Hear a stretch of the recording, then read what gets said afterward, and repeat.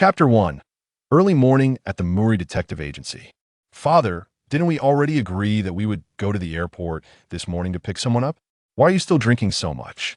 We're going to miss our flight. Oh, come out, don't nag. I was just so overjoyed yesterday that I momentarily forgot. Besides, that kid's flight shouldn't have landed, yet we should still make it if we hurry. In contrast to Mori Rand's anxiousness, the uncle remained remarkably composed. One might even say he was as indifferent as a pig that is unbothered by boiling water. Mori Rand clenched her fists tighter, her head swirling with countless thoughts. Half an hour later, at Tokyo International Airport, Mori Rand held onto Conan, constantly scanning the area. Although Mori Kogoro's expression was one of impatience, his eyes were also darting back and forth, seemingly searching for something. Rand, you still haven't told me who we're here to pick up? Why does Uncle seem so unhappy? Conan, who had just woken up that morning without even brushing his teeth, had witnessed the live performance of the father-daughter quarrel. Following, there was a chaotic rush to wash up and have breakfast. The three of them hurriedly took a taxi to the airport, causing Conan, still half asleep, to just now remember to inquire about this matter.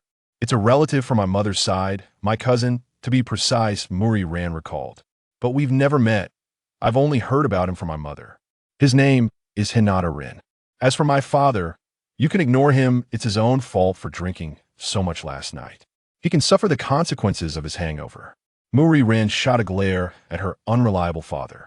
If it weren't for her urging, coupled with the flight being delayed for a while, they would have undoubtedly missed it today. Hinata Rin. Conan attempted to tap into his high intelligence to search for relevant information in his memory. However, after a moment, he concluded in failure, having never heard of this person before. Mori uncle, I am Hinata Rin.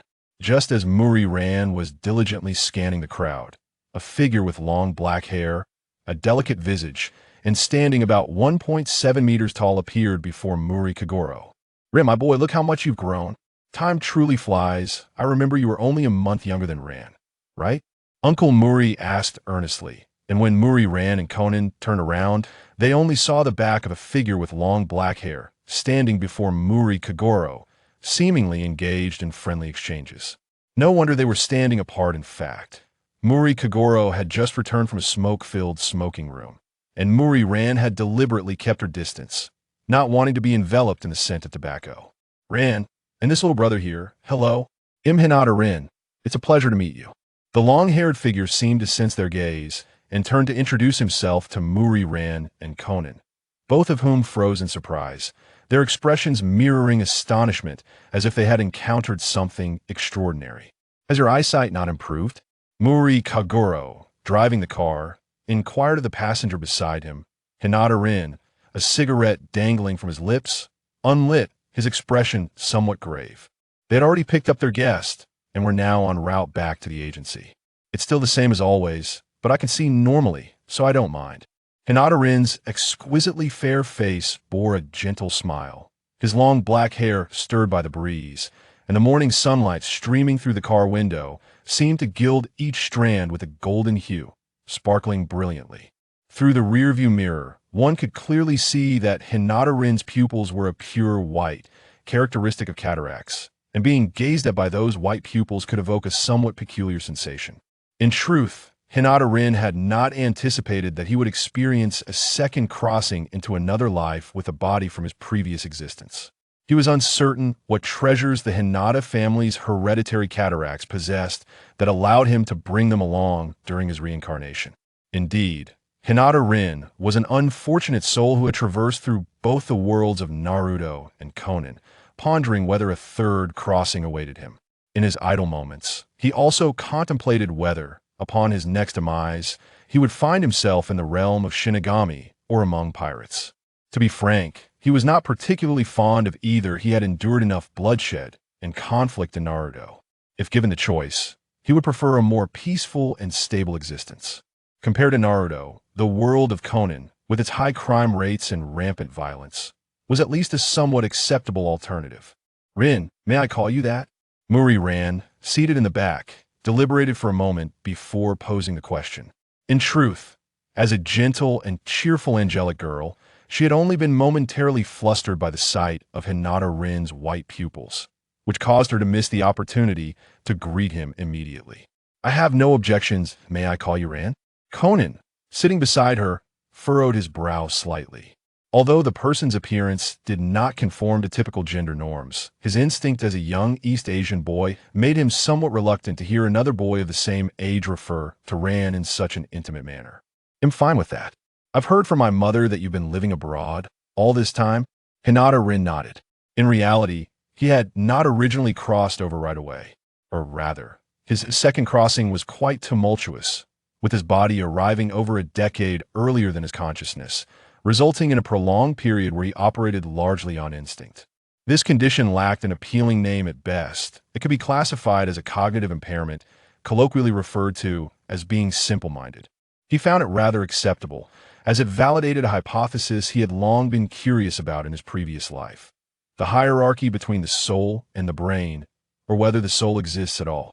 His experience of a transit akin to constipation was sufficient proof that the soul does indeed exist and that it holds precedence over the brain.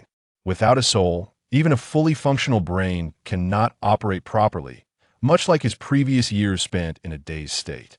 Since you're here, make yourself at home. Consider this your new residence. The past is behind you. When Mori Kogoro uttered these words, both Mori Ran and Conan in the back seat widened their eyes in astonishment. Could this truly be their father, the one known for his alcoholism and womanizing, now speaking like a future father-in-law? Thank you for your consideration. It'll be troubling you, Ran and little brother Conan, from now on. No need for such formality. I heard your school enrollment is already settled at T-An High School. Just come with me next Monday, and it'll help you with the registration. Mori Ran waved her hand, then mentioned a term that left Hinata Rin feeling somewhat melancholic. The word school was both familiar and foreign in his last life. He had already received an acceptance letter from university. Yet before he could savor that joyous period, he was abruptly thrust into this new existence. In his previous life, he had also graduated from a ninja academy and, predictably, had met his untimely demise in war before reaching adulthood. Adding up the time from all his lives, it amounted to over 30 years, with schooling accounting for more than half of that. Now, he was to start over in high school. He suspected that the essence of reincarnation was to learn throughout life. Yet perhaps this also contributed to his youthful mindset. After all, none of his past lives had seen him exceed the age of 20, and most of his time had been spent in education. Though Mori Kogoro had yet to own a car and had been diligently contributing his meager savings to the car rental business, his age still allowed him to drive quite well, and they soon returned to the Mori Detective Agency. I prepared your room. You can go up and take a look. Mori Ran exited the vehicle first, leading Hinata Rin to the third floor of the Mori Detective Agency. However, she needn't have rushed given the prominent sign of the agency on the second floor window. Coupled with the many episodes of Detective Conan he had watched in his previous life, there was little chance of any embarrassing mix-ups.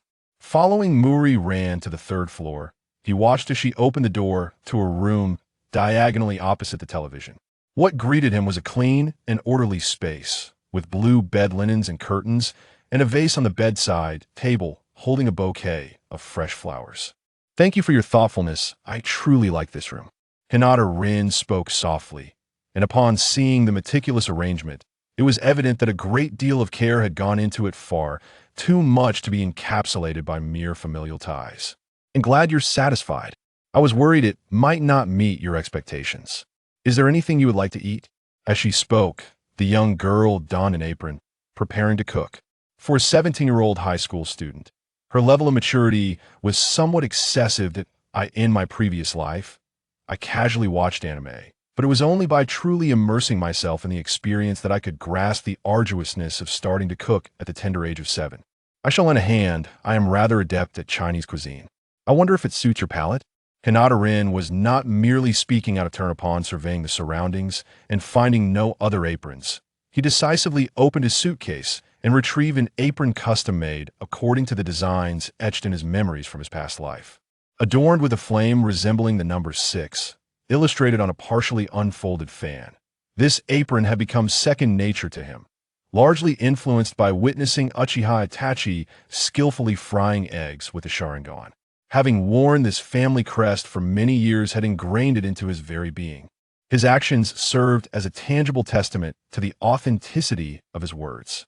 Regardless of his culinary prowess, he was undeniably well-equipped. Then I shall trouble you. I have yet to experience the delights of Chinese cuisine.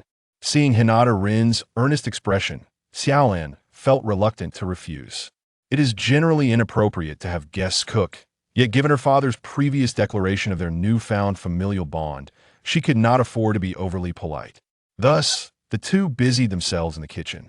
Outside, Conan's complexion subtly turned green. He attempted to interject between the two. However, the kitchen was not a domain he could easily penetrate, and before he could step inside, Xiaolan had already ushered him out. No, he too must learn to cook. Judging by the current circumstances, it appeared to be quite necessary. Unbeknownst to Hinata Rin, his presence was inadvertently guiding the great detective towards maturity. Beyond his desire not to impose, he simply found Japanese cuisine somewhat unpalatable. Xiaolan, could you fetch me a can of ice-cold beer? Uncle Mori's voice echoed from the living room, accompanied by a lecherous chuckle and the name of Kuriyama Yuko, causing Xiaolan's expression to turn slightly awkward. I apologize, my father tends to get carried away when he is at home. It is quite all right. Uncle's behavior merely indicates that he does not see me as an outsider, Hinata Rin replied, lifting his gaze from the ingredients he was chopping. This girl was far too considerate of others, her kindness bordering on excessive. He understood Mori Kogoro's character. Well, aside from his vices of lechery and alcoholism, he possessed many admirable qualities, which need not be enumerated. Rinai, where did you live before? And how did you become proficient in Chinese cuisine? Conan, feeling a twinge of jealousy, suddenly realized a crucial point. To know oneself and one's adversary is the key to victory in all battles. He had no understanding of this unexpectedly arrived individual, which was evidently quite disadvantageous. Thus, he promptly shifted his approach, taking advantage of the innocent curiosity of youth to probe further. Conan, do not pry into others' privacy indiscriminately. It's all right, the little brother is merely curious. Besides, this hardly qualifies as private information. I lived in America for quite some time, and I learned Chinese cooking from a restaurant owner in Chinatown. I've never had much of taste for high-calorie foods like fried chicken and hamburgers. As Hinata Rin washed the vegetables, he addressed Conan's inquiries. He recognized that this renowned detective had an insatiable curiosity, exacerbated by the traumas inflicted by the black organization, intensifying his detective instincts. He treated it as caring for an ailing patient. In truth, Conan had little to ask. After all, he was a relative of Xiaolan's, and his experiences and circumstances seemed rather unique. He was somewhat taken aback. His instinctive probing was merely a manifestation of childishness, a realization that came after Xiaolan's intervention. He even felt a pang of guilt for his abrupt inquiry, recognizing it as somewhat impolite. It became evident that not only was the other party strikingly handsome, but his gentle demeanor and culinary skills bore a striking resemblance to Xiaolan, which explained the faint sense of familiarity he felt. Ahem, while it may seem odd to describe a man as beautiful, it indeed encapsulated his most immediate impression. With a gentle personality, long black hair, and culinary expertise, he was practically a mirror image of Xiaolan, which explained the unshakable sense of familiarity he experienced. Before long, the enticing aroma wafted from the kitchen, pulling Uncle Mori from his television-induced stupor. He sniffed the air and waved at Conan, who was sprawled on the sofa, engrossed in a book after finishing his homework. Conan, go see what dishes Xiaolan has prepared today. If there are many, I shall save some room for more drinks later. Uncle, today Rinai also helped in the kitchen, and he seems to have prepared Chinese cuisine. That delightful aroma must be from him. It was not that Xiaolan was a poor cook, rather. They had grown accustomed to their daily meals, and Japanese cuisine rarely emitted such robust fragrances. Thus, this experience felt refreshingly novel to them. Is that so? Rin is indeed too courteous. However, it seems we are in for a treat today. Anyone capable of mastering Chinese cuisine possesses exceptional culinary skills. It appears that Rin's culinary talents are quite remarkable. Conan remained silent, merely nodding in agreement. He had been a silent observer, effortlessly deducing the truth from the fluidity of Rin's movements. As for his current serious expression, it primarily stems from contemplating a matter. As the saying goes, one who eats from another's plate is rendered soft. One who takes another's hand is left short. Indeed, after indulging in this meal, one might find it difficult to relish future feasts with the same unabashed confidence. Nevertheless, judging by the flavors, this banquet promises to be delightful. Stir-fried shrimp, garlic chive stir-fried pork, sweet and sour chicken, salted grilled mackerel, and winter melon clam soup. These standard 4 dishes and a soup, complemented by Shaolan's culinary creations, nearly filled the entire dining table of the Mori household.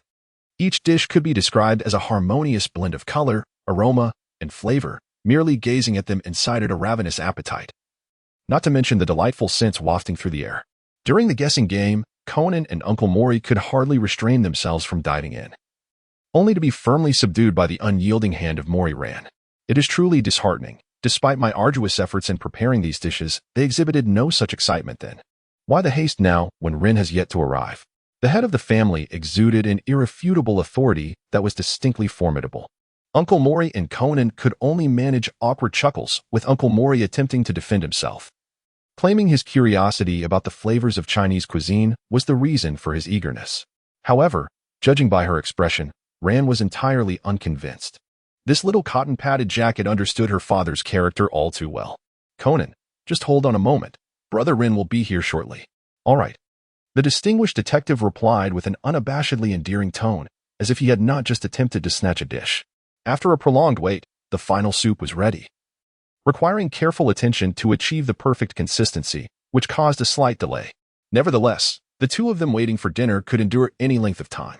Meanwhile, Shaolan, who was setting the table, shot them a disapproving glance, the clatter of the dishes echoing against the table. Yet, Mori Kogoro and Conan were too engrossed by the dishes before them, their eyes glued to the tantalizing spread as if poised to pounce at any moment. I shall commence. This time, the declaration was perhaps the most synchronized and robust one yet.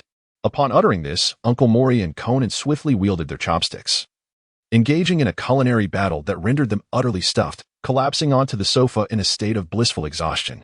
Allow me to clean up. You needn't move.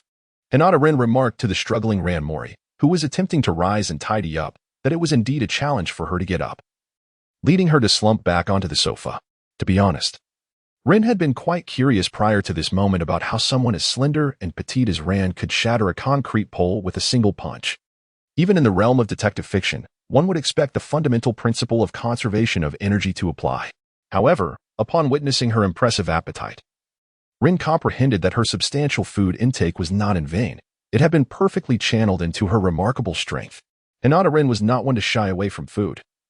As the cousin of the renowned big eater, Hinata, his appetite was quite substantial. However, given that it was his inaugural visit to the Mori Detective Agency, he opted for a somewhat restrained approach to avoid alarming his hosts.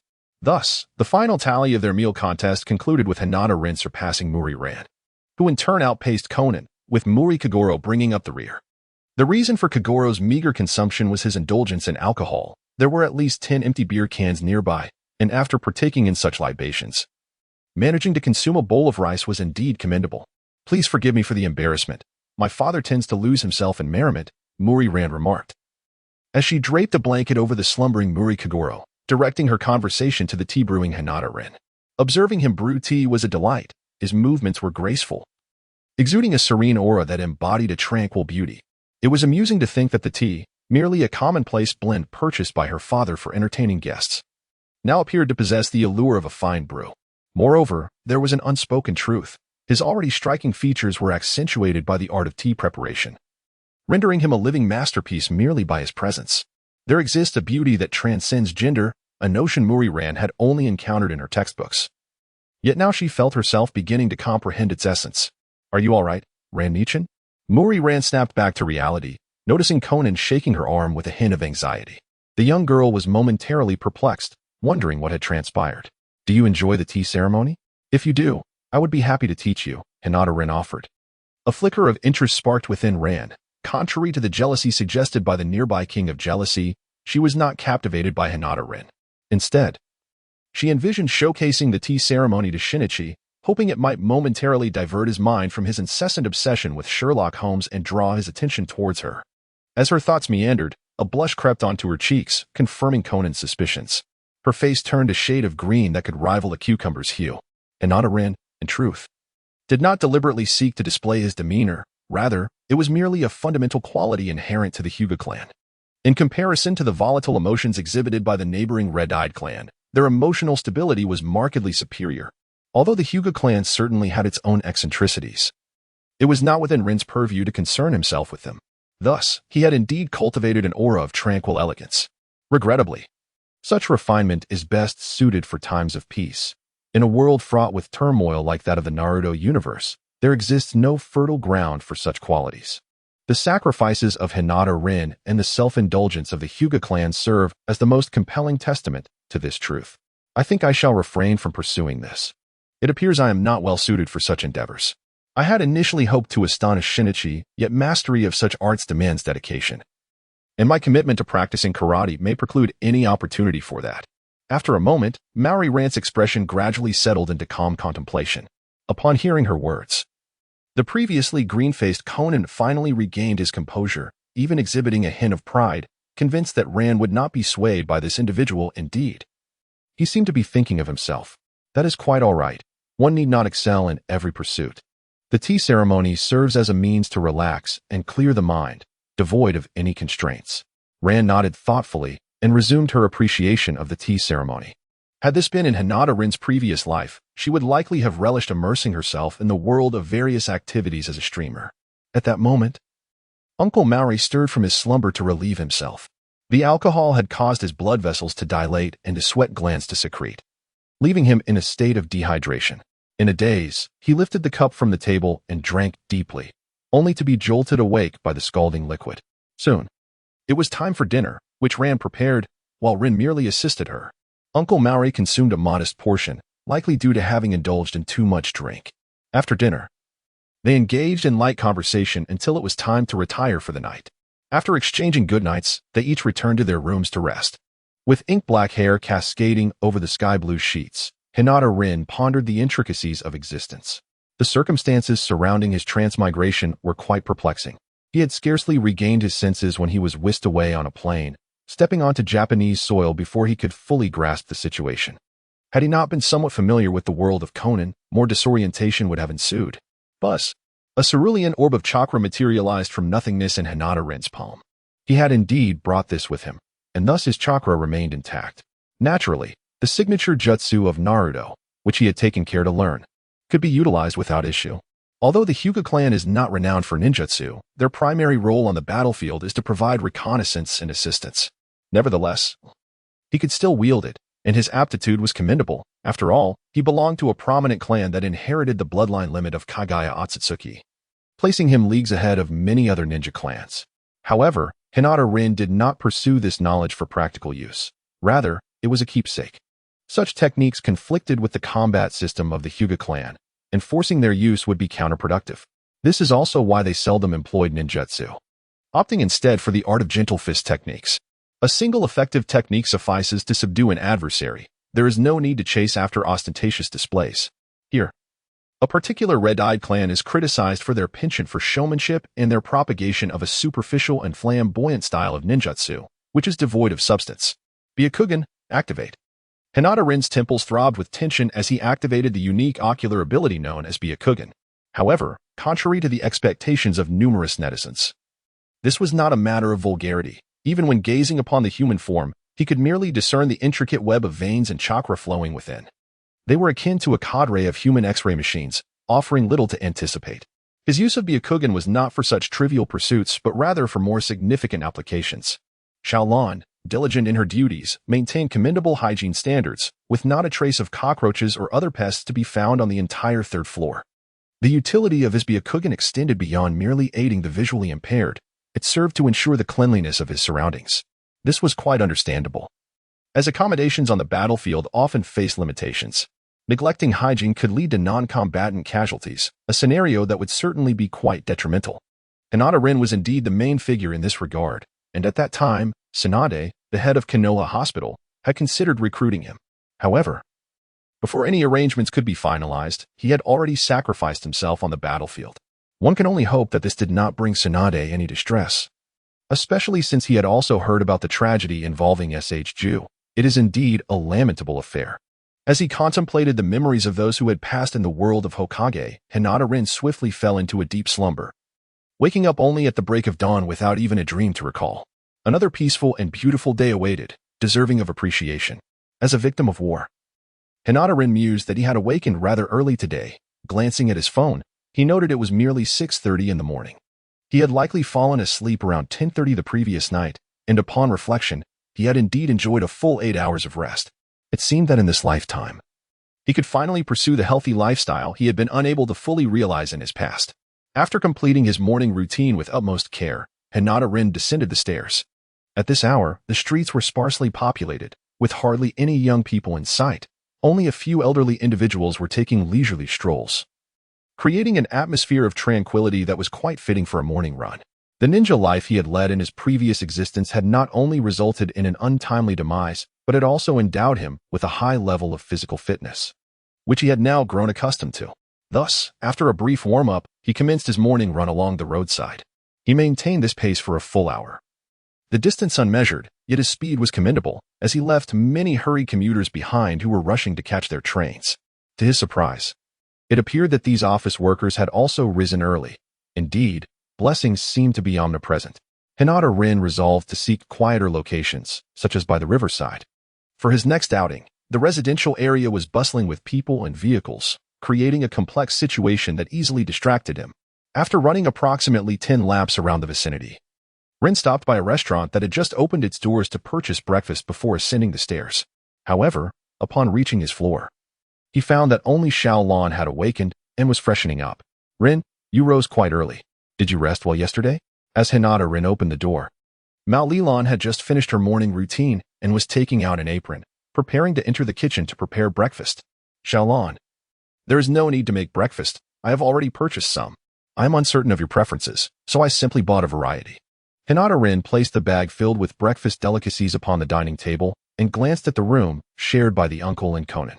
Indeed, ever since he took residence in the Mori Detective Agency, Conan had been relegated to sleeping alongside the uncle. Just yesterday, he had faintly heard the resounding snores emanating from the uncle's chamber. Even through 2 doors, the sounds were distinctly audible. One could only imagine the feelings of the great detective experiencing it up close. With a soft creak, the door swung open, and Conan emerged, rubbing his eyes and yawning, his sleepy visage greeting the two. "Good morning, Sister Rand, Brother Rin." "Good morning, Conan. Did you not sleep well last night?" asked Mori Rand, as she set bowls and chopsticks upon the table. Upon raising her gaze, she noticed the prominent dark circles under Conan's eyes. "Not too bad. It was just the noise from Uncle's snoring that was a bit bothersome. Why don't you come sleep in my room next time? I doubt I snore." Hinata-rin took the initiative to speak, for the sight of the great detective resembling a bear was indeed a rather dismal affair. He vaguely recalled that Conan had shared a similar sleeping arrangement with an uncle in a later episode, during which his sleep seemed rather undisturbed. It appeared that humans are remarkably adaptable creatures, capable of immune responses to environmental influences. "Conan, would you like to sleep with Brother Rin?" asked Rand, looking down to gauge Conan's feelings. The boy, sporting dark circles under his eyes, nodded vigorously. Even though he typically disliked sharing a bed with strangers, he found himself able to overcome that aversion amidst the uncle's cacophonous presence, especially since he was indifferent to such matters. "Conan, go wash up. Dinner is ready." "Okay," replied the 17-year-old Adagawa Conan in an adorably youthful tone, before realizing something amiss. When he turned around, he met the seemingly emotionless white pupils of Hinata-rin. The advantage of white eyes is their inability to reveal emotions. In truth, Rin had just displayed a look of admiration. Not everyone can be as carefree as Conan, seamlessly adapting to the behaviors and mannerisms of his current age after being transformed into a 7-year-old, a true gift. Considering that his mother is a talented actress, he reasonably surmised that he had inherited both his father's deductive prowess and his mother's acting talent. Indeed, such a skill was far rarer than the universal teaching classes his father had established in Hawaii. "Brother Rin, did you have something to say just now?" Although he could not decipher the nuance in Rin's gaze, Conan's intuition convinced him that Rin had been observing him. "I do have a few questions regarding you. But never mind, I shall inquire with Rand later." Hinata-rin's hesitance to articulate her thoughts thoroughly piqued the detective's curiosity. Such half-spoken words were exceedingly vexing to him. "Rinne, just say it outright.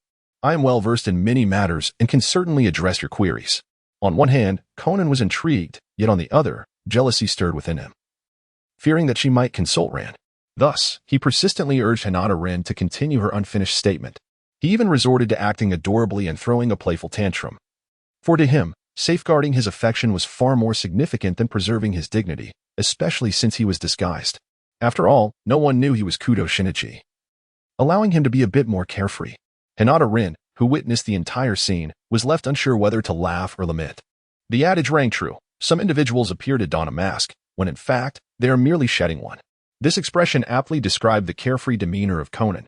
It's nothing. I merely wanted to ask Ran if she has ever had an incident of bedwetting. If so, I must be particularly vigilant and wake you in the night to use the restroom. Given the detective's fervent insistence, Hinata Rin had no choice but to reveal the truth. Indeed, she had intentionally posed the question, knowing of his insatiable curiosity. The outcome was that Conan, the subject of the inquiry, blushed profusely, wishing he could vanish into the earth, while Ran's cheeks took on a faint hue, suppressing her laughter with little success. It was evident to all. As for the uncle, he was entirely unfazed, bursting into hearty laughter. Amidst this backdrop, the notion of the esteemed detective relocating to another planet grew ever more appealing. At the age of 7, Conan had never experienced such an event, and he was well behaved, never causing a ruckus. Ran, having restrained her laughter for quite some time, endeavored to maintain a calm tone, so as not to further provoke Conan. It's all right. I was merely inquiring. Do you require a bedtime story? No, I do not have such a habit. Saturday had come to an end, and Sunday dawned, leaving both students, Ran and Conan, to remain at home. After breakfast, they each attended to their respective homework. However, in comparison to the diligent Ran, Conan, as a first grader, found his tasks far less strenuous, completing his assignments merely by resting on the coffee table for a while. Soon after, Hinata Rin observed him rush to compete with Uncle Mori for control of the television, only to be met with failure and a sizable bump on his head. The uncle remained engrossed in his obsession with Yoko Okino, occasionally emitting sounds of infatuation. Fanaticism was not exclusive to young girls. Middle-aged men like the uncle could become equally fervent, and their spending power often rivaled that of the younger fans, sometimes even displaying greater devotion.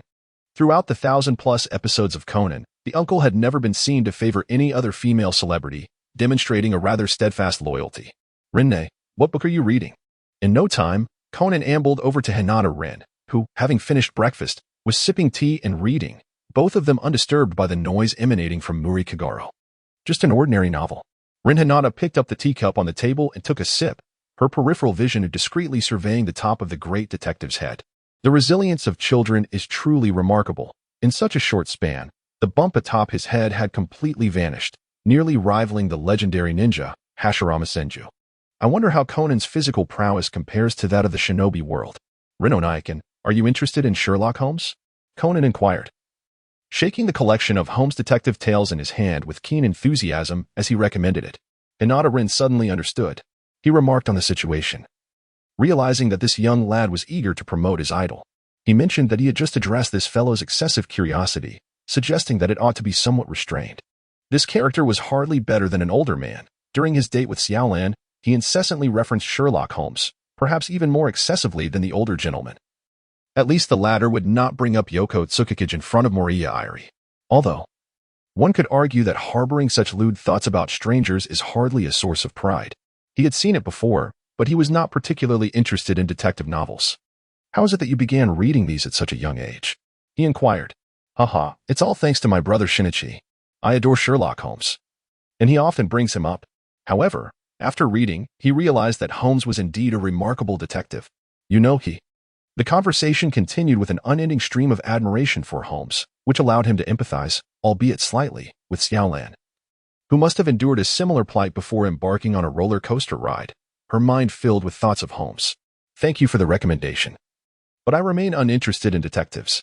Hinata Rin exhibited a commendable level of politeness, refraining from the violent suppression characteristic of older gentlemen. After patiently listening for a while, he discerned that the other party showed no inclination to cease their discourse, prompting him to politely decline. Alas, it was indeed a pity. Conan wore a countenance of dismay. Pondering whether he had developed a generational gap with his peers, why did it seem that apart from himself, no one else harbored any interest in Sherlock Holmes? Thus, after expressing his refusal, Hinata Rin resumed his tranquil pursuit of literature and tea. However, he soon realized that once Conan's clamor subsided, the elder's raucousness reemerged, creating a curious phenomenon where these two sounds seem to counterbalance each other. "Father, Conan, Rin, how about we visit the art museum? I've heard there are walking suits of armor there," suggested Mori Ran, her spirit evidently buoyant after liberating herself from the burdens of homework.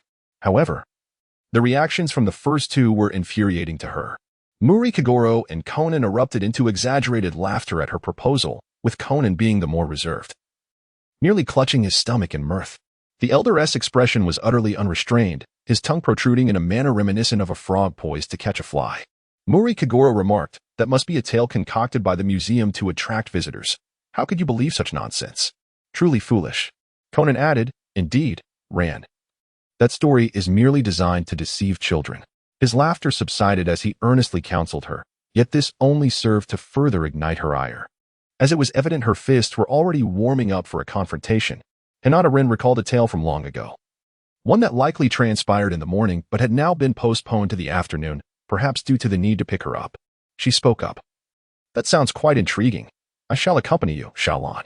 I had anticipated that I could not rely on those two, so it would be just the two of us." Upon hearing this, Xiaolan's anger swiftly transformed into joy, and her fists unclenched. Hinata Rin vaguely recalls that, in the absence of her own narrative, Xiaolan seemed to have damaged Uncle Mori's desk, which inadvertently saved him the cost of a new one. However, upon hearing this, Conan's mind immediately sounded the highest alarm. The two were heading to an art museum together, which could easily be misconstrued as a date. What a joke. Even if it meant risking his reputation as a high school detective, he would never allow such a thing to transpire. It appeared that the story was becoming muddled. This was Detective Conan, not Kendaichi case files. At that moment, he began to whine and roll around, insisting on accompanying Sister Xiaolan, who had not outright declined his request.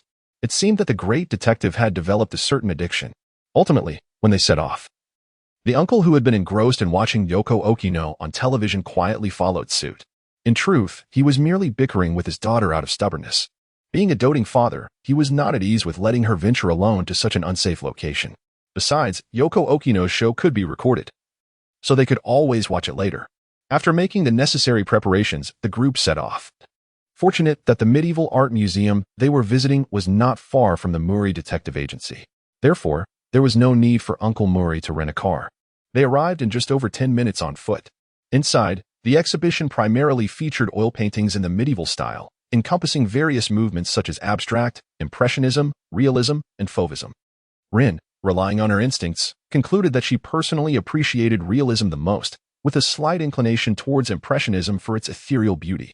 As for the abstract pieces, she found them utterly unappealing.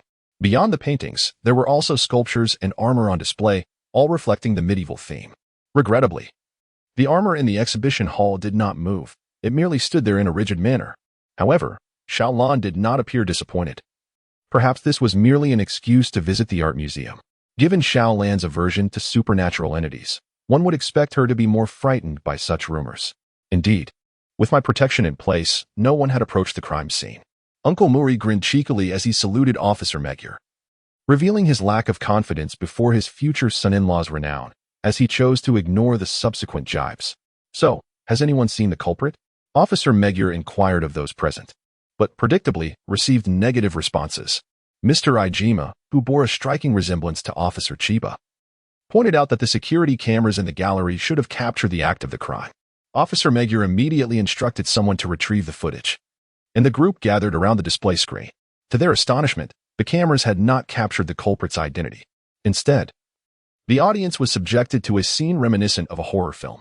As everyone eagerly anticipated identifying the murderer from the surveillance, they witnessed the unsuspecting manager, Jinzhong, being ambushed by the armor behind him, leaping forward to deliver a decisive blow. He was then seized by the throat and pinned against the wall with a sword. A scene eerily similar to the painting titled Divine Punishment that hung behind him, although they could not identify the perpetrator. The familiarity of the assailant with the museum helped Hinata Ren approach the white armor and discovered the pin that had rolled away, the very one used by the deceased in the surveillance video. After wrapping it in a handkerchief, he handed it to Kogoro Mori, who was discussing the situation with the police while casually passing by Conan, who was watching intently. "My apologies, Conan. While you may have your advantages, my ocular abilities, a bloodline limit, surpassed your protagonist aura in this instance. This pin should belong to the perpetrator. We can examine it for fingerprints." Well done, Rin. Uncle Mori accepted the pin, his expression brimming with pride, clearly feeling a sense of respect. In contrast, Conan's independent investigation seemed somewhat glaring, which was often the reason he faced hard-hitting responses. Of course, to some extent, this individual appeared to relish their love-hate dynamic, fully aware of the potential consequences of their words. Yet, he chose to indulge his impulses, only to face repercussions.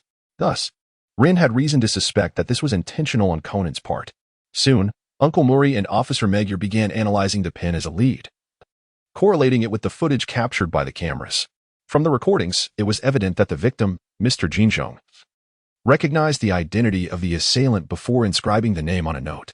However, the reasons for the victim's inaction during this moment were not considered by the two. Hey, Rin, why did you give that directly to Uncle Mori? Conan expressed his displeasure at having the clue intercepted. Having been on the scene for so long, it was unprecedented for him to witness a significant piece of evidence pass right before him without being able to intervene. It was said that Uncle Mori was a great detective, and by handing over the evidence to him, the case could be solved swiftly, revealing the truth, right? Observing Rin's pure white pupils, Conan fell into a contemplative silence.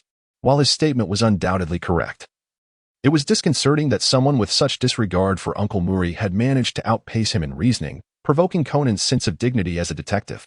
Yet, the other party was oblivious to this, which was most infuriating. Even if he wanted to express his frustration, he couldn't. He couldn't possibly act like a petulant child. The current great detective still maintained a semblance of dignity, having refrained from engaging in the more scandalous antics often associated with his profession. However, the great detective remained somewhat naive, as Rin's gentle and harmless demeanor concealed his intentions. There was no particular reason behind this. It was merely an experiment aimed at the protagonist or of the Death God elementary student. He wanted to see if only Conan could discover critical evidence. Even if forensic personnel were mere decorations, they couldn't appear 700 or 800 times and always serve as good luck charms. If the Hanada clan were to learn that he had resorted to using his ocular abilities to locate a trivial object, they might be infuriated. However, having traversed this journey twice, who would truly care about the thoughts of those old-timers? Meanwhile, as Rin wandered in thought, the case was nearing its conclusion. Utilizing the footage, everyone confirmed that Mr. Jinzhong had written down the name of the murderer before his demise, leading them to identify the gaunt, somewhat lascivious man, Kawada, as the true culprit. On the surface, this seemed accurate. Compared to the majority of locked-room murders in Conan's series, the conditions for solving this case were notably favorable. The victim not only left a clearly directed death message but also had the entire process recorded, providing the police with a set of evidence that was remarkably straightforward, almost as if someone had prepared it specifically for them. Observing the furrowed brow of the neighboring great detective, it was likely he sensed this as well. Though Rin had forgotten many plot points, certain episodes from his childhood, often replayed on various animation channels, remained vividly etched in his memory. He was certain that the elderly curator with the white beard was the self-proclaimed knight behind the murders. However, he had little interest in affirming the criminal facts. He did not intend to steal the spotlight from the great detective by showcasing his reasoning skills. Instead, he was more intrigued by the study of humanity, particularly those who could fluctuate in size at will. It was curious. He knew there were security cameras in this room, so why commit the crime here? The great detective pondered, while Officer Magyar, after examining the traces from the pin, was nearly ready to apprehend Kawada. In truth, the great detective often solved cases relying on instinct and inspiration. A feeling of discord would arise, leading to a moment of clarity revealing the truth, usually related to the perpetrator's methods. Given the current progress, it appeared they were still in the intuitive phase, unable to pinpoint the crucial details. As an observer, Rin was acutely aware of the underlying narrative, not solely due to his plot comprehension, but also because of his years as a ninja, honing his instincts through intelligence warfare. Even if he were no longer a ninja, he could likely transition into a detective role. It was merely that Konoha lacked the environment for such pursuits. The true mastermind, the curator, had indeed crafted an excellent scheme, cementing Kawada's guilt through the surveillance footage and the note. A typical individual might not discern the critical issues at play. Just look at Kawada, utterly bewildered and questioning his existence. Had he chosen a day without the plague present, he might have escaped undetected. The key to the problem was, in fact, the sense of incongruity present at the crime scene. Even without correlating the footage, one could intuitively perceive that the deceased, pinned to the wall, was mimicking the painting behind him. One could argue that such execution required a certain level of artistic appreciation. Yet, it was evident that Kawada lacked this quality. His demeanor and actions revealed a disinterest in art, as if it were merely a means to earn a living. However, from the perspective of a worker, this was indeed the case. Lacking a passion for art was hardly a capital offense. Yet, in stark contrast to the young man named Ida nearby, this discrepancy became glaringly obvious. As the saying goes, strike not the diligent, but rather the ignorant. Moreover, considering that the superior was an elderly man steeped in artistic pursuits, it was a wonder that he had not already met his demise. Rin, what do you think? The ethereal thoughts of Hinata Rin were abruptly interrupted by Conan's voice. Glancing down, he noticed the boy's glasses reflecting a bright light, obscuring his expression, revealing only his large, white frames. I'm merely observing from the side, Conan stuttered, staring at Rin's serious expression, finding it hard to discern whether Rin was intentionally teasing him. The perpetrator should not be the loud, boisterous individual. He did not appear to be someone who cherished art. Even if seeking vengeance, it was unnecessary to reference the imagery from the oil painting, as it served no purpose beyond venting frustration. Hinata Rin perceived that this flaw was indeed glaringly evident. The inclination to vent frustration was unmistakable, prompting her to articulate it outright. Undoubtedly, the perpetrator must be that individual. However, it was imperative to devise a strategy to compel him to reveal his own weaknesses. A confident yet slightly mischievous smile graced Conan's lips as he turned to face Hinata Rin. Perhaps you should take the lead. I am not adept at lowering people's guard. This is your forte, and you ought to leverage it to its fullest potential. Hinata Rin gently patted Conan's head before turning away. While watching a play might be tolerable, stepping onto the stage as a mere pawn held no allure for him. Conan gazed at Rin with half-closed eyes, yet the emotion in her blank stare remained elusive. However, the irony of those vacant eyes was palpable, prompting him to turn away in frustration. Taking a deep breath, he resolved to fend for himself. Where on earth is the restroom? He pondered. Suddenly, Conan mischievously snatched a notebook from Ran and began to roll around, making quite a ruckus, truly a typical mischievous child. Instantly capturing the attention of everyone present. As Conan immersed himself in this performance, he stealthily approached Director Oki, whose demeanor, akin to a person on the verge of bursting from urgency, finally lowered his guard, leading him into Conan's trap. Seemingly oblivious to the conversation around him, Conan fervently shook his head at Oki's indication of the restroom's location, gesturing for him to illustrate it in the notebook. In all fairness, such a clumsy excuse would be hard for anyone to believe. Surely leading him there would be simpler than sketching it out. Yet, Conan appeared to possess an aura that dulled the intellect of those around him. The very pen that could not write was integral to Director Oki's method of murder. It should have been hidden away, never to be revealed even if his father begged on his knees. However, perhaps softened by age, Oki surprisingly revealed the non-functional pen in plain view, leaving everyone momentarily stunned.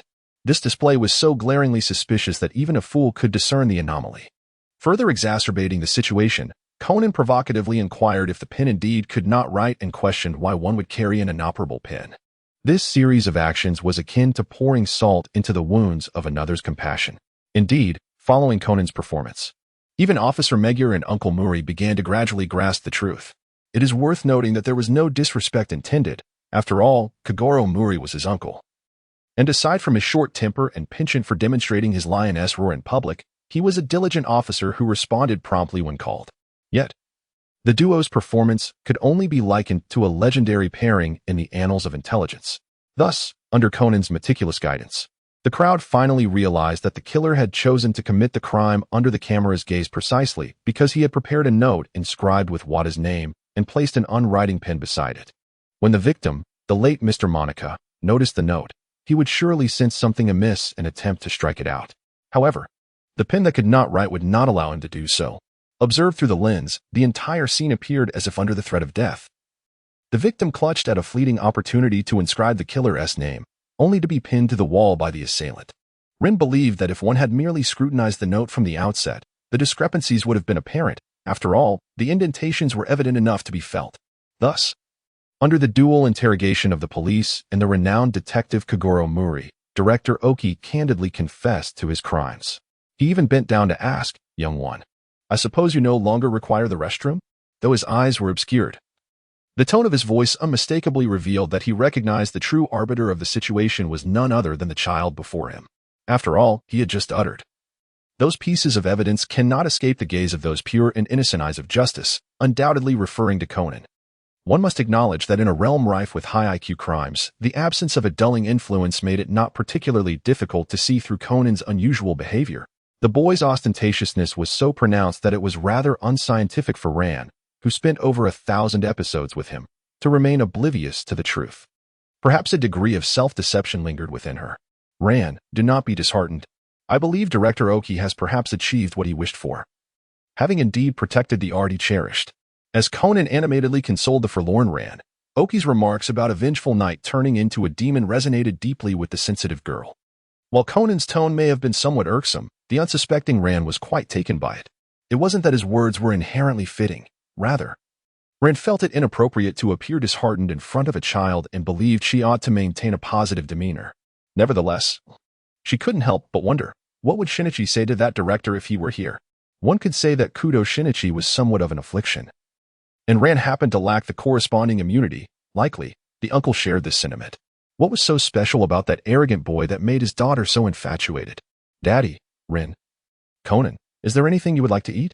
Having gathered her spirits, Ran resumed her role as the head of household, contemplating dinner. Given the late hour and the extensive time spent wandering, returning home to cook would be rather exhausting. Let me treat you. Let us dine out. Hinata Ren proposed an idea, but Uncle Mori suddenly awakened a sense of proprietorship, puffing out his cheeks and glaring. What nonsense is this? I am the head of the household. If anyone is to treat, it should be me. You little ones should patiently wait for your meal. Indeed. When it came time to settle the bill, Uncle Mori exuded charm. Thus, the group of four joyfully indulged in a lavish feast at a nearby sushi restaurant, which was quite upscale. Consequently, Uncle Mori's wallet significantly dwindled, and he lamented before leaving that he had incurred a considerable loss. His primary regret stemmed from the fact that, as a beloved neighbor of Beika town and the illustrious Detective Kogoro Mori, he was utterly unaware of the opening of such a high-end sushi establishment right at his doorstep, especially one that was inconspicuous in both decor and appearance. Had Uncle Mori belonged to a future era, he might have described his predicament with the term sushi assassin. Perhaps discontented with her father's frugal demeanor, the ever-capable Sonoko voiced her dissatisfaction. Dad, this isn't expensive at all. If you reduced your weekly outings for mahjong and pinball by just 2 times, you could easily save enough for a grand feast. Upon hearing this, Uncle Mori fell silent, his eyes betraying his displeasure, yet Sonoko remained unfazed. She resolved to penalize this gluttonous uncle, who was reluctant to take his family out for a sumptuous meal, lest he squander his funds on pinball and horse racing, an endeavor that would yield neither sustenance nor satisfaction. At this moment, Uncle Mori remained blissfully unaware of the grim future that awaited him. He was merely mourning the state of his empty wallet. It is worth noting that Conan had only just transformed into the Death God elementary student, and the narrative was still in its infancy. Kogoro Mori was yet to achieve any notable reputation, and it was likely to be some time before his fame would flourish, rendering his financial situation rather strained. Rin, is there anything you wish to eat? Sonoko, brimming with initiative, began to plan for their weekly indulgence, inquiring about Hinata Rin's preferences. She had also posed the question to Conan earlier, yet the boy had stuttered and failed to provide a direct response. Sonoko dismissed his hesitation, assuming that the child was simply too shy to articulate his thoughts. Hinata Rin observed closely from the side. This lad was likely worried about the exposure of Kudo Shinichi's preferences. After all, at the onset of the narrative, he had several near misses that almost revealed his true identity, all of which were self-inflicted troubles, as he chose to seek out his childhood friend. Logically speaking, the fact that he wasn't recognized on the spot was a testament to the protagonist's halo effect at work. Personally, I have a fondness for Chinese cuisine. However, the dishes prepared in Tokyo tend to cater to local tastes, having undergone modifications that render them somewhat unpalatable to me. Thus, I prefer to take to the kitchen myself. Oh, I see. I am quite curious about Chinese cuisine, but unfortunately, I have never had the opportunity to explore it. The school curriculum focuses solely on Japanese cooking, and I seldom have the chance to try anything else, lamented Xiaolan, her expression tinged with regret. Yet when it comes to culinary skills, Xiaolan, having been raised by separated parents and having taken on the responsibility of cooking for her father from a young age, is quite adept. Fear not. I can teach you how to cook. Mastering it is not difficult, but achieving deliciousness is the real challenge. Chinese cuisine is characterized by its ease of learning, yet difficulty in mastering. Much like traditional Chinese medicine, the basics are straightforward, but grasping the essence of flavors can be quite troublesome. After all, terms like appropriate, moderate, and a pinch can easily lead a novice into a culinary quagmire. Rin, your Chinese cooking is indeed quite impressive, interjected Uncle Mori, joining the conversation, although they had just enjoyed sushi. His reminiscing expression suggested he was still thinking about last night's meal. Your cooking skills are commendable, far superior to that gluttonous brat Conan, Uncle Mori remarked with evident displeasure, likely venting his frustrations about having his wallet emptied onto Conan. It seems that the son-in-law and father-in-law are simply destined to be adversaries, as evidenced by Conan's exaggerated eye-rolling in response to their banter. Indeed, Conan, I noticed I haven't seen your family reach out to you. Do you miss them? Xiaolan inquired. Her curiosity piqued, tinged with a hint of concern. After all, it is entirely normal for a 7-year-old living away from home to yearn for their parents, and it is common for children to express their feelings. However, there had been no such signs from Conan. Not only that, but he remained tight-lipped regarding his family. Leaving Xiaolan still unclear about his background, she only knew that his parents were abroad and that he was a distant relative of Professor Agasa. Just moments ago, Conan was rolling his eyes, but upon hearing this question, his expression shifted abruptly, likely drenched in cold sweat. Conan appeared rather introverted. Perhaps he felt embarrassed to speak about it. Hinata Rin remarked with a serious expression that if one were to disregard his knowledge of Conan's true identity, then this statement could be perceived as genuinely heartfelt. Indeed, Conan, do not hesitate to express yourself. If you miss home and wish to contact your parents, you may confide in Sister Ran. Alternatively, how about giving them a call right now? Startled by his childhood friend's remarkable initiative, Conan hurriedly intervened, fearing that any delay might expose him. No, that won't be necessary, Sister Ran. I spoke with them yesterday at Dr. Agasa's place, and it's currently midnight there, making it inconvenient to call. In the blink of an eye, the illustrious detective, with an astonishing IQ of 220, rapidly concocted a seemingly plausible excuse. At that moment, he truly felt fortunate that his parents were often abroad, as this allowed him to unconsciously draw upon a real background while fabricating a fib, which proved quite useful. Ah, in that case, there's nothing to be done, Ran said, her face tinged with disappointment. She had always been quite curious about Conan's parents, especially since he seldom mentioned them. Moreover, Conan's initial appearance without glasses bore an uncanny resemblance to Shinichi Kudo, which led Ran to wonder if there might be some familial connection between Conan's parents and those of Shinichi. Relieved to have narrowly escaped yet another predicament, Conan discreetly wiped the cold sweat from his brow, feeling that this recent encounter was far more exhilarating than any deduction he had made. His adrenaline was certainly surging. 3 days later, in the early morning, Hinata Rin returned from her job once more. Rin, you rise so early, exclaimed Ran, who had just finished her morning routine and was now donning an apron in preparation for breakfast. Hinata Rin approached to lend a hand, having already prepared the dough for the delicate soup dumplings before embarking on his morning run. It seemed that the dough had fermented adequately. Is this what you prepared? Xiaolan inquired, her gaze falling upon the covered dough. Although curiosity piqued within her, she refrained from touching it impulsively, despite her extensive experience in the kitchen. Xiaolan primarily specialized in Japanese cuisine, possessing only a rudimentary understanding of the art of dough making. Indeed, I am preparing to make soup dumplings, a renowned breakfast delicacy in China. Hinata Rin finds considerable enjoyment in the leisurely lifestyle he currently leads. Indeed, it would be even more delightful if he were not required to attend school. It has been a week since his arrival in this place. Yet he has not yet registered at school, as he is fortunate enough to coincide with a long holiday known as the Golden Week. Consequently, it is only natural for him to wait until the holiday concludes before making his way to school. While this situation brings him joy, upon inquiring with Xiaolan, he discovered that holidays seemed to occur frequently here. Just before his arrival, her high school had recently finished a brief holiday, and now, less than 2 weeks later, another extended break is approaching. It appears that attending school has become a secondary endeavor, while taking time off has assumed primary importance. He cannot help but think that, if this is the case, experiencing this school year is indeed quite worthwhile. Compared to the grueling, exhausting high school life of his previous existence, this place feels like paradise. Thus, Hinata Rin begins to contemplate that this second chance at life may serve as a form of compensation for the hellish academic journey he endured, allowing him to abandon the incessant longing for holidays. As these thoughts swirl in his mind, his hands remain deftly occupied. He retrieves the filling he had prepared the previous night and stored in the refrigerator, swiftly crafting delicate dumplings with 18 pleats.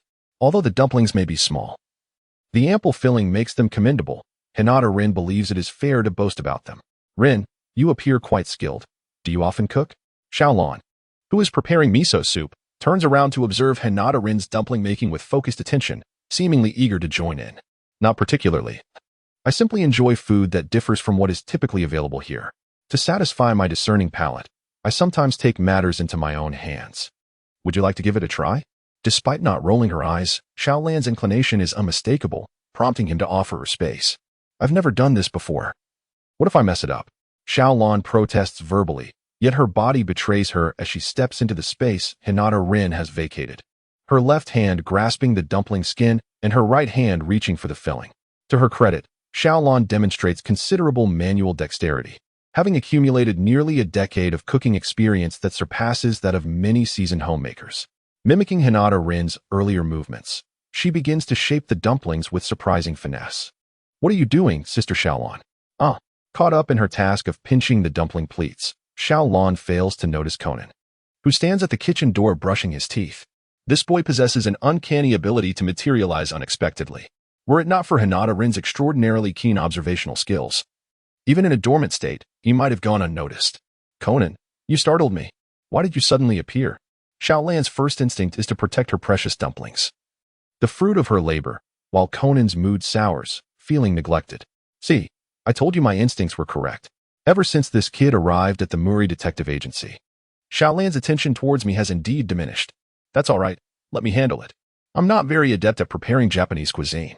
However, your miso soup likely still requires seasoning, right? Yes, I almost forgot, Hinata Rin replies, gesturing towards the pot of soup behind him, as he admits to having little interest in it. While those in Korea are fixated on soybean paste soup, here in Japan, miso soup reigns supreme. He prefers to accompany his meals with plain water instead, a habit he finds rather healthful. Upon hearing this, Xiaolan reluctantly sets aside her dumpling, appearing intrigued by the conversation. Sister Xiaolan, is this Chinese dumpling? In a bid to reclaim the attention of his childhood friend, Conan makes an earnest effort to look adorable, even with toothpaste froth covering his mouth. Conan, you still haven't rinsed properly. Come, I'll take you to the bathroom. Seeing Conan with toothpaste foam adorning his lips, Xiaolan promptly sets down her seasoning spoon and leads him away to rinse his mouth and wash his face, evoking a maternal vibe in her demeanor. Hinata Rin observed the situation, estimating that this sentiment was likely not what the great detective desired to witness. However, the peculiar height of this individual was rather strange. At times, he appeared quite normal, yet at other moments, he seemed astonishingly short. For instance, although he was ostensibly a 7-year-old child, he nearly had to stand on tiptoe to hold hands with Xiaolan, which was somewhat exaggerated. Just the day before, he had to stretch to reach the doorknob. This hardly resembled a 7-year-old child, as his height seemed more akin to that of a 5-year-old. Yet at times, he appeared quite average. One could only attribute this inconsistency to the artistic style, which caused a distortion in proportions, resulting in the detective's fluctuating stature. The preparation of dumplings was somewhat troublesome at first, but once completed, it became rather convenient, requiring merely to steam them in a pot. The only slight disappointment was that the soy milk maker he ordered previously had yet to arrive. According to the timeline of the anime, it was still before the year 2000, and online shopping had not yet become prevalent, making domestic shopping rather cumbersome. Nonetheless, money proved to be a universal remedy. At least in terms of shopping, as long as one was willing to spend, there was little that could not be acquired.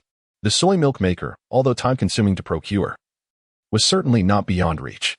He had placed the order the previous week, and it was reasonable to expect its arrival within the week, though regrettably, it was of no use at present. Otherwise, enjoying it alongside the dumplings would evoke a more authentic breakfast experience reminiscent of home.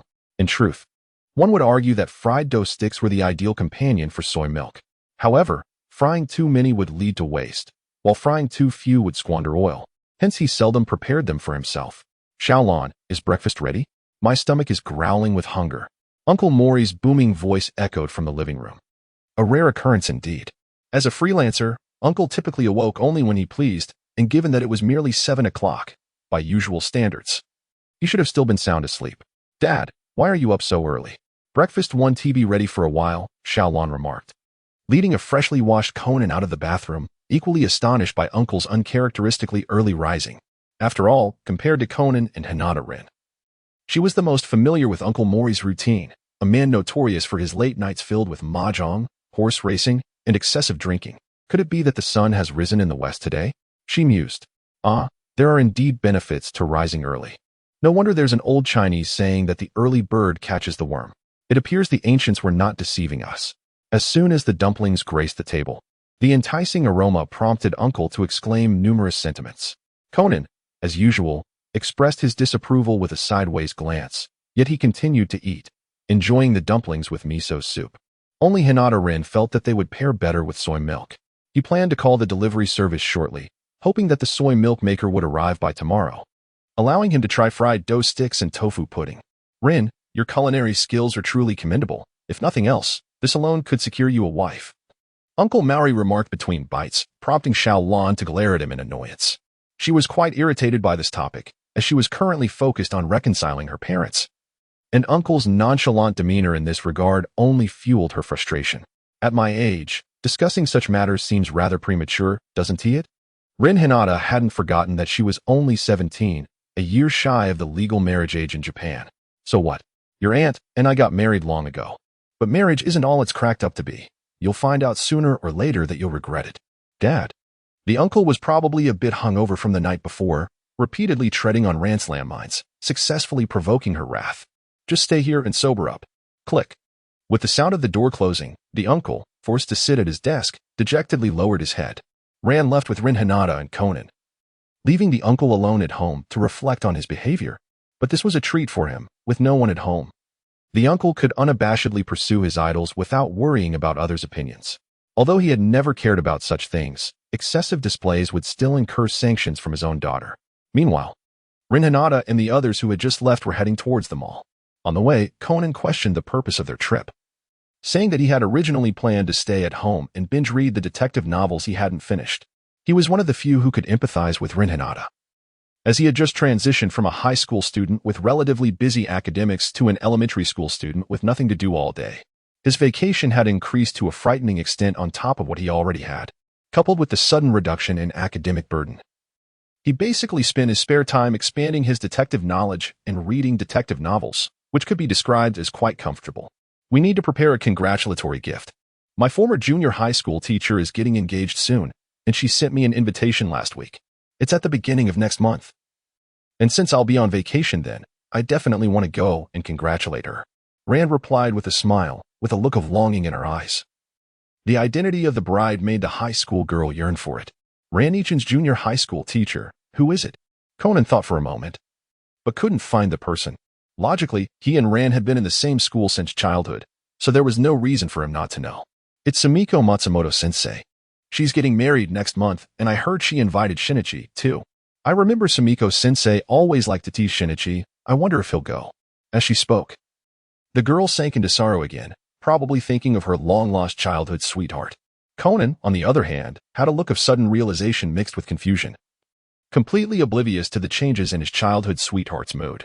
Hinata-rin felt somewhat speechless. This absurd plot transformed a spirited girl, capable of cracking open the skulls of villains, into an unappealing character who weeps at the slightest provocation, burdened by early grievances. It is truly ridiculous.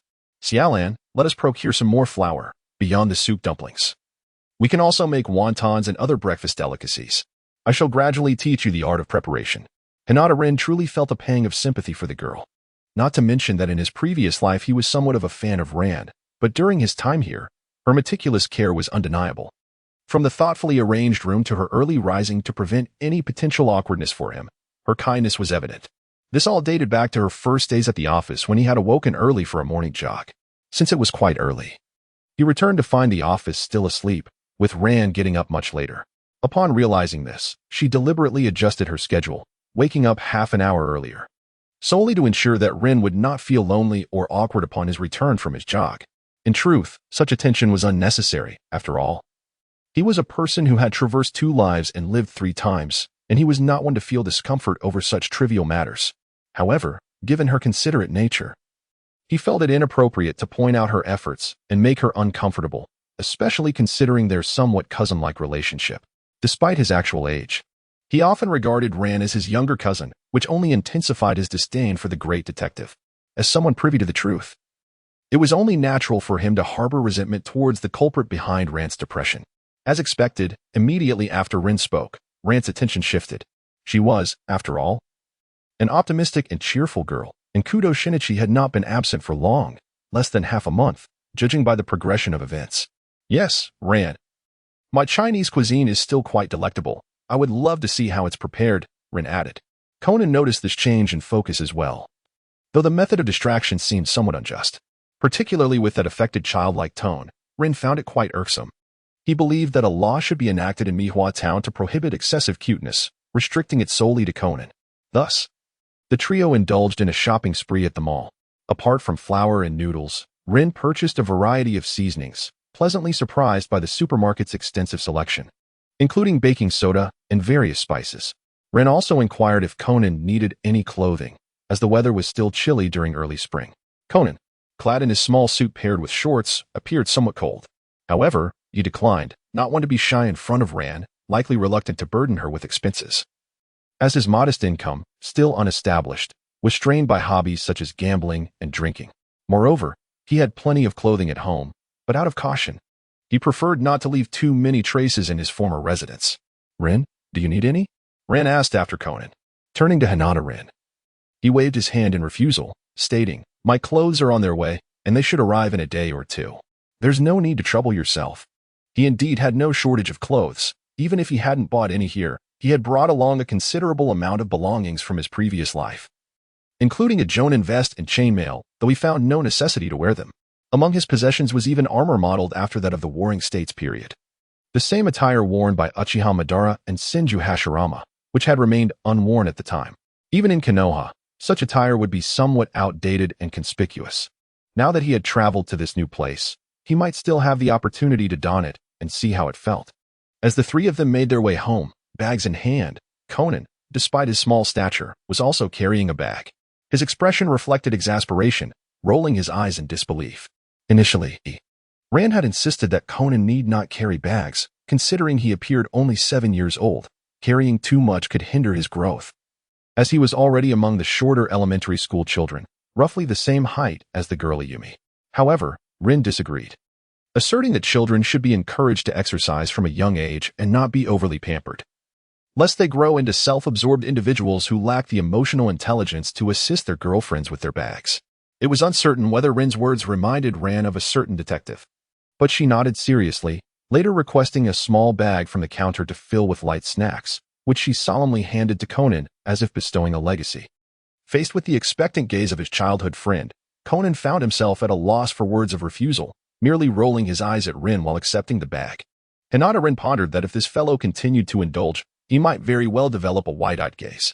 Were a renowned detective to possess such a skill, it would undoubtedly facilitate the resolution of cases with remarkable efficiency.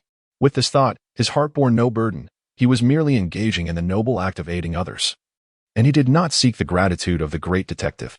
Upon their return home, they were unsurprisingly met with the familiar sight of Uncle Mori ardently following his idol. Captivated by a concert of Ayako Chiya, clutching the television as if he were about to kiss it, his gaze fixated. The left side of his face bore the mark of infatuation, while the right displayed sheer obsession, entirely oblivious to their entrance.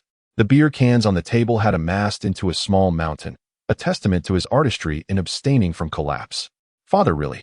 We've only been gone for a short while, and you consumed this much? Although it was anticipated that Uncle Mori would not remain calm at home, Ren had not expected him to drink so copiously in merely a few hours.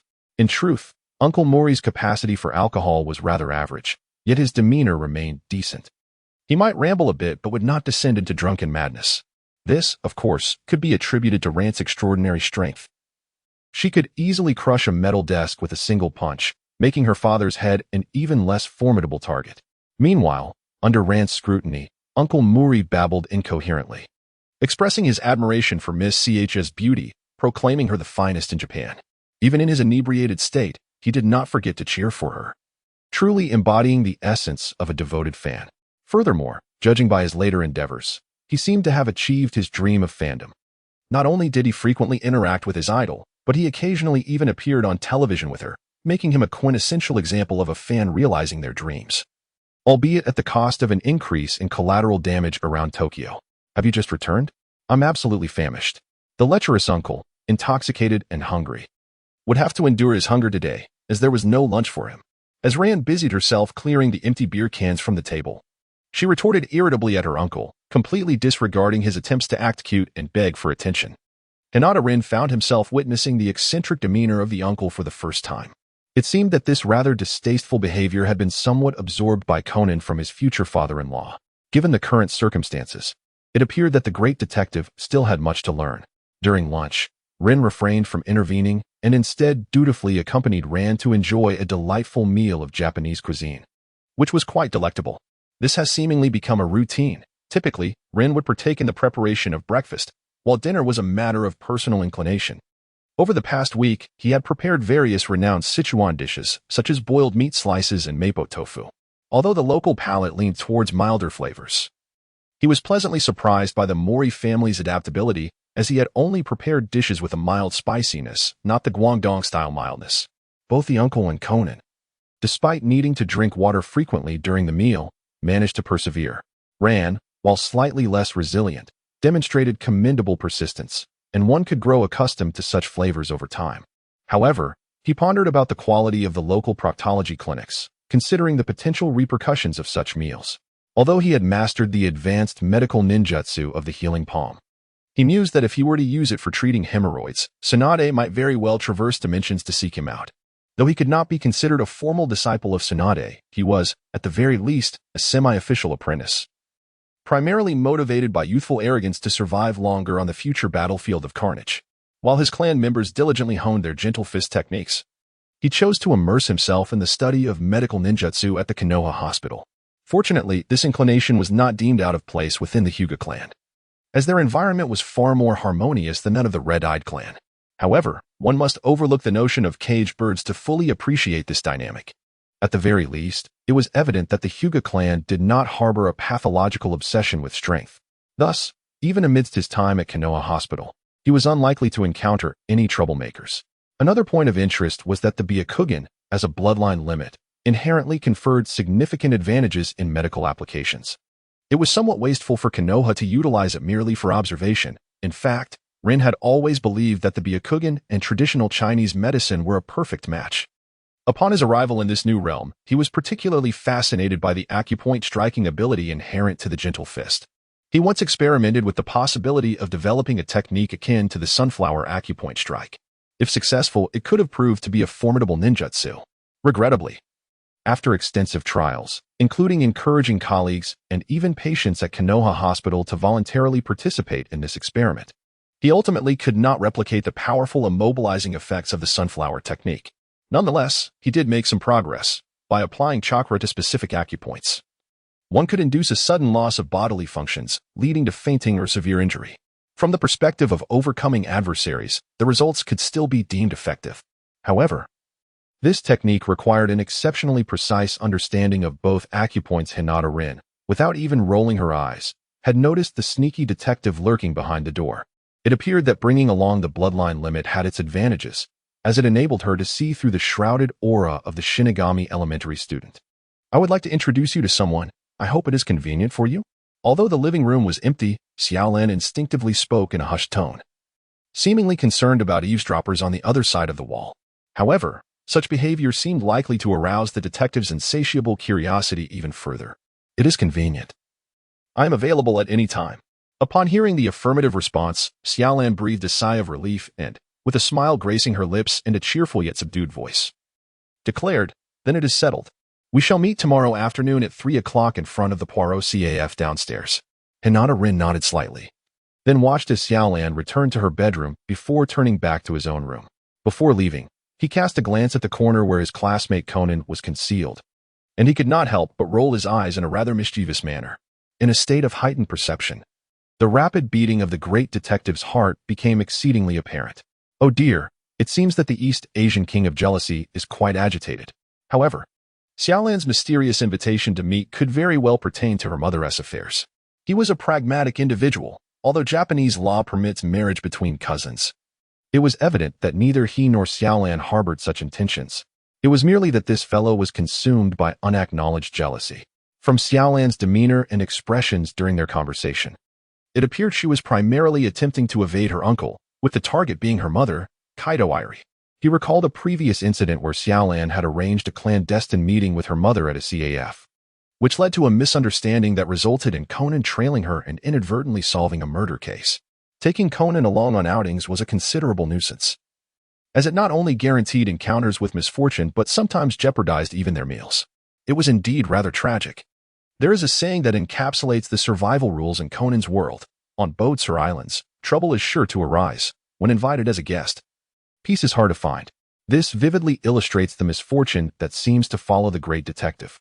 If one were to venture to a more open area, the worst that could happen would be encountering criminals in the wild or getting lost, which, although serious in its own right, was far preferable to facing kidnappers or offenders in the confines of a boat or airplane. In such enclosed environments, without Conan's protagonist aura, one might as well expect to restart life altogether. Lying in bed, drowsily reflecting on the misfortune inherent in Conan's presence, he considered whether it might be prudent to keep this fellow outside during future outings, allowing him in only after dinner. The hypnotic effect was rather potent. Before long, Hinata Rin drifted into slumber, awakening 2 hours later. Upon waking, he instinctively looked up, only to realize there was no clock on the wall. He then reached under his pillow to check his phone, still adjusting after returning from his previous escapade. Opening his flip phone, he discovered it was only 2 o'clock, leaving him an hour before his appointment with Xiaolan. A 2-hour nap was a rare occurrence, and it seemed that the Grim Reaper of elementary school had indeed been a more effective hypnotist than counting sheep. After rising and washing his face to shake off the remnants of sleep, he noticed the living room was empty, with all other doors securely shut. It appeared that everyone else was still indulging in their afternoon slumber. After all, it was the Golden Week holiday, and it would be a pity not to enjoy a bit more rest. After contemplating in the living room, Hinata Rin made his way to the kitchen, retrieving the fruits he had purchased that morning from the refrigerator. The fruits were indeed rather expensive, which explained why they sprinkled salt on their watermelon. They truly cherished every bite. Selecting the finest fruits, he arranged them on the cutting board, deeming it unnecessary to use a knife. After all, he was a ninja, and such trivialities were beneath him. Hinata Rin brought his index and middle fingers together, causing a radiant glow to emerge as the chakra scalpel effortlessly sliced through a fruit platter, sparing him the hassle of washing knives and hands. By the time he had finished cutting the fruits, Xiao Lan and the others were gradually waking up, while the uncle remained in a deep slumber, having indulged in an abundance of alcohol just hours prior. Although it wasn't a hangover, the effects were nearly equivalent. The clever ruse would not awaken him anytime soon. Conan, enjoy the fruits here. After you finish, be sure to wash your hands before tackling your homework. We shall step out for a while, so take care of yourself at home, Xiaolan advised with utmost care before departing. The great detective appeared to comply dutifully. Yet Hinata Rin was acutely aware that this was merely a fade. He suspected Conan would soon be trailing behind them. Fortunately, the uncle had a commendable tolerance for alcohol. After overindulging, he simply slept soundly until dawn. Otherwise, it would have posed quite a challenge without anyone to oversee matters. All right. I understand, Conan responded with a playful demeanor, resembling a model child. However, as soon as Hinata Rin and Xiao Lan stepped out, he promptly followed suit. To his credit, the great detective displayed impressive tracking skills, adeptly utilizing the surrounding environment to conceal himself while maintaining an excellent distance from his target. Hinata Rin mused that if his glasses possessed the functionality of a telescope, he could observe from an even greater distance, thereby eliminating any risk of being detected. Xiao Lan, who are we going to meet? He inquired during their journey, and as he had anticipated, their destination was indeed to meet Irie Kaido. Given that they were visiting an aunt, it seemed only fitting to inform his uncle. Although he was aware of the circumstances as a newly arrived distant relative, Rin sought clarification regarding the situation. Xiao Lan recounted the long-standing love-hate entanglement between her parents, ultimately concluding that it was simply a matter of two obstinate individuals unwilling to concede. However, the speculations circulating online were not entirely unfounded. It would be reasonable to assume that if their personalities clashed, conflicts would have arisen during the early stages of their marriage or even while they were courting. It was perplexing that discord had only emerged when their daughter had reached the age of 7, culminating in a prolonged separation. As for the conjecture that they were evading danger, Rin found it improbable. How could one justify separating from a spouse amidst peril, all while ensuring the daily care of their 7-year-old daughter? Such reasoning only seemed to heighten the risks involved. Regarding the revelations in the later film about the cause of their separation, which suggested that a bullet fired by Kogoro Mori had fractured Airi's leg and thereby damaged their relationship. It was certainly plausible. Given Kogoro's reticent nature, it was conceivable that misunderstandings could persist. However, Airi herself clarified that the gunshot was not the root cause. She understood that Kogoro's actions were motivated by a desire to rescue her from danger. If the reason for their separation stemmed from her being scorned while preparing meals with an injured leg, such a rationale appeared frivolous and implausible. It would be hard to believe, even for an intellectually sound adult, and certainly for 7-year-old Xiaolan. Thus, Rin found himself increasingly curious about the true reason behind this couple's inexplicable separation. Lost in thought about the Mori couple's genuine motives, he soon realized they were nearing the CAF they had arranged to meet at. He and Xiaolan had walked there, as the destination was not far from the Mori Detective Agency. In fact, had it not been for the intention to avoid Kogoro Mori's vicinity, they could have easily met at the CAF located downstairs. Along the way, Xiaolan had already expressed her regret. Had she known her father would be so inebriated at midday, she wouldn't have troubled herself with this endeavor. Hinata Rin was quite indifferent, merely taking a stroll. During his missions in Konoha, he would leap from tree to tree, which was undoubtedly far more exhausting. Reflecting upon it, traversing any distance would indeed be tiring. Relying solely on one's legs without any means of transportation, and yet they call themselves ninjas. Truly, it is a test of endurance, as everything must be borne. It seems that mother has not yet arrived, so we shall have to wait a while. Would you care for something to drink? Upon arriving at the CAF, Xiaolan surveyed the surroundings, but did not spot Fei Yingli.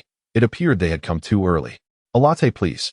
Hinata Rin chose a seat by the window, primarily to facilitate the observation of certain juvenile delinquents who were prone to stalking and spying. Xiaolan settled beside him, perhaps also considering that if she were to sit opposite Hinata Rin, it would likely create an awkward situation regardless of which side Fei Yingli chose to occupy upon her arrival. Hinata Rin could perceive the attentive care of Xiaolan. Yet it was rather unfortunate that before their coffee arrived, an even more awkward situation unfolded. A young man, sporting braids and exuding an air of grease, uninvitedly took a seat opposite them and began to strike up a conversation with an utter disregard for the circumstances. This was not the most troubling part. The crux of the matter was his inability to discern gender, as he referred to them as two beautiful young ladies, which rendered the situation exceedingly uncomfortable.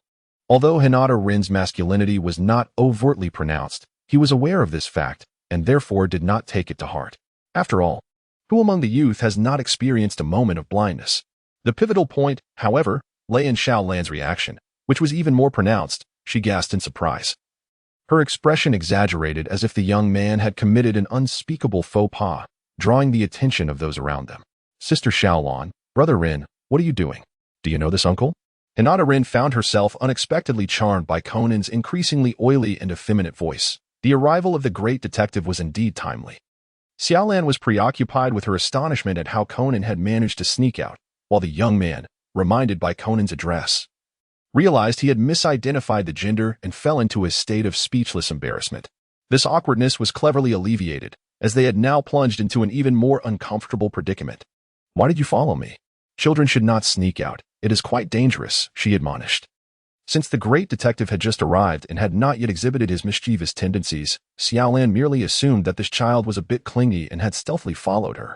However, she was reluctant to involve Conan in her upcoming meeting with Kogoro Mori. Thus, she promised to buy him a cake and insisted that he return home obediently after they had finished. Rin, please keep an eye on Conan. I shall return shortly. Hinata Rin nodded, though he did not believe that this fellow would obediently return. Observing the relaxed demeanor of the individual who was cradling his head, it seemed he shared this sentiment. Rin-o-Nyakin, who are you and Sister Ran meeting this time? Or are you two sneaking out for some secret that you wish to keep from me and Uncle? After bidding farewell to Ran as she exited the CAF, the young detective immediately shifted into interrogation mode. Perhaps due to the still undisclosed nature of their relationship, he opted to exploit his youthful innocence to extract information. Unfortunately, Rin was not swayed by such tactics and found them rather irksome. A child's excessive curiosity is not a commendable trait. One never knows when they might find themselves embroiled in peril. Did your teacher not impart the importance of respecting others' privacy and tempering your boundless curiosity, advising you to refrain from prying into others' secrets? Under the unwavering gaze of Rin's pristine white pupils, Conan felt an unsettling chill creep over him. Yet, his curiosity persisted. Is there something you can share with me, Rin-o-Nyakin, if you know? Conan had initially planned to resort to childish antics, as he typically thrived in the presence of unfamiliar individuals. He was adept at throwing tantrums, pouting, and charming others, employing any means necessary to achieve his ends. However, upon observing Rin's demeanor, he sensed that such methods might prove ineffective, especially under the scrutiny of those piercing eyes. Thus, he resolved to maintain his playful facade for the time being, postponing any more dramatic displays, at least for now. He had also contemplated the potential exposure of his identity. Minimizing any mortifying memories was certainly preferable. If the situation warranted intervention to prevent crime or ensure safety, a minor sacrifice could be made, but under the current circumstances, he deemed it wise to refrain. Regrettably, Rin remained steadfast in his indifference to the detective's attempts at endearing himself, seemingly enjoying the spectacle. Exhausted, Conan turned away, feigning interest in the CAF's ambience, as if the previous exchange had not transpired. It was now 3:30 in the afternoon, an opportune time for tea, and patrons began to trickle into the establishment. The rather greasy young man who had previously attempted to engage Conan had quietly seated himself nearby, seizing the moment with remarkable timing, revealing himself to be adept at reading the room and managing time. Yet, with Conan now focused on him, he might very well face an unfortunate fate, at best leaving empty-handed. Rin diverted his attention from the boy with the small braid. Being mistaken for a girl and approached was not an unfamiliar experience for him. In fact, if it weren't for his strikingly pure white pupils, which might seem a tad peculiar to the average observer, the likelihood of such occurrences would surely double. He had long since learned to maintain a composed demeanor. It is often said that the Uchiha clan boasts handsome men and beautiful women. As a member of the Hyuga clan, Rin found this notion somewhat unsatisfactory. The Hyuga clan may be discreet, but that does not imply they lack in aesthetic appeal. One could argue that the impact of his pure white pupils on his attractiveness is far more significant than one might presume. This distinctive feature is indeed a manifestation of his extraterrestrial lineage from the Tsutsuki clan, a fact that the local populace's sense of beauty might struggle to comprehend. Nonetheless, his appearance was undeniably striking. Moreover, compared to the Uchiha's obsessive pursuit of power and their overt emotional expressions, which often lack depth and refinement, the Hyuga clan exhibited a greater sense of sophistication in this regard. It seems I have digressed unintentionally. This habit of critiquing the Uchiha, cultivated during his time in Konoha, had become ingrained. A day without casting aspersions upon that group felt rather uncomfortable. It was not uncommon for tensions to escalate into physical confrontations, especially given that the Uchiha not only reveled in their arrogance, but were also rather loquacious. Thus, Rin often found himself compelled to silence them manually. "Is there a Mr. Idagawa present here?" The voice of a waitress echoed through the CAF, holding a phone in her hand, presumably calling out to Conan. After all, the surname Idagawa is relatively rare in Japan, even scarcer than the name Hinata, which is already quite uncommon in the world of Naruto. Conan, equally perplexed, dashed over with a look of curiosity. Upon answering the call, he discovered it was from Rand, who had mentioned earlier that she was going to buy a cake for him. Coincidentally, the cash register had malfunctioned at that moment. Concerned that Conan might grow impatient while waiting, she had decided to call him. Rand's current demeanor bore a hint of nurturing, as she fretted over Conan's potential impatience. However, such concern was indeed unwarranted. After all, this child was merely a fade, and with Rin, a fully grown individual, by his side, there was no cause for alarm. Rin should also be at the CAF. "You two stay there. I will return shortly." "Okay." Although Rand could not see him on the other end of the line, Conan wholeheartedly indulged in a charming display of cuteness. One could only say that his ability to be adorable was instinctive and had little to do with his physical form. "Rin, what are you looking at?" Conan returned to his seat across from Hinata Rin, noticing that Rin was resting his chin on his hand, intently observing a tall man in a green knit hat in the booth nearby. His curiosity piqued, he could not help but inquire. "Nothing much. Just thinking that a green hat doesn't quite suit him. It's probably best if he refrains from wearing it." Hinata Rin feigned a casual demeanor before the overly curious detective, yet he found himself lost in the recollection of the narrative. If his memory served him right, the robust man seated in the booth, engaged in loud conversation while attempting to appear nonchalant, despite his actions and micro-expressions betraying a palpable tension, was likely the prime suspect in the unfolding drama.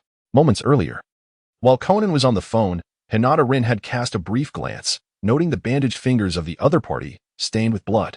It appeared that the act of murder had already been committed, and it was only a matter of time before someone would scream.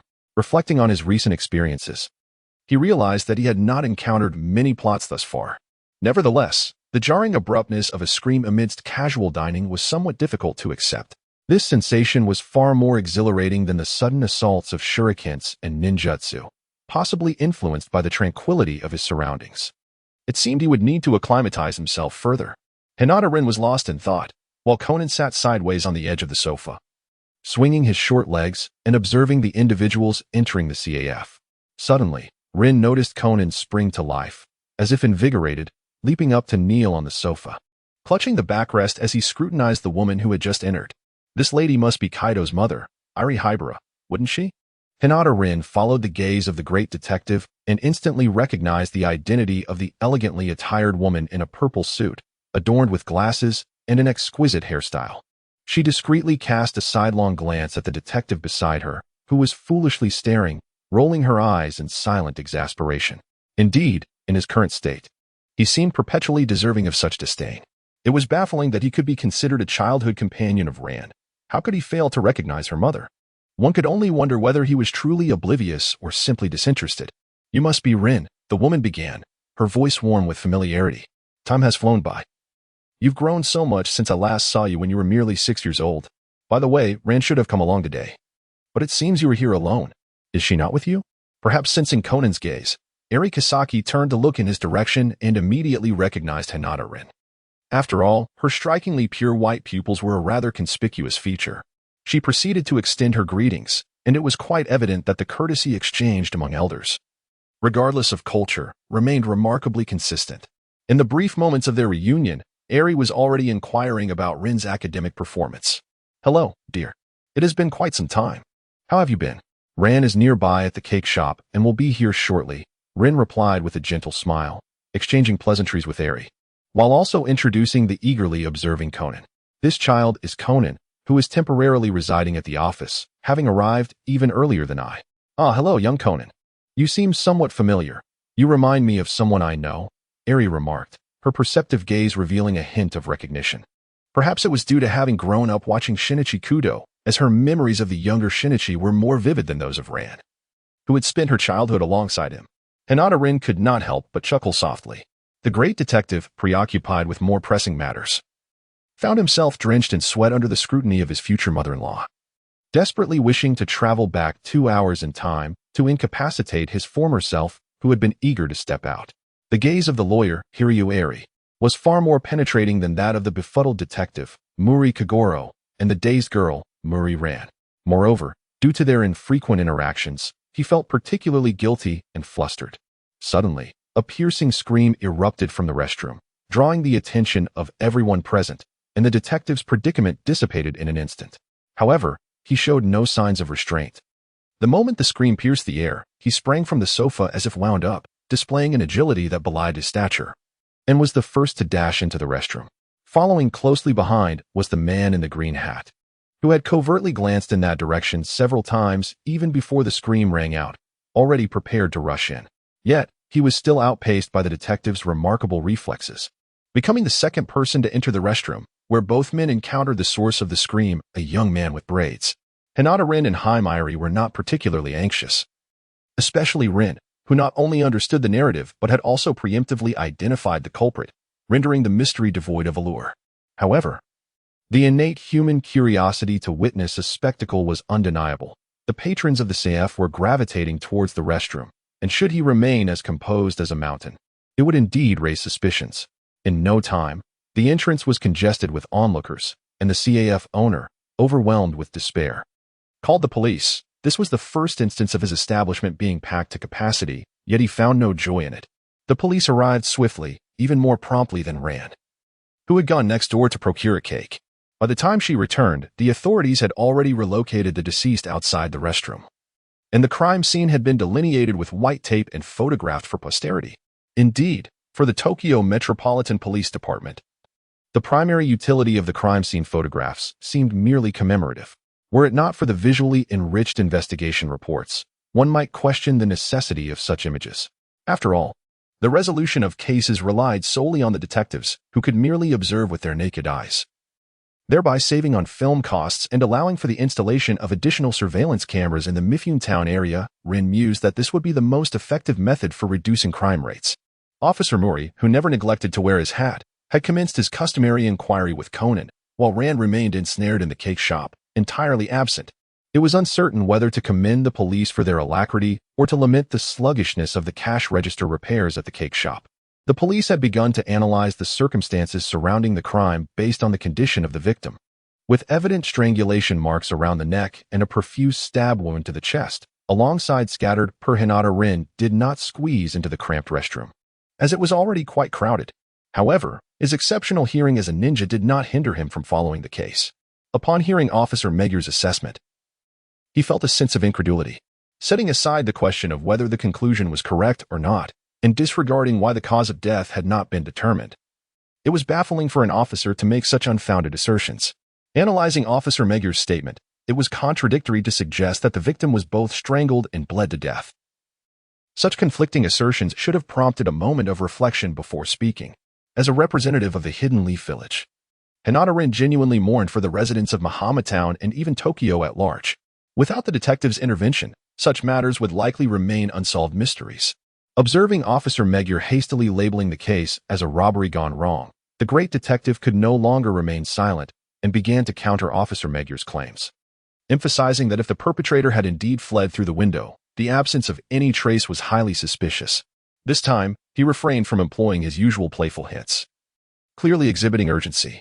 Additionally, Hayueri began to support his argument, explaining to Officer Megur that if the culprit had escaped through the window, given the amount of blood at the scene, there should have been some bloodstains on the perpetrator. Hinata Rin grew weary of listening after a while, primarily because the current direction was misguided. Everyone was led astray by the deceptive tricks set by the deceased, mistakenly believing that the murderer had crawled over from the restroom above. In truth, this was a trap deliberately laid by the killer, the man in the green hat, who had strategically positioned the body of the victim to obstruct the restroom door, thereby misleading the police's judgment. Following conventional reasoning, it indeed appeared that the murder had taken place in the restroom, with the killer climbing over from the stall above, thus easily eliminating him from suspicion due to his physique. Thanks to the dual hints from Conan and Hayueri, the investigation was finally steered back on course, prompting the police to scrutinize those who had used the restroom during that time frame. In this process, Conan, having idly observed for quite some time, played a significant role in monitoring, directly filtering out several suspects for the police. However, due to the presence of Hayueri, this time it was not a classic three-choice scenario, but rather a four-choice dilemma. After Conan's morally upright yet familial betrayal, his future mother-in-law, Hayueri, was also included among the suspects. Differing from the original storyline where the character failed to recognize Hayueri's identity, Conan was aware of her identity from the outset due to Rin's intervention. Thus, when identifying the suspect, his hesitation stemmed not only from her piercing gaze, but also from the undeniable awareness of her status as his future mother-in-law. At that moment, he felt immense regret, wishing he hadn't followed her, thereby avoiding this awkward predicament. As for shielding a suspect, the justice-driven detective firmly asserted that he would never engage in such actions. Not to mention Hayueri, even if it were his own parents, they would receive the same treatment. Justice and truth were paramount above all. Nonetheless, he pondered that if his father, Kudo Yusaku, had indeed committed a crime, his current deductive skills might not suffice to uncover the truth. And regarding his mother, her exceptional acting skills could easily deceive him. Dreadful thoughts crossed his mind. What if they had truly committed a crime? After all, why else would they remain abroad for so long? Shaking his head vigorously, he dismissed those errant thoughts, realizing he needed to focus on solving the case. The revelation of the truth would alleviate the awkwardness. Just after identifying his future mother-in-law as a suspect, the detective shook his head decisively, physically ceasing his fanciful musings. Rin, what do you think the murderer used as their method of committing the crime? At this moment, Conan found himself at an impasse. His puzzled expression indicated that he sensed something peculiar at the scene. Yet, he had yet to decipher the killer's method of murder. Waiting for that illuminating moment when the door would swing open and closed, sparking a sudden realization, Hinata Rin cast a fleeting glance at the great detective. Though he was uncertain as to why this individual had posed a question to him, he was willing to slightly advance the plot, given the earnestness of the inquiry. This episode was intended to feature Iri K, and according to the original storyline, It was not until the conclusion that the detective would come to realize the identity of his future mother-in-law. Nonetheless, this revelation had already been disrupted by his appearance. However, it was likely that Ran would still make her entrance at the end, as he sought to prevent her from lingering outside for too long. Nearly half an hour had already elapsed. The perpetrator's actions were deliberate. The victim had not merely been rendered unconscious but had been strangled to death. The knife wound to her chest was unnecessary, serving only to obscure the true motive. When the police began to question the individuals who had entered the restroom, the coroner finally arrived, albeit belatedly. An analysis of the cause of death was conducted on-site, concluding that the woman had died from mechanical asphyxiation, and the stab wound to her chest had been inflicted post-mortem. Determining this was not particularly challenging. Extensive dissection was unnecessary, and a simple physical and chemical analysis of the knife wound to the heart sufficed. However, for Hinata Rin, making this assessment was even more straightforward. By activating his Byakugan, he could observe that the muscle tissue in the heart, where the knife had penetrated, had long since ceased to function. This ability had been honed during his time at the Konoha hospital. After all, under normal circumstances, the Byakugan revealed only black and white shadows. Discerning such details required significant practice. Indeed, it struck him as peculiar that the victim had not succumbed to a robbery, but rather to a premeditated murder. Yet, the method employed by the assailant remained unclear. How had they managed to kill the victim within the confines of that small stall without leaving a trace of blood, given the extent of blood loss? Such a feat seemed implausible. The detective, resting his chin in thought, found himself ensnared in a misconception, believing that the murder had been executed within the confines of the restroom stall. Perhaps you should consider a different perspective, Hinata suggested. A different perspective? What do you mean? The detective inquired, raising his head in curiosity at Hinata's assertion. Initially, he had merely felt an itch for analysis, a habit that had developed after his transformation into a smaller form. Such impulses had been absent during his time as Kudo Shinichi. The victim may not have been inside the restroom at all, but rather outside. Click. After Hinata Rin uttered this sentence, she noticed the great detective suddenly widen his eyes, as if she could faintly hear the sound of inspiration sparking within his mind. One could only attribute this to an abundance of anime consumption, allowing her to envision the accompanying background music. Thus, it stands to reason that the perpetrator must possess that item, which he utilized to orchestrate the intricate setting of the crime scene and mislead the police investigation.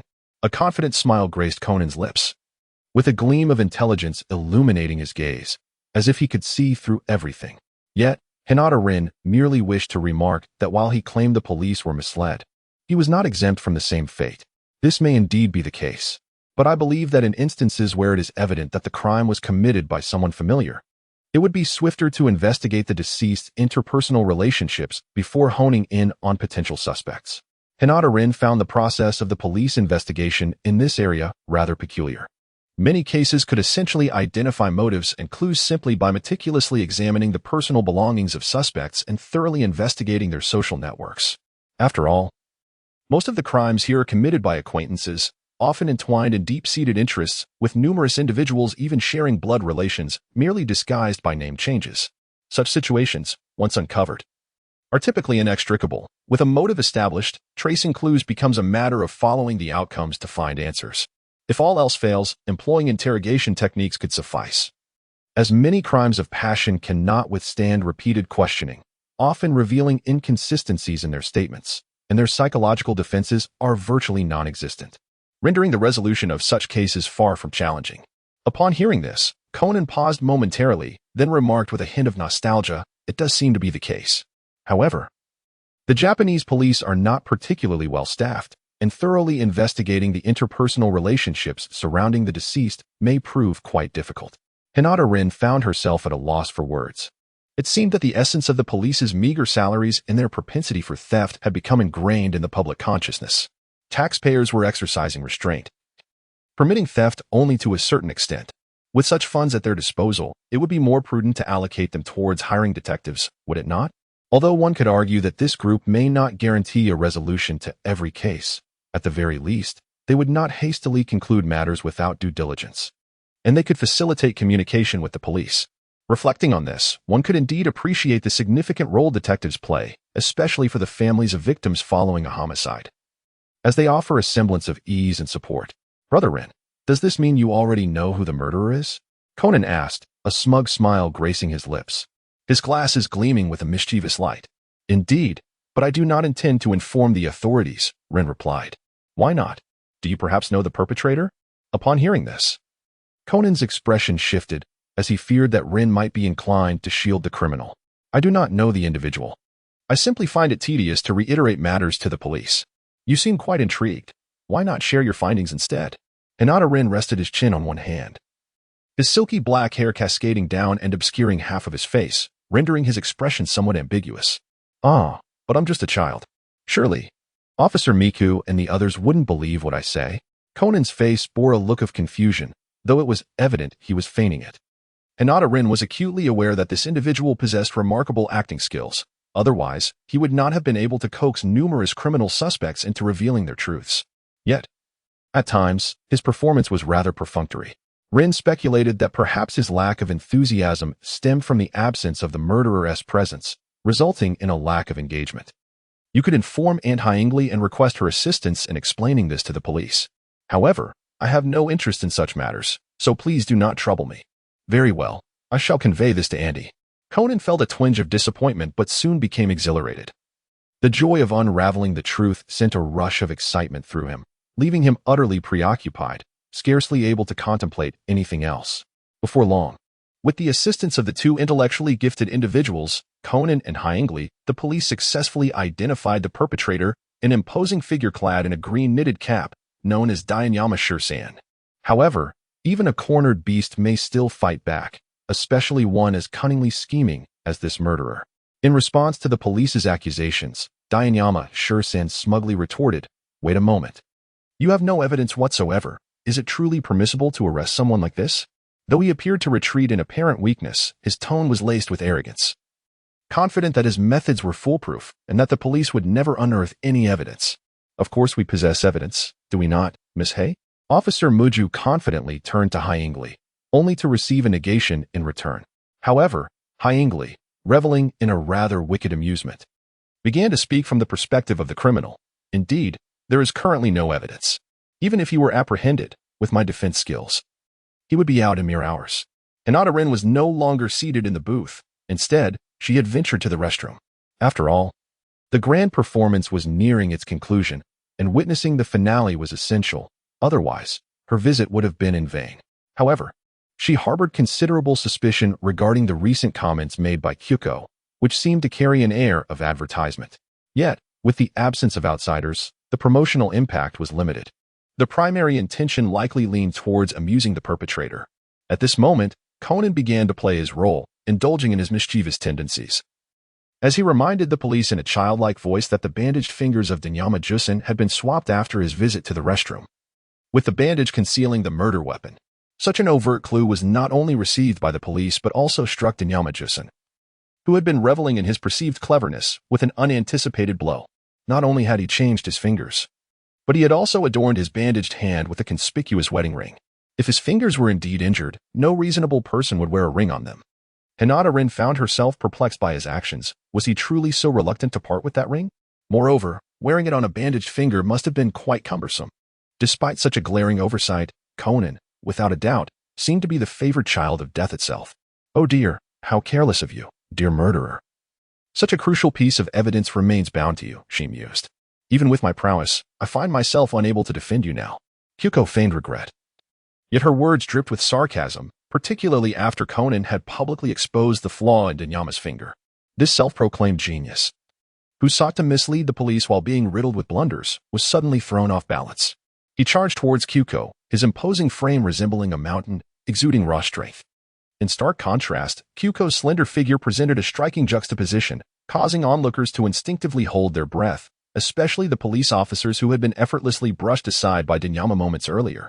In the face of the perpetrator's desperate struggle, Kyuko's glasses glinted as she leaned forward slightly, seizing the opportunity to grasp his arm. Using his own momentum to execute a flawless over-the-shoulder throw, Conan's mouth fell agape in astonishment, utterly oblivious to the fact that this maneuver bore a strong resemblance to the signature style of Mori Kogoro, a testament to the couples teaching each other. Observing from the sidelines, Hinata Rin felt no surprise, merely a sense of being inundated with romantic gestures. When Ran finally made her entrance, The situation had already been resolved, and Kyuko did not need to wait for her introduction to unveil her identity to the great detective as a surprise.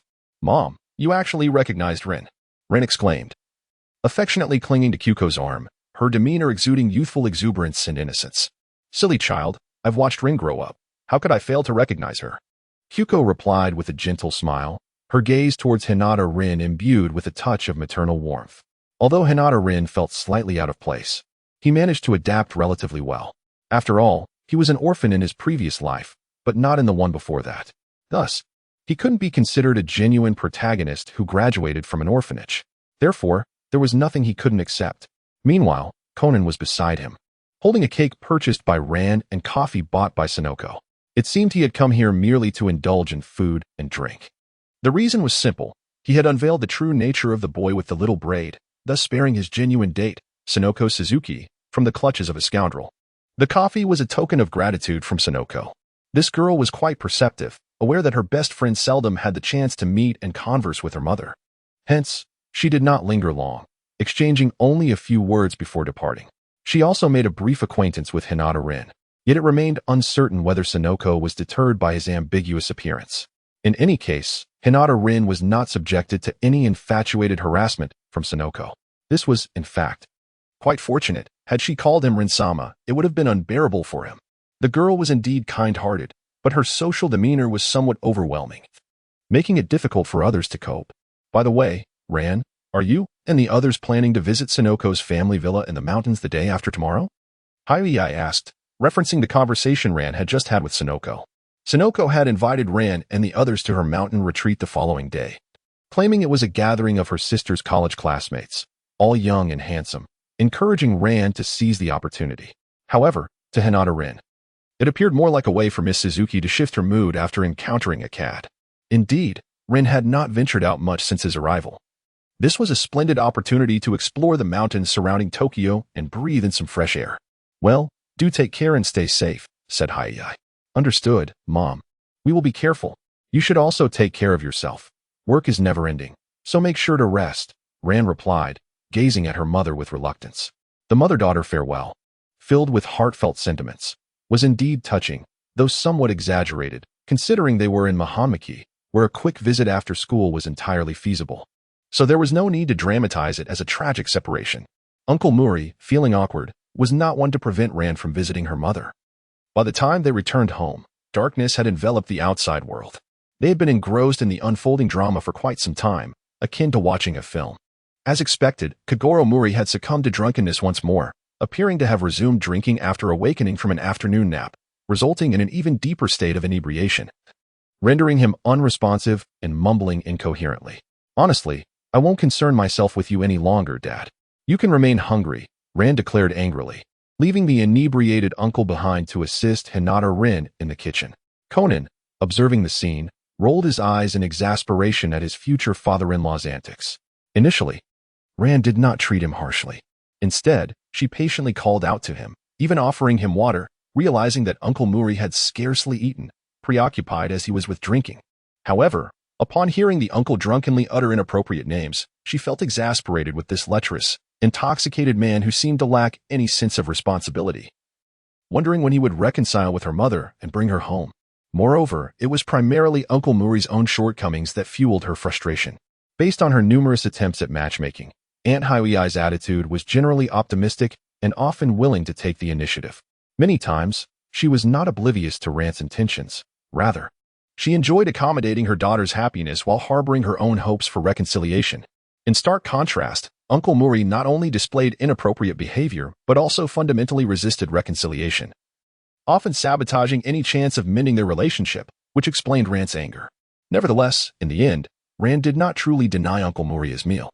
Despite the fact that this disheveled uncle had spent the day drinking at home without accomplishing anything else, he was still the head of the household, and food was essential for his well-being. "Sister Ran, I want to sleep with Brother Ren," Conan suddenly declared after dinner while they were preparing for bed. Ran felt somewhat conflicted, primarily concerned that Conan's presence might disturb Hinata Rin's rest. He was initially supposed to sleep with Uncle Mori, and given the uncle's current condition, even without alcohol, it was unlikely that Conan would manage to wake him. "It's fine. You can sleep with me, but I tend to wake up quite early," which might disturb you, Rin replied. Hinata Rin set down the towel used to dry her face and cast a glance at Conan, who donned his pajamas and sleep cap. Given Conan's petite stature, he surely would not occupy much space. Upon hearing Rin's affirmative response, Conan lifted his face and flashed a playful smile at Rin, embodying the charming demeanor of a child whose desires have been fulfilled. Now, please do not cause any trouble for Brother Rin. Make sure to go to sleep obediently. Understood? Rin, I kindly ask you to look after Conan. However, he is capable of going to the restroom by himself. Hinata Rin nodded slightly. If the great detective could not attend to his own needs, he would not mind being awakened in the middle of the night to go to the restroom, even if it meant being called upon every hour. Having trained as a ninja, he had long since become accustomed to such hardships. After all, young children are prone to bedwetting, and this aspect warrants considerable attention. Thus, after completing his ablutions, Conan followed closely behind Hinata Rin as they made their way to his room. One must say, Conan's curiosity was indeed insatiable. Since he had never before ventured into Hinata Rin's dwelling, upon entering, he incessantly scanned the surroundings. His youthful appearance, serving as a guise that allowed him to fully indulge his boundless inquisitiveness, reassured that no one would hold him accountable for his antics. Regrettably, his anticipation was met with disappointment. The room was largely arranged as it had been by Rin. The azure bed linens and pillows contrasted with the gray curtains, while a bedside lamp adorned the nightstand. A wardrobe occupied a corner, and at the foot of the bed stood a suitcase, which was brought by Hinata Rin. The entire room exuded a starkly minimalist aesthetic, devoid of any personal touches from Hinata Rin, save for the aforementioned suitcase, leaving no trace of his individual style. What are you searching for? Hinata Rin initially hesitated to inquire, yet after several minutes of this individual lingering in the room, seemingly engrossed in something, he could not fathom what could be so captivating. It's nothing. I just feel like this place is rather empty. Rinonizen. Why do I seem to see none of your personal belongings? Conan curiously posed the question, having regressed to childhood. He had begun to adopt a habit of voicing his inquiries. After all, one must leverage their youthful advantage, which often yielded valuable responses. This was perhaps the sole benefit of his diminutive form. It's nothing. I simply dislike carrying too many items when I go out, as it can be quite burdensome. Rin replied, reclining against the headboard while responding to emails on his phone, casually dismissing the young detective's curiosity. Yet, his statement held a grain of truth. This habit had been cultivated during his long journey to university, where the most cumbersome aspect was hauling excessive baggage. Not only was it exhausting, but one often discovered that most of what they carried was of little use. His email responses were somewhat sluggish, as he was still unaccustomed to the phonetic input method of a keypad phone. The Japanese syllabary was already foreign to him, and the 9-key layout only exacerbated his difficulties. He was a devoted user of the 26-key system, likely due to his childhood spent playing computer games, which made the transition to smartphones much easier. While he had little experience with traditional keypads, perhaps fate deemed this a deficiency, thus placing him in this situation. Rinonizen, who are you emailing? As Conan leaned closer to the phone screen, Rin promptly turned off the display and cast an impassive glance at his young companion. He felt a twinge of regret. This insufferable brat was insufferable even in his teenage form, and now as a child, he was just as mischievous. He pondered whether he could find an excuse to give him a good thrashing. Sensing an impending threat, the young detective wisely chose to cease his inquiries, perhaps haunted by the memory of a previous encounter with Rin's formidable strength. However, Rin had no intention of resorting to violence. Given his predicament, a serious confrontation might inadvertently send the detective into another realm. Should that occur, the boy would likely remain a nuisance in whatever world he found himself, potentially rejected even by a deity, and thus return to continue his tumultuous relationship with the organization. Rin shook his head gently, attempting to dispel the wandering thoughts that had taken root in his mind. He perceived this frequent daydreaming as a side effect of his recent experiences, notably. During his time in the Naruto universe, such distractions had been absent, as losing focus on the battlefield could result in dire consequences. After what seemed like an eternity of daydreaming, Rin snapped back to reality, surprised to find the young detective fast asleep. Clutching a small teddy bear, reportedly a collective purchase by Rin, with each of them receiving one, Conan appeared to have succumbed to slumber. Rin's own toy, a small green dinosaur, rested on his nightstand, as he had no habit of sleeping with anything in his arms. Upon closer observation, Rin noted the faint shadows beneath Conan's closed eyelids, indicating he truly had come here seeking refuge. Beyond mere curiosity, it was likely that he sought a peaceful respite. It was probable that Uncle Mori's snoring, exacerbated by intoxication, was notably louder than usual, even audible from the adjacent room, let alone in close quarters with the detective. As for Conan's inquisitiveness towards Rin, it could undoubtedly be attributed to his extraordinary display of skill that afternoon. The criminal, Denshiyama Jusen, had been thoroughly incapacitated by Eri Kisaki. Yet his robust exterior and background as a rugby coach meant that collisions and falls were commonplace in his training. Thus, after being apprehended by the police, he somehow managed to break free once more, a glaring indictment of the officers who had failed to secure him adequately. Denshiyama, having learned from his previous mistakes, did not target Eri this time, but instead set his sights on the unsuspecting Conan, who was merely an observer in this unfolding drama. His animosity was unmistakable. Anyone who had ridiculed him would undoubtedly face his wrath. At that moment, Ran had just emerged from the bustling CAF, only to witness the impending assault on Conan by the hulking figure of the criminal. Before she could utter a word, a figure stepped in front of Conan, causing Denshiyama to collapse to the ground, unconscious. The hero of the moment was none other than Rin. Against such ordinary foes, he considered it beneath him to utilize chakra. He simply positioned himself in front of Conan, employing a subtle application of gentle fist techniques to exert force without leaving visible injuries, an artful approach characteristic of the Hyuga clan, skillfully avoiding any allegations of excessive force. This incident undoubtedly piqued the young detective's insatiable curiosity. Yet Rin sensed that Conan did not view him with the same trepidation as he would a member of the organization. After all, being a certified relative of Eri Kisaki, if he were indeed affiliated with the organization, Conan would have to interrogate his childhood friend Ran about any potential connections, perhaps even uncovering unexpected codenames in the process. With such thoughts swirling in his mind, Rin gradually drifted into slumber, still adjusting to the presence of another person nearby. Nonetheless, as a ninja, he possessed an extraordinary adaptability and had slept in the wild countless times, rendering this situation a minor inconvenience. Ran Nichin, are we supposed to go there ourselves? Conan queried, his confusion evident. This marked the third occasion he had posed this question. Presently, Rin, Ran, and Conan were meandering atop an unnamed mountain, having accepted an invitation to visit the family's mountain retreat, courtesy of Sonoko 2 days prior. In truth, only Rin felt as though he was strolling leisurely. The other two were visibly anxious.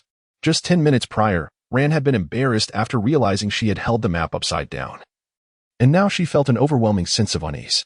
Yet, she feigned calmness and reassured Conan it was merely an accident before. We are following the map correctly now, and we should be there shortly. Surely you trust your sister, don't you? Observing the hesitant yet hopeful expression on his childhood friend's face, Conan swallowed hard and reluctantly nodded. This display of uncertainty did not go unnoticed by Ran, yet there was little she could do. She had failed to lead them properly. And now even a child seemed unconvinced. Fear not, my wilderness survival skills are quite proficient. Should it come to that, I can guide you in setting up camp here. Rin assured them. Hinata Rin offered some comfort to the two, while also feeling somewhat exasperated by Xiaolan's stubbornness. How could such a young girl be so obstinate? If he had been leading the way, they would have likely been resting in the villa by now, rather than struggling up the mountain. Haha. I believe Sister Xiaolan will definitely find her way, Conan remarked with a casual encouragement, though his gaze remained fixed on Hinata Rin. He could clearly see that Rin was effortlessly navigating the situation, and combined with the performance from the day before, it was evident that his skills were extraordinary. Yesterday, he had pestered Xiaolan for quite some time about Hinata Rin, yet gleaned no useful information. Thus, today he had to rely on his own wits, using his youthful appearance as a disguise to discreetly observe Rin's every action for a more thorough analysis. However, as the subject of observation, Hinata Rin did not consider Conan's behavior of fixating on him as discreet observation. It was as if Conan's eyes were glued to his face. From an outsider's perspective, such behavior, even if properly guided, could easily be mistaken for that of a rogue. Ah, we must be nearing our destination. Look over there, Xiaolan exclaimed. Following the direction of her finger, Conan beheld a villa nestled within the mountains, adorned in a classical style, with a sheer cliff at the entrance connected by a suspension bridge, and a dark forest looming ominously behind it, an unsettling sight that seemed far more suited for a horror film than for habitation. Hey, it seems there is someone over there. I wonder if they're heading to the villa as well. On the suspension bridge, a cloaked figure was making its way toward the villa. At that moment, the figure abruptly turned around, and even from a distance of over 10 meters, the shadowy gaze was palpable.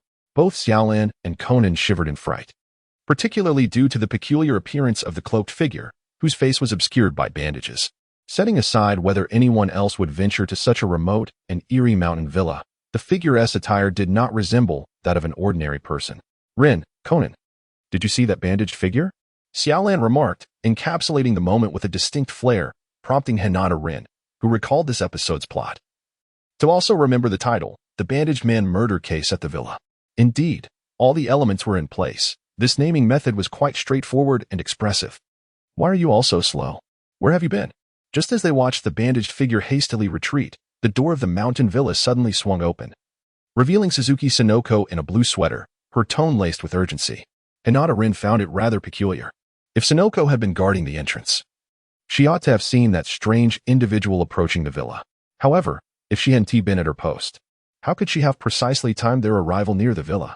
Honestly, how could you still be dragging along this burden? This makes it utterly impossible for you to pursue a romantic relationship. Sonoko's tone reflected her dissatisfaction, while her gaze was filled with disdain for Conan, who reciprocated the sentiment. It is worth mentioning that these two had known each other since childhood, and their mutual aversion had been cultivated over the years. After all, Sonoko and Ran had been friends since they were little, and naturally, the same applied to Kudo Shinichi. To be precise, the three had attended the same kindergarten. "Rin, you've come as well. Not only are there handsome men this time, but also beautiful women. I assure you, you will be satisfied." It seemed that Sonoko's suspicions and discontent were directed solely at Conan, as her demeanor towards Hinata Rin remained quite amiable. This only served to further aggravate the great detective, who believed that this meddlesome girl simply did not harmonize with him, their energies clashing. "Hey, why haven't those commendable young men you mentioned arrived yet?" After entering the villa, Ran surveyed her surroundings and couldn't help but question Sonoko's earlier assertions made at the entrance. Hinata Rin observed the expression of the great detective beside her. Indeed, as expected, his countenance had turned somewhat green, for it was evident that Ran's words carried a hint of impatience, which would surely provoke the notorious jealous type, Kudo Shinichi. However, the subsequent inquiry from Ran alleviated his distress. It turned out she was merely curious whether the bandaged figure they had encountered on the suspension bridge was one of the attendees of this gathering at the villa.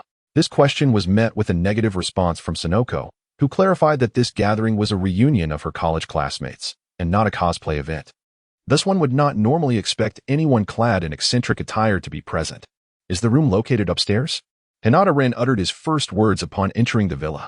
He was indifferent to the charms of handsome men and beautiful women. However, he had made an unusual discovery while attempting to gather his chakra. "Well, your rooms are on the second floor. Hurry and stow your luggage," Yuzi instructed, pointing upstairs before turning to head towards the kitchen. It appeared he was going to assist his sister, who was busy preparing something in the kitchen. "Xiaolan, allow me to handle the luggage. Don't you have matters to discuss with Yuzi?" Hinata Rin felt disinclined to allow Xiaolan to use the process of elimination by knocking on each door. Not only was it awkward, but it also risked attracting the attention of the bandage-wearing pervert. Having ventured out for a rare outing, encountering such troubles was quite exasperating. However, the group was rather amusing, all synchronously changing clothes, and none bothered to lock the doors, which was equally perplexing. "Are you sure you will be all right on your own?" Xiaolan expressed her concern, yet upon seeing Hinata Rin already ascending the stairs with her luggage, she reluctantly turned to find Yuenzi, her cheeks flushed, seemingly embarrassed.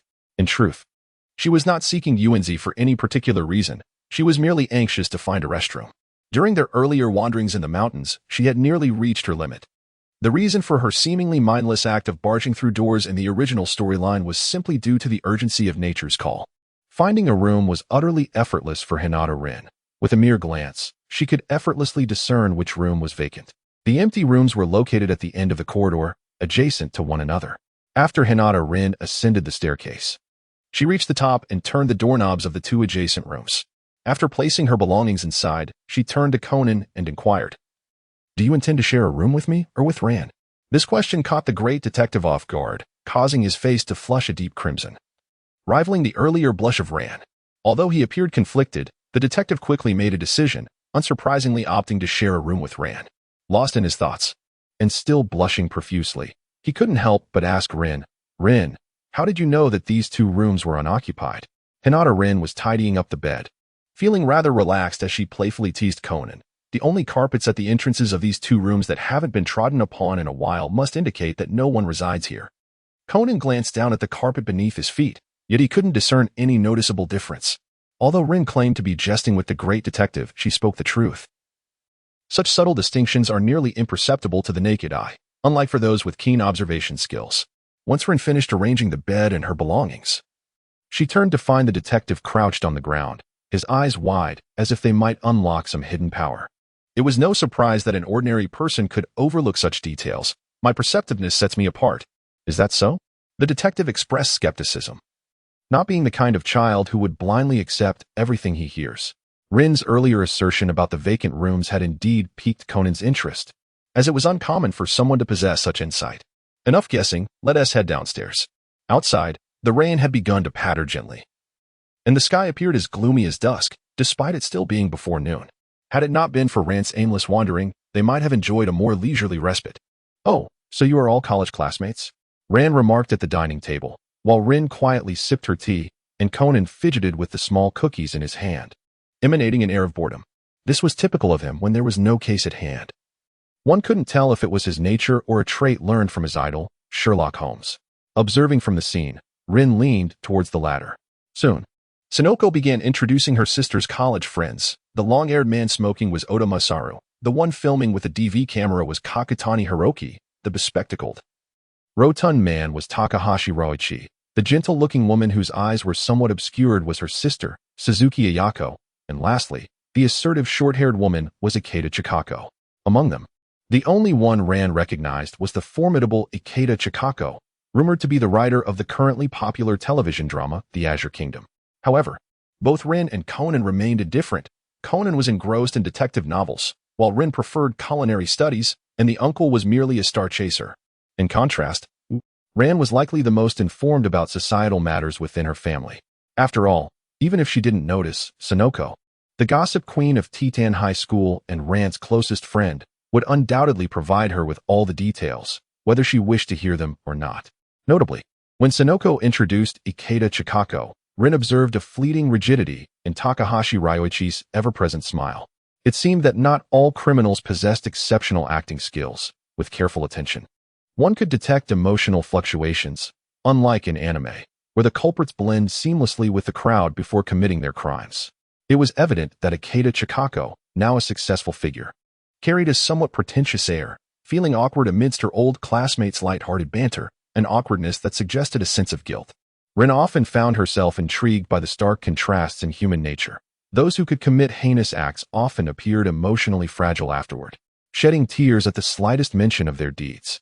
Yet, those who were the true perpetrators, the very essence of exploitation, could gather with old friends without a hint of concern, time and again. What remarkable psychological fortitude they must possess. Thus far, the conversation unfolded smoothly, with everyone appearing quite cheerful, except for Takahashi Ryoichi and Ikeda Chikako. Takahashi maintained a facade of joviality, but only he knew his true thoughts. Ikeda Chikako, however, struggled to smile. For Suzuki Ayako had inadvertently struck a nerve, mentioning the girl who had taken her own life after being plagiarized by Chikako. As soon as Ayako uttered that line, the expressions of their fellow classmates darkened significantly, and Ikeda Chikako erupted in a fit of emotion, unable to contain herself any longer. With wide eyes and a contorted face, she exclaimed, "Can we please not bring up that girl anymore?" Her impulsive outburst left everyone in stunned silence, their feelings a tumultuous mix. Yet, one couldn't help but notice that her reaction was far from normal. It bore the hallmarks of anger mingled with shame. Realizing this, Ikeda Chikako composed herself, folding her hands and sitting down with an austere expression. "Please, I've made a great effort to take a break from my busy life, and I do not wish to discuss someone who passed away over a year ago." Hinata Rin mused that if Takahashi Ryoichi possessed chakra, he would likely have already unlocked the 8 gates. For Takahashi Ryoichi, whose purpose was to exact revenge on Dunzi, the words of Ikeda Chikako were undoubtedly adding fuel to the fire. If he had previously hesitated about taking action, such a provocation would surely have him contemplating how to dismember his adversary. From the narrative of the anime, it is indeed evident that Ikeda Chikako met a gruesome fate. Moreover, she was carried along as a grim trophy, indicating that Takahashi Ryoichi not only possessed a strong psychological resilience, but also exhibited disturbingly aberrant behavior. The atmosphere in the room grew tense, and Oda Masaru, who had been smoking, began to mock the situation. It was clear that his motivations were not driven by concern for the girl named Dunzi, but rather by a desire to vent his jealousy and resentment towards an old classmate who had risen to prominence. Suzuki Ayako found herself in an awkward position. Being the organizer of this gathering, the chilling words that had just been uttered were also hers. However, the character of this young lady from the Suzuki family was surprisingly meek. Unlike her cousin, she did not exhibit the airs of a wealthy heiress. Nor did she indulge in idle gossip or infatuation. Yet, Suzuki Ayako's overly amiable disposition was quite remarkable. She did not engage in bullying or wield her influence. As the daughter of Japan's leading Suzuki conglomerate, it was indeed peculiar that her university classmates felt so empowered in her presence. "Yoko, has your sister always been this agreeable?" Suzuki Yoko expressed her astonishment at Hinata Rin's choice to engage her in conversation amidst such a tense atmosphere, particularly on this topic. However, since these individuals were not her classmates and she possessed a fortitude that rendered her largely unaffected, she remained unperturbed. "My sister has always been like this. My mother often remarks that she lacks temper." Yoko, the subject of their discussion, Suzuki Ayako, could no longer contain herself. For it is quite inappropriate to discuss others in their presence. Hinata Rin had whispered the question, but Yoko's loud voice ensured that nearly everyone in the room heard her. The previously quarreling Oda Masaru and Takeda Chikako found themselves in an awkward situation. It was rather inappropriate to disregard others in their own territory while engaging in a confrontation. Consequently, they both fell silent, but the atmosphere had already turned uncomfortable. In an effort to ease the tension, Takeda Chikako suggested a stroll in the woods. However, Rin was certain that her cousin, despite her boldness, would not dare to venture into the dark and eerie forest at this time. Nevertheless, she was not alone. For the ever-steadfast Kakutani Hiroki, who had been holding a handheld camera, stood up and followed along, alleviating any concerns for her safety. Soon after, the organizer of the gathering, Suzuki Ayako, disappeared once again. Rin settled onto the sofa, playing with her phone. Given the circumstances, her options were limited to simple games like Snake or box pushing. It would be several months before she could indulge in mobile gaming. Indeed, Detective Conan has been serialized for over 20 years, spanning from the 1990s into the new century.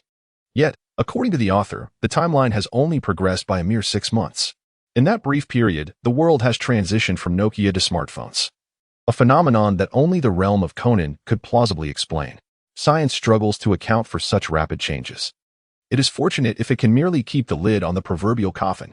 "Dear lady, would you care to join me for a leisurely stroll in the woods?" Suddenly, a shadow obscured Hinata Rin's phone screen. From the sound and the ostentatious remarks, he could tell without even looking up that it was Oda Masaru. "Before you stroll around, I suggest you see an ophthalmologist." Hinata Rin raised his head, and the sight of Oda Masaru's pure white pupils made him instinctively take a step back. In truth, Hinata Rin could understand being misunderstood. After all, his appearance was beyond his control, and he usually chose to overlook such matters with grace. However, being hit on by this blind-eyed Casanova sent a shiver down his spine. Not to mention, this guy was blocking the light from his game, which had thwarted his ambition to challenge the record for playing without using his white eyes. It was hard to feel anything but frustration. Oda Masaru, bewildered by his failed attempt at flirting, was soon enlightened by Enko, who explained the situation. His eyes widened in disbelief as he pointed at Hinata Rin, exclaiming, "You mean to say he is a male?" Despite having long hair himself, he merely kept it to appear cool, based on his years of observing and interacting with women. He believed there was no doubt that Hinata Rin was a breathtaking beauty. "That's just how he is," said Coco, awkwardly laughing as she explained. She was growing increasingly accustomed to such situations. After all, allowing the party involved to clarify things would only exacerbate the awkwardness. Yet, a Casanova is still a Casanova. Even in this embarrassing moment, he managed to adjust his mindset and start anew, this time setting his sights on Coco. Moreover, having learned from his previous overly gentlemanly misstep, he became more assertive, not waiting for Coco's response before taking her away. How infuriating! How dare he! Hinata Rin lifted her eyelids and noticed that both Conan and Sonoko were angrily gazing ahead. It appeared that Oda Masaru's latest move had resulted in a collective injury. In the blink of an eye, he found himself alone in the grand hall, as Sonoko and Conan, possessing remarkable agility, had rushed out without a moment's hesitation. Had they all left? Is strolling in the rain currently in vogue? A gentle voice resonated as Suzuki Ayako emerged, casting a curious glance at the empty hall, where only Hinata Rin remained. Perhaps it could very well be the latest trend in Tokyo. Hinata Rin turned his gaze towards Suzuki Ayako. If one were to speak of the traditional Japanese ideal of a gentle and virtuous Yamado Nadeshiko, this young lady from the Suzuki conglomerate certainly embodied that image quite well. It seemed she had noticed that he was the only one in the living room, and, perhaps feeling a bit awkward, had deliberately come out to strike up a conversation. "Would you care for some more black tea?" Suzuki Ayako inquired, lifting a freshly brewed cup. Hinata Rin politely declined, as he still had a considerable amount left in his own cup. In truth, compared to the frequent appearances of black tea in Japanese anime, he had a slight preference for coffee, specifically sweeter varieties such as lattes and cappuccinos. Suzuki Ayako was not one for idle chatter, and Hinata Rin was even less inclined to engage in small talk, a lingering consequence of his time in the Umbu. He considered himself fortunate. Those who had spent years as Umbu operatives had nearly become mute, and one could even question if they retained the ability to converse. Fortunately, the atmosphere was not awkward. The two sat facing each other, one quietly sipping tea while the other indulged in a game, a rather harmonious scene. On the surface, the villa was occupied by Hinata Rin, Suzuki Ayako, and Takahashi Ryuichi. However, Hinata Rin had just used his Byakugan to discover that Takahashi Ryuichi was not present in the villa. According to the original narrative, Takahashi Ryuichi would be concerned that his slender physique might be exposed due to a reckless entrance by Xiaolan, prompting him to disguise himself as a bandaged figure to pursue her and eliminate the potential threat. It remained a mystery how he managed to maintain a round face and a normal physique, an occurrence that could only be explained through the lens of detective fiction. Was this a case of narrative inertia? Logically, Takahashi Ryuichi should not have resorted to violence against Xiaolan, particularly with Hinata Rin's influence having already averted the situation. Yet, he still remained absent. Could this be a consequence of the butterfly effect triggered by his appearance? Before long, the others began to return one by one.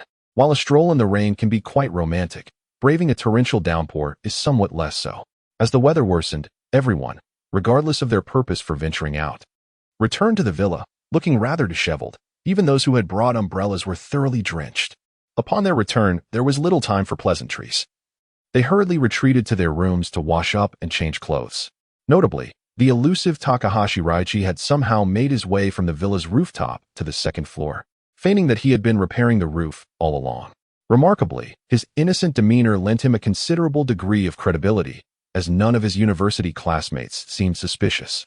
Ikeda Chikako also returned fully intact, maintaining her usual appearance.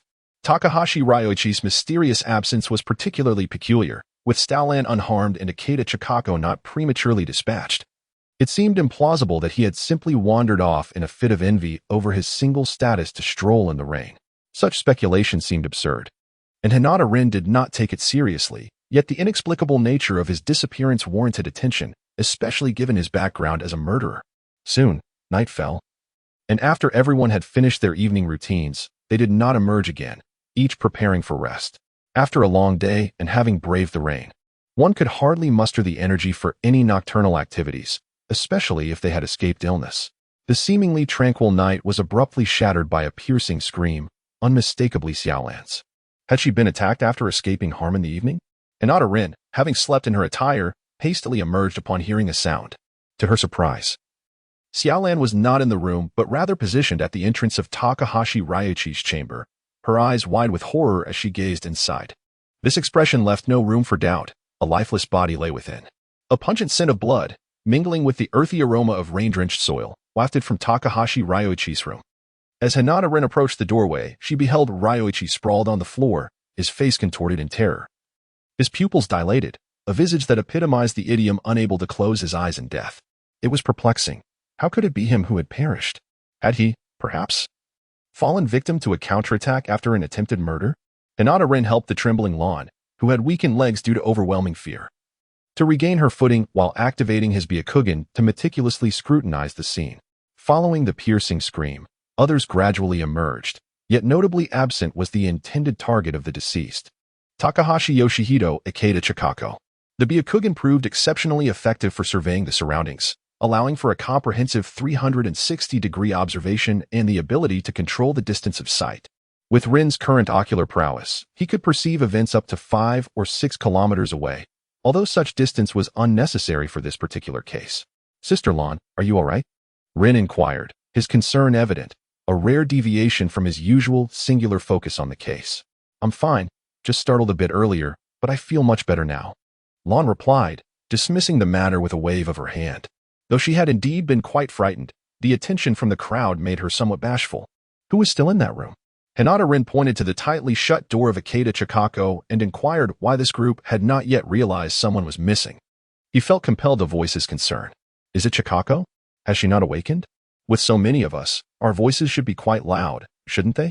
At this moment, it was evident that everyone else had not yet grasped the gravity of the situation, except for Conan, who, after Hinata Rin's reminder, rushed to the door of Ikeda Chikako. He first crouched down to activate the switch on his Kagaku foot strength device and then delivered a powerful kick to the door. Surprisingly, whether due to the age of the Suzuki family's villa or the remarkable efficacy of the Kagaku device, the door swung open with that single forceful blow. Hinata Rin was quite taken aback. He was already prepared to offer assistance. When the door swung open, the room revealed itself to be utterly vacant, with the bed appearing just as it had at the outset, were it not for a woman's coat draped over the back of a chair. One could scarcely discern any signs of occupancy. It seemed that the occupant had ventured out during the night and had yet to return. Conan extended his hand towards the bed, finding it notably cold, the sheets impeccably arranged. Given Ikeda Chikako's nature, one would not expect such meticulousness. It was evident that the bed had remained undisturbed. "Please refrain from entering. This area has now become a crime scene. The perpetrator might still be in the vicinity, and any individual who wanders off could be in peril. Therefore, I kindly ask everyone to proceed to the hall. Rin, could you please contact the authorities?" Conan instructed with calm precision. Observing that even a 7-year-old child could maintain such composure, the adults felt somewhat overdramatic in their reactions. For the first time, Hinata Rin took on the task of reporting an emergency. However, before proceeding, he advised those present, "I suggest you step outside to inspect the suspension bridge. If the perpetrator truly intends to continue their nefarious actions, merely destroying the bridge would isolate us from the outside world." Earlier, while observing the scene with a critical eye, Rin had noted the precarious location of the villa, perched near a cliff with only a solitary suspension bridge connecting it to the outside. It would not take a seasoned criminal. Even a mischievous child with ill intentions might be tempted to exploit such a vulnerability. Upon hearing this, the others were taken aback and hurried to the entrance, peering through the window. Indeed, the bridge had been damaged, severed at a point opposite the villa's entrance. This indicated that, unless the assailant had sprouted wings, they were likely not within the villa or even in its vicinity. This was infuriating. It appeared the culprit did indeed wish to trap them here. But the cutting of the bridge from the opposite side raised a question. Could it be that the assailant approached from below the mountain? Conan also picked up on this detail, resting his chin on his hand as he articulated his conjecture. Could it be that bandaged figure? At this point, Ran had regained her composure. As a woman often ensnared by the aura of death, she had encountered more unsettling scenes than the average person. Had it not been for the unique circumstances of the night and the sudden realization of the situation, she would not have been so thoroughly frightened. It is possible. I recall that bandaged figure wielded an axe. However, the damage to the bridge occurred at the other end, making it impossible to assess the specifics and draw any definitive conclusions. Conan, having completed his habitual analysis, looked up to find everyone staring at him intently and suddenly realized he might have overdone it. With a childlike smile, he sought refuge behind Uncle Mori's presence. The police have been notified. However, they mentioned that the helicopter will not be able to arrive until morning, as it is not advisable to fly at night. Hinata Rin set down his phone, having expended some effort to elucidate matters to the person on the other end of the line. If it were the ever-vigilant Ran who had made the call, she would likely have transferred it to Officer Megur in mere moments. It is rather peculiar, considering that it was nearly 1 in the morning, and Officer Megur appeared to be still on duty. The life of a police officer is undoubtedly arduous, often demanding late-night shifts. Even with the aid of a detective's prowess, the time to resolve cases is still constrained to the same day. Yet the reports must be meticulously crafted, and all manner of tedious procedures must be followed. As crime rates rise, so too does the workload. In contrast, he mused that he would prefer to pursue a career in medicine, where the most he might face would be the occasional malpractice dispute escalating to a homicide. Such matters would not be particularly daunting for him. Being a police officer, however, is an entirely different ordeal. Within just 6 months, one could encounter hundreds of cases, averaging 2 to 3 incidents daily, if not more. The mere thought of the exhaustion from responding to calls is terrifying. In the blink of an eye, Conan had already ascended to the upper floor, likely intent on investigating the scene further. At this moment, Rand seemed to have activated some sort of intuition, instinctively searching for Conan's whereabouts. "I shall go find him." He mentioned something was left in the room. "You should remain in the lobby for now. In a few hours, the sun will rise, and the police will arrive," she suggested. It was evident that Rand was hesitant to venture upstairs.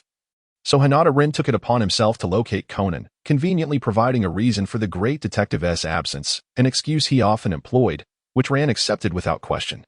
Meanwhile, Ayako Suzuki had begun preparing coffee for everyone, evidently bracing for a long night ahead. After such an incident, it was likely that few could find solace in sleep. Hinata Rin treaded lightly as she ascended to the second floor. Takahashi Ryoichi's room occupied a central position in the corridor and was the only room with its door ajar at that moment. Indeed, Conan was inside. She observed him carefully examining something he had picked up from beside the deceased, using a handkerchief in the moonlight to scrutinize it closely. Suddenly, the room's light flicked on with a soft click, startling Conan, who turned to find Rin, and he exhaled in relief. "Brother Rin, do you always ascend the stairs in silence? If you had nothing to conceal, you wouldn't have been startled. What have you discovered?" This unfolding scenario was entirely new to Hinata Rin. Thus, although she maintained a facade of calmness, a flicker of curiosity stirred within her, prompting her to follow and ascertain the situation. What Conan had just retrieved was a dried leaf, which had been pressed under Takahashi Ryoichi's body, fortunately resting only upon his shoulder. Otherwise, given Conan's petite stature, extracting it would have proved quite challenging. "Brother Rin, observe how this leaf is completely dry," indicating it must have been on the deceased for quite some time. Moreover, it has been raining since this evening, which implies. Conan intended to maintain an air of mystery, but Rin, lacking the patience for such theatrics, swiftly unraveled the enigma. "Takahashi Ryoichi must be the bandaged figure we encountered on the suspension bridge. Am I correct?" "Indeed, you are correct. I previously inquired with Sister Ayako. She mentioned that Takahashi had remained within the villa. Aside from the roof's repairs, he has not ventured outside. I just checked, and there are no leaves on the roof. Therefore, it is evident that Takahashi Ryoichi must have gone out this afternoon, unbeknownst to anyone." Although Hinata Rin did not actively engage in the discussion, it did not dampen the great detective's enthusiasm for exposition. When faced with a case or discussing his idol, Sherlock Holmes, he transformed into an unrelenting chatterbox, often to the point of being exceedingly irritating. Moreover, Takahashi Ryoichi's physique seemed inconsistent. His abdomen appeared to be a disguise, suggesting that his true form was of a more standard build. Hinata Rin pointed out this detail, subsequently lifting the deceased's upper garments to reveal a false abdomen concealing his true physique. It struck him as peculiar. Why would he go to such lengths to disguise his actual form? Did he harbor ulterior motives for his visit to the villa? Conan pondered deeply. This revelation seemingly further corroborated the notion that Takahashi Ryoichi's demise was indeed extraordinary. Moreover, he was not the sole individual of concern. Ikeda Chikako was also missing, with the timeline of her disappearance remaining a mystery. Hinata Rin descended the stairs, deep in thought alongside Conan, realizing that remaining at the scene would yield little insight. There were no traces of the murder weapon, and the situation did not constitute a locked room mystery. Under such circumstances, fixating on the scene seemed futile. As they reached the bottom, they encountered a heated argument between Kakuya Hiroki and Oda Masaru at the entrance. The commotion was quite loud, evidently concerning the disappearance of Ikeda Chikako. While they had been upstairs, Suzuki Ayako and the others had thoroughly searched the villa. Yet they still found no sign of Ikeda Chikako. At that moment, Kakuya Hiroki suggested venturing into the forest to search for her. A proposal met with staunch opposition from Oda Masaru. From a rational perspective, Oda Masaru's stance was indeed justified. After all, the suspension bridge had just been damaged. Although the destruction was on the opposite side of the cliff, there was no guarantee that other assailants were not lurking nearby, especially at this hour. In such an environment, it was evidently not an opportune time to search for someone. However, emotions are not easily swayed by reason. Judging by Kakuya Hiroki's red-rimmed eyes and his desperate demeanor, he clearly held a deep concern for Ikeda Chikako. As the situation escalated, Suzuki Ayako struggled to contain the two men, and suddenly, Hinata Rin interjected, "Mr. Kakuya, where do you intend to dispose of the murder weapon? The cliff at the entrance may be appealing, but it is too close to the villa and easily discovered. The forest behind would be a more suitable option. Who knows, we might also find the missing Miss Ikeda, wouldn't you agree?" Upon hearing her words, everyone in the hall turned their attention to Kakuya Hiroki. Regardless of the veracity of Hinata Rin's statement, the implication was significant. Her tone, albeit somewhat sardonic, pointedly accused Kakuya Hiroki of being the murderer. What sort of jest is this? How could I possibly dispose of any murder weapon? This is absurd. Kakuya Hiroki replied with a forced laugh, clearly caught off guard by the direct accusation. This reaction suggested that if he had committed murder, it was more impulsive than premeditated. He had not adequately prepared himself, unlike Takahashi Ryoichi, who had been ready to kill but was now on the run with the victim's head in his arms. Nonetheless, it appeared that few individuals possess such psychological resilience. Are you planning to retrieve it yourself, or shall I search you? It must be hidden within your hood. Am I correct? Hinata Rin's assured tone and composed demeanor prompted everyone to instinctively turn their gaze towards Kakutani Hiroki, or more precisely, towards his hood. Due to the ongoing search for the missing Ikeda Chikako, Kakutani was clad in a black raincoat, the hood large and thick, specifically designed to shield against the rain. Under normal circumstances, no one would pay attention to what might be concealed beneath such a hood. Have you been discovered? How did you figure it out? With no way to deny the situation, Kakutani let out a deep sigh.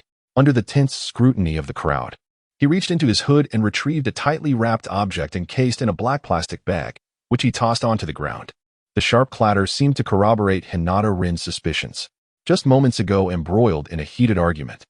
Oda Masaru now bore a look of incredulity as he hurriedly unwrapped the black bag, revealing a bloodied kitchen knife. Kakutani, did you really kill Takahashi? Oda Masaru demanded. Despite their recent quarrel, after all, they were university classmates in the same club, making such a revelation somewhat difficult to comprehend. Kakutani Hiroki offered a wry smile, providing no explanation, and stood there vacantly in the center of the hall. The atmosphere grew tense and stagnant. While Conan regarded Hinata Rin with a mix of suspicion and curiosity, pondering how she had discerned the weapon concealed by Kakutani Hiroki, determined to safeguard her tranquil life. Hinata Rin had no intention of revealing the secret of her bloodline limit and paid no heed to the detective's probing gaze. Instead, she continued addressing Kakutani Hiroki. You may only be considered an accomplice. The true perpetrator must be the missing Ikeda Chikako. However, you cannot escape the charges of tampering with the scene and mutilating the body. There was no one else. I had a quarrel with Takahashi and accidentally killed him. Ikeda Chikako had nothing to do with it. Perhaps due to the exposure of his crime, Kakutani Hiroki appeared oddly calm, showing no emotional reaction even as Hinata Rin suggested Ikeda Chikako was the murderer. He merely countered with a bland rebuttal. This display of composure was somewhat inconsistent with his earlier reckless behavior. You need not rush to take the blame. I am fully aware of the sequence of events. Neither you nor Ikeda Chikako will evade justice. Upon concluding her statement, Hinata Rin retrieved an evidence bag from her pocket, containing a note inscribed with writing. The note detailed the circumstances under which Takahashi Ryoichi arranged a clandestine meeting with Ikeda Chikako under the pretext of discussing the suicide incident.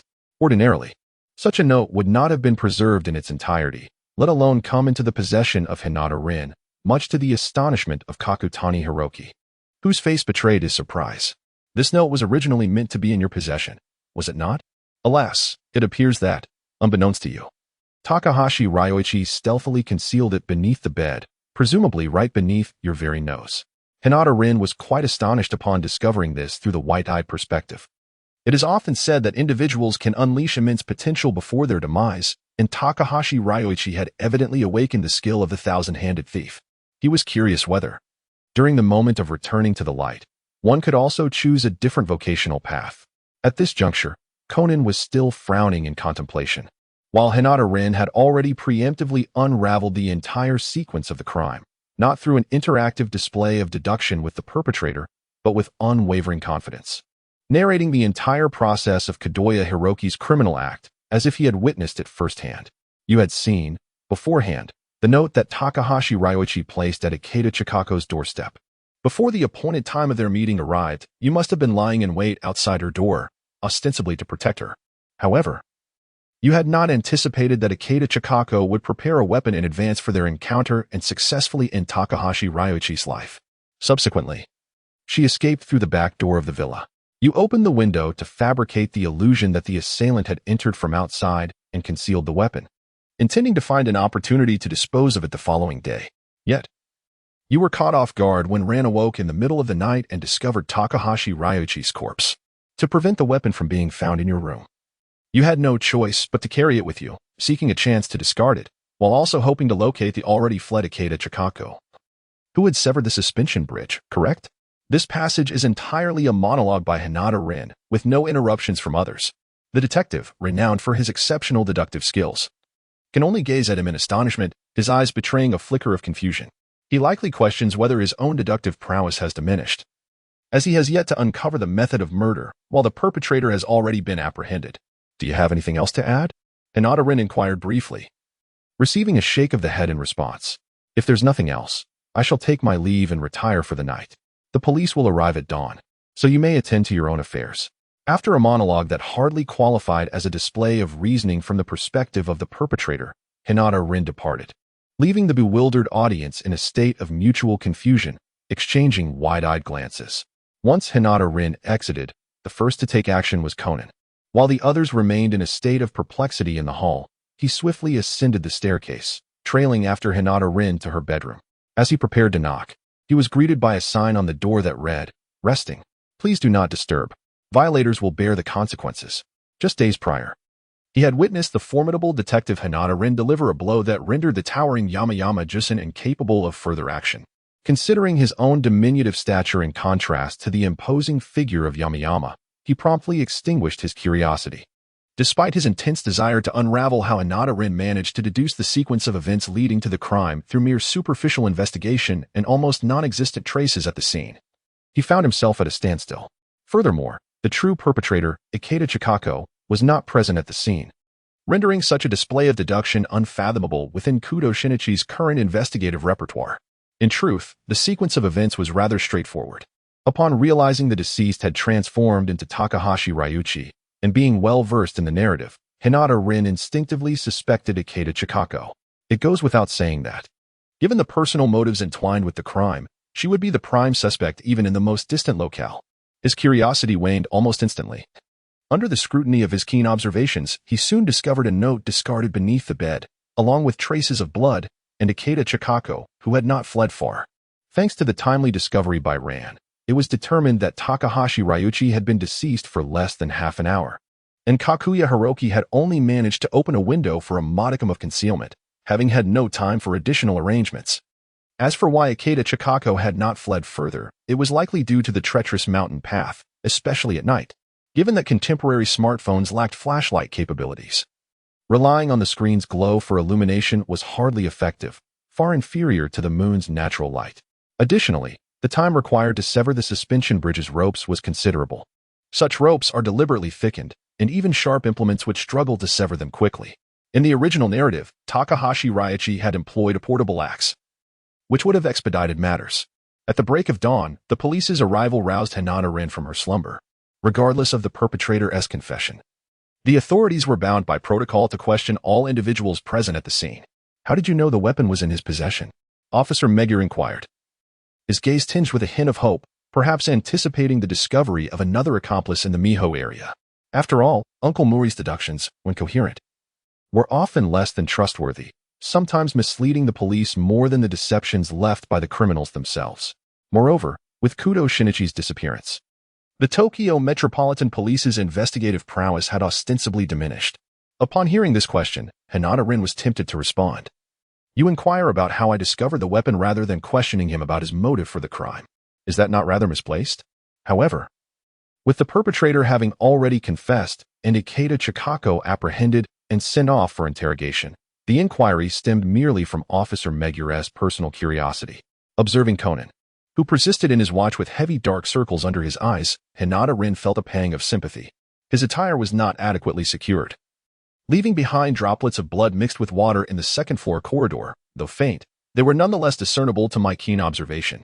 Hinata Rin was not merely spouting nonsense. He indeed directed Officer Megure to a drop of blood, so faint it was nearly imperceptible to the naked eye, located near the boundary of Takahashi Ryuichi's door.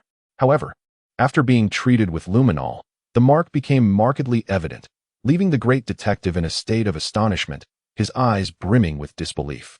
Typically, he was the foremost discoverer of various clues, yet this time it felt as though he was being led by the nose at every turn. Moreover, the mere presence of such evidence raised questions about whether Hinata Rin was truly human. At that moment, Conan harbored profound doubts regarding Hinata Rin's classification of species. Well, this individual was no longer questioning his own deductive prowess. The great detective was simply that self-assured. So, how did you arrive at your deduction? Officer Megier inquired, displaying a relentless curiosity. Hinata Rin waved his hand dismissively, stating, "What I did cannot be termed deduction. It was merely a reverse reasoning process after knowing the outcome. It is more reasonable to think from the perspective of the perpetrator. Thus, I mentioned it, and the criminal did not refute it. It was as simple as that." Hinata Rin spoke with an air of nonchalance, yet those present found themselves bewildered. Unlike the clarity that typically accompanied past cases, this time, despite the established motives for murder and the confession of the perpetrator, there lingered an ineffable sense of incompleteness. Observing that Officer Makuru had ceased his inquiries, Hinata Rin turned and descended the stairs to partake in breakfast. After stifling a yawn, he resolved to catch up on sleep later. Feeling he had perhaps spoken too much the previous day, thus squandering precious rest time. After identifying the murder weapon, one would expect the case to reach its conclusion. In such circumstances, it should be Hiroki Kakutani who provides explanations, not him. If the other party could clarify how they managed to conceal the murder weapon at the crime scene without arousing suspicion, Hinata Rin would be compelled to admire their ingenuity. It would be akin to an escape from prison in terms of difficulty. Moreover, the knife bore not only the DNA of the victim, Takahashi Ryoichi, but also that of Ikeda Chikako, along with indistinct fingerprints likely acquired during a struggle. Bloodstains are notoriously difficult to eliminate. And even if one believes they have succeeded in washing them away, a spray of luminol would reveal their presence anew. With these two pieces of evidence, a definitive conclusion was all but assured. Fortunately, Officer Makuru was not a detective. His curiosity stemmed from a personal perspective rather than a professional one. The lack of precise, detailed answers mattered little to him. His duty was to solve the case, not to spectate a display of deduction. With the evidence and the perpetrator in custody, it was nearly time to wrap things up, though he would need to ponder carefully how to compose his report. Officer Makuru's standard issue equipment included a recording function, which served both to document the scene and to prevent the suspect from later denying their statements. Additionally, it was intended to capture the detective's reasoning, which could be transcribed into the report with minor embellishments to highlight the police's pivotal role. Now that the deductive performance was over, he would have to devise his own method of articulating the case details. Perhaps he could enlist Shiratori's assistance later on. After all, in the bustling streets of Tokyo, one could easily inquire to discover who held sway. In the vast expanse of the city, though not universally acknowledged, he had numerous acquaintances in the Mahanko district, and their numbers appeared to be on the rise. Thus, Hinata Rin experienced the sensation of a police helicopter ride, the pilot exhibiting commendable skill, rendering the journey remarkably smooth. Meanwhile, the great detective sat beside him, deep in thought, furrowing his brow, seemingly unaffected by the turbulence. As for him and Ran, their physical prowess was undeniably exceptional. But Conan, who had been an ordinary high school student before his transformation, now seemed to embody untold potential within his diminutive frame. If life could be likened to a resilient cockroach, then the miraculous feats attributed to Conan were a testament to his extraordinary capabilities, achieved through his small stature.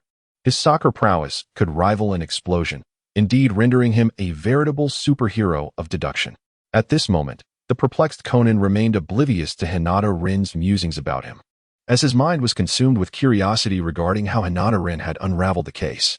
This child was indeed fixating on a narrow perspective. Who said that solving a case required the accumulation of clues to deliver a decisive blow that would compel the perpetrator to confess? Was it not permissible to exploit extraordinary means, to utilize a form of insight that would pinpoint the evidence of the crime, thereby eliminating the need for further explanations to the criminal? Clearly, the great detective was not only entrenched in his narrow focus, but was also unwavering in his persistence. After finally emerging from the depths of the forest and completing his statement at the police headquarters, Hinata Rin felt an urgent need for a midday rest. Fortuitously, the precinct had provided them with lunch, and neither he nor Ran had the inclination to prepare a meal. Just as he secured the door and prepared to sleep, a low knock resonated from outside. He knew it was undoubtedly Conan, as he could discern the distinct sound of the knock. One was firm, while the other was softer. "Come in," he called. Hinata Rin genuinely wished for the great detective to continue his inquiries. After all, he was unperturbed by noise during his slumber. However, Mindful of the detective's inquisitive nature, she ultimately decided against that notion. Rin and may I pose a question to you? Conan inquired. His face adorned with an expression of curiosity, his demeanor quite humble. Yet, for a child of his age, this was not unusual. The detective himself was indifferent to such trivialities, and naturally, Rin did not feel the need to be embarrassed on his behalf. Whatever the question may be, please, do share, she encouraged. Rin stifled a yawn, his routine generally quite regular, although he was not incapable of staying up late. Such an abrupt change left him feeling somewhat out of sorts psychologically.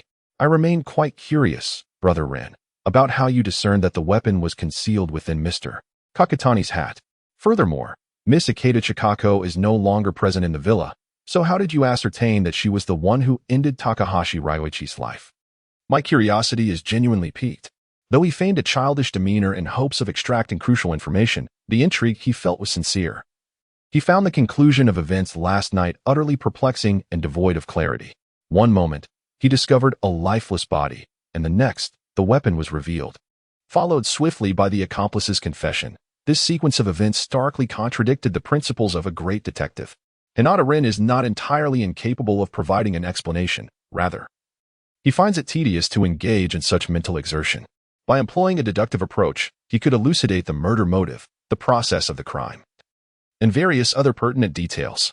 Moreover, as illustrated in the realm of Conan, the evidence discovered is often insufficient to account for the entirety of the circumstances.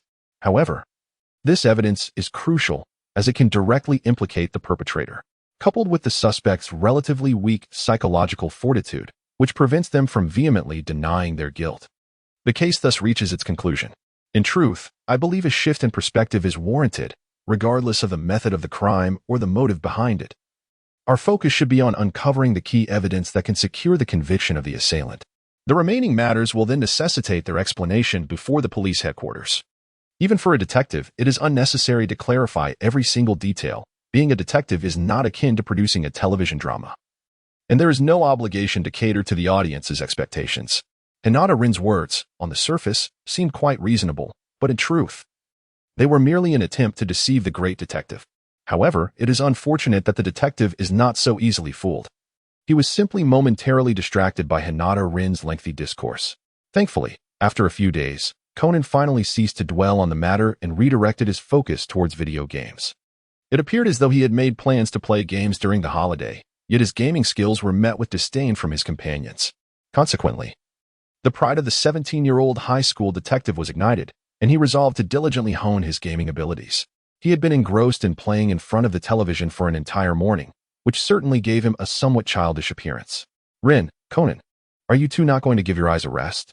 Staring at the television for so long is quite taxing on the eyes, Xiaolin admonished, her hands on her hips, as if these two were on the verge of becoming gaming addicts. I could take a break. But it seems Conan is rather unwilling to do so.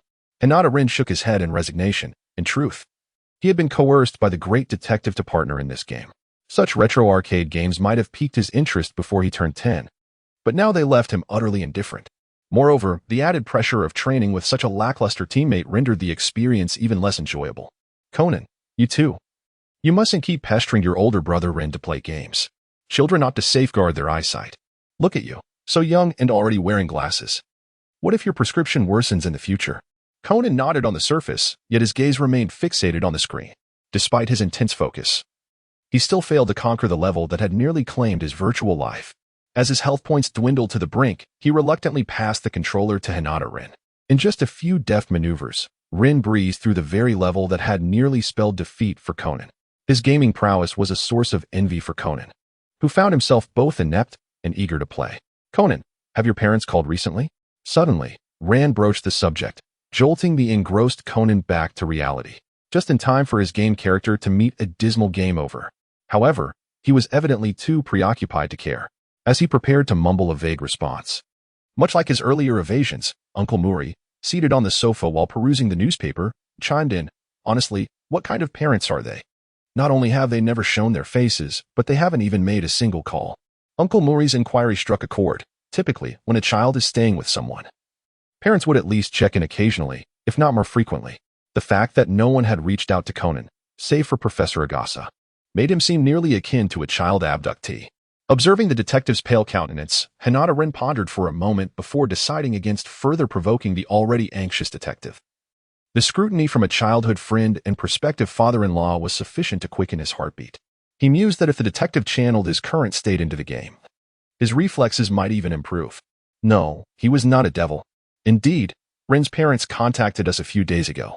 How could Conan's parents completely vanish? It's utterly irresponsible. Ran exclaimed, her indignation palpable. In the original narrative, her emotions had not been so fervent. After all, she didn't perceive Conan as a burden, though Uncle Mori felt the weight of the situation more acutely. However, now, in light of Hinata-rin's comparison, the detective's predicament appeared even more dire. In truth, had the detective not been so absorbed in his gameplay and displayed a hint of disappointment, he might have managed to conceal the situation for a few more days. Eventually, the students would return to school and the working class to their jobs, allowing this matter to fade from memory. Rin, do you think Conan has been feeling down these past few days? Ran inquired, sensing that something was amiss with Conan's emotional state. Hinata-rin cast a helpless glance at the recently troublesome ally, recognizing that anyone with eyes could see how excessively he was enjoying himself. It would be more prudent to rely on divine intervention to conjure up some temporary parents for him. After all, as a child of the world, such treatment should be his due. Suddenly, amidst the detective's bafflement, the doorbell rang downstairs. Xiaolan dashed to open the door and then joyfully exclaimed to Conan, "She's here. Your mother has arrived." As the door to the second-floor living room swung open, a middle-aged woman with a plump figure, wearing glasses and sporting short hair, appeared. With a warm smile, she approached Conan and said, "You must be feeling quite lonely all by yourself. Don't worry, come home with Mommy." While speaking, she bent down and embraced Conan, who wore an incredulous expression as if to say, "Can it be that heaven truly sent me a mother?" He then wriggled out of her grasp in a flurry, his eyes reflecting sheer terror, as if he had encountered a member of the Black Organization. Meanwhile, Hinata-rin was thoroughly entertained, recalling the plot that had unfolded earlier that morning when Uncle Mori and Xiaolan had performed this familiar act.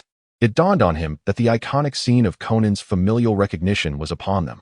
Little did he know that it was his real mother in disguise, and he initially thought she might be a trafficker. However, it must be noted that a mere actor could hardly outshine a seasoned performer. With Conan feeling guilty, he dared not exhibit too much of his true self, lest his identity be revealed. Thus, the great detective found himself being led away by a woman claiming to be Idagawa Rumi, all beneath the watchful eyes of his childhood friend and future father-in-law. Hinata-rin witnessed the entire event from the sidelines, during which she received several imploring glances from the great detective seeking assistance. Throughout these days as temporary roommates and gaming partners, Hinata-rin found her interactions with the detective to be quite agreeable. The detective, in her presence, appeared to be rather unrestrained, hardly concealing her eccentricities. Hinata-rin was no longer inclined to delve into the depths of matters, let alone unravel the secrets of Conan. He had watched the iconic scene where a certain white-haired man forcefully administered medication to Conan countless times during his childhood. Moreover, he felt the need to maintain a fade in front of Ran and the uncle. Consequently, the majority of the detective's imploring glances were directed at him. However, it was unfortunate that, rather than rescuing a kidnapped child, he was currently more captivated by the unfolding drama. Furthermore, given that the Kudo couple had not seen their son for an extended period and had painstakingly concocted this heartwarming and educational familial drama, it would be rather impolite for him to intervene midway. Although it could be said that the protagonist, Idagawa Conan, might not appreciate this interference. Uncle Mori and Conan accompanied him downstairs, but Ran was genuinely reluctant to part ways. After all, they had spent so much time together, and she had been the one to bring him home. There was an undeniable bond formed. Uncle Mori's intentions were quite transparent.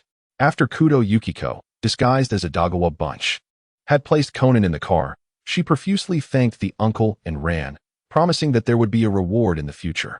Typically, the expected response in such a situation would be one of humility, coupled with praise for Conan's maturity and thoughtfulness, reflecting the conventional social etiquette in both China and Japan.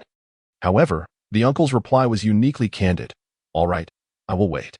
Such a straightforward expression nearly disrupted the melancholic atmosphere that Ran had been cultivating as she contemplated their impending separation.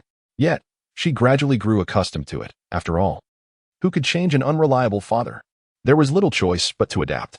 Thus, Hinata-rin stood alongside the uncle and Ran at the roadside, bidding farewell as Idagawa Bunch's car receded into the distance. Conan, in a display of reluctance, clung to the window, watching them, which tugged at Rand's heartstrings. This is the nature of humanity. Just moments ago, Rand had been questioning why Conan's parents had not been in contact. Yet now, upon witnessing Conan's departure, she could not help but feel a profound sorrow. Hinata Rin found herself somewhat relaxed after spending the entire morning playing games with her clumsy teammate. Not only did it exhaust her physically, but it also drained her mentally. Finally, she thought she could catch a break. However, much to her disappointment, her respite was short-lived. Conan, ever the opportunist, seized the moment to call for help. He certainly wouldn't dare to contact the Mori Detective Agency directly, fearing that exposure would jeopardize the situation. In contrast, Rin seemed to harbor some suspicions about herself, yet lacked genuine interest in the matter. These past few days had not been merely a carefree indulgence for her. She had been subtly probing into various aspects while avoiding any scrutiny from Ran. The brilliant detective's sharp intellect often allowed him to maintain an advantageous position. Considering the urgency of the situation, Conan resolved to disclose part of the truth to Rin in hopes of extricating himself from his predicament. His tone was laced with tension as he spoke, prompting Rin to suppress her awareness of the familial antics at play. She understood that appearing too indifferent might risk Conan's insight into her true feelings. His intelligence and observational skills were indeed remarkable, and he, too, harbored many secrets, necessitating a cautious approach to prevent revealing any vulnerabilities. Rin, he began, I find myself in a rather urgent situation and cannot reach out to Ran and the others. I must tell you that the person who just picked me up is not my mother. In fact, I do not know her at all. However, I suspect she may be affiliated with a nefarious organization, and I have gathered some clues regarding this.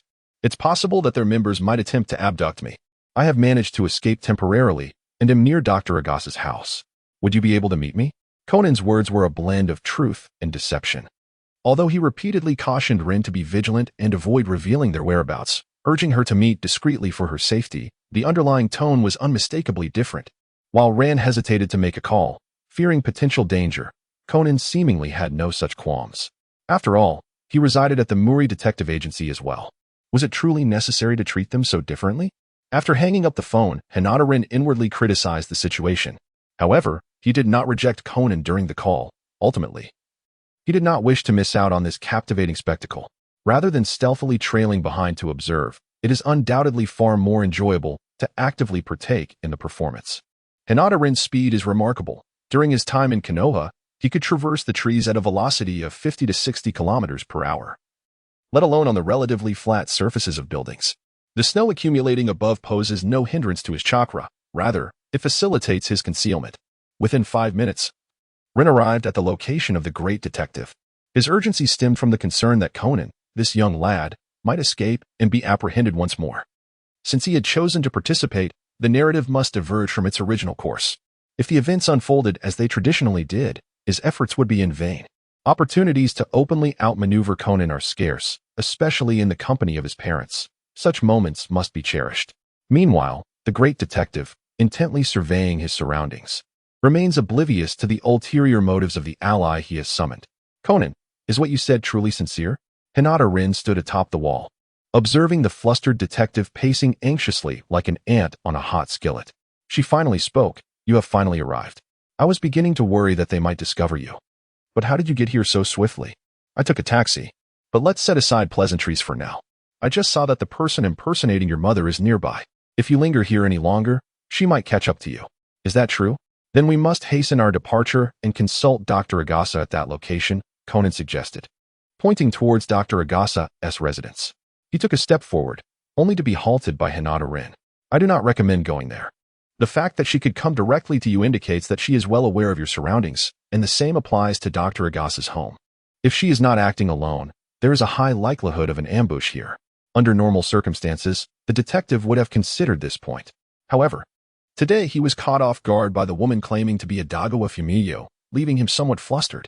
Indeed, you are correct, but where else can I go now?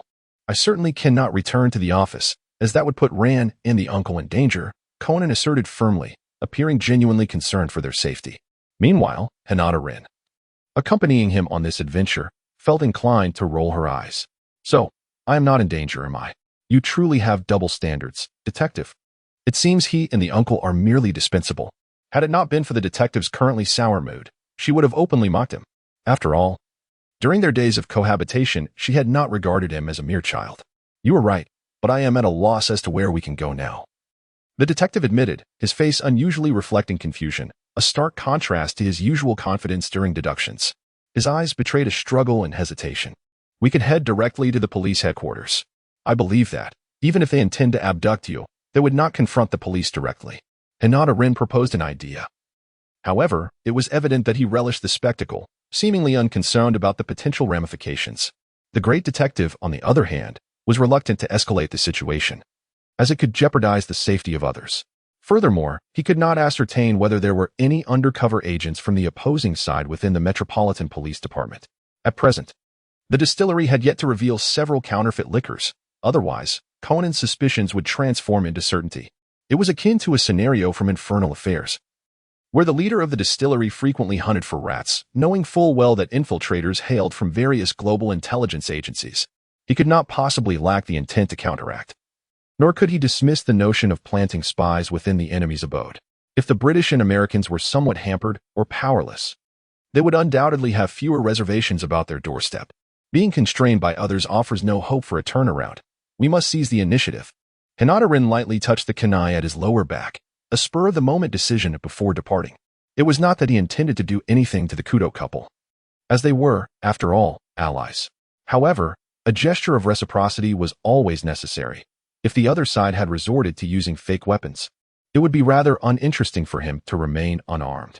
Are you suggesting we trace back to locate the enemy's stronghold? Conan grappled internally with this notion. He was not yet prepared to disclose the truth to Hinata Rin, primarily due to his uncertainty about whether the latter could be trusted to keep the secret. It was not a matter of distrust. Rather, there was a significant distance between them, as they had been complete strangers prior to his transformation. However, Ran was undeniably Hinata Rin's cousin, and the idea of enlisting Hinata Rin's helped to keep this from her filled the great detective with apprehension. Nevertheless, he found himself intrigued by Hinata Rin's proposal. Remaining passive was certainly not a viable option. Taking the initiative was essential. Yet, this would require him to reveal the truth to Hinata Rin. After much deliberation, the great detective ultimately chose to be forthright. Since he had sought assistance, it was only right that he did not keep the other party in the dark. In a concise manner, he conveyed the circumstances surrounding his predicament, which, while not overly complicated, yielded unexpectedly significant consequences. Do you have any questions? 5 minutes later, the great detective had laid bare the entire sequence of events, making Hinata Rin the first person privy to Conan's secret, aside from Professor Agasa and his parents. This was no ordinary substance. It pertained to the phenomenon of reversing aging, suggesting that this organization had grand ambitions. Hinata Rin maintained a composed demeanor, showing little inclination to feign astonishment. He was not inherently an expressive individual. Are you not surprised or bewildered by this situation? Although the timing may not be ideal, he felt a twinge of dissatisfaction at not witnessing a look of utter shock on Hinata Rin's face, which was typically devoid of strong emotions. His experiences were nothing short of legendary. One could imagine that if Xiaolan were to hear about them, she might very well faint. Of course, this was not a matter of schadenfreude, but rather an acknowledgement of the extraordinary nature of the events. Yet, observing Hinata Rin's expression, it seemed as though he were merely recounting a mundane occurrence, which left him feeling rather unaccomplished. Do you truly believe this is a moment for surprise? Hinata Rin silently gave the detective an exasperated glance, though the other party was oblivious to it. The members of the Hinata family possess a certain inconvenience. They can cast a sidelong glance without others perceiving it, which diminishes the joy of emotional expression. Well, indeed, this is not the appropriate moment. I concur with your assertion of transforming passivity into proactivity. However, the crux of the issue lies in our utter ignorance of the circumstances over there. We are even oblivious to whether they belong to the Black Organization. This time, the great detective was caught off guard, and he has engaged in introspection. His excessive indulgence in a tranquil life has resulted in a loss of the vigilance that is essential. Furthermore, the uncle's lack of notoriety has led to an insufficient number of cases, rendering him incapable of gathering useful clues. If he can navigate through this difficult period safely, Conan is determined to seek an opportunity to enhance the uncle's reputation, thereby elevating the case resolution rate and facilitating the timely acquisition of intelligence pertaining to the Black Organization. It is merely that Hinata Rin remains unaware of the detective's inner thoughts. Otherwise, he would undoubtedly quip, "Spare us from Mahanmiki." The current crime rate is already on the verge of setting a world Guinness record. If you exert any more effort, we shall not be far from the brink of extinction. Have you ever heard the ancient Chinese saying? Hinata Rin's inquiry caused the great detective to furrow his brow. At this critical juncture, he was far from inclined to engage in any riddle games. To venture into the tiger's den is to seize its cubs. The detective initially reacted. Then his expression transformed into his signature crescent-eyed gaze. His extensive reservoir of knowledge allowed him to comprehend the implication of the statement, which essentially urged him to walk into a trap. After all, he had narrowly escaped with his life. Why would he foolishly return to danger? 10 minutes later, Hinata Rin watched as the detective, rendered unconscious and bound by his own mother, was taken away. He couldn't help but reflect on the theatricality of the family. They certainly went to great lengths to amuse their son, even resorting to inhalation anesthetics without concern for the dosage affecting his mind. One could only say that high intelligence breeds fearlessness.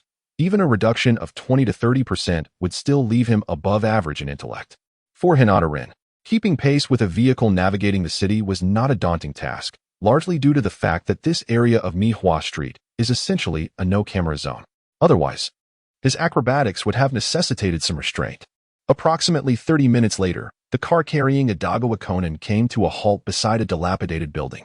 This was likely the backdrop prepared by the Kudo couple for their little performance, and it indeed bore a striking resemblance to the intended scenario. Hinata Rin swiftly ascended to the rooftop. Chakra, after all, facilitates not only tree climbing but also scaling buildings with ease. At this distance, he couldn't quite discern the conversation between the Kudo couple, yet it mattered little. With his Byakugan activated, he possessed an intimate understanding of the situation within, rendering any risk of exposure impossible. Awaken, do not slumber any longer. Soon they shall prepare to dissect you. Hinata Rin stealthily entered the small room where Conan was confined, attempting to rouse the slumbering youth. At this hour, the Kudo couple had retired for the night, seemingly having accurately gauged the dosage of the anesthetic. Now indulging in a restorative slumber, likely to gather strength for the impending events. Where am I at this moment? Awakening Conan proved to be a trivial task. He merely appeared dazed for a few seconds before realizing his predicament, suggesting that the anesthetic had yet to impair his cognitive faculties. A fortunate turn of events. This must be the lair of the group that abducted you. Aside from the woman who claims to be your mother, there is also a peculiar man donned in a mask and cloak, resembling a figure from a cosplay. Observing their interaction, it seems that this strange man is the one wielding authority in this place. Hinata Rin was elucidating the situation to Conan, who had, this time, truly harnessed the potential of his Byakugan, fulfilling the role of a reconnaissance soldier. The masked figure adorned in a cloak presented quite the peculiar sight. However, it is not uncommon for individuals affiliated with criminal organizations to possess unconventional thought processes, perhaps even harboring psychological afflictions, rendering their eccentric attire wholly normal. One could easily discern the detective's palpable frustration as he speculated with the utmost malice upon his own parents. This maneuver, undoubtedly, would result in a self-inflicted wound while attempting to harm the enemy. Can you subdue these two individuals? Conan inquired, contemplating how to adeptly resolve the imminent crisis and swiftly return to the side of his childhood companion. Indeed, when juxtaposed with his parents, his childhood friend held greater significance. Such was his decision. That poses no problem, but are you certain you wish to proceed in this manner? Have you considered the merits of a more patient approach to ensnare a larger prize? Hinata Rin suggested tentatively. Of course, this was merely a suggestion. Considering they were the biological parents of the great detective, it would be inappropriate to jest excessively. At present, I am entirely oblivious to the true circumstances of that organization. Even if we were to fish for information about the two individuals, the lack of understanding could easily lead to unforeseen complications. There is an ancient Chinese proverb that states, "Better to have one bird in the hand than 1,000 in the forest." I believe it would be more prudent to seek a breakthrough through these two individuals first. Very well, I shall proceed now. You may accompany me. After all, subduing these two should not pose much difficulty, so feel free to ask any questions directly. Conan nodded, having somewhat regained his composure, and followed behind Hinata Rin as they exited. Before Hinata Rin entered the room, the great detective took a moment to scour the area. And indeed, he discovered the handkerchief that had been used to incapacitate him. He gestured with his eyes for Hinata Rin to use it. But she shook her head in refusal. Goodness, if that were to be utilized, the subsequent encounter with his parents would be exceedingly awkward, transforming into an embarrassing display of familial affection. Nevertheless, The actions he was about to undertake would likely render the atmosphere within this family equally uncomfortable, which was of little consequence. Those who seek to deceive others often find themselves ensnared in their own traps. Hinata Rin quietly pushed the door open, moving with such grace that no sound escaped her presence. As an elite ninja seasoned in numerous infiltration missions, she was quite adept at this craft. Though her detective parents were fast asleep, they had not shed their disguises, particularly Kudo Yusaku, who even wore his mask while slumbering. One could only marvel at the dedication of this couple in their efforts to deceive their son. She chose not to use an ether soaked handkerchief, as the dosage might prove insufficient, and even if it were effective, it required several seconds to take effect. The complications of needing to explain should they awaken during that time would render the situation rather troublesome. Therefore, Hinata Rin resorted to a more efficient method. With a series of hand seals, she summoned a slight fluctuation of chakra, causing countless feathers to materialize abruptly in midair, which then cascaded down upon the Kudo couple. This technique was a ninjutsu once employed by Kabuto during Orochimaru's plan to collapse Konoha, a rare and extensive genjutsu known as the nirvana of the feathered sanctuary, capable of inducing a state of unconsciousness upon contact with the feathers. This approach was far superior to the ether handkerchief, devoid of side effects and eliminating the possibility of awakening prematurely unless, of course, the Kudo couple were Jinchuriki. Conan, it's all set. You may enter now. Observing the deeply slumbering Kudo couple, a subtle smile graced Hinata Rin's lips, for the ensuing scene promised to be quite entertaining. Is it truly resolved? How did you manage that? They want to awaken in the interim, will they? Conan cautiously nudged the door open, promptly beginning to assess the condition of the two captives. There exists a possibility of awakening, but I have merely induced a temporary slumber to facilitate their binding momentarily. This is a trivial technique passed down from ancient China. Hardly worth mentioning. Hinata Rin, slightly dismissive, chose to stand aside with crossed arms, observing the unfolding drama. To be honest, the depth of his illusion was not profound, primarily out of consideration for the physical well-being of the Kudo couple. After all, they were devoid of chakra, and engaging earnestly could lead to unintended consequences. His amusement was merely a trivial thought. Clearly, the great detective was too preoccupied with the predicament at hand to indulge his curiosity about Rin. He was now contemplating how to manage the two individuals before him. First, he wished to discern the true appearance of the masked figure, pondering whether this mysterious individual could possibly be someone he recognized. With a growing sense of annoyance towards the masked man, the detective initiated his actions, forming a hypothesis as he did so. However, just as he reached to remove the mask, Kudo Yusaku, sensing an impending crisis, unexpectedly awakened, tapping into his latent potential. This fortuitously led to the creation of a touching scene between father and son. Dad? Yusaku, who had been a fraction too slow to prevent the mask from being removed, could only offer an awkward smile as he gazed at his now diminutive son. Hinata Rin was somewhat astonished, as it seemed that the level of intelligence had a noticeable impact on the resistance to illusions. Perhaps next time, he could conduct an experiment using the great detective to make targeted improvements. While observing the flustered great detective and the Kudo couple, who were embroiled in a stalemate after a failed attempt to take their son out, he contemplated utilizing the great detective as a mere tool. After all, he was destined to serve as a test subject in the future, so adding one more wouldn't be excessive. Is this Hinata's younger brother? Kudo Yukiko, having shed her disguise, revealed an elegant smile that showcased the grace of a top-tier actress. Of course, had it not been for the recent awkward situation, her laughter might have appeared more genuine. Good day, Mrs. Kudo, I am Hinata Rin. I apologize for my rudeness. Although he had always perceived his role in this incident as one of amusement, it was still necessary to exchange pleasantries, considering both of them were technically his elders and acquaintances of Uncle Mori. Moreover, these two were also the future in-laws of his cousin, although it was uncertain whether Uncle Mori acknowledged that. After all, regardless of the circumstances, a father-in-law is seldom amiable towards a suitor eyeing his cherished daughter, especially someone like Uncle Mori. You are too kind. My younger brother Shinichi is rather headstrong, and I appreciate your previous consideration. Meanwhile, Conan was still sulking. The unexpected appearance of his long-absent parents left him feeling rather desolate. It seemed that familial affection was not particularly reliable. He found more warmth in the presence of the somewhat befuddled Uncle Mori. If Professor Agasa had not yet made his entrance, the great detective's heart might have grown even colder. You are too gracious. I have only just learned of Conan's predicament and was unaware of the circumstances prior. I have not been much help, so there is no need for gratitude. One could only say that parental love for their child is profound and far-reaching. Although the Kudo couple's actions appeared somewhat misguided, their intentions were to remind their son to be cautious for his own safety. Thus, in this incident, Hinata Rin, as a staunch supporter of the great detective, naturally received gratitude from the Kudo couple. Regrettably, he did not witness the scene where the great detective expressed his feelings for Ran in front of his parents. After all, he was Ran's cousin and still, ostensibly, a minor. Making such jokes in his presence would be inappropriate.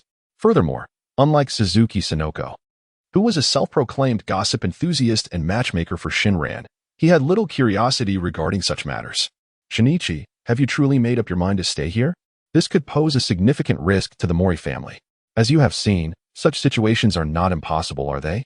Despite having just been throwing a tantrum, Conan seriously articulated his thoughts in response to his father's formal inquiry. The crux of his message was that he would resolve the situation but intended to remain by Ran's side. Of course, in front of Hinata Rin, he could not afford to be so blunt. He still bore some reservations. Although he had confided in Hinata about his circumstances, he perceived his own mental age to be greater than Hinata's, compounded by his innate pride. His previous outburst had already reached its limit. Truth be told, he felt somewhat reckless, having long abandoned any pretense. However, declaring his feelings for Ran was a different matter. He could not express it in a manner that seemed frivolous or childish. Finally, after the Kudo family concluded their activities, dusk was approaching. During this time, Ran had called once to inquire when Hinata Rin would return and what he wished to have for dinner. From the tone on the other end, he could discern that she was burdened with thoughts. It appeared that Conan's departure had significantly impacted her, leaving him uncertain whether her complex emotions stemmed solely from a sense of loss for the boy or if she had recognized his true identity without revealing it. From his observations, he leaned towards the latter, considering that his cousin was merely a 17-year-old girl. Apart from exhibiting a hint of melancholy regarding matters related to Kudo Shinichi, she generally radiated a sunny and lively disposition, not particularly adept at concealing her emotions. May we leave? Hinata Rin reclined on the sofa outside the room, and had it not been for a phone call from Xiaolan, she would likely have drifted into slumber. Yes, I've already spoken with the two of them. For now, I will remain at the Mori Detective Agency. You must promise to keep my secret. Xiaolan cannot know about my transformation for the time being. Conan stated with a grave expression.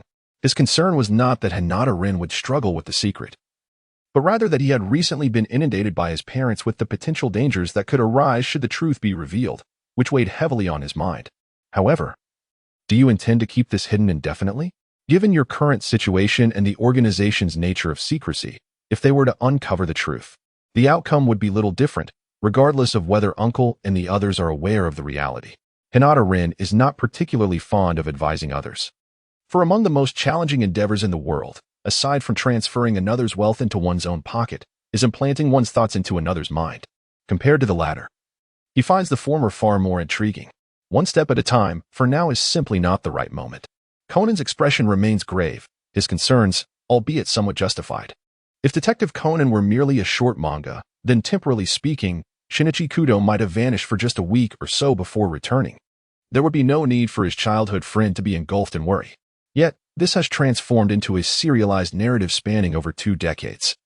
And the plot holes remain irreparable, much like a female protagonist not central to the storyline inevitably facing marginalization.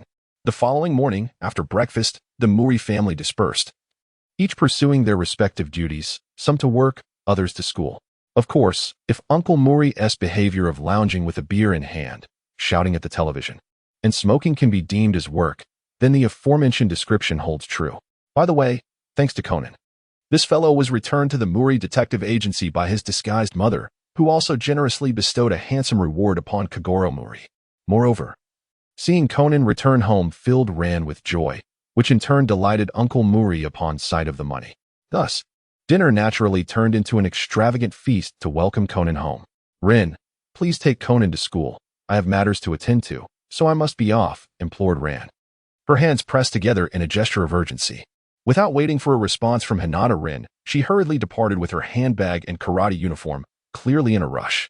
Conan, on the other hand, remained unhurried, leisurely sipping his milk while occasionally casting a forlorn glance at Hinata Rin. The milk was primarily a result of Rin's observation during dinner the previous day, noting that Conan's height was somewhat lacking, even shorter than his elementary school female classmates, and he needed to bolster his nutrition. Coincidentally, Uncle Mori had come into a substantial sum of money, ostensibly for Conan's living expenses. Consequently, with a grand gesture, he ordered milk for the 3 children, 2 older and 1 younger. Hinata Rin never expected to indulge in milk, although he felt indifferent towards it. He did not harbor any aversion, and the same could be said for Xiaolon. However, Conan, perhaps due to the stubborn pride typical of a 17-year-old boy, exhibited a strong resistance to the beverage, requiring coaxing from Xiaolon before he would consent to drink. As for the resentful glint in his eyes, Hinata Rin believed it stemmed not from being compelled to drink milk, but rather from the presence of someone who was aware of his true identity, which made the situation somewhat embarrassing for him when coaxed by Xiaolon. If Hinata were not present, it was likely that he would drink without hesitation. Have you finished? Once you're done, you should leave. Otherwise, you might be late. Hinata Rin leaned against the sofa, scrolling through the news on her phone, and remarked, "You wouldn't expect me to coax you into drinking milk, would you?" As Hinata Rin uttered those words, the detective, visibly displeased, downed the remaining milk and wiped his mouth vigorously with a tissue. It dawned on him that this individual was indeed filled with a morbid sense of humor, and he chided himself for having placed such trust in him. "Come on, it's not like I misled you. Your height is indeed comparable to that of a little girl. Don't you feel the slightest bit anxious about it?" Observing Conan slinging his backpack over his shoulder, Hinata Rin picked up the handbag from the sofa, and they both exited the detective agency in tandem. Let us be real, boys and girls develop at different rates. This scenario is entirely normal. Besides, you're not even as tall as me when I'm at my average height, so how dare you mock me? I'm only 17, there is still plenty of time for growth. Growth should start at a young age, and you rarely have the chance to shrink. So seize this opportunity to bolster your calcium intake. Even if you revert to your original height, you'll still need to grow. Moreover, in 2 years, that little girl will surpass you, and you'll end up at the bottom of the height chart in your young detective team. Won't you? In truth, Hinata Rin made a valid point. However, Conan was evidently unfazed, as he had never contemplated returning from the age of 7 to 17. The experience of childhood friends evolving into mere acquaintances was indeed disheartening. The Mori Detective Agency wasn't too far from Tian Elementary School, and soon they reached their destination. Hinata Rin had to hurry off to school, although he was genuinely tempted to observe how the great detective adeptly navigated the world of elementary students. Such a skill was not trivial. As an overage student, he found it unattainable, and he shared little common ground with the high schoolers entrenched in their late adolescent phase. Fortunately, the academic burden at Titan High had intensified considerably, leaving those aspiring for higher education with no option but to concentrate on their studies. Unlike the middle and primary school students who could roam freely. Yes, this was a direct reference to Conan and his group of young mischief makers. After a full day of classes, the sun was setting as school let out. He had no intention of picking up the elementary students. Instead, he headed straight home. In fact, Conan didn't typically require picking up or dropping off. This morning, Hinata Rin had taken him to school mainly because Ran had promised Conan she would escort him, but the karate club had unexpectedly scheduled extra training. Given the importance of not disappointing a child, she had specifically requested Hinata Rin's assistance with the transportation, demonstrating a commendable educational philosophy that surpassed that of many adults. However, it was somewhat unfortunate that such principles were bestowed upon a faux child like Conan, who consistently feigned cuteness and charm without an ounce of integrity. "Uncle, what would you like for dinner tonight?" Hinata Rin returned home, set her backpack aside, and after a brief wash of her hands, donned an apron before peeking into the kitchen to inquire about the engrossed Kogoro Mori, who was lost in thoughts of Yoko Okino. Tonight, Ran was engaged in additional training with the karate club, leaving dinner in his hands. Curry rice it shall be. It had been quite some time since she last savored it. Spicy curry paired with beer was a delightful prospect, especially with Ran absent tonight, an opportunity not to be missed. Indeed, observing Uncle Mori in his jubilant state, with a grin so wide it seemed his tongue might slip out, Rin could only shake her head in resignation. His demeanor was rather unrestrained. Were it not for Ran's moderating influence, Uncle Mori might very well descend into a life of vagabondage. "I'm home," came Conan's familiar greeting, and Rin glanced over to find him sporting his usual half-moon eyes. Uncle Mori, as if endowed with eyes in the back of his head, swiftly delivered a righteous punch to Conan, before promptly turning back to beam foolishly at Yoko Okino. This prospective father-in-law and son-in-law duo were indeed natural adversaries. Though Conan often bore the brunt of Uncle Mori's antics, he was not one to shy away from deploying his own tranquilizer darts, embodying a relationship defined by love and rivalry. "Conan, come in and help peel the potatoes." "Got it," Conan grumbled, dropping his backpack and trudging into the kitchen, reluctantly beginning his task while nursing the bump on his forehead. This was a habit Rin had recently instilled in Conan. While it was understandable for Uncle Mori to be a slacker given his age, Conan could not simply lounge about waiting for dinner. The value of labor was a lesson to be learned from an early age. After all, elementary school assignments posed little burden for him, likely completed during school hours. Thus, after school, he often found himself sprawled on the sofa, engrossed in detective novels, growing increasingly akin to Uncle Mori. Rather than allowing him to be completely assimilated by Uncle Mori's habits, it was far better for him to assist in the kitchen, a nurturing endeavor for Ran's future husband. Ran would likely be reluctant to take on such a task herself, but Rin felt no such compunction. Directing Conan was simply a matter of course. After all, what future son-in-law has not toiled at the home of his father-in-law, sometimes even partaking in drinks? Given that the great detective lacked the circumstances for such indulgences, a simple kitchen aid was a reasonable enough compromise. Has Ran mentioned when she will return? Queried the detective, perched on a small stool while peeling potatoes. Probably quite late. I plan to deliver dinner to her afterward. Would you like to join me? Of course. Though, honestly, I could manage it alone if you prefer. You've worked hard on the meal, the detective replied, casting a discreet glance at Rin as she prepared the vegetables, feigning empathy. Oh, spare me. If you were to deliver it alone, I doubt Ran would have any appetite, too preoccupied with worrying about you. Moreover, save your breath. I've already made it clear that I harbor no such intentions. Your scheming here is utterly futile. Hinata Rin doesn't even need to open her eyes to perceive that this fellow is stealing glances at her. She is fully aware of his cunning nature. Truly, he lives up to his reputation as the king of jealousy in East Asia, already beginning to harbor secret suspicions. It is hardly surprising, considering that in Japan, cousins may marry, as was humorously suggested during her last encounter with Hyoguri Eri. At that moment, both she and Ran expressed their disinterest in such matters. Conversely, Conan appeared quite agitated, nearly revealing something amiss to Hyoguri Eri. Perhaps this was influenced by Ran's demeanor, as there was no need for her to blush. It was entirely unnecessary. He surmised she might have been reminded of Kudo Shinichi, which is why her cheeks turned crimson. Indeed, young men and women are prone to shyness, a trait he, as an experienced individual, does not possess. Were Sonoko present, she would likely be delighting in the romantic tension, unlike the detective, whose face would not turn an alarming shade of green. Curry rice is relatively uncomplicated to prepare. One merely needs to cook the ingredients in a pot and season it accordingly. Although Hinata Rin seldom cooks, the taste is quite delightful, and both the uncle and Conan enjoyed a hearty portion. Especially Conan, who, despite being stuffed to the brim, insisted on accompanying her, embodying the spirit of relentless pursuit and unyielding jealousy. Hinata Rin shook his head vigorously, expressing his disdain for mere jealousy. What good is it to merely brood? Why not take action instead? He could have spent the time making a few phone calls to Xiaolan. Engaging in heartfelt conversations is undoubtedly a quintessential method for young couples to deepen their affection. It appears he has utterly failed to grasp this essence. Based on yesterday's observations and insights gleaned from the anime, Kudo Yusaku's emotional intelligence and courtship skills far surpass those of his son. Is there truly no inheritance of such traits, or has he simply not awakened to this reality? Yet, that seems implausible from the anime. It is evident that he has long recognized his own feelings for Xiaolan, demonstrating a greater awareness than the naive Hattori Heiji. Can he even move forward now? Hinata Rin cast a skeptical glance at Conan, who had indulged himself today, consuming 2 large bowls of curry rice, second only to Uncle Mori's 5 bowls, while Hinata Rin settled for a modest third. Her lack of enthusiasm for curry rice, coupled with plans for a late-night snack, prompted her to save some space. I'm fine, burp. The great detective's display lacked any semblance of persuasion, but it mattered little. She decided to regard the detective's company as a leisurely stroll to aid digestion. In his previous life, he had never cared for pets, so for now, he would simply treat Conan like a corgi on a walk. Achoo.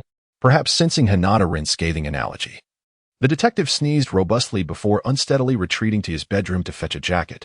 The weather in Conan's world was notoriously capricious, often transitioning from summer to autumn in the blink of an eye. Had it not been for Hinata Rin's previous life in the world of Naruto, where she had traversed the landscape on countless missions, she would have struggled to adapt to such unpredictable climate shifts.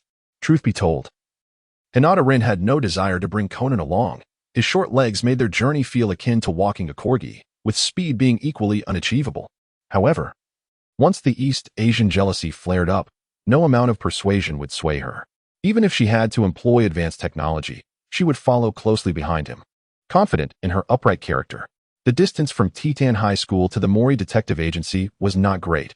Ran walked to school every day, and the entrance restrictions were manageable. Yet, due to accompanying a child, Hinata Rin found herself needing to explain her presence to the guard. She turned to see Conan wearing a rather servile expression, uncomfortable with the fact that, despite being a student of the same school, he was now reliant on others for entry, an ironic predicament indeed. Ultimately, the blame lay with that group of black-clad individuals. She was determined to apprehend them and dismantle their criminal organization. In truth, Conan was still oblivious to the tight-knit nature of this syndicate. His limited encounters with the black organization and the absence of continuous threats had left him with an incomplete understanding of their menacing reputation. However, it must be noted that the appearances of gin and vodka were hardly imposing, aside from Conan being startled by gin's murderous aura. Their clandestine dealings were quite typical for petty criminals. After all, in the harmonious and tranquil town of Beika, extortion and murder were omnipresent, with many transitioning from threats to actual killings, rendering the narrative more coherent and less arbitrary, making the fatalities seem less hasty. Do you know where the karate club at Tian High School is located? Hinata Rin turned to Conan, who had spontaneously decided to deliver food without inquiring about Rant's whereabouts. However, the nearby Faux Elementary School student was a genuine product of Titan High School, possessing an exceptional memory, making him quite capable of serving as a guide. I recall that Sister Ran had mentioned to me to head this way. A flicker of nostalgia crossed the great detective's eyes before he refocused and led Hinata Rin, all the while adding a little self-reassurance to his words. Conan, Rin, what brings you here? Ran exclaimed in surprise upon seeing them. The timing fortuitous as it coincided with her break. The astonishment on her face intensified upon noticing the food in his hands.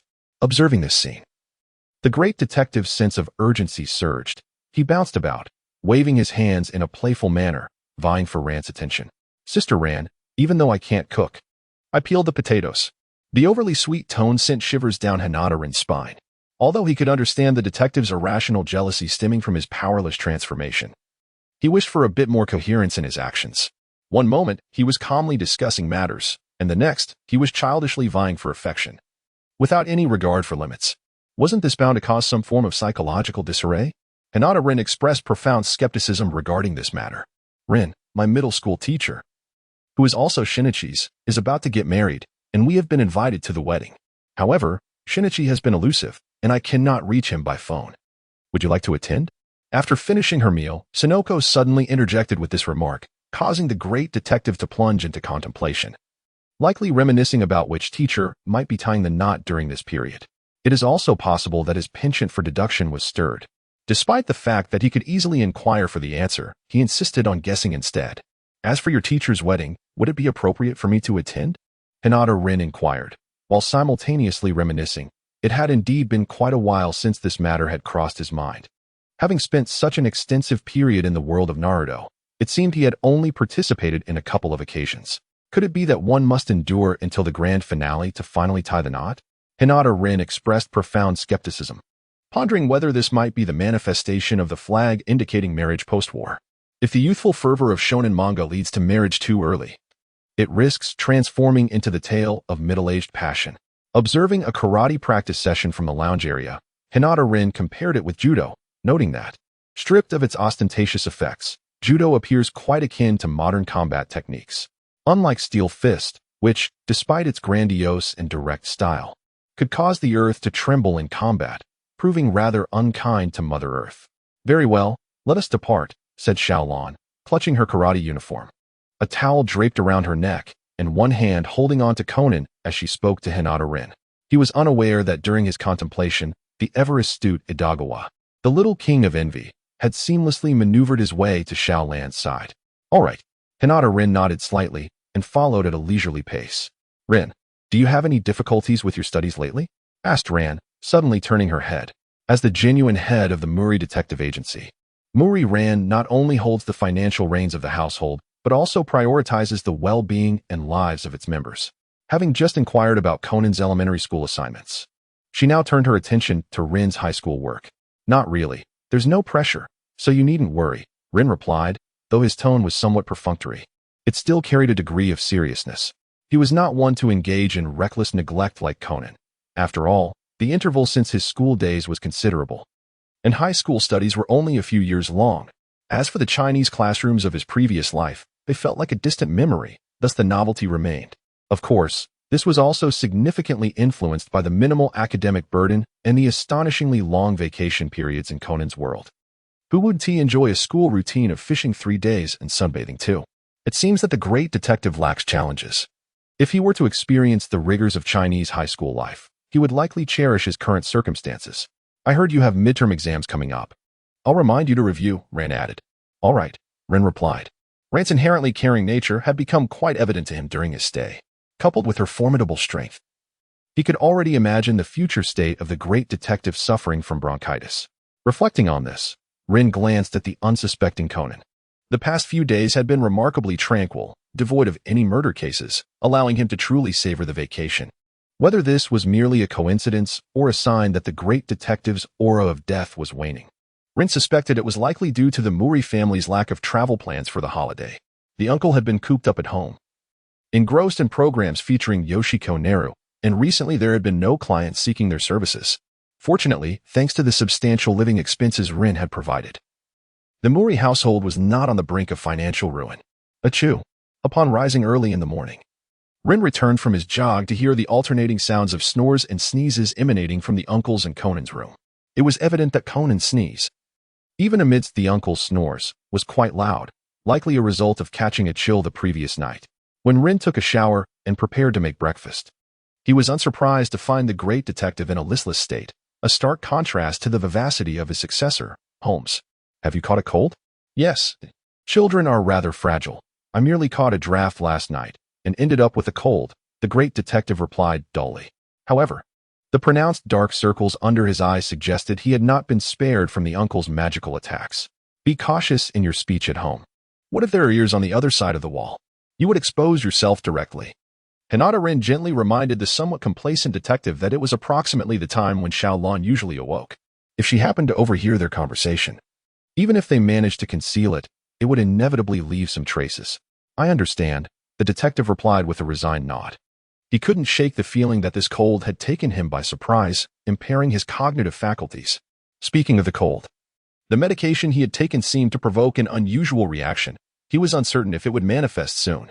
His recollection of the sequence of cases in this region was hazy, leaving him to make educated guesses as circumstances unfolded. The chaotic nature of the dates in this world, where even the seasons frequently shifted, was quite unlike his experience in the Naruto realm, where each location possessed a distinct climate. The sole advantage, perhaps, was that students often enjoyed extended breaks. Hinata Ren turned around to begin slicing ginger. Although he despised the root, he was well aware of its efficacy in alleviating colds. In his personal experience, it was far more reliable than the popular method in Japan of inserting green onions for disinfection. Having prepared breakfast, he also brewed a bowl of ginger syrup for Conan, considering it a suitable meal for a sick child. Is this truly effective? Conan queried. Having just let out a large sneeze, his bleary eyes filled with skepticism. Given his knowledge, he was not entirely oblivious to the benefits, but it was likely that he simply did not wish to consume it. Hurry and drink this, Conan. It will help you recover more swiftly. Would you like me to feed you? Ren suggested, feeling a tinge of guilt that Conan's cold might be related to their encounter the previous day. However, the notion of spoon-feeding medicine was rather unappealing. It seemed unnecessarily torturous to break something that could be consumed in one gulp into countless sips. One could only wonder how those depicted in dramas, who were force-fed herbal medicine, felt about their predicament. Did they ever feel the urge to snatch the bowl and gulp it down in one go?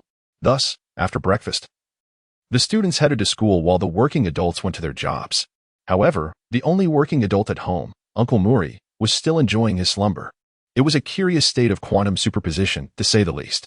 At 4 in the afternoon, as expected, Hinata Ren was the first to return home. Upon entering, he found Uncle Mori dazedly seated behind his desk, which was cluttered with beer cans. Goodness, how much has he consumed? Ren mused. Not much. I could easily have another. Uncle Mori replied cheerfully, albeit nonsensically, as he turned to face Ren, his eyes struggling to remain open. Shortly thereafter, Ren arrived home. Likely due to the absence of activities in the karate club that day, although she generally returned early to prepare dinner. Today was somewhat different. While Rin went to his room to drop off his backpack, he returned to find Ran on the phone, smiling and occasionally pouting, which visibly irked Uncle Mori. Given her demeanor, it was evident who was on the other end of the line. "Where's Conan? I thought he would have been home by now," Rin pondered aloud. Normally, the elementary school dismissed students first, and Conan was not the type to loiter outside like a typical child, barring instances when a case was afoot, so he would usually be the first to arrive home. Today, however, Rin had taken that honor instead, and he wondered if Conan had been summoned by yet another case, only to find that he was outside on the phone. "Are you coming down with a cold, Shinichi?" Rin asked, frowning as she detected the congestion in his voice.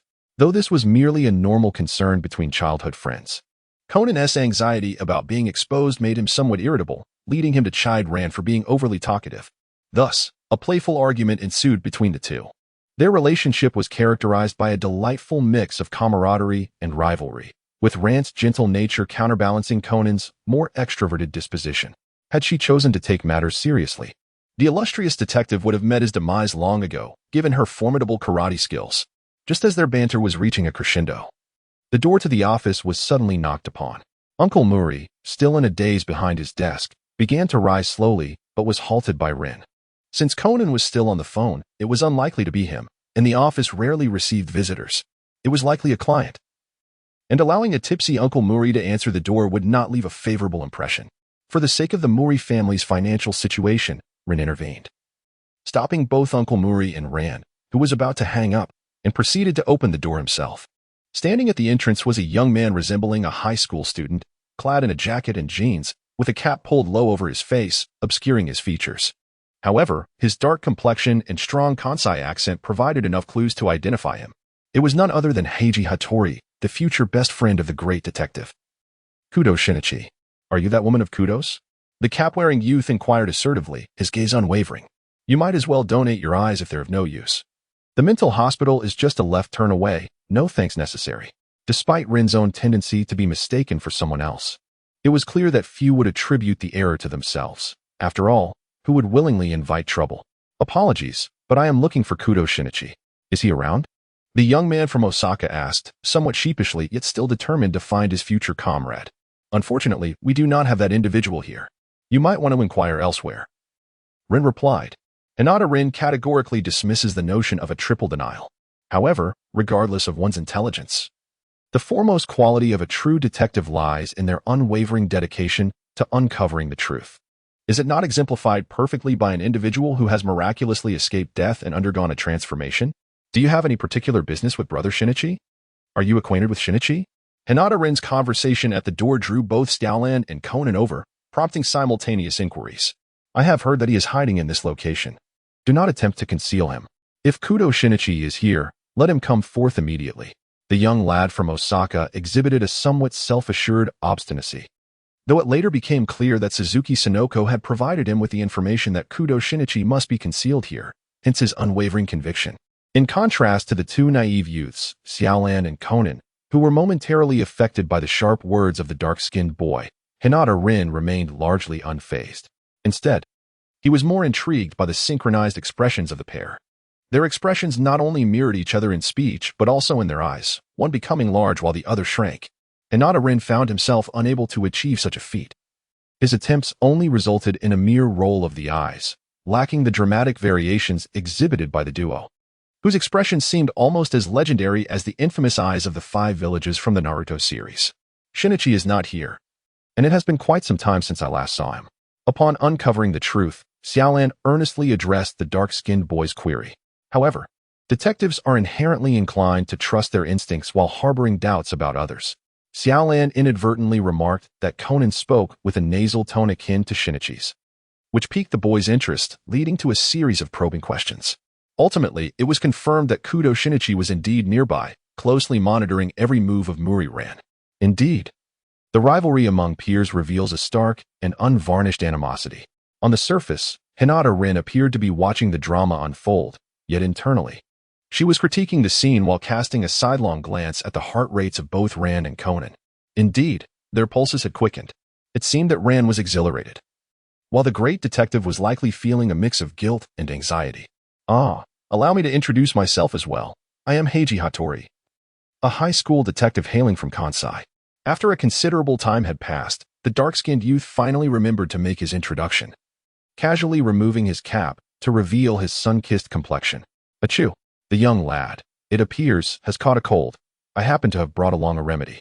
Upon hearing Conan sneeze, Heiji Hattori instinctively set down the large travel bag he had been carrying and retrieved a bottle wrapped in obscuring material, the contents of which were indecipherable.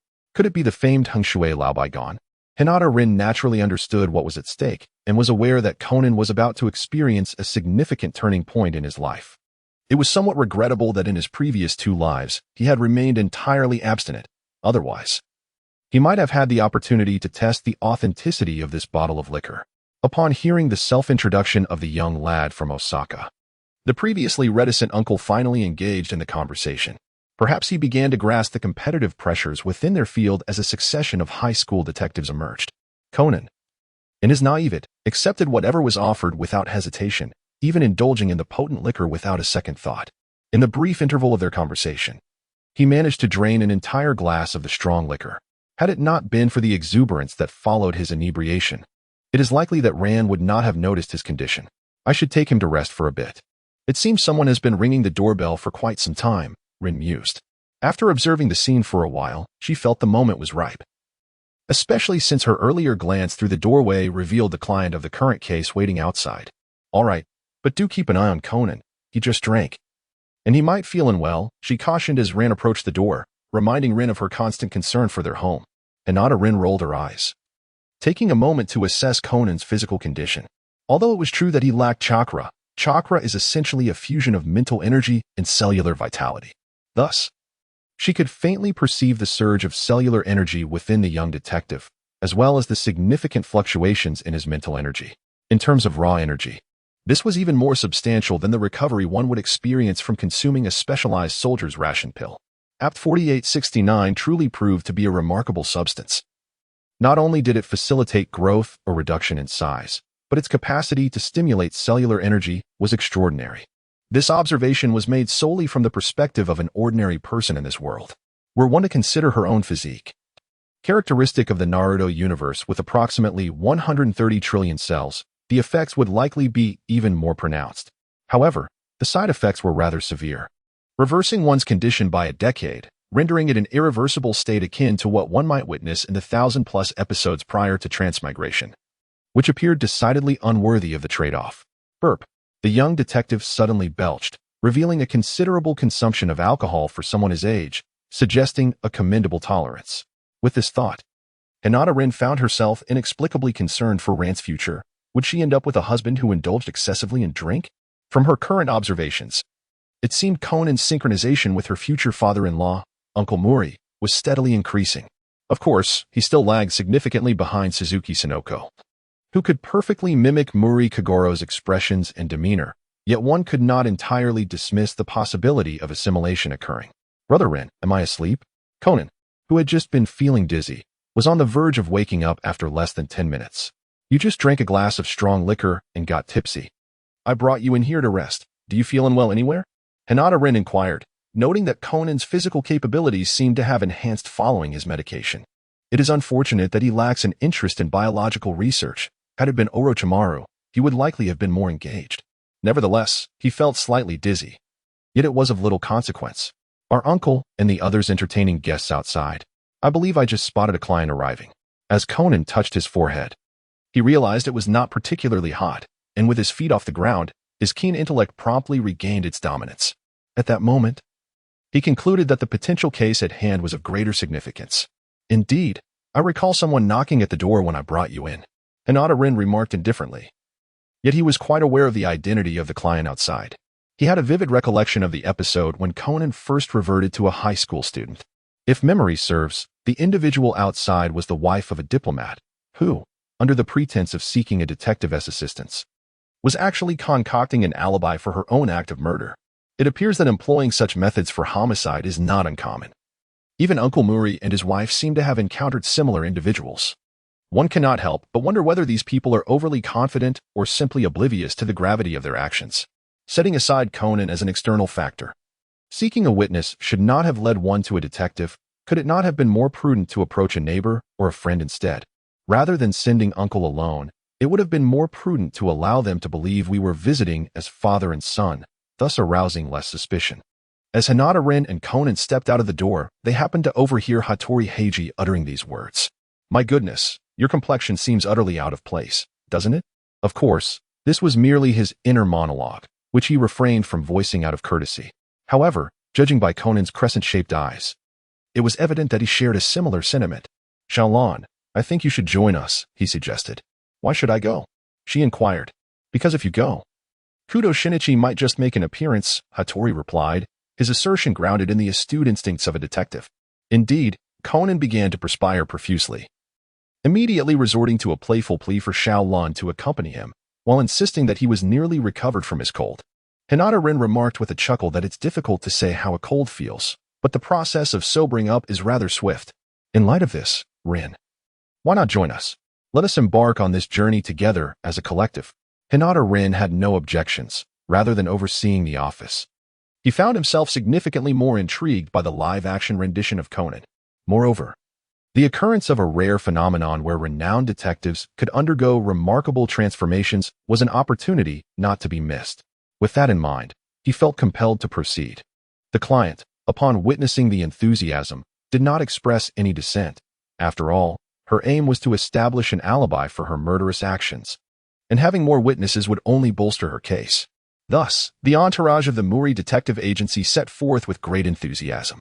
Half an hour later, they arrived at the entrance of a villa, nestled in a serene environment that clearly indicated the affluence of its inhabitants, a place where tranquility was sought amidst the chaos. With daylight still gracing the sky, Hinata-rin felt a twinge of regret for squandering such precious time on a case.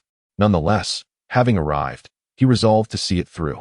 Upon entering, the butler greeted them, and shortly thereafter, they were introduced to the client's son, Sujimura Takayoshi, and his future fiancée, Katsuragi Sachiko. They exchanged polite greetings.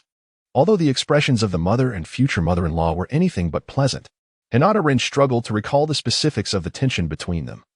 But he noted the striking resemblance between Sujimura Takayoshi and Hattori Heiji, which made him and his girlfriend, Katsuragi Sachiko, stand out together.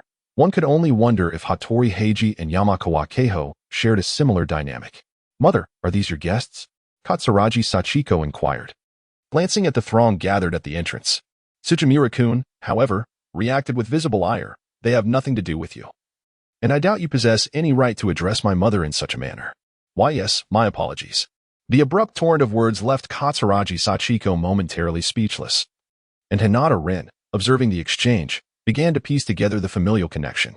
Despite Sujimura-kun's aging features, marked by deepening lines and high cheekbones that lent her a harsh demeanor, it was evident that she bore a striking resemblance to Katsuragi Sachiko. The differences seemed merely a matter of collagen levels. Although an eye could not ascertain DNA, the X-ray effect of their shared features provided some insight into their lineage. Hinata-rin recalled the context of the case. The two women were indeed related by blood, explaining the mother's fervent attempts to obstruct the investigation. Ethical concerns loomed large. My husband, please wake up. Sujimura-kun cried out, having rushed to the side of the fallen diplomat. Her expression, upon superficial examination, revealed no flaws. It is worth noting that the criminals in the world of Conan seemed to be adept performers, even in the moments following a crime. They could feign innocence with remarkable composure. It's futile. He is already deceased, Hattori Heiji's somber voice declared, delivering the grim news to the diplomat who had met his untimely end before uttering a single line. Realizing this, Conan dashed to the corpse with remarkable speed, crouching down to scrutinize the scene. Shortly thereafter, he and Hattori Heiji collided, resulting in a classic comedic moment. Damn it, how did this kid end up here? It's your fault for not keeping a closer eye on him. How could you let a child witness such a scene? Hattori Heiji reprimanded, while Rand, cradling the flung Conan, nodded earnestly in agreement. To be fair, Hattori Heiji was not entirely incorrect. Ordinarily, a child should not be roaming around a crime scene. Yet this particular child was far from ordinary. The police arrived promptly, led by the familiar Officer Magyar, who expressed his disdain towards Uncle Mori, illustrating that the police were not bound by the concept of performance metrics. Thus, Officer Magyar's demeanor toward his esteemed colleague, Uncle Mori, was less than cordial. So, we are dealing with a murder case? Officer Magyar surmised, observing the gathering of Mori Kogoro and his associates. It was clear that any case where the accused was present, even if it were a suicide, would invariably unravel into a tale of attempted framing. I see no evident external injuries. It could be Uncle Mori was about to propose that it was an accident when Conan interjected, "You need to examine the body more closely." This is definitely before Conan could finish. Hattori Heiji chimed in, both declaring in unison, "This is undoubtedly a case of poisoning." Their eyes met, and in that moment, the seeds of camaraderie were sown, awaiting the opportunity to flourish. Hattori Heiji, undeterred by the presence of a mere child, continued his deductions. The victim was poisoned by someone. Look closely. There is a small red mark at the roots of his hair, and beside the body lies a suspicious iron needle. While the deceased appears to have died with his hand on his cheek, it's possible he was deliberately positioned this way. Hattori Heiji's reasoning was sound. Though he had yet to uncover definitive evidence to ascertain the method of murder, the framework of the crime was emerging. All that remained was to identify the motive to narrow down the suspect list, and subsequently, the method would lead them to the perpetrator. During this period, Officer Megure successfully recognized Hattori Heiji's identity. "You are the son of the current head of the Osaka Police Department, Hattori Heizo, who is still in high school, correct?" The revelation of Hattori Heiji's identity, along with his academic status, left Officer Megure with an impression of remarkable ambition. Hinata Rin suddenly realized that being a corporate worker is indeed quite challenging, especially when one reaches middle age, burdened by both aging parents and young children. To seek advancement, one must truly exert oneself. Take Officer Megure for instance. His professional skills need not be extraordinarily refined. At times, he resembles Uncle Mori, merely standing at the scene with eyes wide open, speaking without much thought. Yet, when the moment calls for action, he does not hesitate. This time, it involves the son of the Osaka chief, who operates outside the Tokyo Metropolitan Police System, making it somewhat of an extracurricular interest. In later episodes, one can identify Detective Hakuba as the son of the police commissioner solely by his surname, which exemplifies true skill. It is worth noting that he has just returned from abroad, having never made an appearance, nor does he possess a title akin to that of Heiji Hattori, the renowned high school detective from Kansai. Although the surname Hakuba may not be particularly common, who can possibly keep such details in constant memory? This is precisely why he is able to progress. Hinata Rin found it rather amusing that Officer Megure's plump figure bore a striking resemblance to that of Chi Tong-wei at this very moment. If he had a smartphone at his disposal, he would surely play a progressive tune, as it would perfectly suit the occasion. Indeed, all the windows in the study were securely locked, rendering any external entry impossible. Thus, it could be surmised that the sole point of access was the door. Officer Megure, resting his chin on his hand, concluded this observation and promptly retrieved the room key from the deceased's pocket. After inquiring with Tsujimura K.E., it became evident that there were only two keys to this room, one that she had just used to unlock the door, and the other which had just been extracted from the deceased's belongings. Upon realizing this fact, the expressions of everyone present, save for Hinata Rin, shifted dramatically. This revelation implied that it was utterly impossible for anyone to have committed murder in this already established locked room and subsequently exited, a technique commonly referred to as the impossible crime of a locked room murder. However, it is well known that in the world of Conan, such locked room murders are merely superficial. The culprits invariably employ various cunning methods to evade detection, yet they ultimately cannot escape Conan's keen scrutiny. What are you all doing? The time of the incident should be between 3:30 and 4 o'clock. It is imperative that we establish the alibis of any potential suspects during that time frame, Hattori Heiji commanded, his hands tucked into his pockets, directing the whispering Mori uncle and Officer Megure standing nearby. Hinata Rin concluded that these two middle-aged men were conspiring to educate the dark-skinned lad from Kansai, regardless of the progress made. The rivalry between Kanto and Kansai was inherently palpable. Having Kudo Shinichi present would at least balance the scales, with Hattori Heiji representing Kansai. In the refined dialect of Kyoto, one might label him a detestable outsider, and given his rather audacious demeanor, it was indeed remarkable that these two could tolerate him. "How are you faring now?" Hinata Rin gazed at the drowsy Conan, who appeared to be in a stupor throughout the entire ordeal, and inquired, "Achoo. Fortunately, it's just a bad cold. My head feels a bit heavy.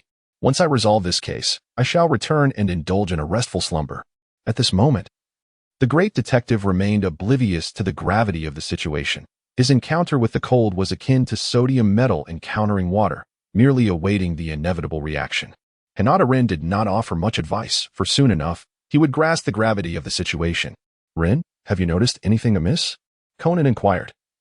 forcing himself to maintain a facade of composure. His intention was not to boast about his findings, but rather to seek clarification. As his earlier fatigue had dulled his observational acuity, he wondered if Rin had uncovered any insights regarding the intricacies of this family's dynamics, particularly the complicated relationship between Mrs. Suji and her stepson's girlfriend. "I haven't noticed anything in particular. Do you have any evidence?" Conan asked, furrowing his brow. Such motives typically reveal themselves only during the climactic moments when the perpetrator kneels in despair. Even the most astute detective cannot fully penetrate the human psyche. "Look over there." Just now, Mrs. Suji mentioned that this is a photograph from 20 years ago. Does it appear familiar to you? Hinata Rin gestured for Conan to glance at the photo album on the bookshelf. With this artifact present, he was spared the trouble of concocting an explanation. Otherwise, he would have been disinclined to elaborate. The two individuals involved. Might it be possible that this served as the motive? Conan scrutinized the photographs intently, then turned to regard Madame Tsujimura, experiencing a moment of epiphany, after which he momentarily assumed the role of a riddle master. Hinata Rin was at a loss for words. After all, wasn't it merely a photograph of Madame Tsujimura in her youth, resembling Katsuki Sachiko? What was there to conceal? Given the current uncertainty surrounding the method of the crime, revealing such information would bear little consequence, as it was merely a tactic employed in the final act of murder. After intently examining the photo album, Conan suddenly collapsed, akin to an overloaded computer experiencing a crash, losing consciousness and falling to the ground. Prior to this, he had pressed his hand against his heart, indicating that the effects of the drug were taking hold, and he was reverting to his original self. Conan, what has happened to you?" Like Hinata Rin, who showed little interest in the case, Rin instantly noticed Conan's fainting spell and rushed over to embrace him, her hand probing his forehead, which felt alarmingly hot. Officer Magyar promptly called for a doctor to attend to Conan, while Rin carried him to a resting place. API call failed with status code 429. Error. Code. For 29. Message. Resource has been exhausted, e.g. check quota. Status. Resource exhausted. Hinata Rin distinctly recalls encountering the elderly gentleman from the Tsujimura family at the staircase, who mentioned his intention to wait in the tatami room for Tsujimura Ke. It is evident that Hattori Heiji discerned this clue was meticulously orchestrated by Tsujimura Ke, who had evidently prepared for all contingencies. On one hand, she sought the presence of a detective to serve as an alibi witness, while on the other, she had deliberately crafted a clue along with pertinent evidence. Coupled with the facade of the elderly gentleman's apparent mental instability, he became an exceptionally convenient scapegoat. I am aware that the true perpetrator is indeed the client. Hattori Heiji has, without a doubt, misdirected his investigation. However, this is not a matter you ought to concern yourself with at present, considering your current state seems rather unusual. Could it be that the medication you consumed has lost its efficacy? Hinata Rin subtly reminded, yet it was evident that Conan was beyond listening. The poor lad was drenched in sweat, clutching his heart with a grip that spoke of excruciating pain, a sight that was almost unbearable to witness. This was Conan's current predicament. As for Ran, upon hearing the commotion outside, she hurriedly rushed to ascertain whether Officer Magyar had summoned the doctor. One could only surmise that it was the will of the universe that prevented her from uncovering the truth about Kudo Shinichi's transformation.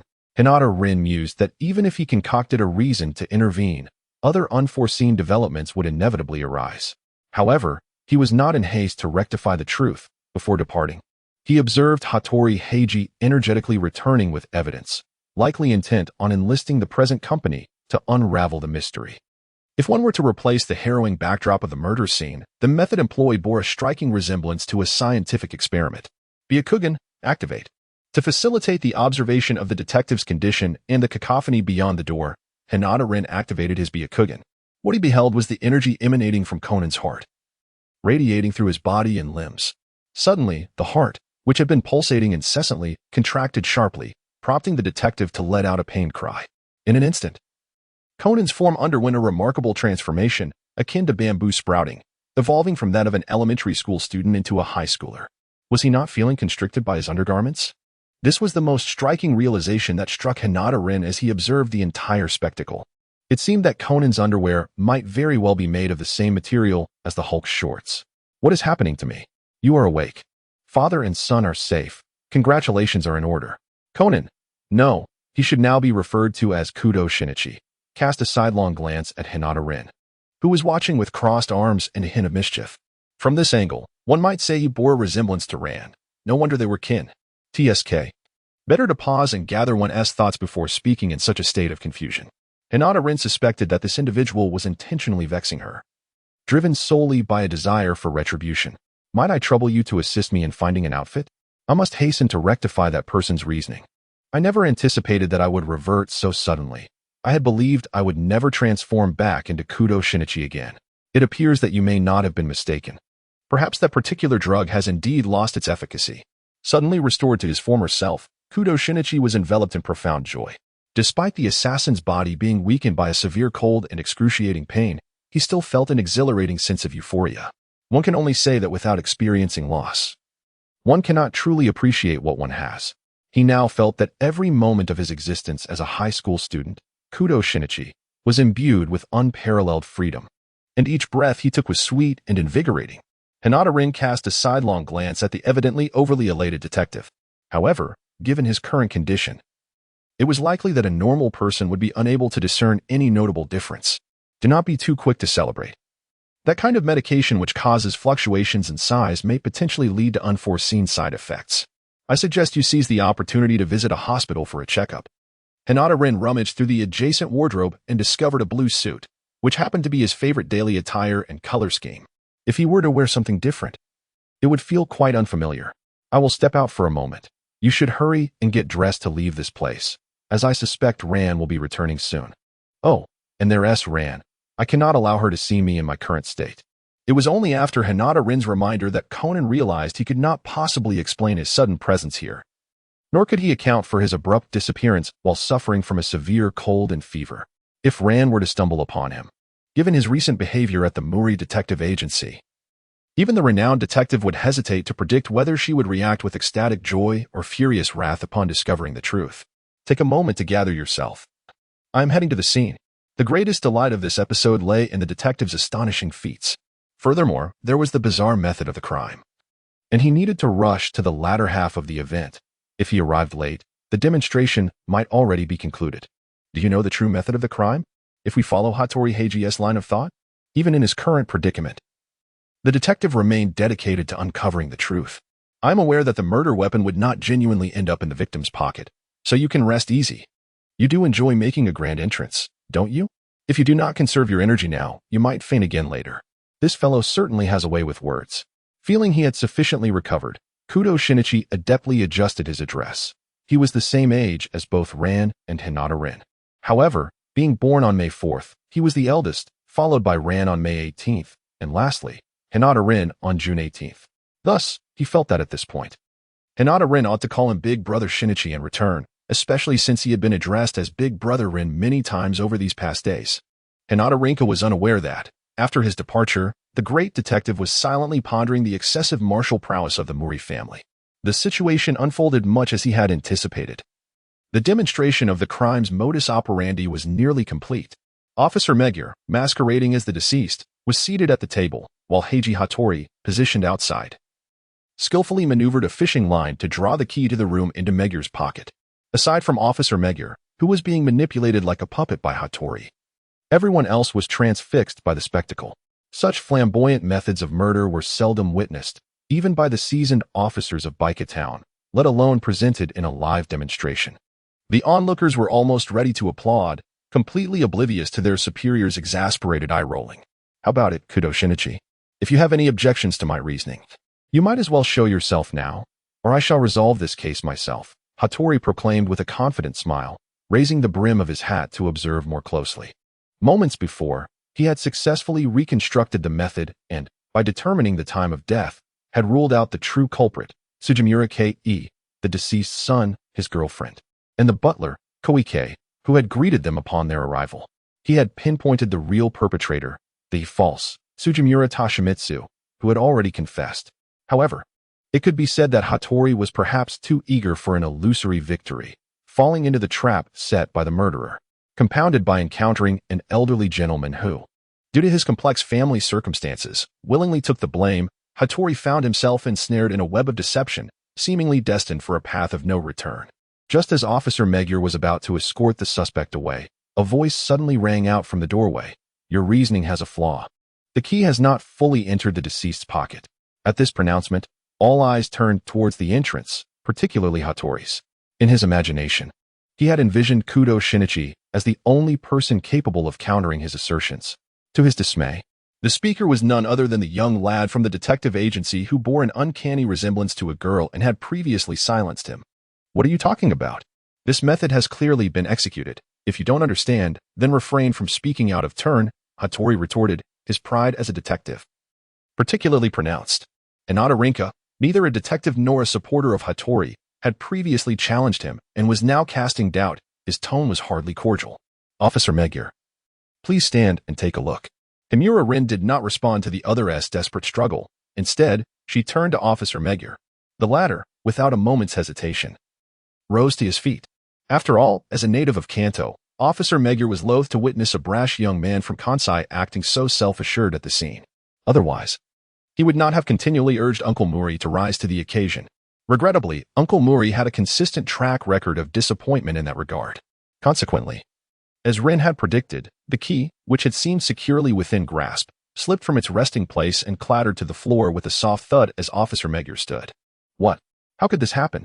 Hattori Heiji was taken aback, unable to fathom that his deductions could be so easily overturned by a seemingly inconsequential individual. Most crucially, not even by Kudo Shinichi.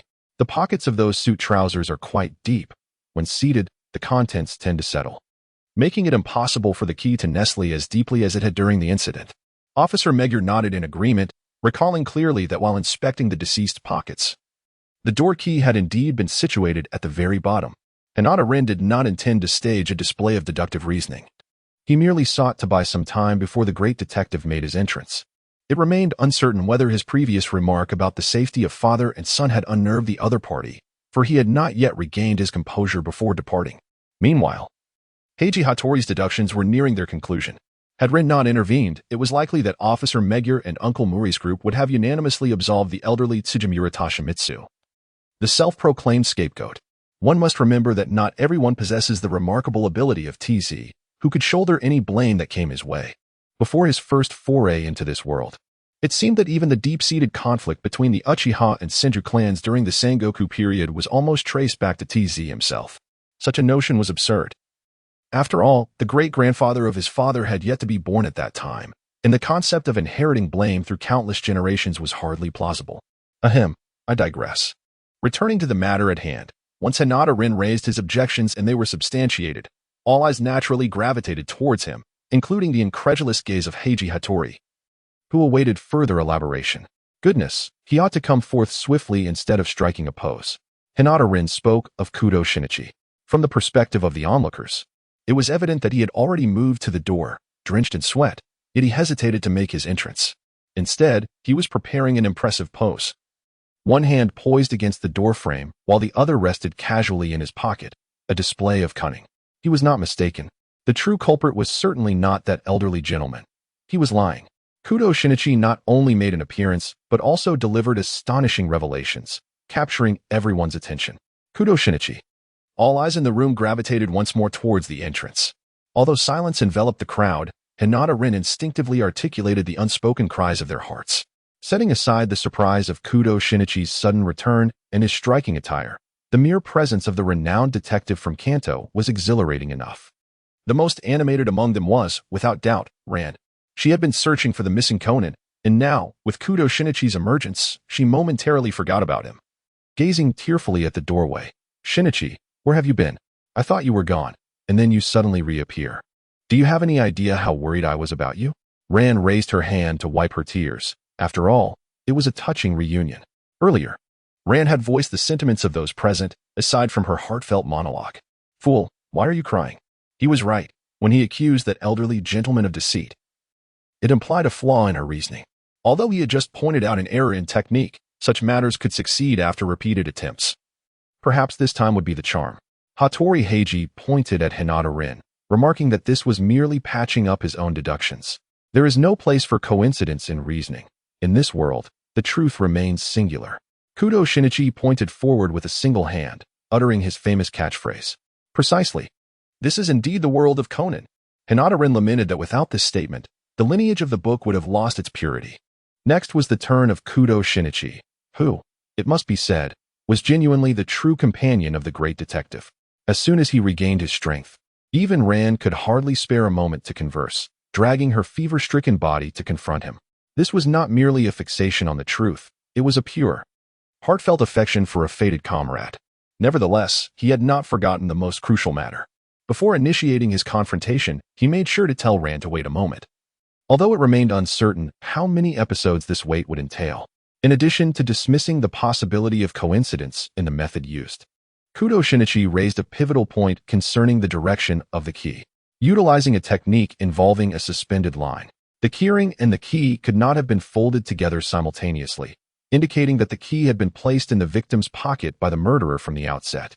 Furthermore, he discovered several strands of thread in the corridor and other locations, substantiating the claim that this evidence was deliberately fabricated by someone. However, at this juncture, the voluntary confession of Tsujimura Toshimitsu was indeed perplexing.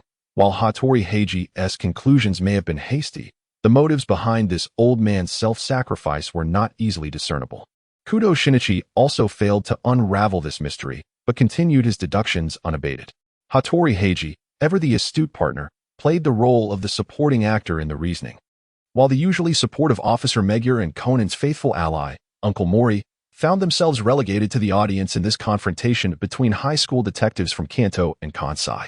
This was a trap set by the murderer, exploiting psychological misdirection to conceal the fact that Mr. Tsujimura was still alive at that time. Kudo Shinichi directly identified Tsujimura Koji as the true culprit, asserting that the murder weapon was indeed the keyring.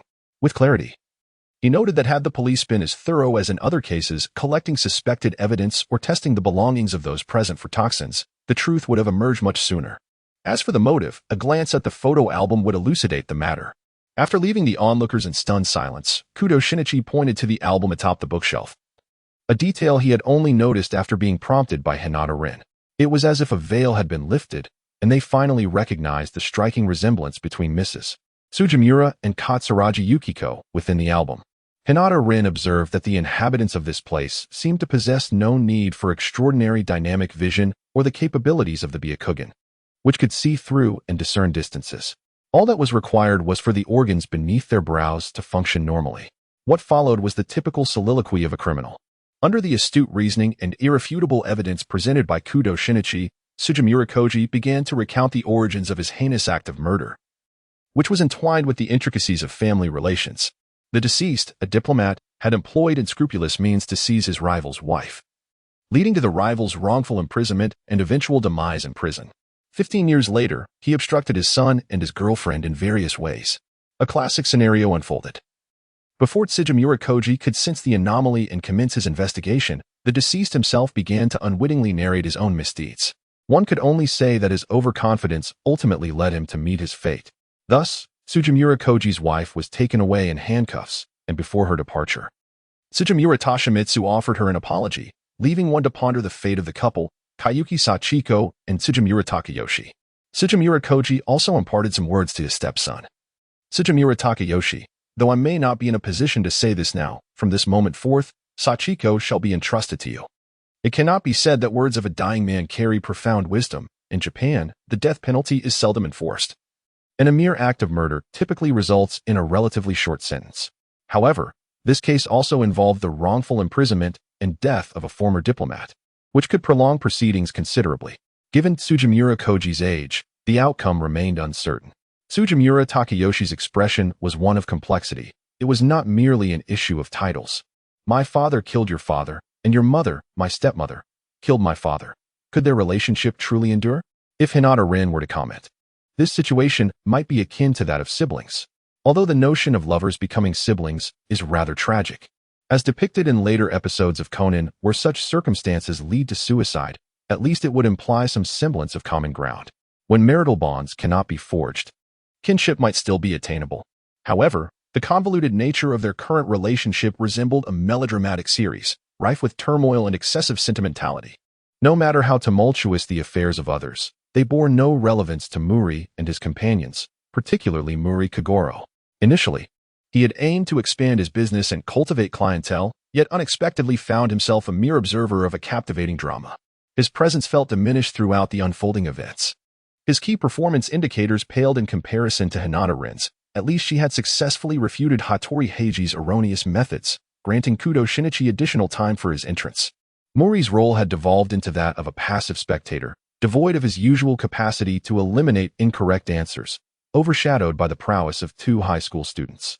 As the truth emerged, Officer Mugier escorted the perpetrator away, leaving the Tsujimura family in shambles, some dead, others imprisoned. Besides a frail elder, only a pair of star-crossed lovers remained, entwined in a web of love and resentment.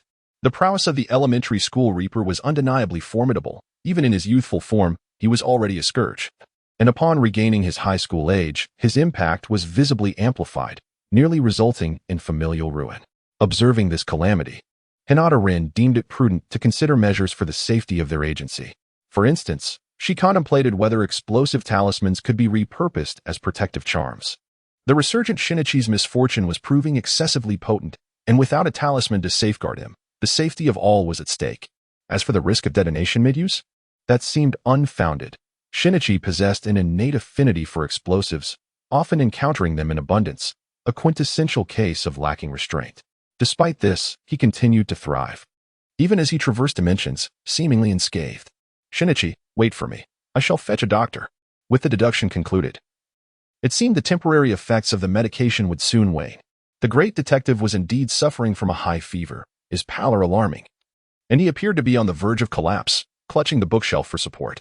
Upon noticing this, Rand dashed out to summon a physician, likely fearing he would revert to Conan, as the narrative's protective mechanism against her had once again activated. In the room now remained only two high school detectives and Hinata Rin, whose deductive skills surpassed Mori Kogoro's but fell short of the two present. So it seems my reasoning was flawed from the outset. Regardless, I concede this round, Hattori Heiji admitted, acknowledging his friend's prowess.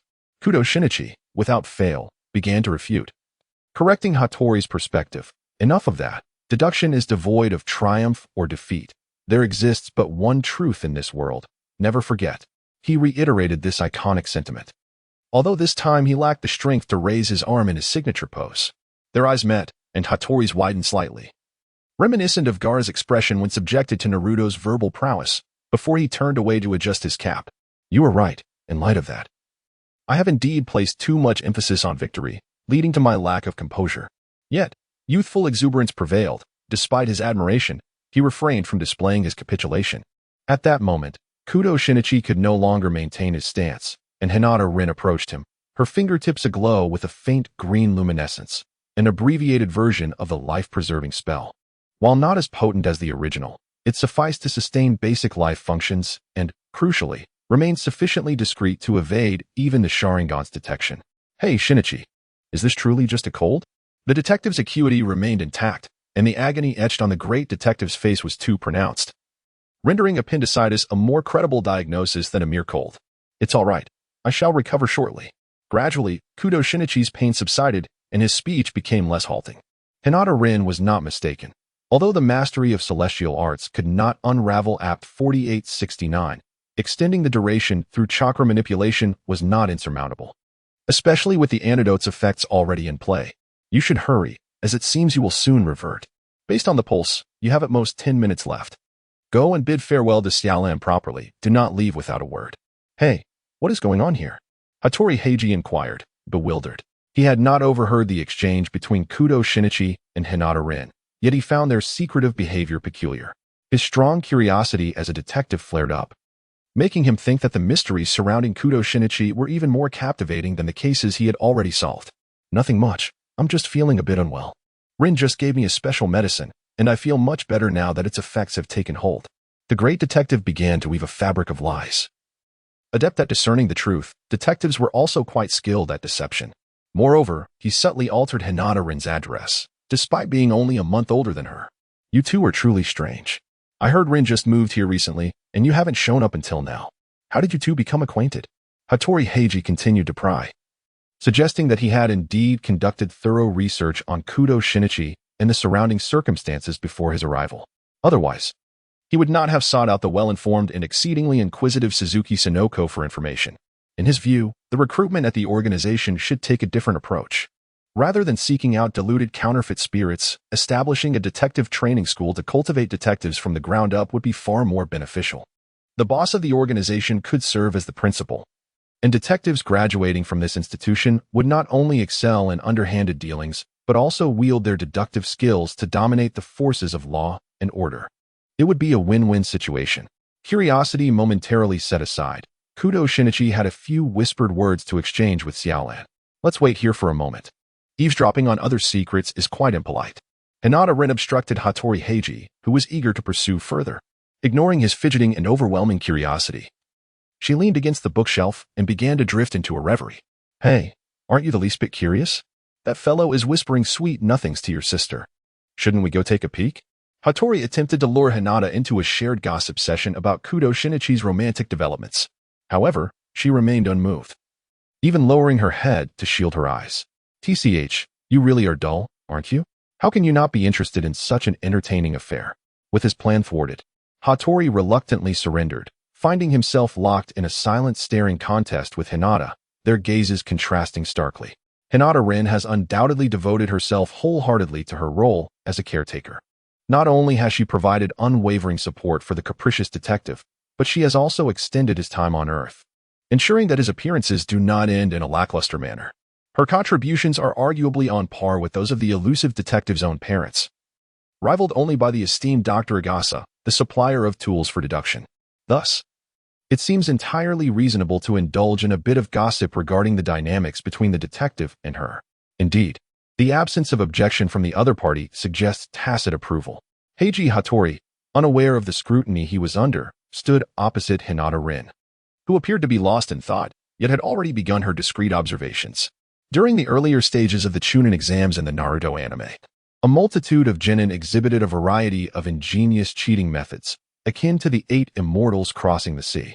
Some utilized the Sharingan to directly replicate actions, a flashy yet risky endeavor that could lead to catastrophic blunders.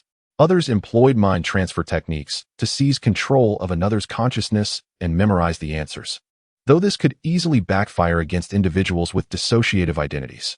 Then there was Hinata Rin, a practitioner of the Byakugan, who employed a straightforward and efficient method of cheating, opening her Byakugan to peer through the flesh of others, allowing her to discern answers unobtrusively, without drawing attention. However, should she rely solely on her Byakugan, such a distant observational perspective might lack the necessary immersion for her covert inquiries. Hence, she opted for an alternative approach, which explained her gesture of bowing her head and covering her eyes. The Sand Village's prince, Gaara, utilized a technique involving sand to create a sand eye that connected to the optic nerve. Aside from its somewhat terrifying appearance, it bore a striking resemblance to a normal eye.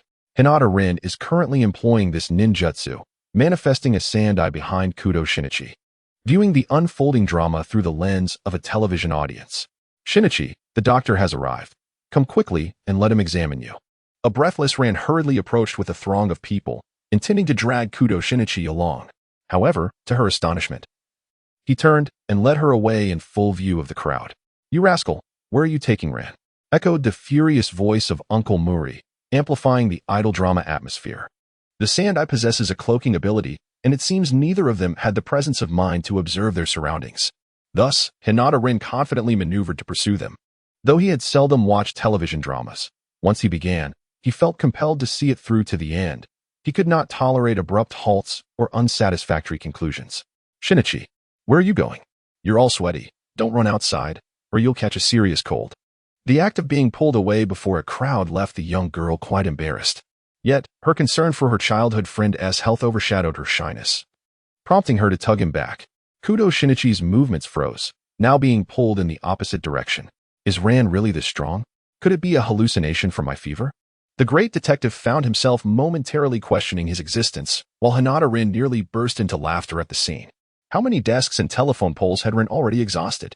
How could he still be so oblivious, failing to realize that he was at the bottom tier of Mori Detective Agency's combat prowess? Ran, wait. Just listen to me. I'm perfectly fine, merely a bit under the weather. I was just hot from running over here. In truth, it was not as serious as he portrayed. If you don't believe me, feel for yourself. Kudo Shinichi hastily explained, taking Ran's hand and placing it on his forehead. Logically speaking, childhood friends raised together should not be so flustered by such an act. However, Shinichi had been absent for quite some time, and the suddenness of his return undoubtedly flushed Ran's cheeks. Although there are online discussions about the naivete of youth, mistaking a girl for a treasure, The gentle allure of a shy girl certainly rivals that of a mature woman. Thus, the reserved Shinichi found himself blushing, on the verge of a nosebleed. As he pondered the implications, nevertheless, the fleeting moment of embarrassment was interrupted by a slight pain in his heart. Reminding him that this was not the time for mutual bashfulness, he needed to act swiftly. "Ran, I'm truly fine now, but there are more pressing matters at hand. You must listen to me. I have been keeping an eye on you, worried about whether you are eating well, sleeping properly, and keeping warm. I even spoke with Conan to inquire about your well-being."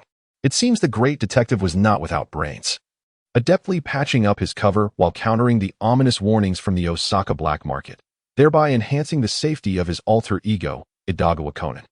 Although Hinata-rin Sanda lacks auditory capabilities, it compensates with its ability to read lips, rendering the effect nearly equivalent. "Shinichi, you." Xiaolan's speech falters, a testament to her overwhelming emotions, leaving her at a loss for words. However, the crux of the matter lies in the fact that, considering the span of over 1,000 episodes condensed into merely 6 months, it has only been less than 2 weeks since this emotional development began.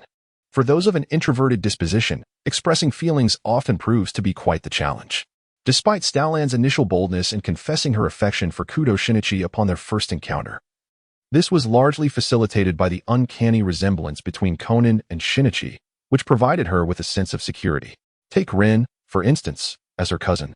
He remains blissfully unaware of her sentiments. Naturally, a shy girl like Xiaolan would refrain from discussing her romantic interest with a male cousin of the same age.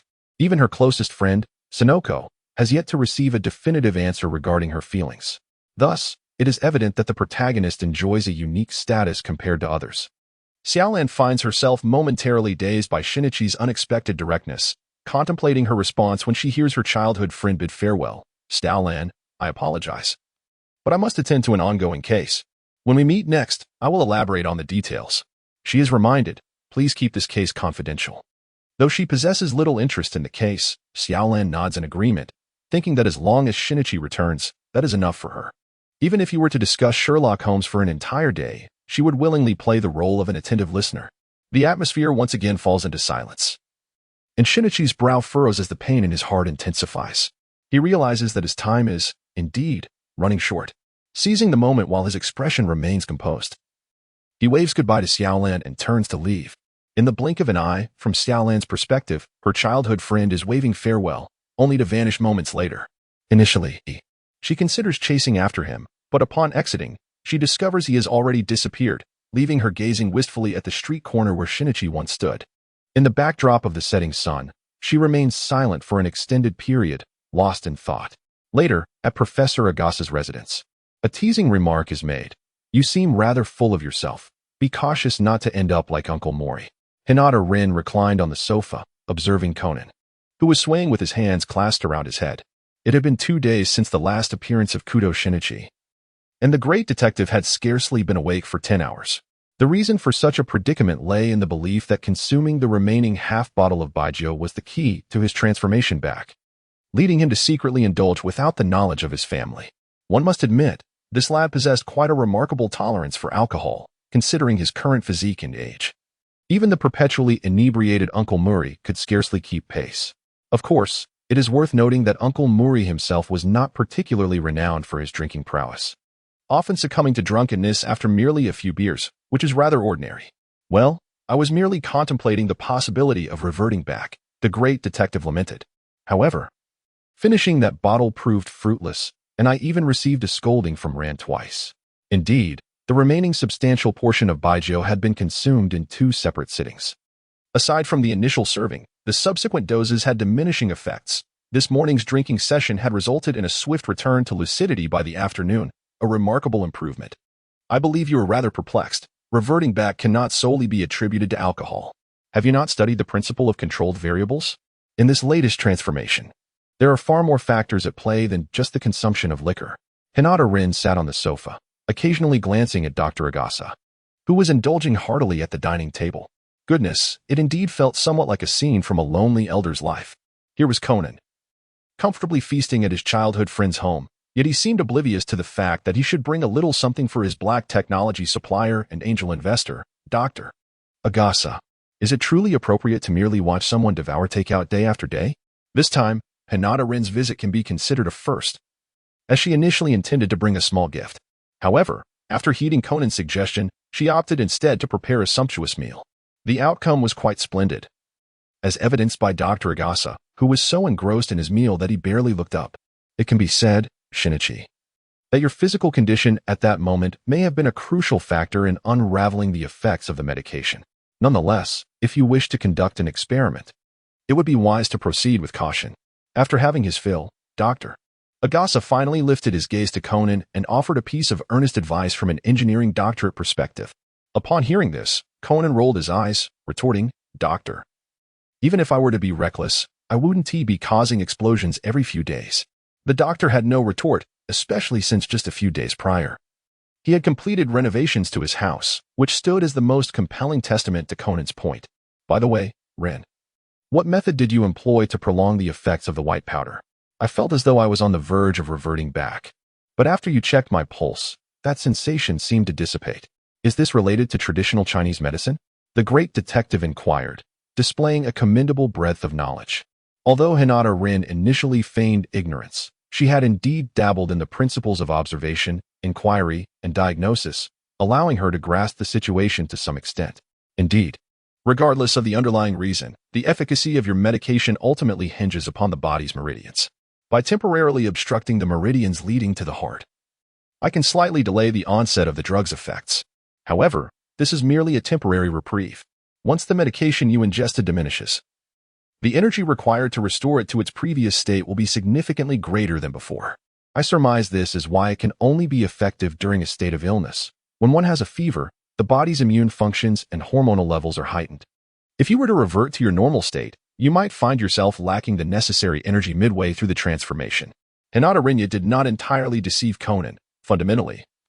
Although he merely stimulated the detective's body with chakra, the Hinata clan's ancestral techniques of acupuncture and meridian interruption bear a close resemblance to traditional Chinese medicine. As an elite jonin of the Hinata clan and the deputy director of Konoha Hospital, he could easily transition into the role of an esteemed traditional healer with just a bit of training, which would not be an unfair assessment of his capabilities. What would happen if the energy were insufficient? Hinata Rin seldom engages in lengthy discourse, and her words, seemingly well-founded and reasonable, captured the detective's full attention, prompting a flurry of relentless inquiries. What else could one expect? If fortune smiles upon you, you may revert to Conan. If luck is not on your side, the outcome remains uncertain. Hinata Rin did not articulate her thoughts directly, yet Conan involuntarily shuddered at the horrific imagery conjured in his mind. Well, it may not be as dire as little Rin suggested. Perhaps by indulging in a bit more nourishment, gaining some weight and height could serve as a preventive measure against such occurrences. Dr. Agasa, kind-hearted as he is, has watched Conan grow over the years. Regrettably, his expertise lies primarily in engineering. Despite his numerous technological innovations, most pertain to machinery, and he has yet to delve deeply into the biological realm. Thus, he can offer little in the way of advice, merely extending a meager consolation. Observing Conan's expression, it was evident that this comfort had little impact on him.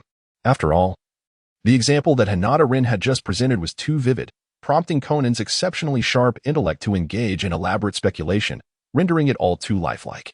Dr. Agasa, it would be prudent not to indulge him excessively. Engaging in international purchases of spirits is ill-advised, as it may lead him down the path of alcoholism.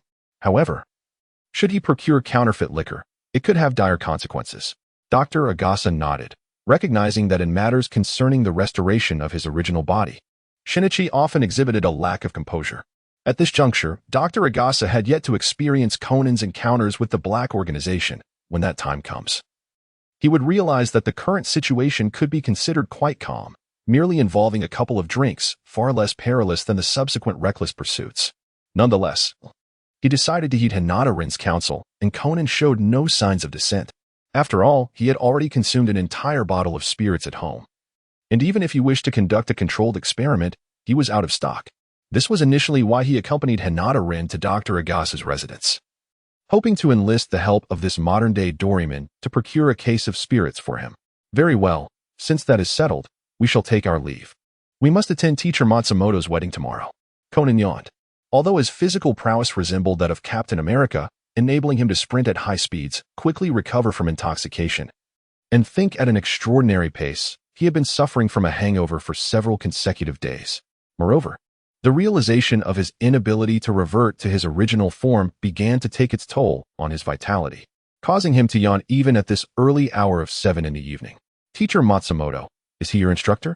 Hinata Rin inquired, primarily seeking to ascertain whether this was indeed the case he recalled, the one where the female protagonist willingly consumed poison. Indeed, it was my teacher from middle school, Matsumoto Sayuri, who always seemed to take delight in troubling me for reasons unknown. Time has flown by so swiftly, it is astonishing that she is now on the verge of marriage.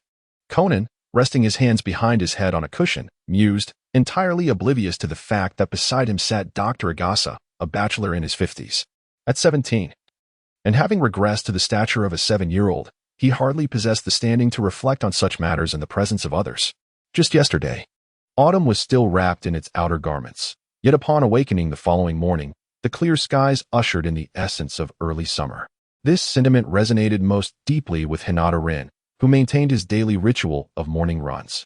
He had already sealed away his seasonal sports attire within a scroll, prepared for any sudden changes in weather.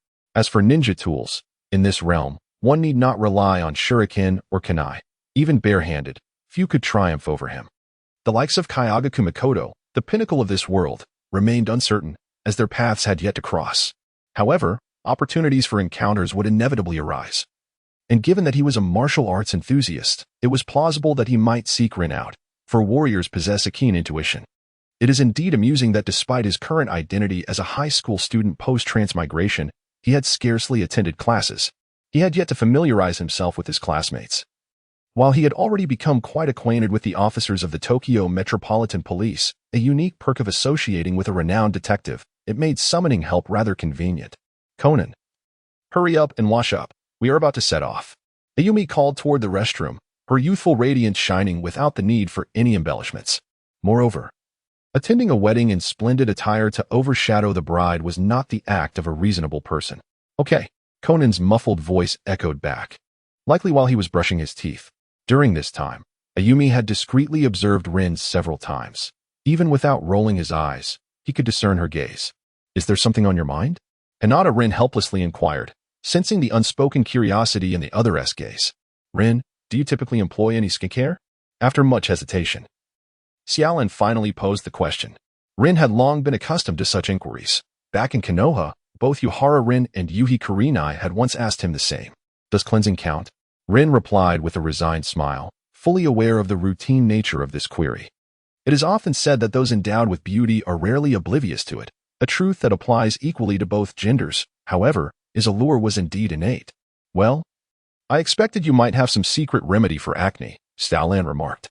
The troubles of acne were long behind Rin, yet he did possess a method, studying the in-sealing technique, which, once mastered, would yield everlasting results.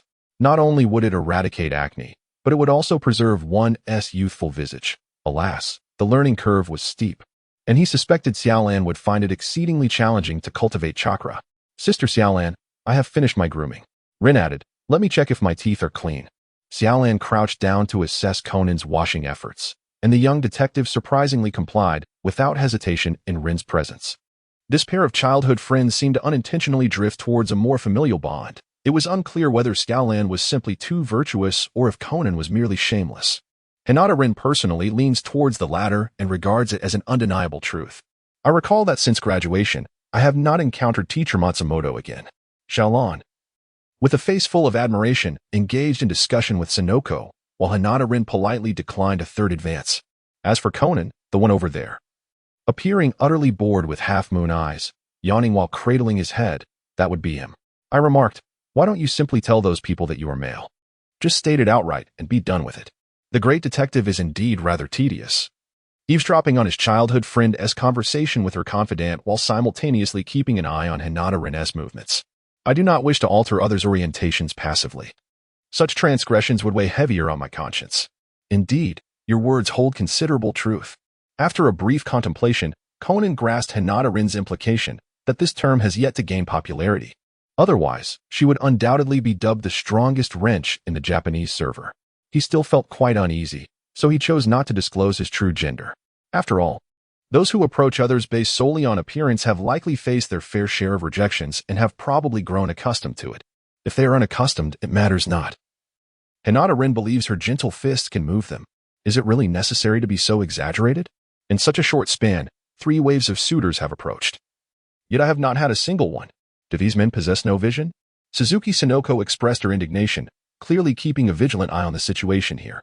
Hinata Rin seemed to comprehend why the second daughter of the Suzuki family did not feel a spark with her, perhaps, in terms of character positioning. She regarded her as a rival. Yuanzi, do not dwell on this matter. Rin is powerless in this situation, said Xiaolon, who remained kind-hearted despite having been hurt earlier in the morning, still remembering to defend Hinata Rin. I do not hold any grudges against him. It is merely that those men are utterly outrageous, ignoring both of us, such vibrant and beautiful high school girls. It's simply, before Yuanzi could finish her words, she noticed someone approaching Xiaolon to flirt, causing her face to puff up in indignation, resembling a pufferfish. Meanwhile, Conan, the little king of jealousy, was experiencing his usual episode, though regrettably, given his stature, it was challenging for adults to take him seriously. I'm sorry, Xiaolon firmly declined. Her response far more sincere than Hinata Rin's dismissive attitude. However, there was little to be done. The success of flirting depended on targeting the right audience. Otherwise, if one pursued the wrong direction, all efforts would be in vain.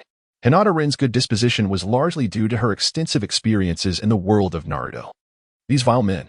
Yuanzi, initially taken aback by Hinata Rin's refreshing demeanor, then betrayed by her good friend, was consumed by rage, resembling Conan's current state. All right. Let us hurry over. I have yet to see Matsumoto-sensei in her wedding dress. Noticing her friend's gloomy expressions, Xiaolon quickly shifted their focus and led the group toward the bride's preparation room. Upon their entrance, no one hindered them. After all, they were merely students. And to outsiders, they appeared as girls and children, posing no concern whatsoever. Ah, it's Mori-kun and Suzuki-san. You have arrived. As the door swung open, they were greeted by blinding sunlight, but the undeniable beauty of Matsumoto Sayuri in her wedding dress eclipsed the room's radiance. Well, came the collective exclamation, followed by 3 flushed faces, proving that the young boys and girls were still rather innocent. Yet even Hinata Rin acknowledged that Matsumoto Sayuri truly shone in her prime, dazzling in the most anticipated occasion of her life. What's the matter? Kudo-kun did not come along? I was hoping to flaunt this beautiful wedding dress to that arrogant little boy. Matsumoto Sayuri expressed her disappointment upon noticing Shinichi Kudo's absence. However, she quickly turned her attention to a key detail. Oh, little one, have we met before? Her words echoed those of Jiabayu, reaffirming that perceptive individuals could indeed see the resemblance between Conan and Shinichi Kudo. After all, it was merely a pair of glasses. How much could they conceal? Could they truly transform him into an indistinguishable figure like Superman's disguise? It seemed so, as even Conan had boasted about how, without his glasses, he resembled Superman, save for the inability to fly. Whether that was pretentiousness aside, the effect of the glasses was indeed striking. In response to Matsumoto Sayuri's inquiry, Conan continued his act of feigned ignorance, and with Xiaolon eagerly brandishing a camcorder to capture the bride's kiss, the moment was deftly sidestepped amidst playful banter. Hinata Rin noticed that this fellow was secretly wiping away a cold sweat. If he were to inform Conan that Ran had long been aware of the truth and had merely been trying to cover for him out of fear of exposing his secret, he could only imagine the expression on this character's face. However, to be fair, Rin had observed for quite some time, and it was evident that both his Uncle Mori and his cousin Ran carried a hint of suspicion. If one were to consider that those meeting for the first time might more readily recognize the similarities between Conan and Kudo Shinichi, then it was undeniable that this individual had revealed numerous flaws through their daily interactions.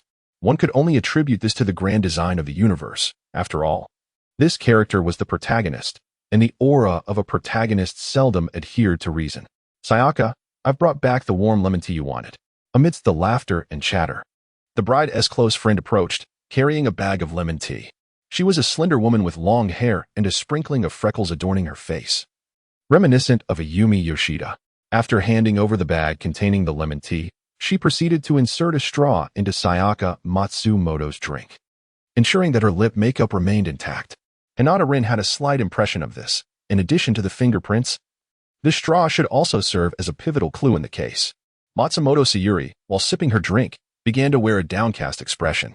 She pulled her best friend aside to apologize, and after a moment of surprise, her friend broke into a bright smile and revealed a shocking piece of gossip. The groom attending the wedding was the former boyfriend of the woman before them. However, Due to their somewhat unclear communication, Suzuki Sonoko, the gossip queen of tea in high school, failed to grasp this revelation. It is customary in the world of Conan for friends with past romantic entanglements to unleash hidden conflicts at events such as weddings, often leading to murder. Much like the initial case that caused Conan to shrink, where a certain individual was so seamlessly integrated into the situation that it ignited murderous intent in his ex-girlfriend, resulting in a literal severing of ties. Nevertheless, this instance was different. Although they had both shared the same boyfriend, the bond between the two women remained strong. Notably, the original one even assisted the bride, Matsumoto Sayuri, in concealing secrets regarding her ex, truly demonstrating heartfelt sincerity. Had it not been for the groom's inexplicable childhood friend advantage and the life-redemptive aura he carried from the real world, the genuine affection would likely have belonged to the two friends.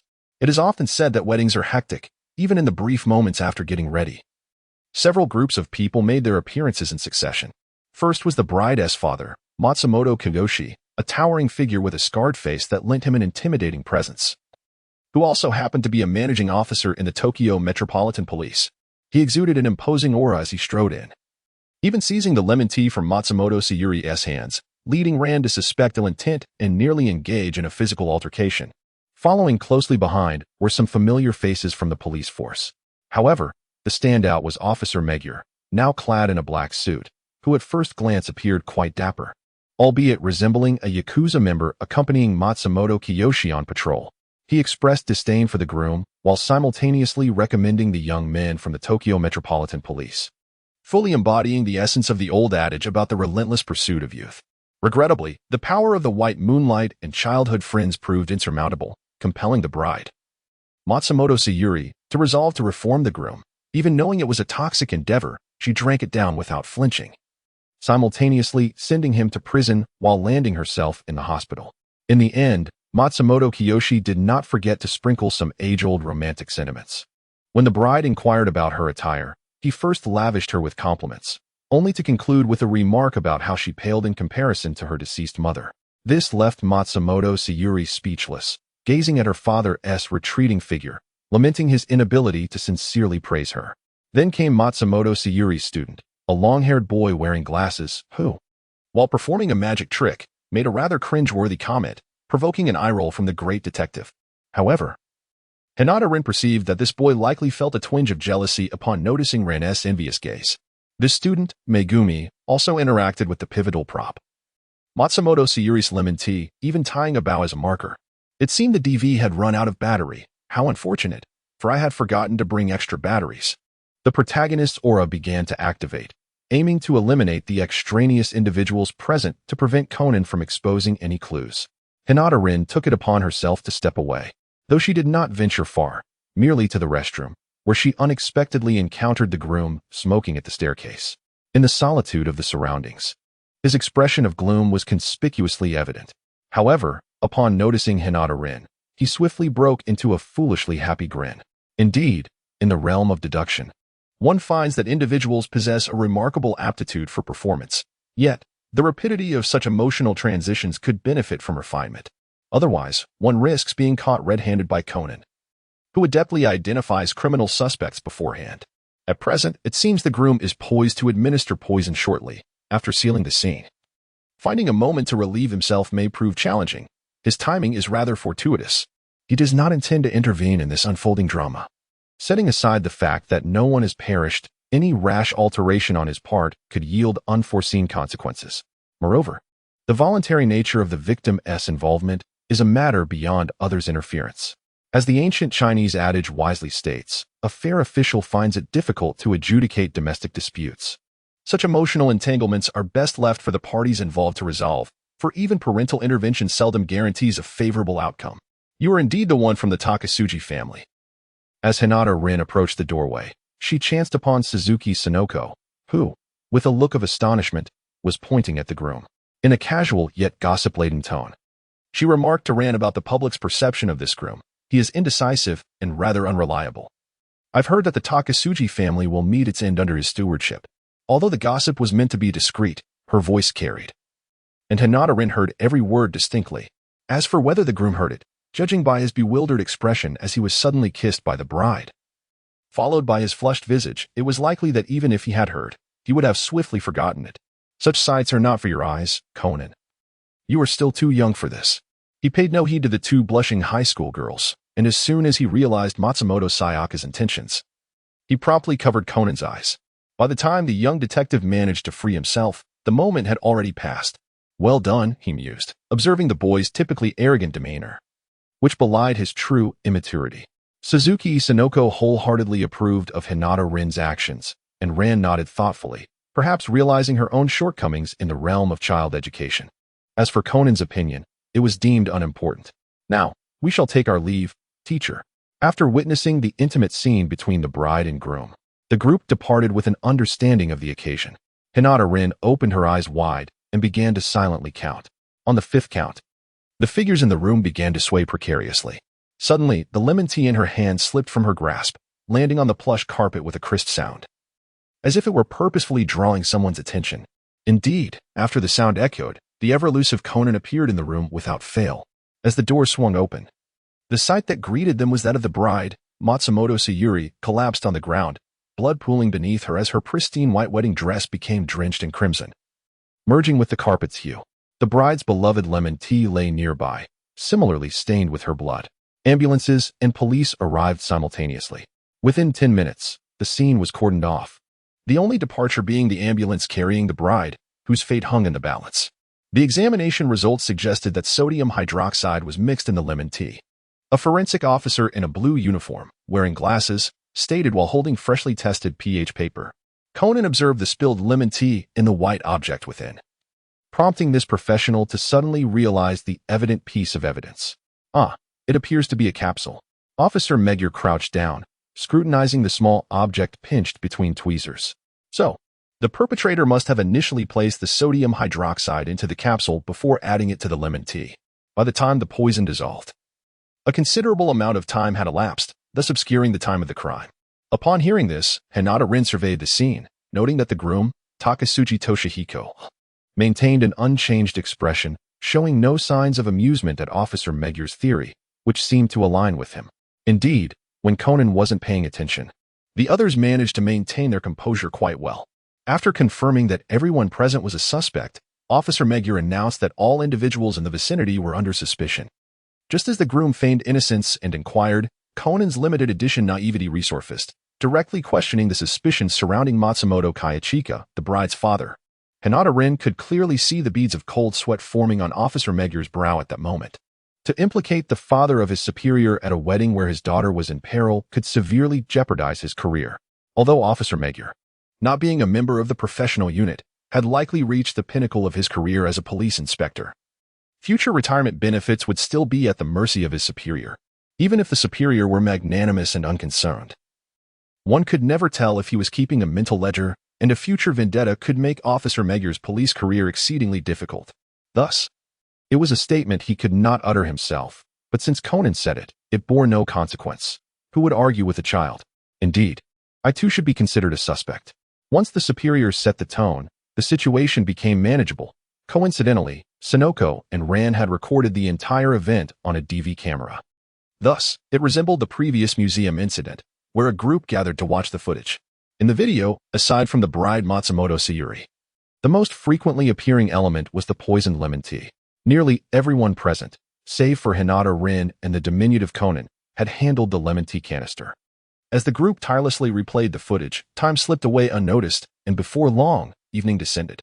In the aimless wait, the groom, as if summoned by the Grim Reaper, unwittingly divulged to Conan a childhood memory of a girl who adored lemon tea, clearly providing Conan with a lead to motive. Shortly thereafter, the door opened, and forensic personnel entered to inform Officer Magyar of their afternoon's findings. They revealed that the capsule would dissolve entirely in approximately 15 to 16 minutes. Armed with this crucial information, Officer Magyar began to sift through his police manual to cross-reference the timeline. Consequently, he deduced that Matsumoto Kayachika, his superior, was the prime suspect in this case. Hinata Rin speculated that Officer Magyar must be regretting his unfortunate circumstances, pondering how he found himself embroiled in such a dilemma. Perhaps sensing Officer Magyar's turmoil, the forensic officer, typically unproductive at the scene, displayed remarkable perceptiveness and spoke up. Moreover, our tests found no fingerprints of the chief on the lemon tea canister. Fool, what are you saying? I held that canister. Matsumoto Kayachika, previously regarded as the principal suspect, immediately grew agitated and rewound the footage to the moment he grasped the lemon tea canister, pointing at the screen and roaring at the forensic personnel. He seemed to question their fundamental competence, especially since they had only discovered the critical evidence due to a child's reminder. Are you certain there was no error in your examination? Officer Magyar inquired on his behalf, receiving an affirmative response in return. Conan, equally perplexed, seized the opportunity while others were distracted to scrutinize the video closely. Rin, what do you think? Conan asked, glancing at the footage while simultaneously seeking Hinata Rin's opinion, akin to a detective in need of a partner for banter. However, Hinata Rin had no desire to play the role of the sidekick, nor did she intend to humor Conan, especially since he offered no compensation for her efforts.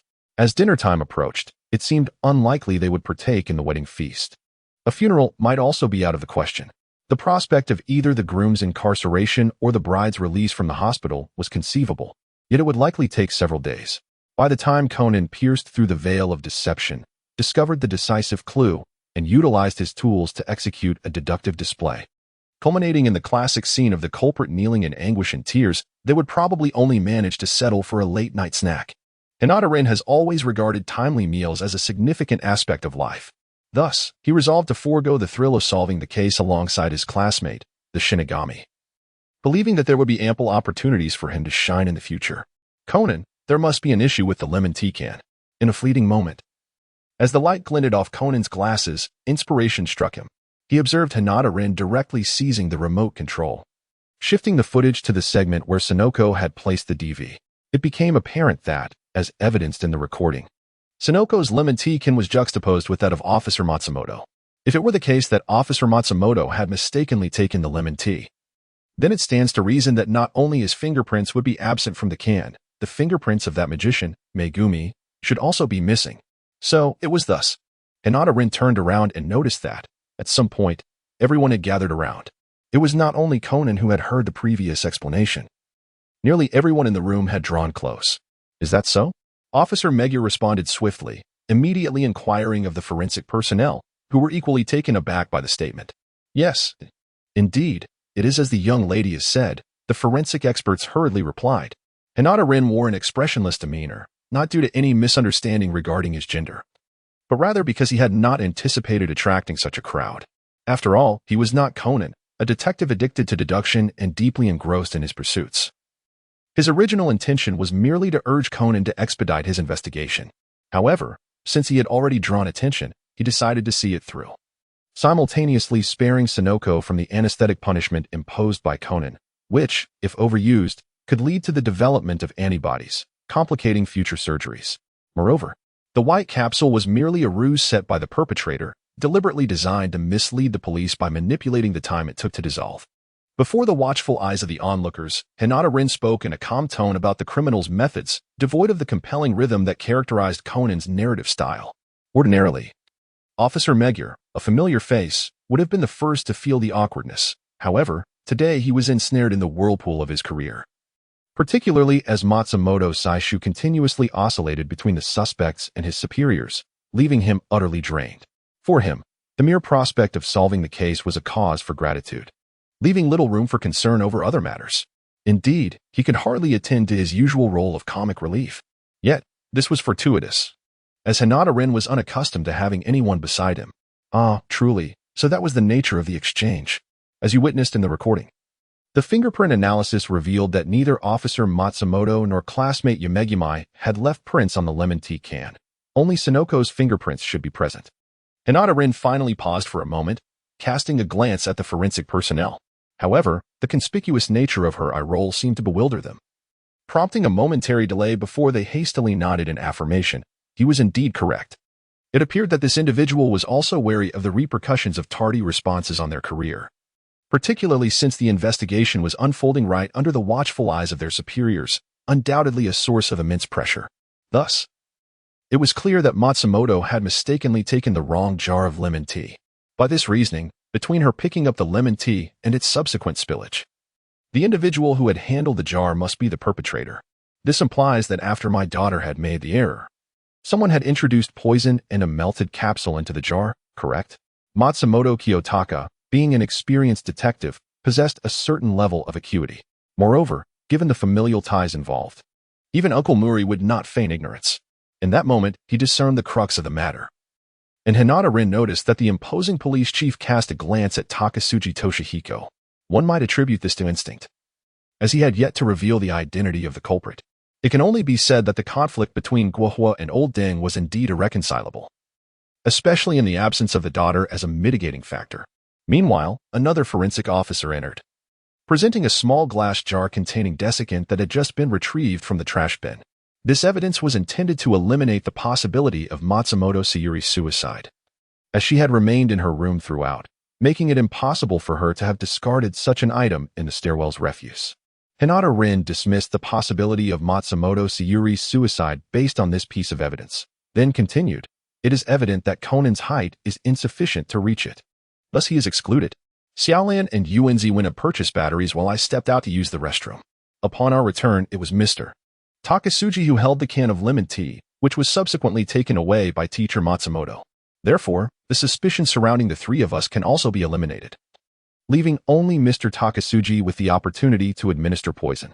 Hinata-rin swiftly articulated the reasoning process, then glanced around, realizing that the others seemed still immersed in contemplation, yet unresponsive. It dawned on him that Conan's inflection served a particular purpose. Not everyone could keep pace with his line of thought. It was essential not only to capture their attention but also to accommodate their cognitive speed. Fortunately, this case was not overly intricate. By discerning the ruse of the capsules, eliminating the temporal traps set by the perpetrator, and unraveling the mystery of the misplaced lemon tea canister, the time frame could be further narrowed down, ultimately revealing the culprit within that scope. Essentially, this was akin to a mathematical conundrum, with the timeline serving as the axis and all present suspects viewed as a collective, continuously refining the range through evidence until the singular solution emerged. Why? Why would you do this to my daughter? Matsumoto Kiyoshi could no longer contain himself. Almost instantaneously after Hinata-rin's words fell, he surged forward, seizing the groom Takasuji Toshihiko by the collar with a fierce grip. With his imposing stature, he nearly lifted Takasuji off the ground. However, the groom remained unperturbed, seemingly resigned to the futility of defense. With a scornful laugh, he forcefully broke free, his face contorting with rage as he recounted his past to Matsumoto. I want you to experience the same anguish. 20 years ago, the vehicle of a fugitive you were pursuing careened towards us, resulting in the tragic death of my innocent mother. Do you recall that incident? Takasuji's sudden outburst plunged Matsumoto into a sea of memories. At that time, his mother was still alive. Had they hurried her to the hospital in a police car, perhaps she could have been saved. In a rare display of vulnerability, Matsumoto, usually seen as unyielding, confessed this grave error to his subordinate, Officer Meguro. Such a melodramatic narrative could easily fill dozens, if not hundreds, of episodes in a domestic soap opera. However, in the context of Conan, which primarily revolves around deductive reasoning, these serve merely as the backdrop to the motive. Hinata-rin is not entirely indifferent. However, in terms of suffering, the world of Naruto undeniably leads in this aspect, where an average of 3 individuals scarcely shares a pair of living parents. I must tell you, that woman is rather foolish, oblivious to the fact that my intentions in approaching her are far from innocent. In my view, she is merely captivated by the wealth of the Takasuji family. Takasuji Toshihiko, too, is consumed by his desires. Witnessing the anguish of his long-cherished target for revenge brings him a peculiar sense of delight. Yet, when he speaks of this, a flicker of evident torment crosses his gaze. After all, they were once lovers who shared their days and stepped into the realm of marriage together. How could he truly feel nothing? Nevertheless, the man who has poisoned his soon-to-be wife is desperately in need of an irrefutable motive for vengeance to solidify his wavering resolve. Do you truly believe she is unaware? Hinata-rin's sudden retort momentarily stunned Takasuji Toshihiko. I suggest you take a closer look at the way she gazes at you in the videotape, lest you become a self-deluded fool. Furthermore, sodium hydroxide, if ingested, can swiftly burn the mouth, esophagus, and all areas it contacts, causing excruciating pain to the victim. If swallowed in one gulp, it may not be as severe. But if sipped through a straw, I urge you to try it yourself and see the immense determination required to drink oneself to the point of vomiting blood. Before he could counter her remarks, Matsumoto Sayaka's friend, who happened to be Takasuji Toshihiko's ex-girlfriend, could no longer restrain herself. She took several strides toward him and, with a palpable surge of energy, delivered a sharp slap across his face. The impact of this decisive blow significantly dulled the clarity in the groom's eyes. Hinata Rin's linguistic therapy, combined with the physical adjustments from her friend, Miss Ime, yielded remarkably evident results. What followed was a classic scene. From the lips of his former girlfriend, the certainty of Matsumoto Sayuri's vengeful intentions became unmistakably clear, even contemplating how she might seek his forgiveness. Subsequently, as Hinata Rin had anticipated, Matsumoto Sayuri willingly consumed the poisoned lemon tea prepared by her beloved.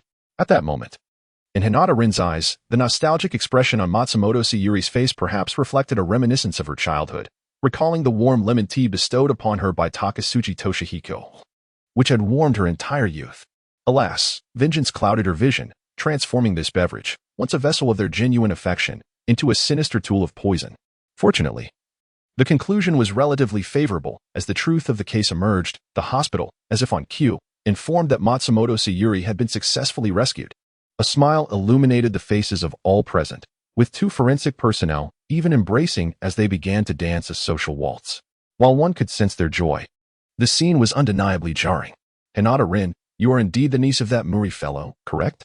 Matsumoto Kayanaga inquired, quickly regaining his composure after the initial elation. Approaching Hinata Rin, indeed, I am his nephew. Hinata Rin calmly explained, albeit with a hint of superstition, that in this particular situation, the last person to hear Matsumoto Sayuri confess her gender had already been hospitalized. Matsumoto Kiyoshi, upon hearing this, felt a moment of embarrassment, but then straightened his expression and formally bowed to Hinata Rin. Thank you for revealing the truth on Sayuri's behalf. I am truly grateful. No need to thank me. Rin replied, her heart surprisingly stirred despite her usual composure during the entire deductive process. Perhaps the gratitude from the victim's family held more significance than the spirited revelation of the truth. Unfortunately, the aura of death surrounding Conan often proved overwhelming, with victims likely succumbing on the spot, leaving little chance for recovery. Who would have thought? It appears you possess remarkable deductive skills, rivaling even my dear friend, Suzuki Sonoko. Suzuki Sonoko approached, laughing heartily while playfully patting Rin's shoulder, her demeanor far removed from that of a wealthy young lady, resembling more the bravado of a bandit. Meanwhile, Rin awkwardly pulled her friend aside, as the attention of those present began to converge upon them. Although not socially anxious, Rin often found herself exasperated by her overly extroverted best friend. Moreover, the title of Deduction Queen seemed somewhat peculiar, likely a self-bestowed moniker by Sonoko. It must be noted that Rin herself leaned towards the affectionate, frequently hearing her childhood friend referred to as the modern-day Sherlock Holmes, a title perhaps more saccharine than Deduction Queen. This is perhaps a manifestation of the saying that beauty lies in the eyes of the beholder. However, based on Hinata Rin's current understanding of Conan, while he often exhibited a mature and composed demeanor, he was, in reality, a rather pretentious and juvenile individual when in the guise of Kudo Shinichi. This was the type of person who, upon hearing flattery about himself on a television broadcast, would secretly revel in delight, his psychological age hovering around 13 to 15 years, no older, perhaps due to the astute instincts of a detective. Conan sensed someone was jesting about him, leading him to tilt his head back and let out a tremendous sneeze, prompting Ran to inquire with concern whether his previous cold had not yet fully abated. Conan quickly rubbed his nose and assured her he was perfectly fine. Following his cold, the weather had turned cold and damp. Concerned that his illness might worsen, Rin had bundled him up as if he were a dumpling, to such an extent that upon entering the classroom, he could go unrecognized if he didn't speak up. Frankly, even his mother had never shown such concern for him. After charmingly navigating past that exchange, the great detective sauntered over to where Hinata Rin sat in the corner and conspiratorially asked, Rin, you didn't somehow see through the truth from the very beginning, did you?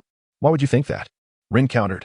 Upon hearing her response, Conan's glasses glinted momentarily, and a confident smile crept onto his lips. It's quite simple. You remained completely still throughout the entire ordeal. I noticed that after the incident, you were mostly absorbed in your phone, only occasionally glancing at the footage on the television. Moreover, your expression showed little fluctuation until I prompted you to point it out, indicating you had already identified the crux of the matter. Conan confidently summarized, while Rin glanced up, not denying his assessment. In truth, she felt this case was not particularly challenging. It was merely the police who consistently fell prey to the traps set by the perpetrator. It seemed their primary function was not only to support the detective in his role, but also to validate the elaborate murder schemes imagined by criminals. As for solving cases, What was that? The training they received focused more on the art of bowing sincerely during press conferences than on actual detective work. Who would have thought it would be you to uncover the truth first? Your powers of observation remain as formidable as ever, Conan remarked. Recalling the incident involving the bandaged phantom, where Rin had discerned the empty room with her Byakugan, claiming she had observed the subtle traces on the entrance carpet. This was no exaggeration.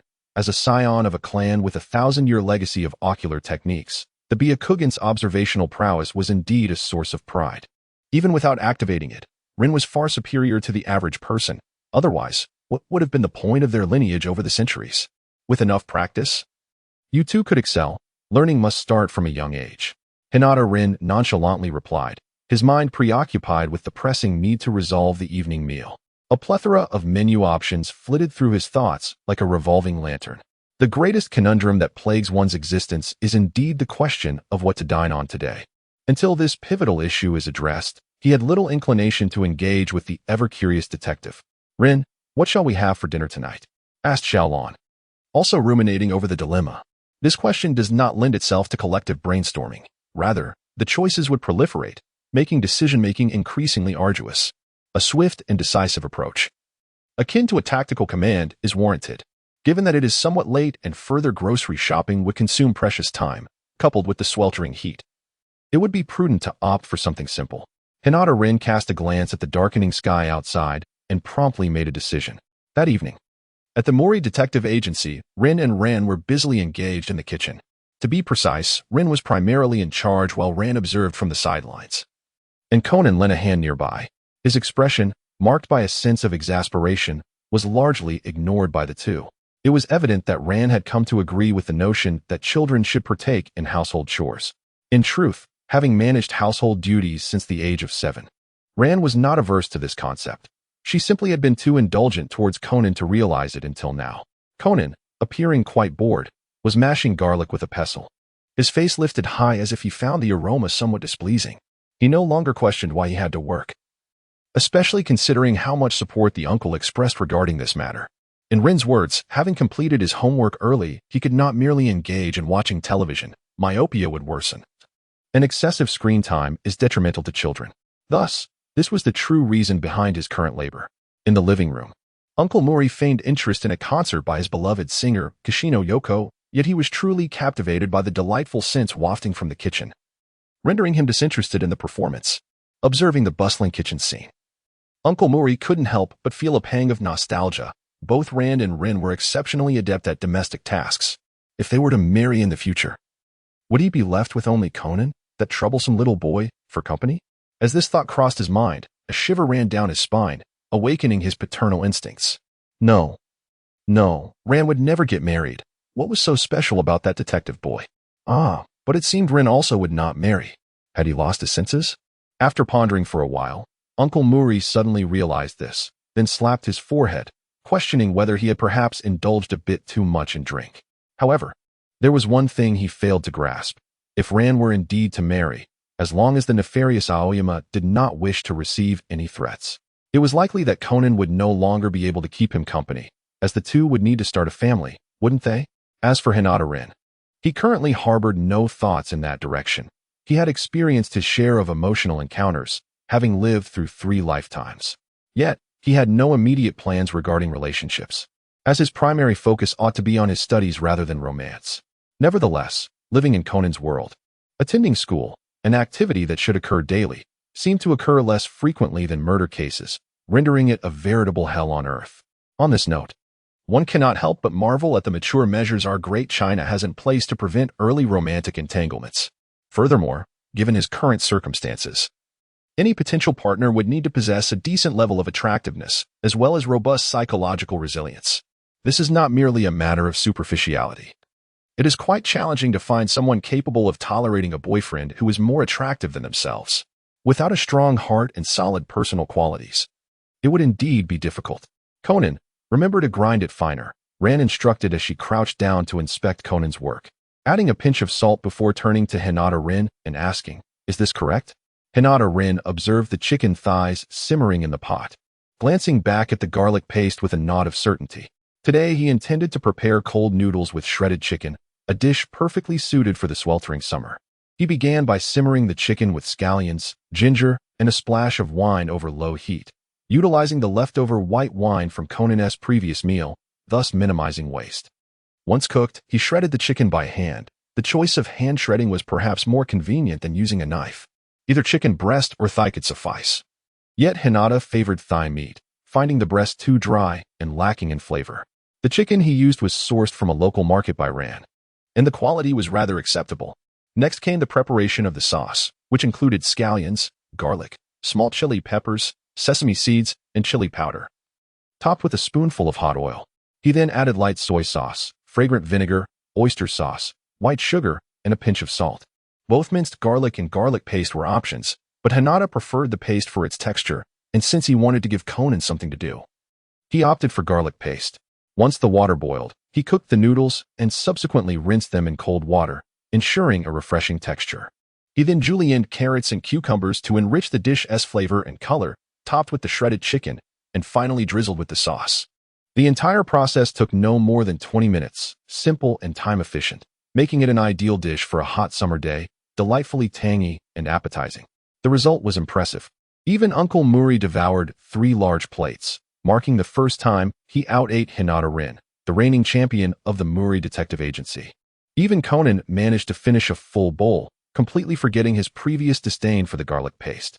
According to the law of Jingsa, the expression on the great detective's face at that moment could only be described as one of utter delight. "It's truly delicious, Rin. Your culinary skills are indeed remarkable." Sated in content, Uncle Mori reclined on the sofa, emitting a series of satisfying sounds as he indulged in his meal. The cold noodles with shredded chicken were indeed delightful, especially in the summertime. The one minor drawback was their tendency to get stuck in the teeth, something Uncle Mori exemplified vividly at that moment. Speaking of which, in a few days, I happen to have some free time, and it's cherry blossom season. Why don't you all join me for an outing? It was quite rare for Uncle Mori to take the initiative to plan a trip. Typically, he preferred solitude and often found family outings cumbersome. After making the suggestion, he discreetly glanced at Ran to ensure she hadn't noticed his attempt to divert the conversation, then naturally opened another can of beer, sipping it nonchalantly. Although Ran immediately recognized her father's ploy to evade the impending consequences of his drinking habits, she felt quite pleased today. The confirmation that teacher Matsumoto was fine and the enjoyable dinner made for a delightful day. Thus, she decided to let her father off the hook this time. But she vowed to be stricter next time, as her father had a penchant for overindulgence in alcohol, and as his daughter, it was her responsibility to impose some regulation. After dinner, Ran assisted Conan with his craft assignment in the living room. It was regular homework. The young detective had completed that during school hours, finding elementary school assignments beneath his status as a high school detective. This particular task required creating 3 small animal shapes from colored paper, necessitating a parent's signature, which was particularly vexing for Conan. To be frank, he had always loathed such assignments, believing that time was better spent reading detective novels. However, failure to complete the assignment thoroughly would result in a stern phone call from the new, strict homeroom teacher, Kobayashi, a fate Conan deemed akin to social death. Thus, the young detective, who usually focused solely on solving mysteries, found himself begrudgingly tackling a craft project. Nonetheless, being gently guided by his childhood friend felt rather pleasant. On a glorious sunny day, the Mori Detective Agency ventured into an unnamed mountain. Their destination was reportedly chosen with great care by Uncle Mori. Yet his unwavering grip on the map as they ascended sparked a hint of concern. It is said that being directionally challenged can be hereditary, and Ran's talent in this regard was quite remarkable, suggesting she had inherited some of her father's shortcomings. As Uncle Mori had predicted, it was indeed the perfect season for cherry blossom viewing. The cherry trees were in full bloom, the air was just right, and a gentle breeze rustled the blossoms, creating a hypnotic ambience, ideal for a midday nap beneath the trees. Come, let us take a photo. In this respect, Uncle Mori was no different from traditional parents. It was a rare occasion to be out, and capturing memories was essential. Given that modern smartphones were not yet as advanced, Uncle Mori had brought an actual camera along, while the vehicle they traveled in was still rented. However, until now, Hinata Rin had no significant recollection of the plot, leaving him uncertain of the vehicle's fate. After all, Mori Kogoro was infamously dubbed the vehicle killer, particularly when it came to rental cars, either bombarded with explosives or ending up in rivers. His luck was notoriously poor. Thankfully, no such calamities had occurred this time, and it was somewhat understandable that they managed to rent a car. Yet, as the journey progressed, Rin grew increasingly curious as to how rental agencies trusted Uncle Mori with their vehicles, considering he had been on television numerous times and had solved hundreds of cases. Establishing himself as a true detective, surely those owners must watch television? Use the automatic camera. Dad, you should join us for a photo too. Seeing his vibrant daughter and nephew waving at him beneath the cherry blossoms made even the usually unserious Uncle Mori feel a wave of nostalgia. Of course, the glasses-wearing boy standing between them was still somewhat bothersome.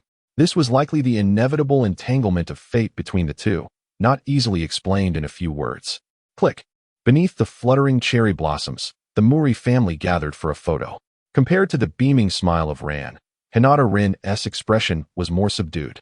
In the photograph, one exuded youthful exuberance while the other radiated serene grace, highlighting the beauty of one amidst the blossoms. Observing the picture, Uncle Mori couldn't help but marvel at how strikingly handsome his nephew was, pondering the pressure it would place on his future partner. All right, it's about time. Let us prepare to head back. After a leisurely afternoon, they had enjoyed bento for lunch, and it was time to return. While Uncle Mori and Ran were satisfied, Hinata Rin sensed an ominous premonition as the sky began to darken and the humidity in the air rose. Such outings often led to unforeseen events occurring on the return journey. Thus, if all goes as anticipated, an unforeseen event is about to unfold. Indeed, events transpired precisely as Hinata Rin had foreseen. After Uncle Mori had driven a group of people for approximately several kilometers, he plunged headlong into a dense jungle from which there seemed to be no escape. Compared to the gentle breeze and fluttering cherry blossoms of moments prior, this ominous and shadowy scene, devoid of sunlight, appeared far more suited for a horror film. The occasional chirping of birds only heightened the atmosphere of dread. It is truly ironic. Just moments ago, he had assured them that everything was fine, yet here they were, lost. Observing the disoriented Uncle Mori, Xiaolan could not help but express her irritation, seemingly oblivious to her own recent experience of getting lost in the mountains, where she had an eerie encounter with a bandaged figure. Who could have predicted such a predicament? To add to her misfortune, it was rather unfortunate that the car had a flat tire, and to make matters worse, there was no spare. Raising her gaze to the overcast sky, Uncle Mori rested his chin in despair and lamented. What? I refuse to spend the night in a place like this. Father, you must devise a way to repair it. Hey, where did Conan go? In an attempt to divert attention from his daughter's complaints, Uncle Mori chose to inquire about Conan. This tactic proved effective, as Xiaolan immediately noticed Conan was missing. Conan is over there. He will be here shortly. Hinata Rin pointed towards the depths of the dense forest, his keen ninja instincts allowing him to disregard the effects of Conan's concealed presence. Coupled with the advantage of his Byakugan, he could perceive everything within a radius of several kilometers. How could one recklessly roam in such a place, Conan?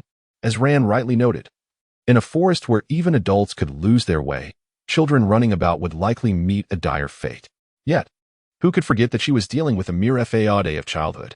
The high school detective, Shinichi Kudo, may have been tone-deaf, but he was certainly not directionally challenged. His navigational skills surpassed those of the Mori duo by a considerable margin. Ran, I've spotted a temple not far from here. Let us head there, he suggested. Indeed, the protagonist's aura proved effective, for in this desolate locale, they managed to find a temple, which also triggered a case. As expected, the aura of the Grim Reaper resonated throughout Japan and indeed the world, unfettered by geographical constraints. After a brief walk, they soon beheld a temple perched on the edge of a cliff, with a babbling mountain spring flowing through it, embodying a delightful harmony of tranquility amidst the surrounding chaos. Mount Madai Temple. It seems we shall be lodging here for the night, Uncle Mori remarked as he glanced at the plaque and led the group inside. Though the temple beside the mountain spring boasted a picturesque view, the excessive humidity was evident. The walls bore old stains of mold and marks of decay, suggesting considerable age. It was understandable. A temple built in such a remote area would struggle to attract a steady stream of visitors. Even the most devout of worshippers would likely opt for a more accessible location for their prayers, where familiarity and proximity prevailed. The monks, after finishing their duties, would indulge in the city's pleasures, easily recognized by their neighbors. Conversely, who could discern the true nature of those residing in the secluded mountains?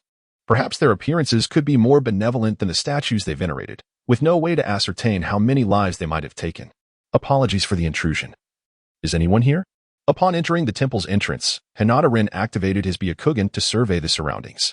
He noticed two monks inside. though they were too distant from the entrance to hear. At the threshold, however, an elderly monk clad in a straw cloak approached, moving slowly and quietly, holding his breath. "Uncle, someone is approaching from behind," he whispered. Hinata Rin gently reminded Uncle Mori, but when the latter turned to look, he was inevitably startled by the old monk. The venerable monk, clad in a tattered robe, sported gray eyebrows and a beard, his sharp features and unkind gaze exuding an otherworldly presence as he appeared unexpectedly in the depths of the forest. "Ah!" Uncle Mori's scream echoed through the desolate woods, likely startling numerous birds seeking refuge from the rain. "What brings you to this secluded place?" the monk inquired, his demeanor stern and his tone less than amiable. However, it seemed his ire was not directed at them personally, but rather he had preconceived notions about their identities, assuming them to be reporters or television personnel. "You should leave. This is not a realm for you worldly individuals." The monk's voice grew increasingly forceful, culminating in a shout that left Uncle Mori momentarily speechless, unable to retort. "Esteemed master," one of them implored, "we are merely travelers who have lost our way in the mountains. A sudden downpour has rendered our vehicle inoperable, and we had no choice but to seek shelter here. We hope for your understanding." Hinata Rin explained to the elderly gentleman, who looked at Uncle Mori with a mixture of skepticism and curiosity. "Indeed, we are not journalists. We find ourselves stranded here due to a flat tire and wish to inquire about the possibility of lodging for the night," Uncle Mori awkwardly clarified to the old monk. The monk, exhibiting an unusual demeanor, responded with a tone of incredulity, questioning whether Uncle Mori and his companions intended to file a complaint about the location. Just as Uncle Mori was about to abandon the endeavor, the monk's expression transformed into a welcoming smile, his tone softening. "Ah, so you seek lodging. Had I known, I would have assumed you were here to investigate that incident." Conan's protagonist aura surged once more, as the monk, who had previously appeared unwelcoming, inadvertently revealed a clue regarding the event. Xiaolan, intrigued by the monk's words, inquired further, while Conan eagerly awaited the unraveling of the mystery. Unfortunately, the moment of revelation slipped away as the monk deftly sidestepped the inquiry and proceeded to detail the costs associated with lodging and meals.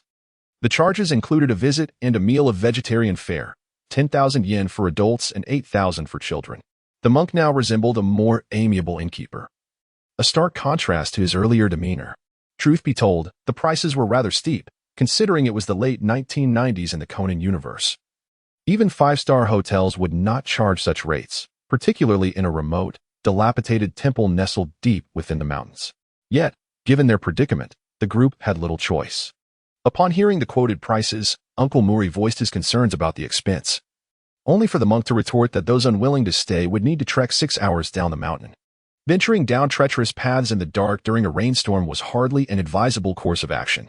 To further solidify Uncle Mori's resolve to stay, the monk recounted a chilling tale of a ghostly dog on a foggy day, perfectly complemented by the temple's battle-worn ambience, the torrential downpour outside, and the intermittent flashes of lightning, an ideal setting for a horror film, without the need for additional props.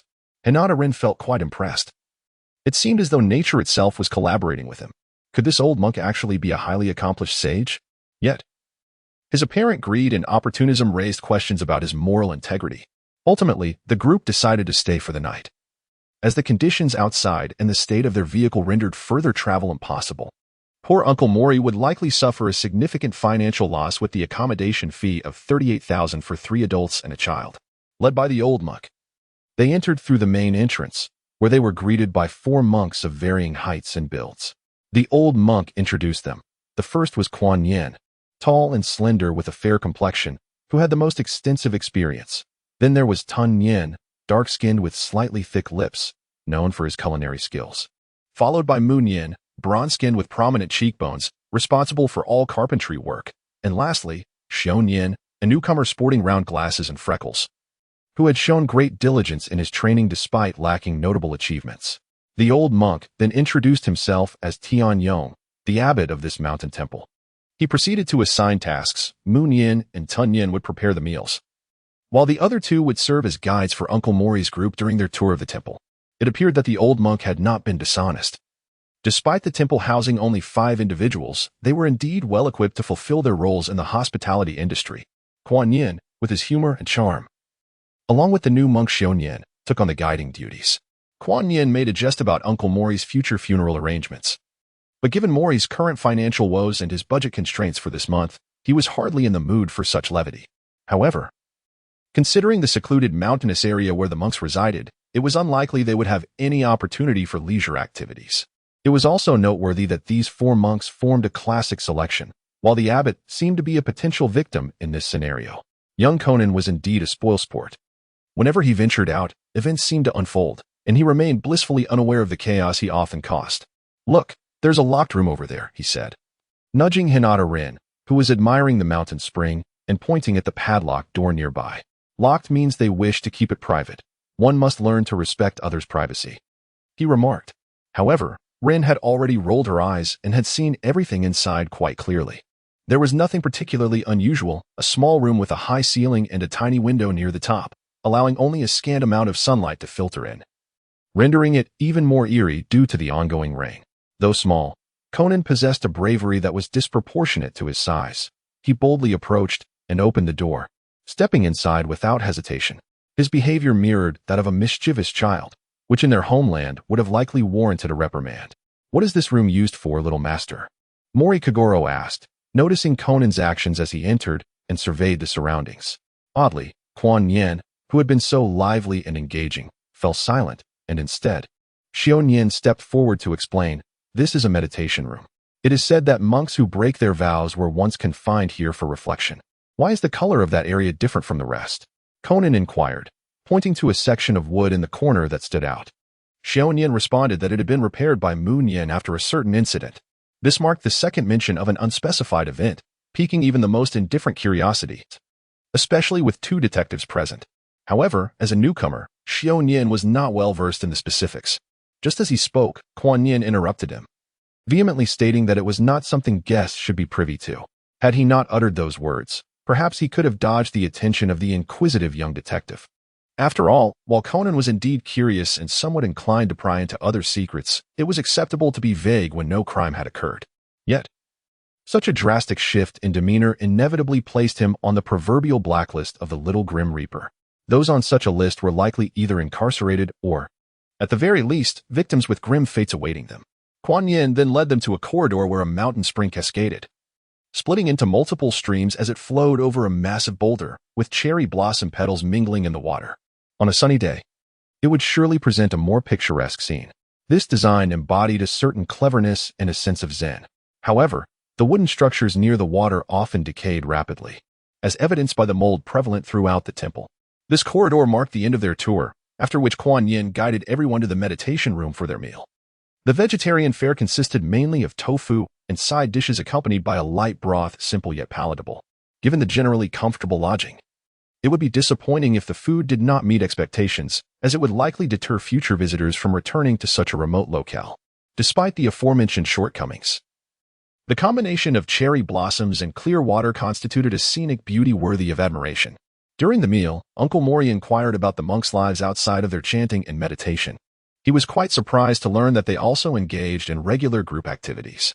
The abbot Tian Yong was humorously betrayed by his own disciple Kuan Yin, who revealed his fondness for bikini-clad women, to which Mori expressed camaraderie, only to see the old monk blush with embarrassment. After all, while appreciating beauty is one thing, having it vocalized can be rather awkward, especially for someone of his supposed stature. The atmosphere at the table was jovial, yet the ever-curious Detective Conan, guided by his instincts, subtly probed into the legend of the missed dog. Under the guise of a child's innocence, he initially drew no suspicion from the monks, who were perhaps reminded of a similar encounter with an art gallery curator just the previous week. However, the abbot was well aware of his intentions, offering a vague and clearly evasive tale about the missed dog legend, which Conan met with indifference, while Ran listened intently, captivated by the story. Hinata Rin felt somewhat speechless. She was undoubtedly the most timid, yet paradoxically, she harbored the greatest interest in such matters. Her fearfulness, coupled with her fascination, could be seen as an alternative manifestation of her playful spirit. The abbot's words sparked a lively discussion among the monks present. Monk Munian finally broached the subject of the incident that the abbot and Shunyin had mentioned earlier, only to be promptly silenced by the abbot. The thwarted detective immediately invoked the identity of Uncle Mori, the renowned detective. This individual exhibited a double standard, as he would refer to himself as Detective Kogoro Mori when it suited him, yet when it did not, he transformed into a drunken lecher. Once Uncle Mori's identity was revealed, it instantly captivated the attention of the monks, who swarmed around him like zombies, chattering excitedly, entirely oblivious to the abbot's increasingly dark expression. Enough. Have you forgotten our agreement not to mention that incident? Return to your rooms and prepare for bed immediately. The abbot's angry voice echoed through the room, prompting several monks to bow their heads and sit down. It was no jest. The abbot was the authority within the temple. As depicted in various dramas, offend a head monk and expect no easy exit. Although there were no golden-clad Shaolin monks here, the elderly abbot clearly commanded respect, especially when enraged.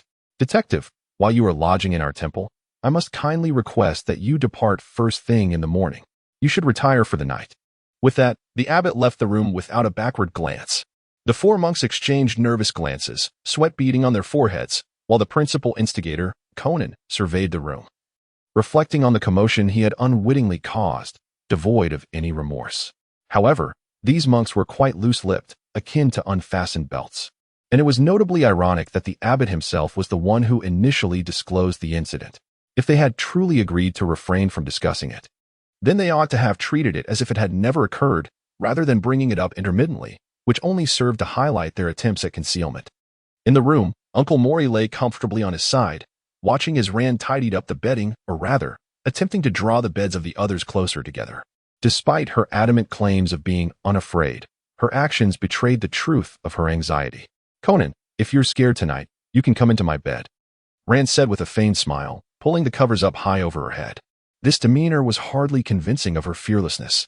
In the dead of night, as Ran tossed and turned, she listened to the gentle sound of water outside and the occasional calls of small creatures. Her mind wandered back to the abbot's earlier mention of the legend of the Yukiana. It was said that this spirit favored delicate young girls, much like the two young ladies present.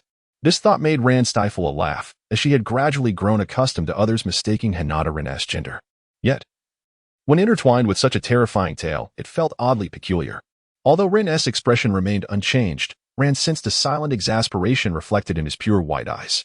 She even imagined that if the Yukiana were to appear, it might find Rin's bed particularly intriguing, though she chuckled at the bizarre connections her mind conjured. The strangeness of her surroundings and the eerie legends still unsettled her, and she found herself in desperate need of a restroom. As she scanned the room to see if anyone else had awakened, she unexpectedly locked eyes with a pair of strikingly white pupils. Rin, are you still awake? Did I wake you? Ran nearly screamed, taken aback to find her family member staring directly at her, his unusual white eyes fixed upon her. It's nothing. I just need to use the restroom. Would you accompany me? Of course. That legend is rather frightening. You might be scared alone, so I'll go with you. Ran suppressed a chuckle and quietly climbed out of bed, only to find Rin already fully dressed and waiting at the door. Rin, you're quite fast. Just as they prepared to step outside, Rin suddenly turned around, startling Ran and causing a flood of terrifying thoughts to surge through her mind until Rin said, Conan, stop staring. If you need to go, let us just go together. Heh. The detective wore an embarrassed smile, though his movements were quick and decisive. In the end, those waiting idly at the restroom door included everyone in the room except Ran, with Uncle Mori, who had been snoring contentedly, among them. Honestly, you all can go to the restroom, but why must you drag me out of my peaceful slumber?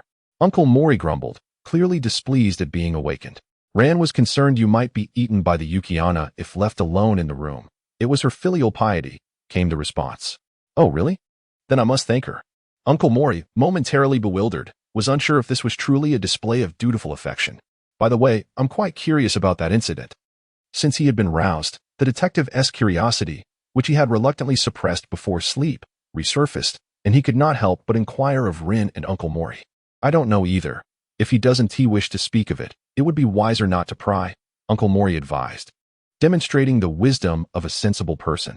As for Conan, with his insatiable curiosity to dig into everything, it was only a matter of time before he found himself in trouble. Returning to childhood would seem a fortunate escape from such perils. Perhaps they concocted a ghost story to attract visitors, and in doing so, inadvertently summoned the Yukiana, leading to a fatal incident. Hinata Rin's affirmative statement piqued Conan's curiosity, prompting him to inquire hastily, have you heard of the legends surrounding this mountain temple? No, she replied, but for a temple nestled deep within the woods to attract visitors, it must possess some sensational tales to draw in the faithful. Hinata Rin has managed to encapsulate the essence of similar cases reminiscent of Conan in her mind. Such occurrences are merely tricks to deceive children, much like the earlier incident involving the moving armor in the art museum, which was indeed orchestrated by the curator himself. Surely, there is no such entity as a misty Tengu lurking about. Is that so? Then what do you perceive me to be? A voice, cold and dissonant, suddenly whispered in the uncle's ear, and with a furtive glance, he caught sight of an elongated nose. Ah! A piercing scream echoed through the temple, as Uncle Mori was genuinely startled by the subtle yet sinister cotton-padded jacket he had carelessly donned. Conan, too, bore an expression of lingering trepidation. After all, he had just been discussing this very matter when Ran had unexpectedly appeared behind him to scare him, her timing impeccable, leaving even him unnerved. What's this? You seemed frightened yourself. Ran, adorned with a red Tengu mask, indignantly removed it, directing her remarks at her father. What transpired? Monk Kuan Yin, drawn by Uncle Mori's anguished cries, inquired of the group, while Ran, feeling somewhat guilty, concealed her mask, and Uncle Mori forced a smile, attempting to mitigate his daughter's mischief. What shall we do with this mask? It hasn't been returned yet, Ran said with an awkward smile. Oh, just wear it on your face, Uncle Mori replied, visibly displeased. You can keep it as a souvenir, as long as you don't mind it being taken from the restroom, Hinata Rin suggested, although it seemed Ran was not particularly enthused by the idea. Hinata Rin felt that the monks could indeed focus on developing tourism and ancillary products. This would prove far more lucrative than merely providing accommodations. Upon returning, a considerably more at ease, Ran easily fell asleep alongside her ever-sleeping father. However, the excitement had left Conan restless and wide awake. Are you unable to sleep?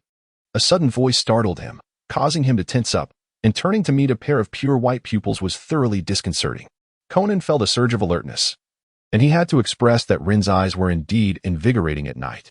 Indeed, thanks to your scare, I can't sleep at all, Conan retorted, as he had almost drifted into slumber moments ago. Have you lent your courage, which you usually reserve for observing corpses and tailing criminals, to Ran? It was perfectly normal to react somewhat excessively in unfamiliar surroundings, he thought. If you can't sleep, you could get up and take a stroll. Expending some energy might help you doze off. Please, I'm just a child. Do you really think it's wise for me to wander about a temple alone at night? While Conan was not entirely opposed to the idea, having been startled by both Ran and Hinata Rin earlier left him feeling somewhat anxious. Then let us go together. Hinata Rin stood up once more. While Conan was momentarily taken aback, he had not anticipated that the other party would indeed be willing to take him for a stroll. Hinata Rin does not suffer from shallow sleep. Rather, he has developed a vigilant mentality from executing missions as a ninja. The sounds of snoring or teeth grinding beside him are inconsequential, easily ignored. However, the restless tossing and turning of Conan and Ran can be somewhat disruptive. Although his boundless energy renders sleep unnecessary, the continual movement of Conan nearby is rather bothersome. Thus, he decides to rise and take the spirited corgi for a walk to calm him down. Moreover, as the saying goes, one does not visit a temple alone, for fear of unexpected occurrences. Such proverbs are rooted in the wisdom of our ancient ancestors. Furthermore, considering that it is Conan, the very source of misfortune, who is going out, it is prudent to keep an eye on him. Not only does he cause trouble for others, but he is also not in the best of situations himself. Allowing him to roam freely is akin to walking a dog without a leash. Let us proceed, but tread lightly so as not to disturb others' rest during the late hours of the night. Hinata Rin advised Conan, who rolled his eyes in response, for he was not a mere child. Nonetheless, Hinata Rin found it rather peculiar that they were wandering in a temple at such an hour. What if they stumbled upon someone committing a heinous act? That would be rather presumptuous, wouldn't it? Accompanying Conan could lead to any number of unforeseen incidents. Hey, she remarked, are you not also afraid of being unable to sleep? The silence became somewhat tedious, prompting Conan to frantically shake the dialogue box in an attempt to initiate a conversation. Do you think that is possible? Hinata Rin cast a sidelong glance at Conan, inviting him to draw his own conclusions. Conan, unable to discern any notable difference in her expression, found that under the moonlight, Hinata Rin appeared somewhat ethereal. Coupled with her eyes, which shimmered with a soft glow, the sense that she was out of sync with this world deepened within him. If Hinata Rin possessed the ability to read minds, she might have revealed to the speculating Conan that she indeed had relatives on the moon, though it was likely that only one remained now. After leading Conan for a leisurely stroll, Hinata Rin promptly guided him back to his room to sleep. For staying up late could hinder a child's growth. Who knew whether he could revert to his former self in the future? It would be prudent to prepare for all possibilities. After all, one could hardly expect Rand to marry a hobbit like Kudo Shinichi, which would undoubtedly affect the height of the next generation. The following morning, a yawning Hiu Nyen monk knocked on their door, calling them to breakfast. Hiu Nyen, you seem quite fatigued, remarked Uncle Mori, who, while tying his tie, casually inquired. In stark contrast to the heavily bagged Hiu Nyen, the well-rested Uncle Mori, despite being roused from slumber, quickly fell back asleep upon returning to bed, unaffected by the disturbance. Indeed, I was engrossed in studying scriptures until the late hours, Hiu Nyen explained, his demeanor unchanged, and Uncle Mori accepted this without skepticism, as the abbot, Ten Yong, had introduced him as a diligent monk, possessing an inherently curly disposition. Strangely, Uncle Mori noticed that not only Hiu Nyen, but also the monk seated beside him, Mu Nyen, was stifling yawns. Upon inquiry, he learned that Mu Nyen had been unable to sleep due to the fright caused by Uncle Mori's loud outcry the previous night. The situation prompted a slightly awkward attempt at lightening the mood. He also mentioned that Tun Yin had scarcely slept at all throughout the night. Moreover, when Uncle Mori had shouted, it had roused Kuan Yin, who had come to investigate the commotion. Goodness, in this temple, among 5 monks, for had been deprived of a good night's rest. Was this truly a monastery, or had they inadvertently stumbled into a nightclub? How could they all be so lively at such an hour? Nevertheless, it mattered little, for according to the law of Conan's visits, one among them was likely in a state of eternal slumber, destined to compensate the others for their lost rest. His sleep quality must be exceptionally high, the kind that remains undisturbed even by loud calls.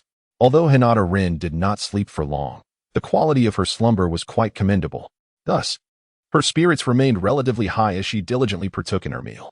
Just as she finished her breakfast, Xiongyan, who had previously gone to summon them for the meal, pushed open the door and entered. Concurrently, a distinct shouting echoed from outside. Judging by the voice, it was likely Kuan Yin, who had yet to join them for breakfast. Conan and the uncle simultaneously sprang into action, moving with a speed that rivaled the art of teleportation as they dashed to the threshold. They hurried towards the source of the commotion, which was the room where the monk had been said to be punished during their earlier visit. Upon entering, they were met with the sight of Kuan Yin, who lay sprawled on the ground, utterly astonished. What had transpired? Kuan Yin offered no response, instead tremblingly pointing towards the ceiling. Following his gesture, Mori uncle and Conan beheld the monk Tian Yong, suspended high above, his eyes wide open, forever unclosed in death. Hinata Rin arrived a step late, yet with his Byakugan, he could discern the conditions within the room without approaching closely. Although it seemed somewhat disrespectful to scrutinize the deceased at this moment, he was now certain that, aside from the 4 who had not slept well, there was one who had slept far too soundly. According to Conan's principle, there was a 99% probability that this was a homicide. Had Hinata Rin cast a glance with his Byakugan while sneaking out with Conan the previous night, he might have uncovered something significant. The reason he refrained from doing so stemmed from a habit ingrained during his time in the world of Naruto.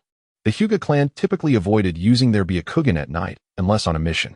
As for the rationale behind this, those in the know would understand. Despite being nestled deep in the mountains, the police arrived promptly following the incident. Approximately half an hour later, the familiar figure of Officer Magyar led the team to secure the scene. However, this was somewhat unnecessary, as the area was largely deserted, and the individuals present were accustomed to wandering about crime scenes, leaving little room for outsiders. The victim, the temple's abbot, Monk Tenna, was confirmed dead between 10 and midnight last night, with the body discovered by one of the temple's monks. You are Master Kuan Yin, correct? Officer Magyar habitually delivered the opening remarks typical of a homicide scene and summarized the basic situation at the site. Following this, he once again expressed suspicion towards Kogoro Mori, a sentiment Rin could understand. If he were a police officer who frequently encountered a certain individual during his duties, he might contemplate requesting the person's detention for the sake of community safety, which veers into the realm of the metaphysical. Returning to you, Master Kuan Yin, your earlier lament was indeed heartrending. Uncle Mori, known for his unorthodox behavior, jested about encountering the abbot hanging in the early hours. Viewed from another perspective, it was akin to witnessing the company owner in such a tragic state. Not only would this implicate him in a troubling scenario, but it would also pose the threat of unemployment afterward. It was hardly conducive to a cheerful disposition. As anticipated, Master Kuan Yin retorted with irritation. It's hardly as tragic as you claim. Indeed, Master Kuan Yin was a witness to Uncle Mori's anguished cries the previous night, making his statement quite valid. Hinata Rin recalled that indeed the uncle's cries were more tragic. It could be said that a detective's voice being louder than usual is quite natural. When faced with a tenacious criminal, raising one's voice is simply a matter of course. However, at this moment, Conan unusually came forth to defend Uncle Mori, pointing out that Master Quan's discovery of the abbot's corpse was rather swift. The height of the house, coupled with the fact that only a small window was opened at the top, rendered that area quite dark and, along with the visual blind spot upon entering, made it indeed difficult to notice. It could be surmised that, without preconceived notions, one might only discover the body once it had begun to decay. Conan's remark quickly drew the attention of Uncle Mori and the police, yet Quan did not respond directly, instead bowing his head in silence. As suspicion around Quan grew, Muni stepped forward to explain that a similar incident had occurred here 2 years prior, which was also a matter they had agreed to keep quiet about the previous night. Officer Magyar happened to have handled that case 2 years ago and recalled that the victim was a monk named Conan, whose body had been discovered by Quan and Muni. He recounted how Conan, punished in this room, had mysteriously vanished after a large hole in the wall was created, and it was only 3 days later, while they were inadvertently repairing the wall, that they discovered Conan hanging from the ceiling. This incident gave rise to the legend of the Tengu. As it seemed impossible for a human to achieve such a feat without tools, it would require wings to ascend. Furthermore, the carpenter determined that it would take at least a day's effort to create such a large hole in the wall. Given that Conan had only been inside for 1 night without any tools, it was evidently implausible for him to have accomplished this.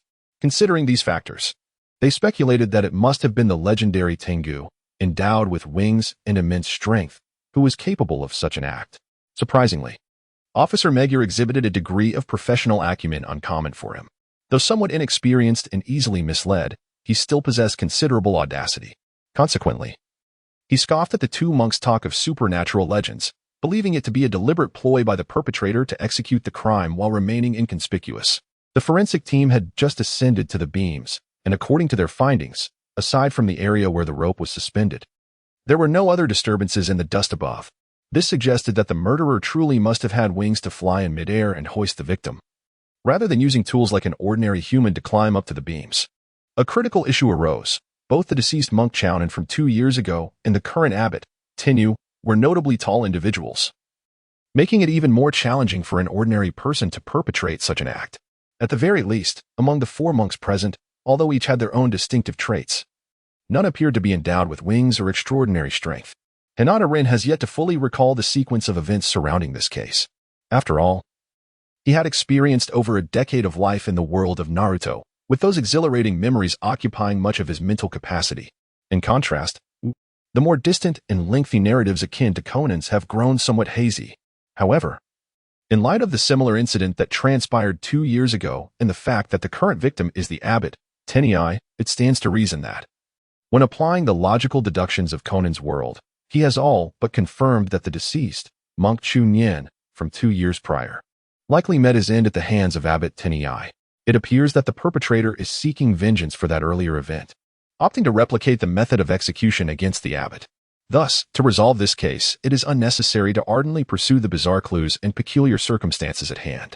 A different perspective might yield fruitful results. Investigating the familial relations of monk Chunyan could prove a more efficient avenue. His rapport with the police has not yet reached the level where a mere request could prompt them to delve into census records. Investigating the death of a monk who perished 2 years ago in a remote mountain temple would undoubtedly present considerable challenges. Moreover, given that it is the late 1990s, electronic systems are not yet widespread, complicating the investigation of interpersonal relationships. Otherwise, many cases would not necessitate waiting for the perpetrator to confess before the truth is revealed. At this juncture, Officer Magyar and Uncle Mori are nearly convinced this is a case of suicide, primarily due to the absence of any signs of struggle on the beams above. If it were a homicide, it would be improbable for there to be no traces left behind, especially when considering the lengthy rope and axe found on the ground. Thus, they deduce that the abbot must have climbed up, secured the rope, and then severed the excess before leaping to his demise. Yet, this theory fails to account for the lack of additional evidence on the beams. Even if one were to concede that the abbot committed suicide, he would still require a surface to leverage while tying the rope. However, these 2 individuals are evidently not inclined to entertain such inquiries. 2 years ago, monk Chunyan was also ultimately ruled a suicide, a reflection of the customary practices of the Japanese police. With a pre-existing conclusion, they are inclined to replicate it, leaving only the question of motive. Before Officer Magyar and his team could commence their search for motives, one unexpectedly presented itself. It was the abbot's granddaughter, Miss Kikuno, who was weeping profusely beside the abbot's lifeless body, accompanied by another monk, her husband, offering her solace. As the various monks chimed in, the police and Uncle Mori quickly gleaned that Monk Chu Nien had shared a closer relationship with Miss Kikuno. Their connection had since severed, leading to Monk Chu Nien's unbearable grief and subsequent suicide. As for the abbot, the monks claim he had been troubled by this matter, ultimately choosing to end his life in a manner akin to Monk Chu Nien's. While this narrative appears plausible, the underlying tragic implications are not lost on Hinata Rin. The granddaughter had been intimately involved with Monk Chu Nien, yet she is now wed to another man, the heir to a grand temple, which suggests a clear act of interference by the abbot, tearing apart a couple. However, considering the monk's previous statements, it was indeed Miss Kikuno who had been weeping over Monk Chu Nien's corpse 2 years prior. Notably, her husband was someone with whom she had been betrothed since childhood. Thus, to simplistically label the abbot as a meddler may not be entirely accurate. Rather, it might be more fitting to assert that he prevented the young couple from embarking on a misguided emotional journey. The monks, in their cacophony of voices, hastily constructed a motive for the abbot's demise, promptly following Officer Magyar in search of any potential suicide note that might remain. Conan, however, did not wander aimlessly. Instead, he crouched at the fractured section of the wall, intently observing the small wooden shards that the police had circled. "Little brother, what are you doing?" inquired the bespectacled monk. Shunin, who had not joined in the search for the note but was curious about Conan's focus on the clues. Conan quickly approached, rolling up the monk's sleeve to gauge his arm size, assessing whether he could create a larger opening in the wall. "By the way, Master Shunin, you mentioned you were studying scriptures late into the night, correct?" Conan inquired, employing a charming tone to extract information, which proved effective, as both bystanders and criminals alike often lowered their guard around him. "Indeed, I was awake until past 3, he replied. "During that time, did you notice anything unusual? Perhaps signs of someone stealthily exiting the room, or strange noises of destruction, or even someone screaming?" Conan edged closer, his voice growing increasingly urgent and earnest, instilling a subtle pressure upon Monk Shunin, even as a child. "No, I heard nothing at all." Upon hearing these words, Hinata Rin's brow furrowed slightly. Goodness. The aura of Conan is indeed quite effective. The murderous wolf has leaped into action. "Are you certain that you heard nothing last night? Did you not mention the legend of the foggy dog?" Hinata Rin suddenly spoke up, drawing the attention of Monk Shunyan, who turned to look at her. He noticed the anxious expression on her beautiful face, and her tone was urgent, as if she were somewhat frightened. He speculated that she might have been intimidated by the legend of the Misty Tengu. However, he was well aware of the truth behind this so-called legend. Therefore, he confidently replied, "Indeed, I can assure you that I heard nothing yesterday, for last night was a tranquil night. That puts my mind at ease. Thank you, Master." Hinata Rin's expression swiftly returned to calmness, while the monk, Hyun Yin, could not help but display a look of astonishment. After Hinata Rin departed from the room, it wasn't long before the sound of rapid footsteps echoed behind her. Without needing to turn around, she instinctively knew it was Conan. "Hey, were you just pretending to deceive that guy? Did you also notice something amiss with him?" Hinata Rin squatted down in resignation, for his stature was indeed quite diminutive. He had no desire to mimic Xiaolon by bending over to converse. It was far more comfortable to remain in a crouched position. "Indeed." The uncle's voice was distinctly audible. There was no way he could have missed it. Hinata Rin did not respond to Conan's inquiry about acting.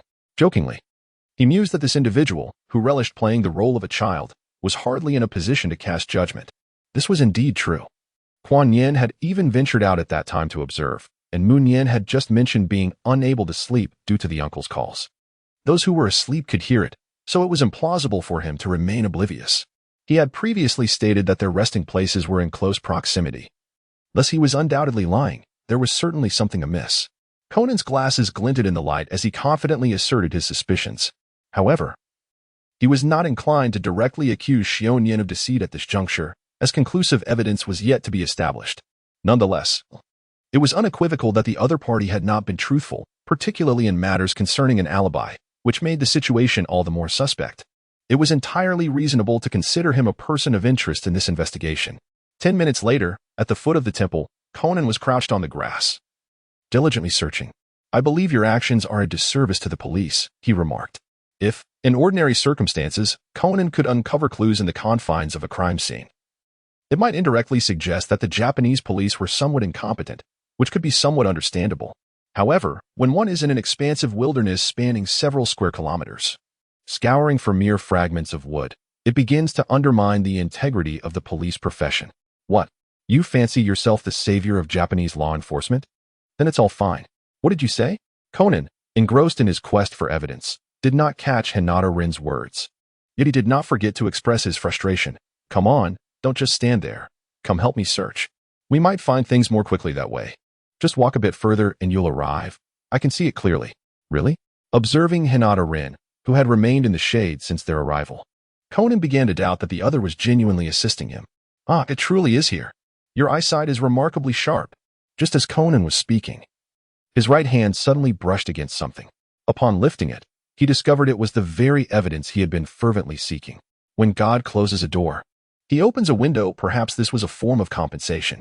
Hinata Rin, without a trace of psychological burden, was playfully deceiving a certain high school detective, who, in a state of half-belief, mumbled that he too desired such rewards.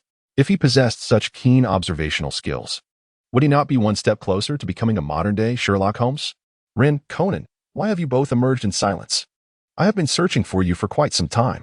Shiho, too, displayed an uncanny ability to appear out of nowhere. Just as Conan was reveling in the discovery of evidence, he was abruptly lifted by Shiho, who seemed to have materialized from thin air. Conan, refusing to heed warnings, compelled me to follow him. It is said that watching over children is akin to walking a dog. Exhausting their energy makes matters more manageable. Is that truly the case? Shiho, still a young girl herself, lacked any experience in childcare. Shiho, do not listen to his nonsensical claims. It is not at all like that. I merely ventured out to enjoy the cherry blossoms, Conan protested animatedly, clearly resisting the implications. Goodness, Rin was rather devious, silently placing the blame squarely upon Conan's shoulders. Should this continue, there would be little hope for him to revert to Kudo Shinichi. He would instead face a swift social demise. Let us depart, Shiho declared, preparing to lead the way back, only to catch sight of Hinata Rin waving his hand and calling out to the forest behind them, Master Shunyan. Will you not come out and greet everyone? To their astonishment, someone was indeed present. Both Conan and Shiho were taken aback, while Shiho had not anticipated anyone following them. Conan, on the other hand, crouched down to activate the switch on his energy-enhancing sneakers. Shunyan was unlike anyone else. He was a suspect in Conan's current investigation, and approaching him might very well lead to the destruction of crucial evidence. Should you find yourself lost within, I can assist in summoning the authorities. Upon hearing Hinata Rin's words, Shunyan finally emerged from the woods, a naive and earnest smile gracing his face. With an air of feigned innocence, he remarked, "Dear guest, you may have misunderstood. I was merely concerned that you might lose your way in this area, which is why I followed you. I had only hidden here out of fear that my sudden voice might startle the child. Is that so? Then, if I present this tape bearing your fingerprints to the authorities, you shall have no objections, correct?" Hinata Rin's tone remained unperturbed. Yet a tempest surged within the heart of the man across from her, Shunyan. He was on the verge of losing the facade of his artificial smile, beginning to question whether his initial decision to come here was a grave misjudgment. What fingerprints, Rin? What are you talking about? Xiaolon appeared to be still grappling with the current predicament, while Conan was equally baffled. Although he sensed Shunyan might be implicated, they were still in the phase of searching for clues and speculating about methods. Who could have anticipated that someone would abruptly overturn the table and present the answer? I am speaking of the perpetrator of the murder, the very individual standing before you, Master Shunyan. However, I lack an affinity for deduction, rather than my words. I believe it would be more prudent for Master Shunyan to first clarify to the police why his fingerprints are present on the tape. Additionally, you would do well to elucidate the reasons behind your assumed identity. If I am not mistaken, you should have some connection to the late Zhongyan, who passed away 2 years ago, correct? Hinata Rin had little interest in lengthy explanations. The time was 10:30 in the morning, and in a little over an hour it would be lunchtime. Although the vegetarian dishes here were quite decent, he had no desire to partake in 2 consecutive meals. And considering the current circumstances, Master Tun Nien likely wouldn't have the leisure to prepare anything either. They would most likely be eating boxed lunches, probably pilfered from the police, which was rather uninspiring. Rather than this, it would be preferable to resolve the case sooner and enjoy a proper meal at the office, allowing for a well-deserved rest. Wasting time in the Dinswoods, playing house with a criminal, held little appeal. How did you see through it? Xionian remained silent for a considerable time. And just when Hinata Rin thought he would remain mute until the police arrived, he finally spoke, though this time tinged with a hint of sorrow. He questioned how this individual could possibly be the murderer. Surely, you must be mistaken, Rin? At that moment, Uncle Maori and Officer Magyar arrived, accompanied by a few monks and a contingent of police officers. The one who had just expressed doubt was none other than the air exclusion expert, Uncle Maori. Uncle, there's no need to interrogate me. Master Xionian's statement contains a critical flaw. In front of outsiders, Hinata Rin still felt compelled to uphold the dignity of the Mori Detective Agency as its nominal head, though this had little effect in front of the familiar Officer Magyar. What flaw does my statement have? When Conan questioned you earlier, you mentioned that last night was exceptionally quiet, correct? You needn't deny it. I have the recording. Hinata Rin took out his phone and played back a previous message from Xionian in response to Conan. Just as he lifted his head, seemingly prepared to argue, Xionian once again lowered his gaze. He was certain that the perpetrators in this scenario were the type to struggle in vain, even when the evidence was presented right before them. Thus, he had made prior arrangements, which explained his earlier feigned fear when he inquired whether Xionian had heard anything last night. He harbored no faith in the integrity of murderers. Rather than relying on shocking rhetoric, he preferred to confront his adversary with unyielding directness. He hailed from an era where even the simplest acts of kindness were recorded, and his version of events was entirely ahead of its time. Xionian, how could you? Mr. Mori's voice had been loud enough to awaken us all in the room, and Kuan Yin had even rushed outside to investigate. As these few monks stepped forward to speak, Xionian's complexion turned ashen, realizing that this was an irrefutable flaw in his narrative, a critical exposure of the murderer's technique. Hinata Rin swiftly and succinctly elucidated the method by which Xionian committed murder, while also pointing out the truth that the incident from 2 years prior should be attributed to the abbot. After all, the monk Xionian had only arrived a year ago, and the events from 2 years prior could not be laid at his feet.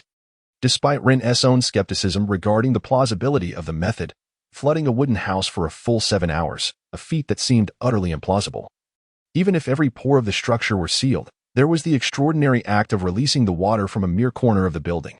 This towering edifice, standing 10 meters high and occupying 4 square meters, could hold several tons of water without collapsing. Yet, no matter how absurd the notion, it paled in comparison to what had been witnessed firsthand. With the ability of his Byakugan, which could perceive up to a kilometer, every detail within that range was crystal clear to him. Furthermore, while assisting Conan, he had likely triggered a protagonist as halo, coinciding with the moment he saw the abbot being hung from the beams. Thus, the perpetrator and the method were promptly identified, a fortunate outcome attributed to Conan's influence. Following Rin's analytical presentation, Xionian formally confessed, leading to the segment where the criminal divulged his motives. Xionian spoke of his fraternal bond with the deceased Nin from 2 years ago, his intention to uncover the truth behind his brother's demise under a new identity at the temple, and how, after intoxicating the abbot and learning the truth, he was met with refusal when he urged the abbot to confess. In a fit of rage, he recounted the entire sequence of events that culminated in murder. It was truly regrettable. Had you arrived here 2 years ago, I would not exist as I am now. Xionian's trembling words were laden with remorse. Yet his expression bore a hint of relief. He had finally uncovered the truth surrounding his brother's death, albeit at the cost of his own life. Rin, it's such a pity you weren't here today. Missing my deduction is undoubtedly a loss for you, Conan exclaimed animatedly, his face alight with excitement. Hinata Rin sat on the small sofa in her room, engrossed in a book. Upon hearing the remark, she set her book aside and took a sip from the glass of water on the nearby table. I believe it's better for my family if you refrain from your deductions, she remarked. Oh, why is that? Don't you also enjoy uncovering the truth? Besides, your powers of observation are exceptional. If you were on site, you could undoubtedly contribute beyond what Watson could offer. Conan's words reeked of self-adulation, suggesting that he believed Rin could surpass Watson, which implicitly indicated that he himself could outshine Holmes. Every time I witnessed you using a tranquilizer on Uncle Mori, I felt a twinge of guilt for Rin. If, in the future, Uncle develops an excessive resistance to tranquilizers, you had better come up with a solid excuse. Or else you might not escape Rant's iron fist. It's unavoidable, given my current circumstances. Moreover, I am assisting Uncle Mori in enhancing his reputation and salvaging his career, all while performing good deeds anonymously. Surely, That counts as a mutual favor? You should save that argument for Ran. When the time comes. I certainly want to come to your aid. I'll merely restrain myself from intervening. The thought of the Mori family's martial prowess sent a shiver down Conan's spine. If that day were to arrive, he could not guarantee that Ran would hold back. In truth, Conan no longer resided with Hinata-rin. His previous stay was merely a temporary measure. Uncle Mori had only envisioned it as a short visit, with no intention of tidying up the room for him. However, following the incident involving Idagawa Conan's abduction, the detective's mother visited Uncle Mori with a sum of 10 million, clearly indicating her desire for a permanent residence. Uncle, captivated by the prospect of wealth, jovially consented to treat Conan as his own son. Consequently, after that, both Ran and Hinata-rin transformed a room previously used for storage into a cozy space for Conan. Now, he simply came over to vent his frustrations to Hinata-rin. His situation was rather vexing. He couldn't express his feelings at school or home, and Dr. Agasa's place had become the headquarters for the Junior Detective League, making conversation somewhat inconvenient. Weighing all these factors, seeking out Rin for a sympathetic ear was his only option left. These are matters for another time. Right now, I am faced with a significant dilemma, and I have no idea how to proceed. Conan lay on the bed, cradling his head in his hands. A look of melancholy etched across his face. What is the matter? Have you revealed your identity? And is Ran confronting you? Hinata-rin turned a page in her book and casually speculated that the early episodes of Conan presented numerous identity crises, which seemed to diminish over time. Thus, he reasonably deduced that Ran had likely been aware of his true identity all along, merely waiting for him to confess. If that were the case, it would have been far more straightforward. Now, however, Ran was insisting on going out with him next weekend, and he found himself at a loss as to how to respond. Consulting Dr. Agasa yielded no fruitful solutions either. Initially, he contemplated rescheduling, but to his surprise, Ran insisted that it must be on the 3rd of May. He simply could not comprehend her reasoning. The great detective sighed, increasingly detesting the group of black-clad individuals responsible for his predicament, which had caused such a delay. Wasn't he the one adept at evading and misleading Ran? He could simply claim that he had a case to resolve. This time, he was the one seeking her favor, making it all the more difficult to voice his concerns, especially since she had not afforded him the opportunity to decline. What does Ran wish to do? He pondered. She mentioned going to a midnight screening. Honestly, what is so captivating about that? It would be far better to delve into a good mystery novel. The midnight show on May 3rd would conclude just as May 4th commenced. Was there something significant about that day? Although they were childhood friends, Ran rarely took the initiative to invite Shinichi out for leisure.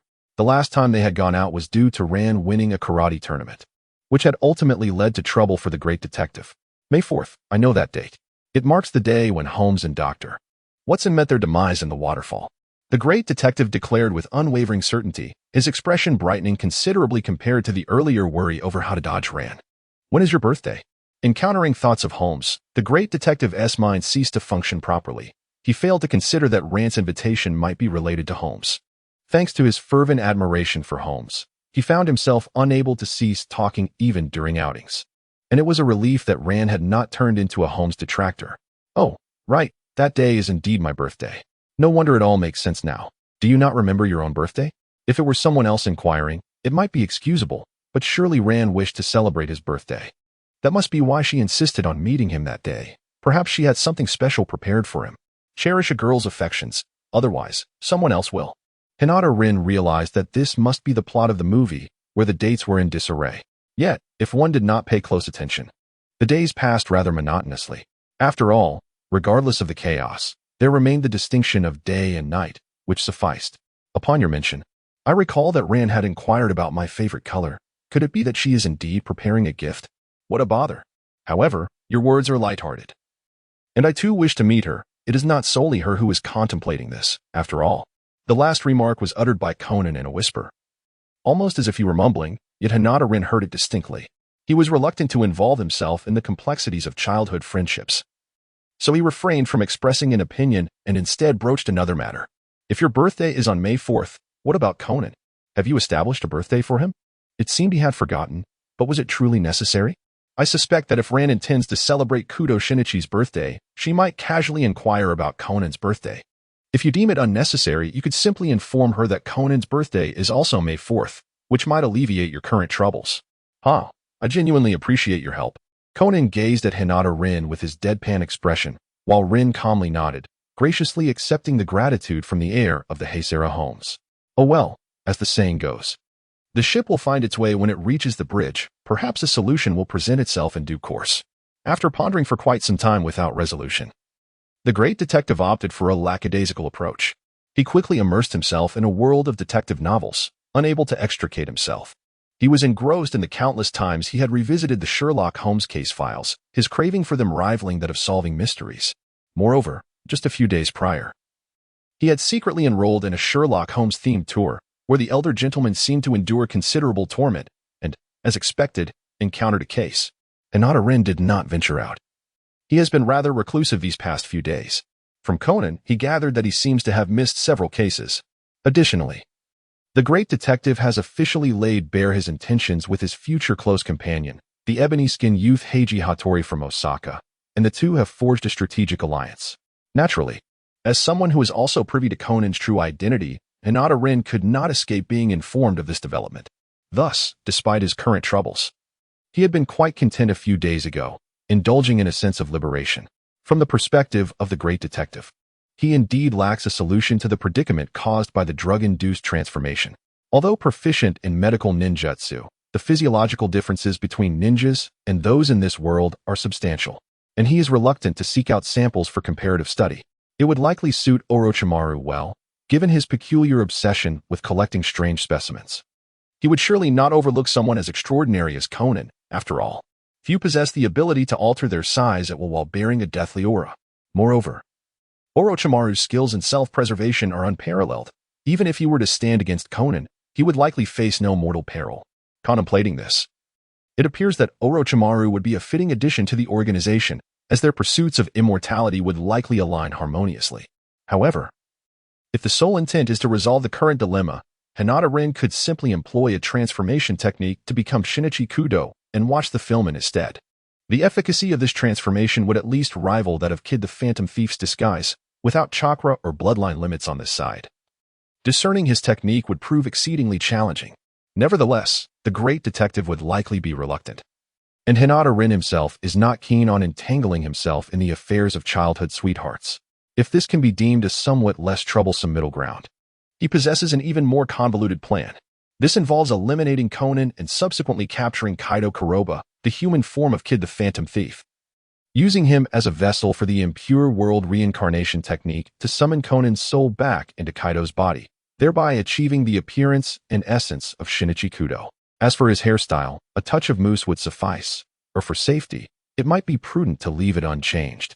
After all, Kaido Kuroba has roamed Tokyo for quite some time without the black organization extending any warmth his way, suggesting he might still enjoy a degree of immunity, conveniently concealing Conan. Although both are protagonists in the same universe, Hinata is somewhat closer to Conan and would undoubtedly side with him in earnest. Yet, even if one were to entertain the notion that a darker version of Conan from an alternate timeline would acquiesce to such a scheme, it would inevitably raise an awkward ethical dilemma. Whose child would it be with Ran? On a spiritual level, it would undoubtedly belong to Shinichi Kudo. However, physically, it would be Kaido Kuroba's. Yet these contemplations delve into the speculative. It remains uncertain whether there exists reproductive isolation between the reincarnated and the living. Furthermore, how can one be sure that there is no familial connection between Kaido Kuroba and Yusaku Kudo? Thus, Shinichi Kudo's ubiquitous visage is, in fact, hereditary. Much like his deductive prowess, which has been evident since his father's generation. If one were to scrutinize this matter closely, it appears that the aura of death surrounding him is a phenomenon he has cultivated and amplified. However, during this amplification process, it is debatable whether apartment 4869 served as a catalyst. While it is true that this child has been favored by death since a young age and occasionally encounters cases, the volume of incidents resolved by Shinichi Kudo does not appear to have escalated to the frenzied levels witnessed after he transformed into Conan. At the very least, it has not reached a frequency of 2 to 3 occurrences daily. Otherwise, during Shinichi Kudo's upbringing, Japan might have already surpassed the threshold of mortality exceeding birth rates by several decades. Hinata Rin's speculation was confirmed during dinner when Xiaolan herself revealed her intentions. She planned to watch a movie on the evening of May 3rd and gift Kudo Shinichi a red casual shirt at midnight. There are indeed advantages to using a pseudonym. In this case, the information came directly to him without any need for inquiry, although he still lacked a solution. At least he had clarified Xiaolan's purpose for the invitation that day, which would allow him to craft a more plausible excuse if he were unable to attend. By the way, what movie are you going to see? It was only now, amidst his meal, that the father found the time to ask.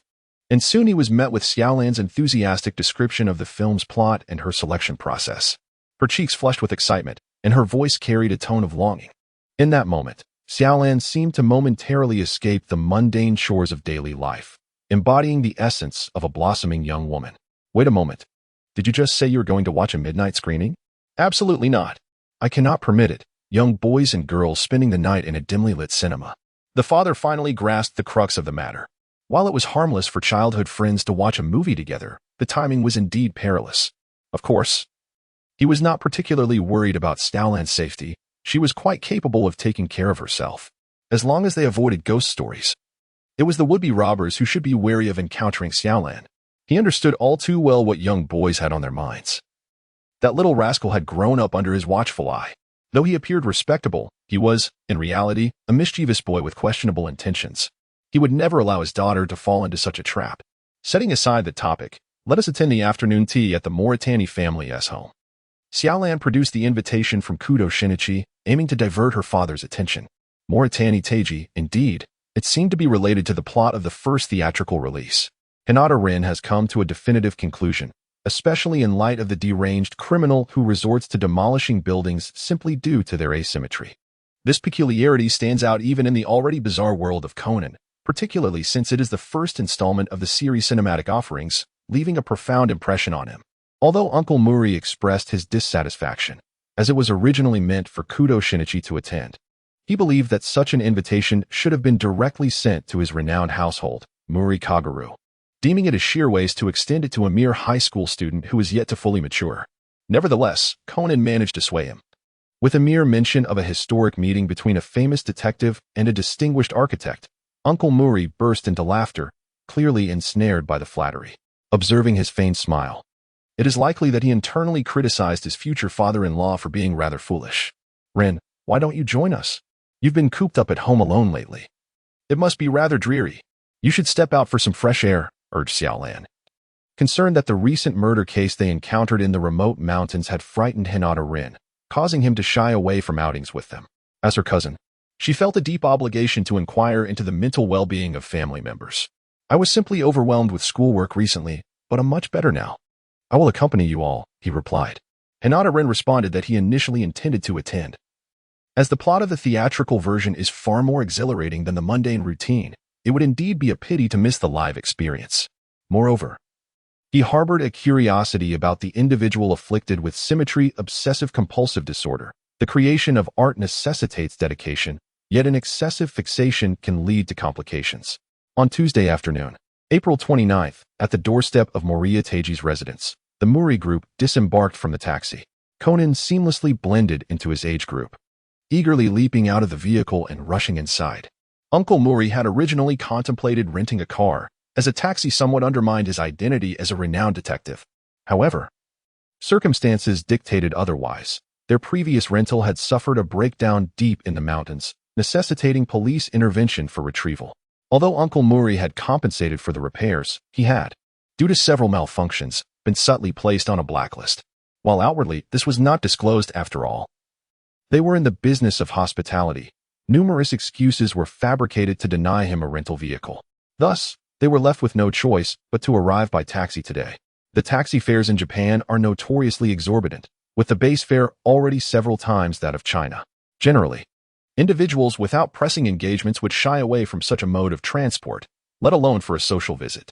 One could only say that Uncle Mori's financial resources took a significant hit for this tea gathering, should he fail to seize the opportunity to expand his clientele. It would amount to an unequivocal loss. Life in Tokyo is indeed a formidable challenge. From Hinata Rin's perspective, Uncle Mori glanced at the prepared notes and then stepped inside. As the saying goes, one cannot afford to procrastinate when it comes to displaying one's prowess, especially when armed with notes that might be forgotten if not expressed promptly. Thus, upon entering, Uncle Mori began to showcase his newfound knowledge, introducing the architecture of the Moritani T2 residence while also mentioning that Moritani T2 was formerly known as Morikuni Sadaharu, having altered his name for the sake of symmetry, a rather peculiar inclination. However, compared to the motive behind the destruction of buildings, his reasoning against Kudo Shinichi seemed comparatively rational.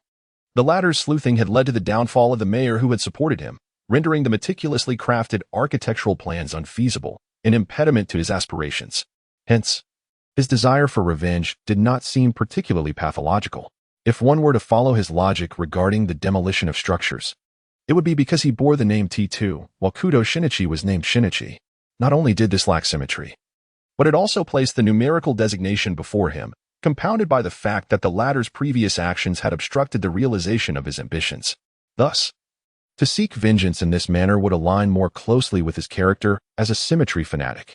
Just as Uncle Mori was reveling in his ostentation, Moritani T2 made his entrance, clad in a deep green suit, sporting a finely groomed English mustache, exuding an air of genteel elegance, quite unlike the archetypal neurotic perpetrator.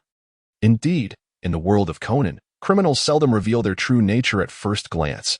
Most are adept actors, only unmasking themselves when absolutely unavoidable. Rather than a battle of wits, it often resembles a dramatic performance between detective and criminal. In contrast, the actors from the entertainment industry pale in comparison, relegated to the status of second or third rate. Xiaolan provided an introduction to their backgrounds and explained the reason for attending the tea party in place of Kudo Shinichi. Upon hearing that Kudo could not attend, Moritani T2 stroked his mustache, his expression one of genuine regret. It was likely that he truly felt disappointment, as he had intended to exact revenge on Kudo Shinichi. Missing the opportunity to confront him would undoubtedly diminish the thrill of his plans.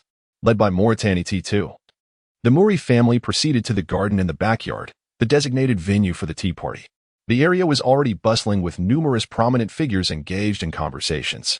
Round tables adorned the garden, laden with an array of delicacies, predominantly of the English variety. This was hardly surprising, considering that Moritani T2 had studied in England. Deeply influenced by its culture, and the tradition of afternoon tea was distinctly characteristic of that region. In culinary terms, it could be said that only the tradition of afternoon tea held any significant merit in England, as even the English themselves concede that the finest cuisine in their country is often foreign. A masterpiece such as gazing at the stars could be regarded as the pinnacle of their culinary endeavors.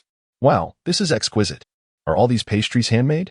Xiaolan exclaimed, approaching with admiration. Moritani T2 responded proudly. Indeed, a genuine afternoon tea must be accompanied by handmade delicacies for the guests. This sparked a wave of praise and flattery from those nearby. After all, he was a renowned architect and the host of the tea party. Attracting admirers was only natural. However, in an unusual turn of events, he began to inquire incessantly about Xiaolan. Initially, he had shown interest in both Hinata Rin and Xiaolan.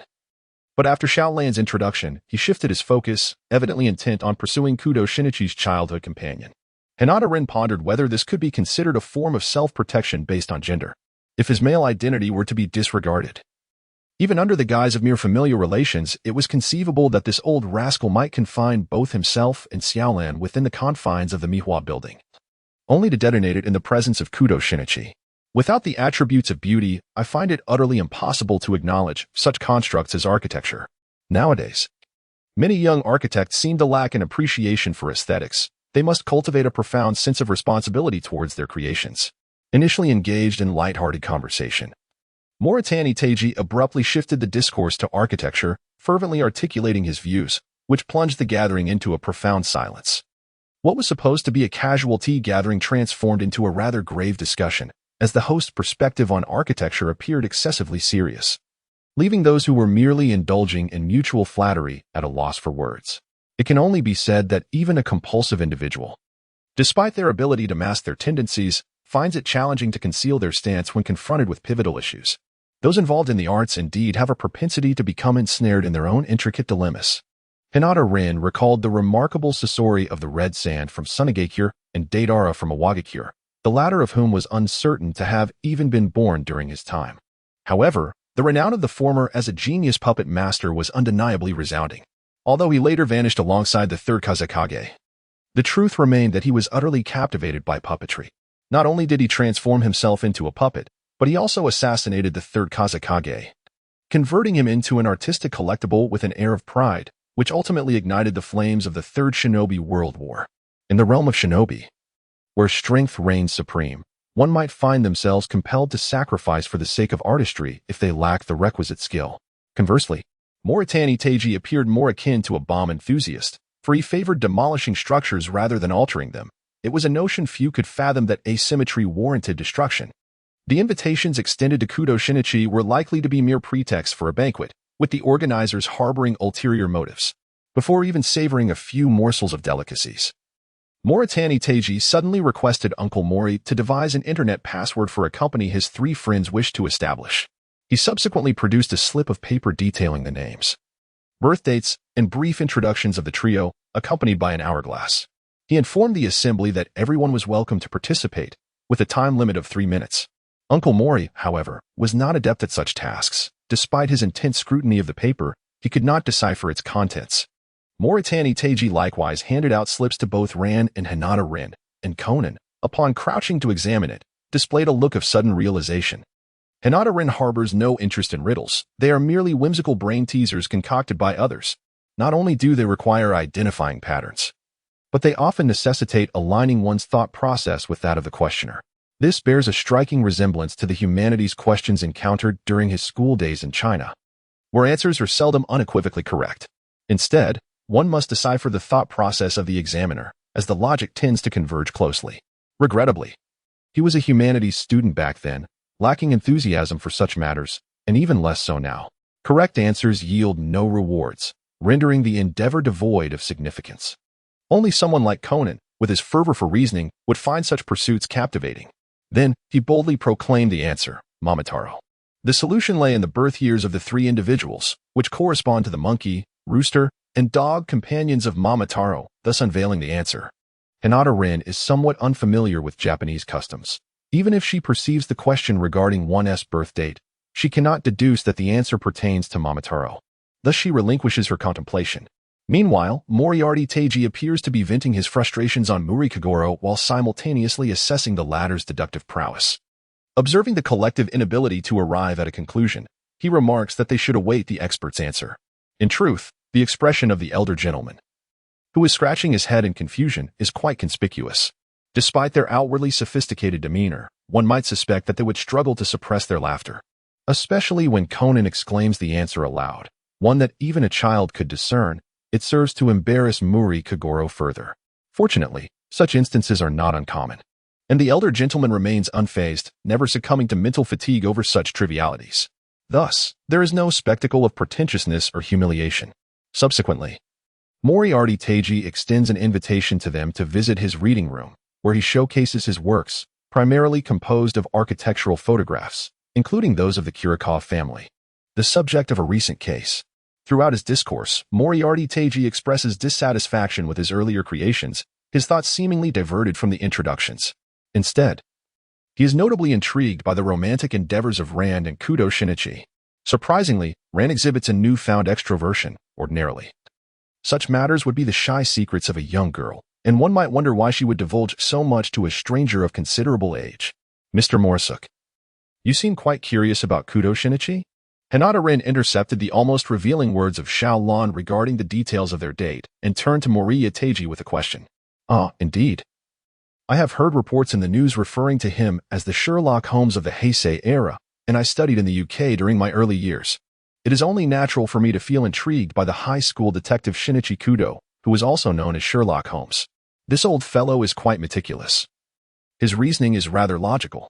At the very least, the person involved, Conan, did not express any suspicion upon hearing it and even showed interest in Mori Teiji, who also seemed to share a fondness for Sherlock Holmes.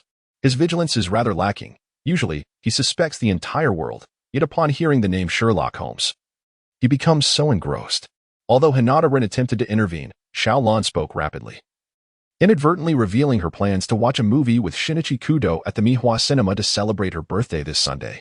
It was merely a fleeting statement. And since the other party had not raised any suspicions, even the great detective did not doubt it. Moreover, it was not Mori Teiji who inquired, it was Xiao Lan, in her cheerful mood, who divulged this information voluntarily, which makes it difficult to assess. Xiao Lan, you are not usually the gossiping type. Could you have been influenced by your good friend Suzuki Sonoko? In fact, Hinata-rin suspected that this was a deliberate plot. After all, If this detail were not revealed here, it would be challenging for Mori Itaiji to set a trap for Shinichi Kudo and Xiaolan. He studied architecture, not nuclear energy. So he cannot simply send Miwa Town or even Tokyo into the sky. Otherwise, there would be no need for such detailed inquiries. Xiaolan, next time, refrain from sharing such intricate details with strangers, especially regarding your plans and intentions. What's wrong? That Professor Mori Itaiji should not be a bad person, right? In the taxi, Hinata Rin was cautioning Xiaolan, feeling exhausted not by her innocent questions, but by the great detective's relaxation of vigilance simply because they both enjoyed Sherlock Holmes. At this moment, he stared wide-eyed, though he did not speak. One could sense that he wanted to argue that someone who loves Sherlock Holmes cannot be a bad person. Generally, that may be true, but the issue lies in the fact that this person has sent an invitation to Shinichi Kudo, which could signify a problem. Perhaps he harbors a grudge. After all, Kudo solves cases daily, regularly sending criminals to prison, and the gratitude he receives comes primarily from victims and their families, which is limited. The criminals, however, are not dead, and the intensity of hatred is far stronger than that of gratitude. We recently encountered a case where the deceased's brother disguised himself and changed his surname for over a year to seek revenge. As a detective's family member, one must remain vigilant about such matters. Oh, that is true. Although Shinichi has not encountered such a situation, it seems his father has had a similar experience. Xiaolan pondered, her expression indicating she was reminiscing. At this moment, the second film had not yet premiered, and Xiaolan's deepest impression of a criminal seeking revenge against Uncle Mori had yet to surface. Otherwise, her feelings would have been even more profound. After arriving home, Xiaolan and her uncle entered first, while Hinata Rin went to a convenience store, only to find Conan stealthily following him once more. Hey, what do you mean by detective's family member? Conan inquired slyly. Hinata Rin shot him a glance. Isn't Uncle Mori a detective? As Mori's daughter. Isn't Xiaolan a detective's family member? Xiaolan did not think further. Nor should you. Come on, what you just mentioned was the future. Uncle is the present, which are two different matters. Although the great detective's face flushed, his mind remained sharp. It seems he has finally escaped the curse of Sherlock Holmes, and his intelligence has reclaimed its rightful place. Interpret it as you wish, although the right to explain lies with me. I do not restrict the additional associations of the discerning. Time gallops like a wild donkey. Once it begins to run, it will not pause. Amidst the great detective's struggles and anticipation, May 3rd arrived punctually. Rin, I'll trouble you with dinner for the two of them. Please, please. You can rest easy. Enjoy yourselves. Conan, be good at home, okay? Bye-bye. Dad, drink less beer. I will check when I return. After giving instructions to the three members of the household, the head of the family, Mori Ran, finally felt at ease to go out. It was still early afternoon, and there were a whole 10 hours until her scheduled meeting with Shinichi Kudo at 10 o'clock that evening. Xiaolan certainly left home rather early. Uncle Mori, too, appeared somewhat awkward. Although his mind was not on the newspaper, he was entirely focused on observing his daughter passing by outside, yet he pretended to be indifferent, which Conan would not believe. Seeing Xiaolan wave goodbye to him while deliberately turning her head to hide, muttering about why her father should be afraid of her. It was clear that Xiaolan was the true head of the household, while Uncle was merely the legal guardian, holding a position not unlike that of a ceremonial official. What do you all want to eat tonight? Hinata Rin inquired of the two, presenting the most pressing dilemma they faced that day, having just finished lunch. It was somewhat unexpected. You decide. I am amenable to anything. Both Conan and the uncle expressed a lack of ideas, their expressions revealing a clear disinterest in the matter. All right, I shall step out for a moment and will return before dinner. Be careful on your way, Uncle Mori advised succinctly before falling silent. Meanwhile, Conan persistently trailed behind, incessantly questioning. You shouldn't be bothering me right now. Shouldn't you be devising a plan to revert and accompany Xiaolan to the movies? Hinata Rin naturally understood what Conan was anxious about. Observing the other party's frantic demeanor was quite amusing. You speak so lightly of it. Yet the white powder had no effect at all. Those men in black are out of reach. What can I possibly do to revert the situation? Have you attempted it again?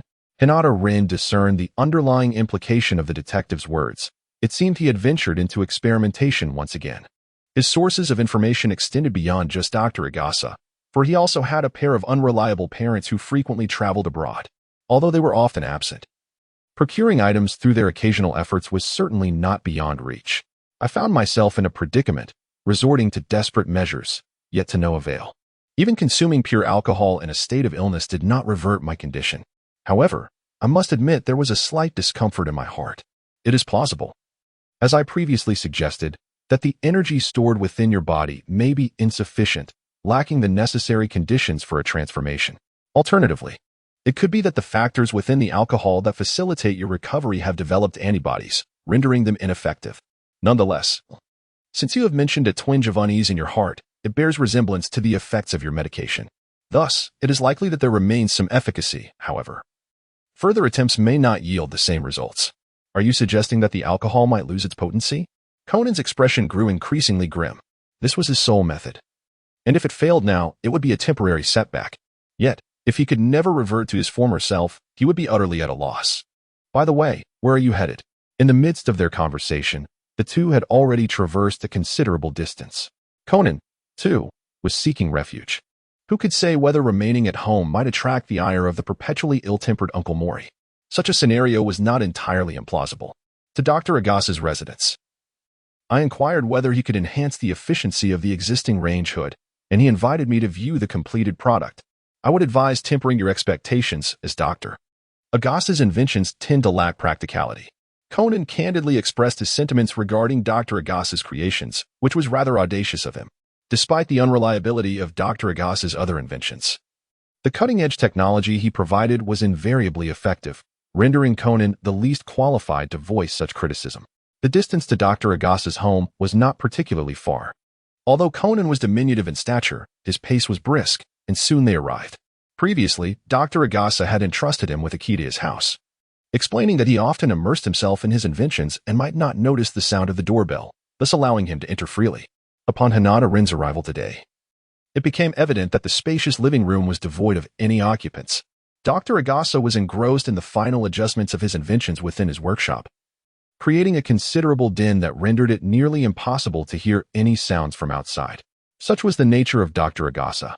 One simply grew accustomed to it. Conan, displaying a familiarity bred from years of camaraderie, reclined on the sofa and casually informed Hinata Rin about the situation. Their friendship spanned over a decade, and he was well acquainted with the eccentricities of the good doctor. Throughout the years, he had witnessed Dr. Agasa's transformation from raven-hair to silver, from a full mane to a sparse patch, and regrettably, he had observed a lack of successful inventions. The bow-tie voice changer, the wristwatch tranquilizer, and the power-enhancing soccer shoes he currently utilized were indeed commendable creations, boasting robust functionality without significant side effects. Uncle Mori, however, would staunchly contest that the elderly inventor's shortcomings could hardly be dismissed as mere side effects. Alas, these inventions proved unsuitable for both adults and children alike, with the potential to cause chaos and exacerbate criminality. Consequently, they remained undisclosed, reserved solely for Conan's personal use. Shinichi, do not underestimate me, this time. My invention is truly a success, Dr. Agasa declared, his face radiating pride as he believed he had finally developed a household product that could attain commercial viability. If mass production were achievable, his dreams of becoming a billionaire would be within reach. However, before they could proceed to inspect the invention, an unexpected phone call abruptly interrupted their plans. The call was from an unfamiliar number, specifically requesting Shinichi Kudo. Conan, puzzled as to how the caller knew he was present, was met with Dr. Agasa's exasperation, who reminded him that the calls directed to the Kudo residence had been set to forward to this location. The atmosphere remained relatively light until Conan adjusted the bow-tie voice changer to assume Shinichi Kudo's voice upon answering the call, at which point his expression transformed into one of sheer astonishment. Hinata Rin possesses exceptional hearing. Even when Conan does not speak aloud, she can hear him quite clearly. It must be a call from Mori Itachi, who has altered his voice, claiming to be the individual who pilfered explosives from the Oriental Gunpowder Depot. This revelation is rather timely, as they had just encountered this news at the detective agency that morning and discussed the considerable chaos that such a significant theft of explosives could unleash upon Tokyo. Almost immediately, the perpetrator has emerged, and as Conan processes this information, he recalls Rin's earlier remark. Detectives are the source of all troubles. Homicides and criminals will incessantly present themselves around you, even seeking you out. What piques Conan's curiosity is the fact that this individual specifically called him a high school detective and identified himself as the thief merely to obtain his personal phone number. Initially, he intended to provoke the caller, questioning why he would reach out to someone like him, hoping to elicit some revealing information. However, he was met with a threat of disconnection, which compelled him to reluctantly provide his private number. Setting aside these thoughts, he insists, "Let us not linger on that. The criminal has invited you to the park and mentioned that children are in danger. At this juncture, you must go." Indeed. If this individual is the one responsible for the theft of the explosives, he is undoubtedly a perilous criminal, and I must act swiftly to thwart him. Rin, may I borrow your action phone for the time being? You'll arrive too late on your skateboard. Allow me to take you there. Professor Agasa. Is that still in the garage? Hinata Rin turned her head to inquire, and upon receiving an affirmative response, she accepted the key handed to her by Dr. Agasa.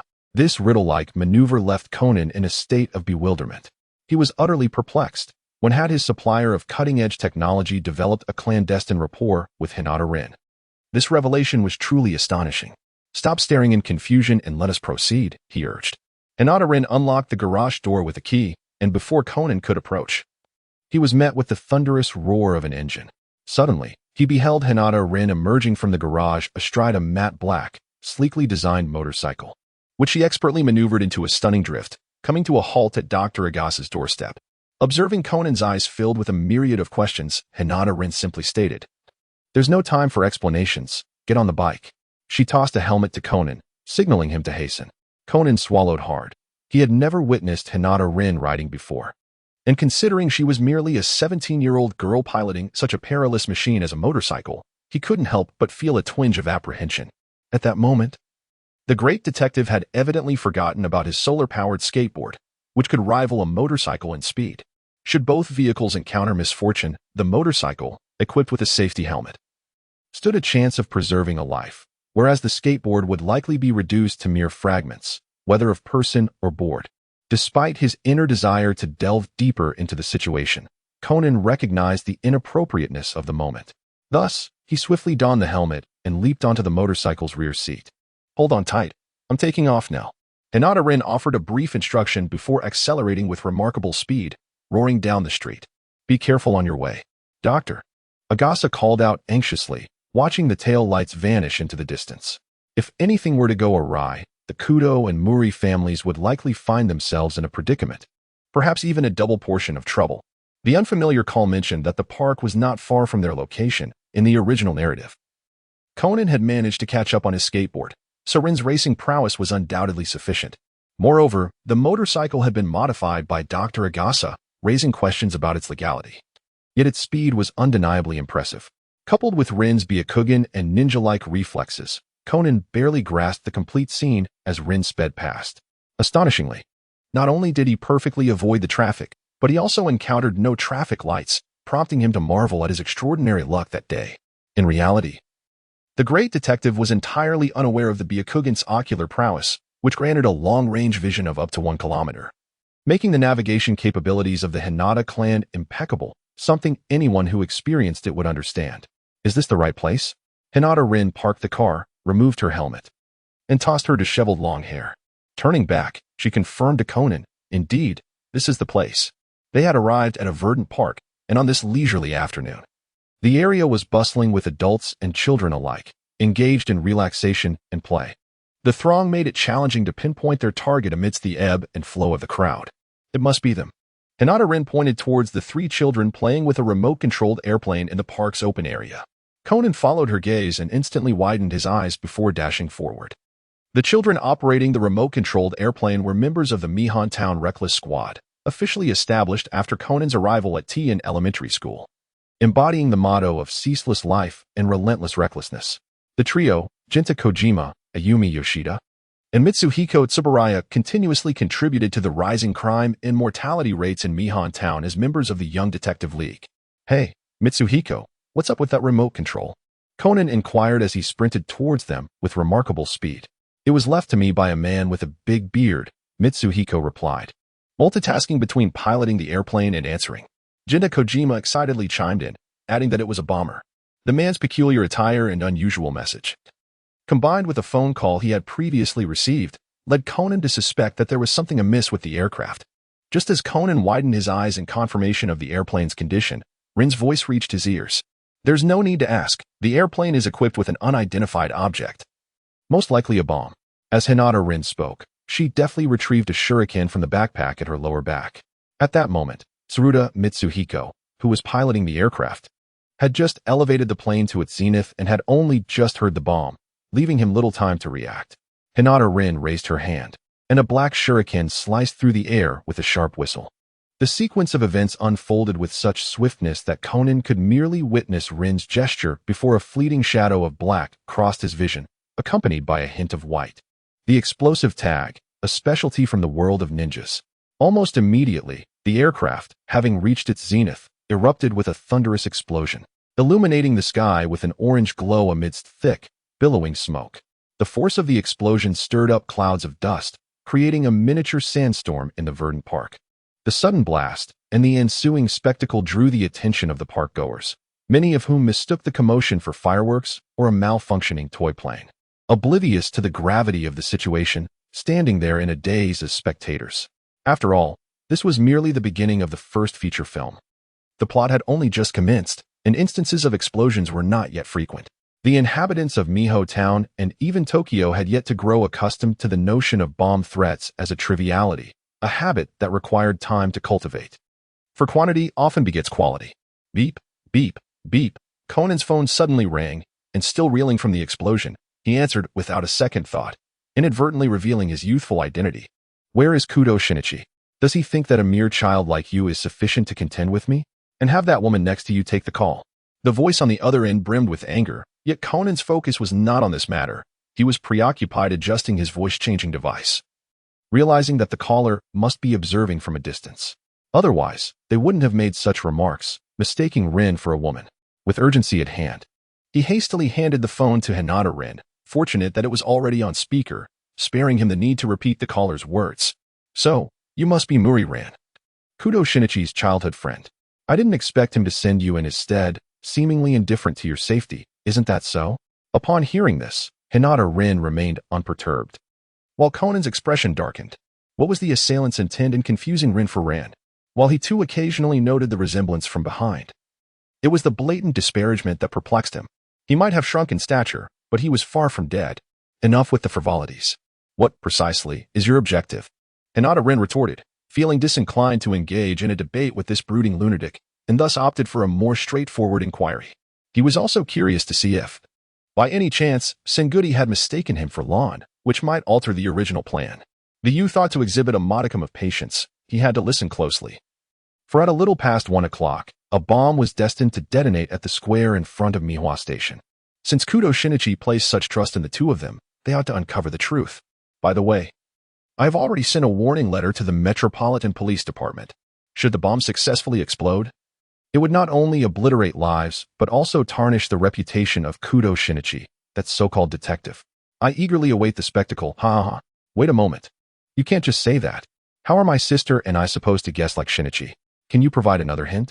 Conan's charm worked its magic once more, even enticing the mentally unstable criminal to divulge a clue. The criminal mentioned it was beneath a tree, yet not truly buried under it. It was evidently the sort of riddle he had concocted himself. Under normal circumstances, Conan might have eagerly jotted it down in a little notebook, but at this moment, he was devoid of such frivolity.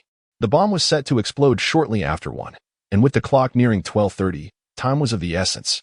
Furthermore, the criminal had previously stated that he had warned the police. The potential fallout from this letter could complicate their search for the bomb. As Hinata Rin donned his helmet, Conan swiftly mounted the motorcycle, having no time to brief the young Detective League members, and off they sped. Along the way, Conan utilized his voice changer to contact the Metropolitan Police Department. From his old acquaintance, Officer Magyar, he learned that the criminal had indeed sent out a public letter.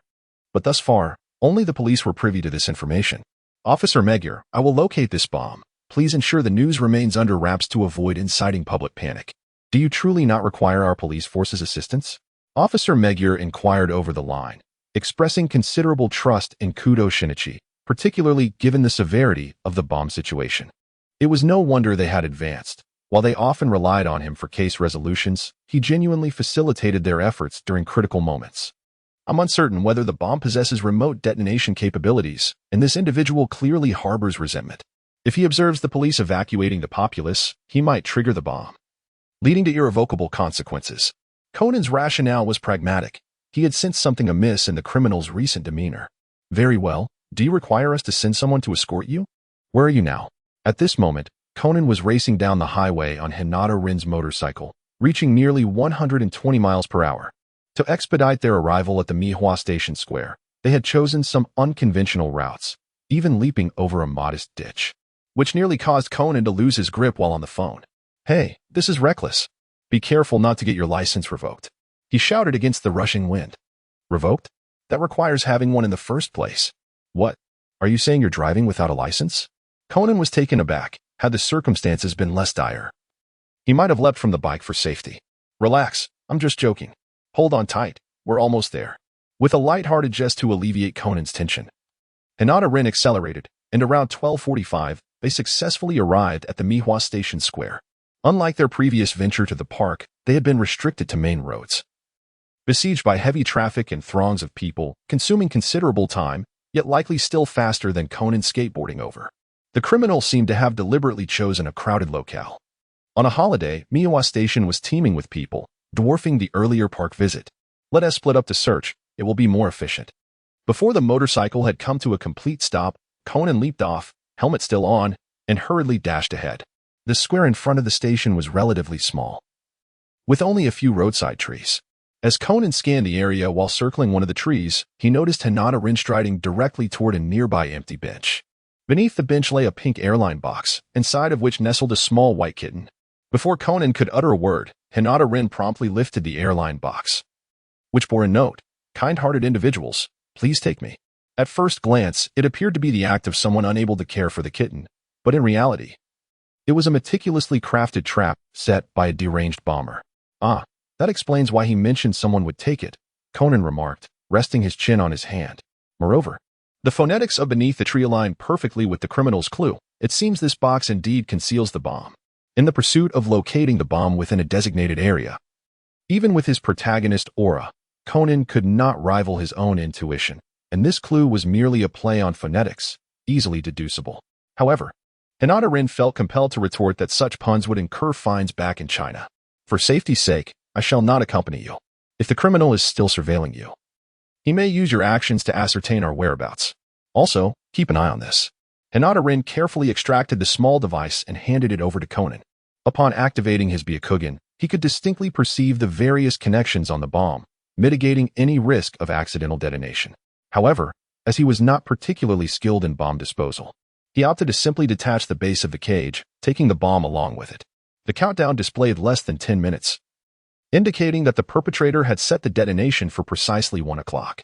Although the time appeared ample on the surface, he recalled that in the original narrative, the criminal had paused the timer for the sake of a streetlight, suggesting that the individual indeed possessed the capability for remote detonation.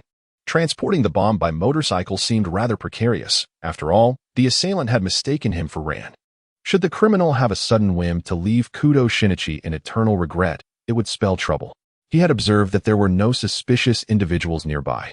The culprit was either yet to arrive or cleverly concealed, making them difficult to locate at the moment. Otherwise, he would not be led around aimlessly but would instead take the initiative to return the bomb to its rightful owner, subsequently gifting the assailant a special explosive tag from the world of Naruto, akin to the previous detonation of the remote-controlled plane's bomb, allowing him to witness the consequences of his own actions. "Can you manage alone?"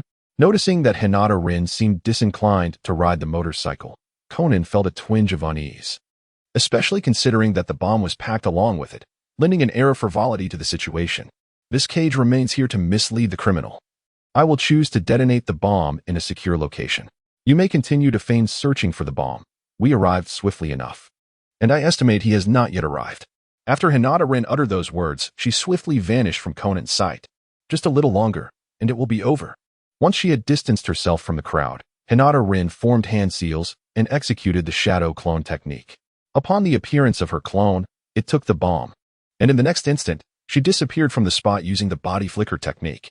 It would be foolish to personally deliver a bomb. Naturally, a shadow clone would suffice. Even if the opponent detonated it, there would be no repercussions. During the Ninja World War, she had long since grown accustomed to her shadow clones being dispatched in various ways. Being blown up was merely child's play. 10 minutes later, a sudden eruption of water surged from the river beside an abandoned highway, yet no one was in sight. Only the distant sound of the explosion echoed through the air. Hinata Rin had arranged to meet Conan at Dr. Agasa's house as soon as the designated time arrived. Thus, he did not return to the Miho Plaza, but instead rode his motorcycle directly to Dr. Agasa's residence. After all, if he were to ride back, the uncle would undoubtedly inquire about his whereabouts and might express concern over his safety. It was far more prudent to leave the motorcycle at Dr. Agasa's place. By the time Rin arrived, Conan was already at Dr. Agasa's house, accompanied by Uncle Mori, the 3 members of the detective boys, as well as Officer Magyar, Officer Shiratori, and other police personnel. Rin, explosives are exceedingly dangerous. You must never attempt to handle them alone in the future. Do you understand? Uncle Mori, having scanned the room anxiously upon Rin's entrance and confirming his safety, admonished him with a serious demeanor. Understood, Uncle Mori, Rin replied obediently, recognizing that Uncle Mori's concern stemmed from genuine care for his well-being. Given that Rin had always exhibited a level of obedience distinct from Conan's, Uncle Mori placed considerable trust in him. Conan, Rin, are you both certain that the individual you contacted is indeed the thief from the Eastern Gunpowder Depot? After ensuring the family's concerns were addressed, Officer Magyar promptly stepped forward to ascertain further details regarding the situation. Hinata Rin nodded and then observed as 3 children from the Young Detective Corps presented a drawing. This is the result of our collective brainstorming. It's a portrait of the person who stole our remote-controlled airplane. Gazing at the abstract artwork that seemed to waver between the realms of abstraction and the beast style, Hinata Rin shook her head, indicating that she had not encountered anyone resembling that description during her mission to transport explosives. Given that the perpetrator specifically sought out Kudo Shinichi, it was plausible that this was an admiration-fueled challenge or perhaps a matter of personal vendetta. Officer Magyar proposed these 2 hypotheses, while Officer Shiratori reviewed the records in his police manual, noting that all criminals apprehended by Kudo Shinichi were currently serving their sentences. This was reasonable, as Kudo Shinichi's career was relatively brief, with his involvement in murder cases commencing only after the introduction of Conan. The least of the crimes involved were attempted murder, making it unsurprising for offenders to remain incarcerated for a year and a half. If this continued, it was unlikely any would be released even after 1,000 episodes. Thus, the inquiry turned towards the families or lovers of the criminals. Drawing from his own experiences, Uncle Mori offered this deduction. Shortly thereafter, Professor Agasa inquired with Officer Magyar about the case that had garnered the most attention during Kudo Shinichi's investigations. The officer responded that it was the case involving the former mayor of Okamoto City in Nishitama. This case involved the mayor's father, who accidentally killed a pedestrian while driving, leading his son to take the fall. However, Kudo Shinichi uncovered the truth, resulting in the mayor's resignation and the termination of his urban development project. At this point, one could not help but admire Officer Magyar's remarkable memory. He recalled the victim, the suspect, and the intricate details of the case from half a year prior with clarity, even if he were merely reiterating previously studied material. Such proficiency indicated a solid grasp of his duties, suggesting that he had personally examined the case reports.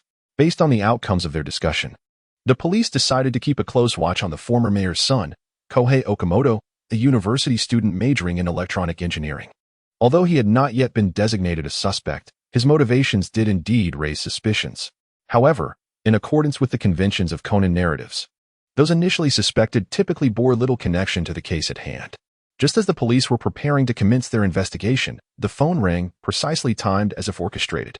All eyes in the room turned to the device as Conan answered the call. Unsurprisingly, it was the individual who had previously claimed to be the bomber responsible for the theft of the Oriental Powder magazine. All right, the game is over. Let Kudo Shinichi take this call. The voice on the other end remained distorted and unpleasant, yet bore an unmistakable hint of agitation, likely a result of Conan's earlier actions, which had led to a brief moment of false hope after learning of explosions occurring elsewhere. Indeed, it is time for the adults to take charge. Uncle Mori activated the speakerphone and addressed the caller. Who are you? I am the renowned detective, Mori Kogoro, he declared, adjusting his Hinata Rin paused momentarily. Well aware that someone as inquisitive as Conan could hardly tolerate incomplete statements, and promptly pressed for more information. It's likely that love can breed hatred. I perceive his feelings for you are quite profound. He often mentions Kudo Shinichi, nearly rivaling Rin. Conan, with a half-closed gaze directed at Hinata Rin, regretted once more that he had ever expected this cunning individual to provide a sincere response. Let us not jest. Our immediate priority is to contemplate the clues that fellow has left behind and swiftly locate the bomb on the circular line. Did you pay attention to Officer Shiratori's prior exposition on the types of bombs? In response to Hinata Rin's sudden query, though Conan found it perplexing, he instinctively replied, "Yes, I remember. The one attached to the remote-controlled airplane employs a detonator, while the one you dispatched earlier was triggered by a timer." The stark contrast between these two detonation methods indicates that the perpetrator possesses a certain level of knowledge regarding explosives. It's plausible that they harbored a desire to showcase their technical prowess during the construction. The very fact that they approached you suggests a personality inclined towards ostentation and extroversion. You are indeed correct. Speaking of ostentatious criminals, I am reminded of a similar case involving a bomb enthusiast who, during specific annual periods, would send provocative letters to the Tokyo Metropolitan Police Department. Laden with taunts and challenges, the bombs they left were notably intricate, suggesting a flair for showmanship. However, if it were that particular criminal, they would likely choose to provoke the police department directly rather than reach out to me. Hinata Rin recalled the case Conan mentioned. It seemed to involve Officer Sado and her first love, who perished during a bomb disposal operation. What I mean is, since he previously employed varying techniques, he may opt for an alternative detonation method on the Tokyo Circular Line this time. We can deduce his detonation approach based on his earlier statements regarding the train's speed being under 60 kilometers per hour and the sunset triggering an explosion. Indeed, you are correct. The parameters are rather broad. If we continue to ponder without focus, we may run out of time. Let us concentrate on the key detonation methods instead. Rin, you are truly remarkable. A spark of inspiration. Hinata Rin possesses little understanding of the mechanisms for detonating explosives. In the first life, the environment was exceedingly safe. Unless one were to work as a miner, the likelihood of encountering bombs was virtually non-existent. The second life, however, was marked by frequent battles. Yet the triggering symbols used were entirely dissimilar to the detonation methods of explosives in this context, rendering any comparison futile. Thus, one can only rely on the insights of the great detective. The methods of detonation include detonators, timers, mercury balance, and electronic ignition. The detective muttered to himself while transcribing the detonation methods he was aware of into his notebook. This should be it. Hinata Rin nodded at the photoelectric detonator sketched by Conan. While he did not recall the specifics in such detail, the combination of the stipulation that the speed must not fall below 60 kilometers per hour and the condition that it would explode after sunset pointed to only one conclusion. Indeed, if it were a photoelectric bomb, it would detonate after being deprived of light for a certain duration, which explains the perpetrator's claim that it would explode after sunset. Furthermore, the requirement of maintaining a speed of no less than 60 kilometers per hour likely stemmed from the fact that if the speed fell below this threshold, the bomb would be shielded from light by the train for an extended period, ultimately triggering the explosion. Thus, the true implication of this was. Conan gazed at his companion, intending to voice the answer in unison. However, to his dismay, Hinata Rin was uncooperative, leaving him to feebly utter the final answer, between the tracks. "Hey, that's rather disappointing," he remarked. With the mystery unveiled, Conan felt a wave of relief wash over him, allowing him to jest with Hinata Rin. "I'm not quite accustomed to the habits of high school detectives like you. Perhaps you should seek out Heiji Hattori instead." Hinata Rin, with her white eyes, lamented that Conan could not perceive the truth. Conan, equally baffled, immediately retrieved his mobile phone and, mimicking the voice of Shinichi Kudo, contacted Officer Megure to relay his recent discoveries and deductions to the police. "Please ensure that all trains depart from the circular line at once. As long as the bomb remains illuminated, it will not detonate." "I understand," Officer Megure affirmed, maintaining his unwavering trust in the young detectives. After concluding the call, he promptly informed the relevant personnel who had just been alerted about the bomb. The recipient wasted no time, swiftly instructing station staff to facilitate the departure of the 12 trains currently on the circular line.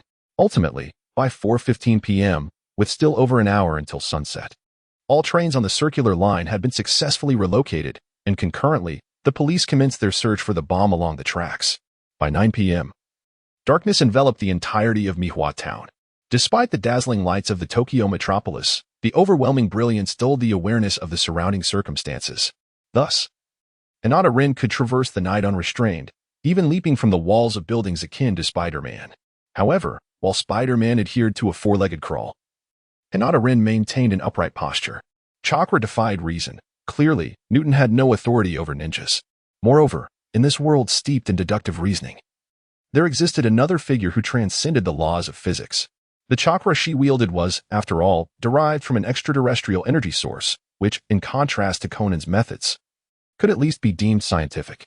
Approximately 5 minutes later, Hinata Rin arrived at the Mihua City Hall and fortuitously spotted Ran, bidding farewell to her close friend Sonoko at the entrance. Hinata Rin strolled along the street, inadvertently capturing the attention of Xiaolan. Rin, what brings you here? Has Dad come with Conan as well? At the very moment Xiaolan laid eyes on Hinata Rin, suspicion arose within her. Could Uncle Mori and Conan also be searching for her? Both individuals were notorious, one a doting father and the other an obsessive follower, making such behavior entirely plausible. No, today a rather serious case has unfolded. Uncle Mori and Conan have gone to the police headquarters. Kudo Shinichi is also monitoring the case's progress over the phone. I surmise he likely lacks the time to come here. Hinata Rin straightforwardly stated the outcome, expressing his belief that there was no necessity for such a manner of communication, where one merely exchanged a few words through a wall and then vanished upon opening a door. He mused that it would be far more productive to make a couple of phone calls to show genuine concern. Of course, this situation was also related to the developments on Conan's side, and he felt utterly powerless. After all, it was unrealistic to expect the doctor to engineer a robot that bore an exact resemblance to Kudo Shinichi within the span of an hour. Was Shinichi unable to come today? The disappointment was palpable on Xiaolan's face, as if the light in her eyes had been extinguished in an instant. Indeed, the perpetrator had specifically sought him out and had even planted a bomb on the Tokyo Circular Line. Fortunately, it had been discovered in time, averting a catastrophe. Hinata Rin is not particularly adept at offering solace to others, especially when it concerns matters of the heart. The joys and sorrows of an individual are intrinsically tied to another person, rendering any words from bystanders futile. Was Shinichi in any peril? Although she felt profound disappointment regarding Shinichi's inability to come, her concern was piqued upon hearing that a criminal was causing him trouble. He is unharmed. He merely made a few calls to decrypt information from a distance. Conan and I did all the legwork. I believe your concern should be directed towards us, as we have been utterly exhausted this afternoon. Hinata Rin's teasing remarks flushed the girl's cheeks, revealing her excessive concern for a certain individual today. As long as you all are fine, I can breathe easy. However, I have heard that this film is quite captivating, and I had painstakingly selected it. It seems that Shinichi, that big fool, will not be able to join us. A hint of resentment lingered in the girl's words, which was hardly surprising. If we speak of Conan, he can be rather oblivious. He should have outright refused what was impossible from the very beginning rather than dragging it to the last moment, only to confess when he was left with no choice. He is well aware of the anticipation building each day, and to declare on the final day that hope instantly transforms into an equivalent disappointment.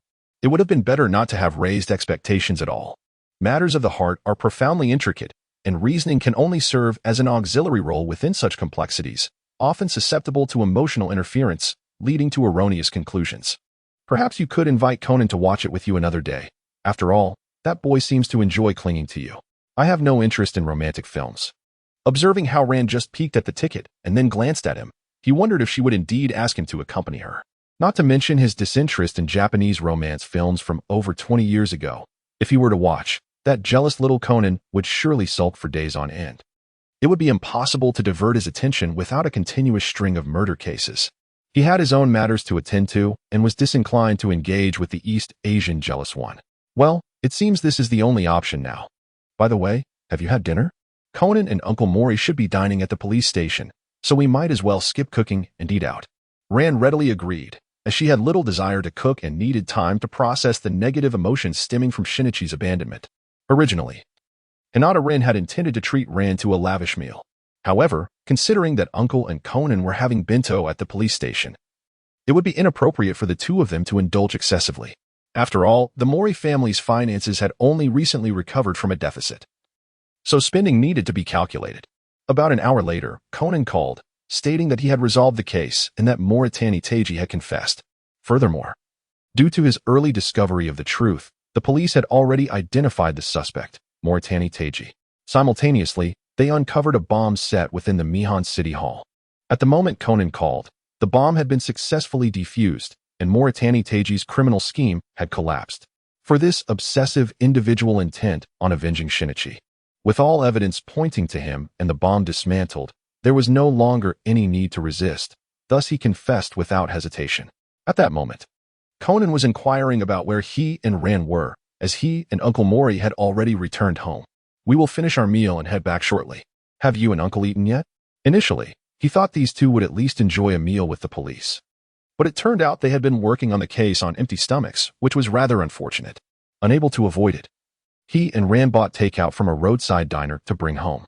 On the way, Ran lamented about Uncle Mori, expressing frustration that he didn't let the children eat first, as irregular meals could significantly impact a developing child. Hinata Rin had previously joked that Conan's stature would likely remain the shortest among the detective boys, a possibility that was becoming increasingly tangible. Upon arriving home, they were greeted by the sight of two famished figures slumped on the sofa, unable to move. "Dad, can't you prepare something for Conan to tide him over?" Ran, still upset from being stood up, was quite irritated with her lazy Uncle Mori. "I haven't had dinner either." And this boy was bouncing around at the suspect's place, showing no signs of hunger. Who knew he would turn into this once we got home?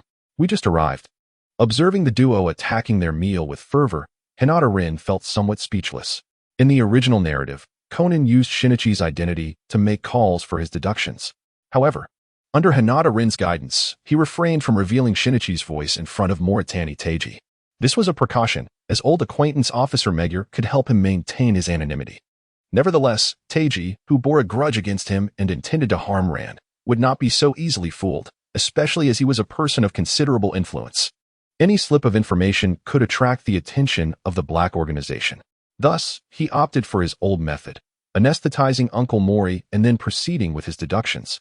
Immersed in his reasoning, Conan felt no hunger, while the anesthetized Uncle Mori was completely oblivious. Consequently, the two returned home on empty stomachs. "Dear Mr. Kogoro Mori," Ran read aloud from a letter sent by a client while seated in the passenger seat, with Hinata Rin and Conan in the back. The sudden arrival of the letter was rather abrupt, but she decided to be straightforward. "Because something very peculiar has occurred at my home, I sincerely hope that you, as the esteemed detective, can help us unravel this mystery."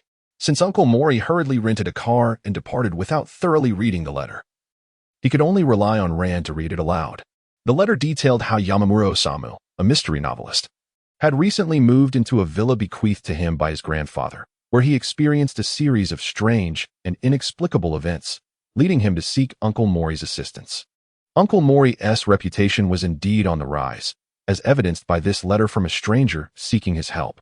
Compared to the past when his detective agency was desolate, his current life was considerably more fulfilling than aimlessly reading newspapers and playing mahjong. It was puzzling what he found so exciting. Given that he was still unaware of the letter's contents, the writer's identity, or even the details regarding the fee, he had simply rushed out, prompted by impulse.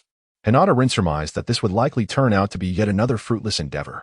Although the fame of the Mori Detective Agency had indeed surged, the likelihood of mishaps involving clients was exceedingly high, resulting in the frequent forfeiture of the final payment for their services. Oftentimes, the individuals in question had met with untimely deaths, leaving no room for further discussion. It was hardly feasible to send Conan down to collect the outstanding fees. Even if he were to do so, there would be no means for others to transfer the funds. The inflation in the realm of the afterlife was quite severe, and should a transfer be possible, it would likely require an entire house to accommodate the currency. "Wait for me, Xiao Chao, I am on my way." After Xiao Lan finished reading the letter, Uncle Mori suddenly became exuberant, causing the car they had painstakingly rented to sway and dance along the road. As he drove, Uncle Mori speculated wildly about the client, asserting that they must be a lonely young woman in her 20s or 30s, while Xiao Lan, as usual, doused his enthusiasm with a dose of realism, suggesting instead that it was likely a middle-aged man in his 30s. Although Hinata Rin cannot recall the details of the incident, his support for the uncle primarily stems from the tone of the letter, which seems rather uncharacteristic of a man. Meanwhile, Conan mindlessly follows his sister, Ran. Inside the vehicle, opinions are split evenly at 2 against 2. Conan raises a question about why they did not contact the other party, as that would clarify whether it was a man or a woman. The uncle, visibly irritated, retorts that the other household lacks a telephone, and he wishes to make a sudden appearance before the client, believing it would profoundly move the individual named Nakamura. Whether the client will indeed be touched remains uncertain. However, the uncle is quite exhilarated, lost in his daydreams. Yet, one might hope for a bit more precision, as the vehicle swerves uncontrollably, its wheels even riding over stones at the roadside, causing Conan in the back seat to tumble about like a soccer ball. Had it not been for Hinata Rin's grip, he might have rolled right into the driver's seat. Uncle Mori, perhaps I should take the wheel next time. After all, I possess a driver's license. Upon reaching their destination, the group disembarks. Although Hinata Rin has not endured the same tumultuous suffering as Ran and Conan, he still advises the uncle for safety's sake. I concur, Dad. Your driving is rather unreliable, and it is quite unsafe. Ran agrees, criticizing her father, while Conan nods vigorously, only to inevitably face the uncle's reprimanding fist. Moreover, Uncle, it would be wise for us all to exercise caution while we are in the same vehicle. Hinata Rin's earnest tone prompted everyone to turn their attention towards him, eager to hear his subsequent remarks. If something were to happen to the car, we would be left without anyone to cover the medical expenses. How troublesome that would be. You certainly have a way with words, Uncle Mori remarked, his lips twitching as he struggled to counter the statement without a valid reason. My mother can help us pay the medical fees, and if it's the other party's fault, she can even assist us with the lawsuit. Xiaolan chimed in cheerfully, casting a glance at her father. She had been tirelessly striving for her parents to reconcile, though the results had been somewhat disappointing. TCH. Who needs that meddlesome woman? Just thinking about her puts me in a foul mood. It's far more important to hurry and meet Xiao Qiao. As they spoke, the vehicle arrived at its destination. They had set off early in the morning, and the distance was not insignificant. Before them stood a villa with a classical design, albeit somewhat aged. This aligned with the description provided by the client in the letter. At first glance, it lacked any sinister aura. In fact, it appeared to be in much better condition than the Kudo residence, which had once been regarded as a haunted house by the Junior Detective League. Uncle Mori adjusted his collar and brushed off his trousers, his expression surprisingly solemn, as though he were preparing for a date. Amidst Xiao Lan's discontent, Conan's bored half-lidded gaze, and Hinata Rin's ever-composed demeanor, Uncle Mori knocked on the door, his face alight with anticipation. However, the outcome was not as hoped. When the door opened, a middle-aged man's plump face greeted them. The excitement on Uncle Mori's face vanished instantly, yet his smile shifted to Xiao Lan. Hello, what a rare visit. It's Mr. Mori, the rotund man with a small mustache, said as he welcomed them inside. At that moment, Conan interjected with a question. Is the person who sent this letter your uncle? No, but the sender is 3 years younger than I am. Just as the man was about to respond, Uncle Mori, unwilling to give up, eagerly interrupted to inquire if it was a sister. A young man of average build, with elongated cheeks and a bandaged right hand, stepped out to greet them. He introduced himself as Nakamura Mao, the very writer of the letter, thoroughly dispelling Uncle Mori's fanciful daydream of a romantic encounter with a beautiful woman. May I ask what happened to your hand? Xiaolan inquired, eyeing the bandaged arm. Nakamura responded that he had sustained the injury while moving a shelf. What a nuisance. You're a writer, correct? Upon learning that Nakamura was male, Uncle Mori's expression soured. Yet the detective's instincts compelled him to ask, with a hand injured to such an extent, can you truly write letters? However, Nakamura did not disclose when he had been injured, and given that this was their first meeting with the client, it seemed inappropriate to pry further. Before entering, Conan took a moment to scrutinize the decorations at the entrance. One of the wooden posts was adorned with an animal sculpture, while the other stood bare. And the posts themselves bore peculiar small openings, which piqued his curiosity. Though intrigued, the great detective could not deduce their significance and thus decided to simply proceed inside. For someone with such excessive curiosity, it was essential to learn the art of distraction. Otherwise, life could become rather burdensome. The interior was unremarkable, save for the astonishing array of clocks adorning the walls, each uniquely designed and decorated with small animals, far surpassing the variety found in an ordinary clock shop. The portly man with the small mustache explained that their grandfather was a professional clockmaker, quite renowned in his craft, named Yui Yamabunshiro. However, their knowledge of the profession was limited.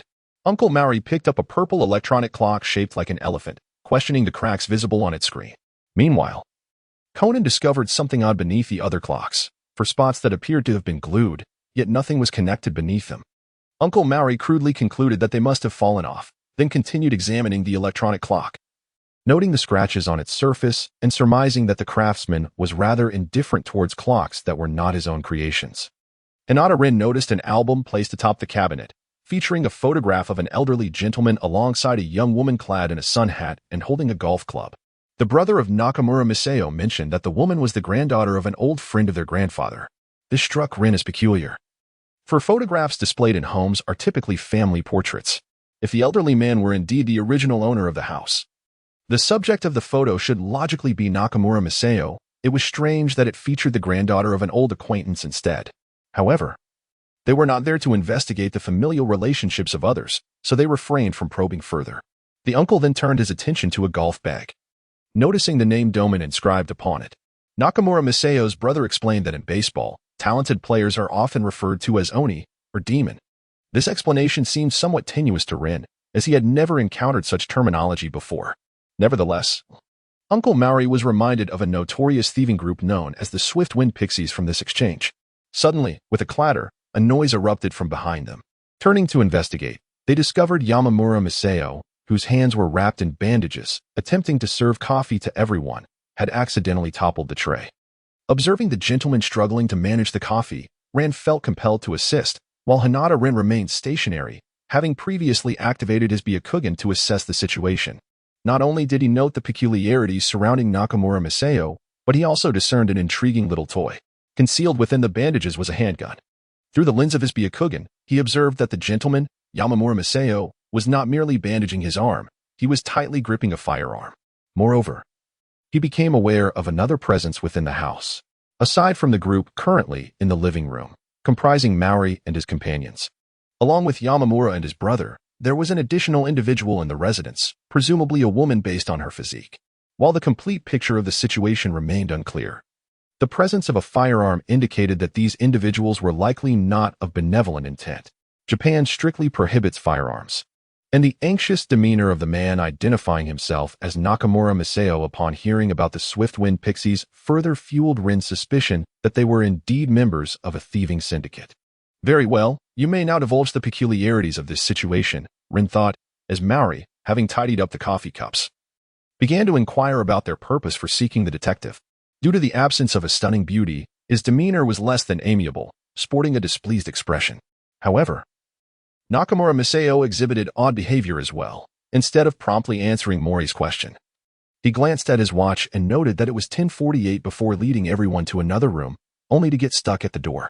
Frustrated, Masao attempted to turn the doorknob unsuccessfully. His brother approached, adeptly kicking the lower right side of the door, causing it to swing open. He took the opportunity to remind his brother that this was the method required to unlock the door. Under normal circumstances, this would not have raised any suspicion. But Masao had previously stated in his letter that he was unfamiliar with the villa and found it rather peculiar. Yet, his brother seemed to possess an intimate knowledge of the house's idiosyncrasies. Furthermore, it appeared that Masao was not entirely oblivious to this knowledge. Rather, he had simply forgotten, which contradicted the assertions made in his correspondence. Hinata Rin lowered her gaze, observing Conan, whose expression had shifted to one of contemplative intrigue. The peculiar demeanor of these two individuals, coupled with the oddity of the villa itself, was unmistakably evident to Conan, who inherently questioned everything brighter than the most illuminating bulb. Upon entering the room, styled unmistakably as a study, they were greeted by bookshelves brimming with literature and a writing desk. Nakamura had only half explained something about a pigeon clock. Yet upon stepping inside, he found himself at a loss, disoriented and unable to pinpoint the subject of discussion. "Is this what you meant?" Uncle Mori, with an expression of impatience, pointed to the clock mounted on the wall behind him. The absence of a beautiful woman was regrettable, yet the prospect of addressing a case, however trivial, made the visit worthwhile. However, it seemed that these two had no significant issues to discuss. Any matters at hand were mere trifles, hardly warranting the attention of a renowned detective who had traveled such a distance. Deep down, Uncle Mori felt that he was simply squandering his time. Thus, he paid little heed to Nakamura's words, contemplating his departure. The two individuals attempted to persuade Uncle Mori, claiming that there were many mysteries within the villa yet to be solved, but his patience had already worn thin. Just as he was about to leave, the room was suddenly filled with the cacophony of alarm clocks ringing, not just one or two, but a multitude, as if an entire army of alarms had been summoned. This astonishing spectacle momentarily rendered Uncle Mori speechless, while Hinata Rin found this scene quite fascinating. Setting so many alarms for 11 o'clock, was this some sort of ritual? It was difficult to conceive that such a number of explosive devices would be needed for a simple detonation. Moreover, considering the villa's previous owner was an elderly gentleman, it was reasonable to assume he would awaken early. The alarms continued to sound for about a minute, ceasing promptly at 11 o'clock, suggesting they had all been set for the same time. Another noteworthy detail was that only the electronic clocks had been set, and each displayed a scratch at the same position on their screens. This was not merely a result of poor maintenance. It was undoubtedly intentional. The scratches were particularly intriguing, positioned precisely between the minute indicators. At 11 o'clock, the display appeared to be divided into the numbers 110 and 0. Regarding the phenomenon of all the alarms ringing simultaneously, Uncle Mori deduced that it was the homeowner's doing. The abundance of alarms suggested that he struggled to wake up easily. Admittedly, it was a rather far-fetched hypothesis. However, one aspect held true. The numbers 110 and 0 were likely a deliberate clue. Yet, one must ponder the complexity of etching scratches into every electronic clock screen. Could this truly be deemed a clue? Surely even a child could discern something amiss. The number 110 evoked thoughts of the police, if it referred to the police. As Uncle Mori contemplated this, he turned to the two individuals. His gaze seemed to cast a shadow of doubt upon them, prompting a shared, nervous glance followed by awkward smiles directed at him. Ah, indeed, dogs. The implication of alerting the police was essentially a signal to the police dogs. Thus, the number 110 urged them to locate every clock adorned with a canine motif within the house. With an epiphany, Uncle Mori declared this revelation, simultaneously seizing the dog-themed clock from Nakamura's hands. This action elicited a quiet sigh of relief from the two, realizing that the esteemed detective's scrutiny was not directed towards their identities but rather towards the clock they held. Truthfully, Hinata-rin found it difficult to connect the dots between 110 and police dogs. It was indeed true that Japan's emergency number was 110, a decision made during the era of rotary dials to expedite the reporting of emergencies. Opting for two repeated numbers to minimize dialing time while choosing the last digit from the farthest possible option to prevent accidental calls by children. Nevertheless, even with this reasoning, 110 could only be associated with the police. The connection to police dogs seemed flimsy at best, especially since the screen displayed not only 110 but also the number 0. Yet, Uncle Mori, being a detective of repute, naturally took command of the situation. He instructed everyone to scour the villa for clocks adorned with dog motifs or in the shape of dogs, transforming the entire house into a hive of activity as they scurried about, overwhelmed by the sheer number of clocks present. Hinata-rin lacked the enthusiasm to engage in their game of spotting differences, yet he did not remain entirely idle, as that would be too conspicuous. He seated himself behind the writing desk and pulled open a drawer, discovering within a thick tome. Upon extracting it, he realized the book was filled with newspaper clippings concerning the Gale Goblin Theft Syndicate, each meticulously cut and carefully affixed. The compilation detailed how this syndicate specifically targeted unscrupulous entrepreneurs engaged in illicit trade and nefarious dealings. The name stemmed from their signature left at each crime scene, a grotesque black goblin doll. This figure resembled the goblins commonly depicted in various games, leading the police to designate the criminal organization as Goblin. The appellation Gale Goblin was derived from their swift appearances, as they vanished without a trace, leaving law enforcement baffled, with not a single member apprehended to date. Remarkably, this theft syndicate had not committed any crimes for a decade, suggesting that some unforeseen circumstance must have transpired. At this juncture, a notion struck Hinata-rin. Could it be that the recent incident was precipitated by the demise of the gang's leader? Perhaps the remaining members were desperately attempting to decipher the clues left behind by their fallen chief in pursuit of hidden treasures. He recalled a certain theatrical production where a similar plot unfolded. Following the leader's death, the remaining members sought treasure through cryptic messages, ultimately seeking assistance from the esteemed Detective Mori. It could be said that in the criminal haven of Mihua Town, trust among family and friends was a rare commodity, as betrayal could arise from any underlying motive. It would be fortunate if their gang did not experience internal strife before the leader's death, leading to disputes over the spoils afterward. What are you gazing at? As Hinata-rin was about to close the booklet, she noticed Conan approaching with an unsteady gait. He seemed disinterested in locating the dog-shaped alarm clock, likely sharing the same skepticism regarding the uncle's deductions. Take a look for yourself. I suspect we have stumbled upon a den of thieves, she remarked. Conan's eyes brightened at her words, and he mentioned having spotted an eye in the attic, suspecting someone to be lurking there. Given their furtive behavior and their level of familiarity with the house, it was unlikely that they were the writer, Nakamura Miseo. Rather, they were likely the ones who had been spying all along. Indeed, I share your sentiments, he concurred, adding that he had discovered a trace of lipstick affixed to the back of the envelope stamp. The uncle's conjecture was correct. Nakamura Miseo must be a woman, and it was impossible for either of those two to be her. With a piercing gaze, Conan declared emphatically, but Hinata gestured for him to lower his voice.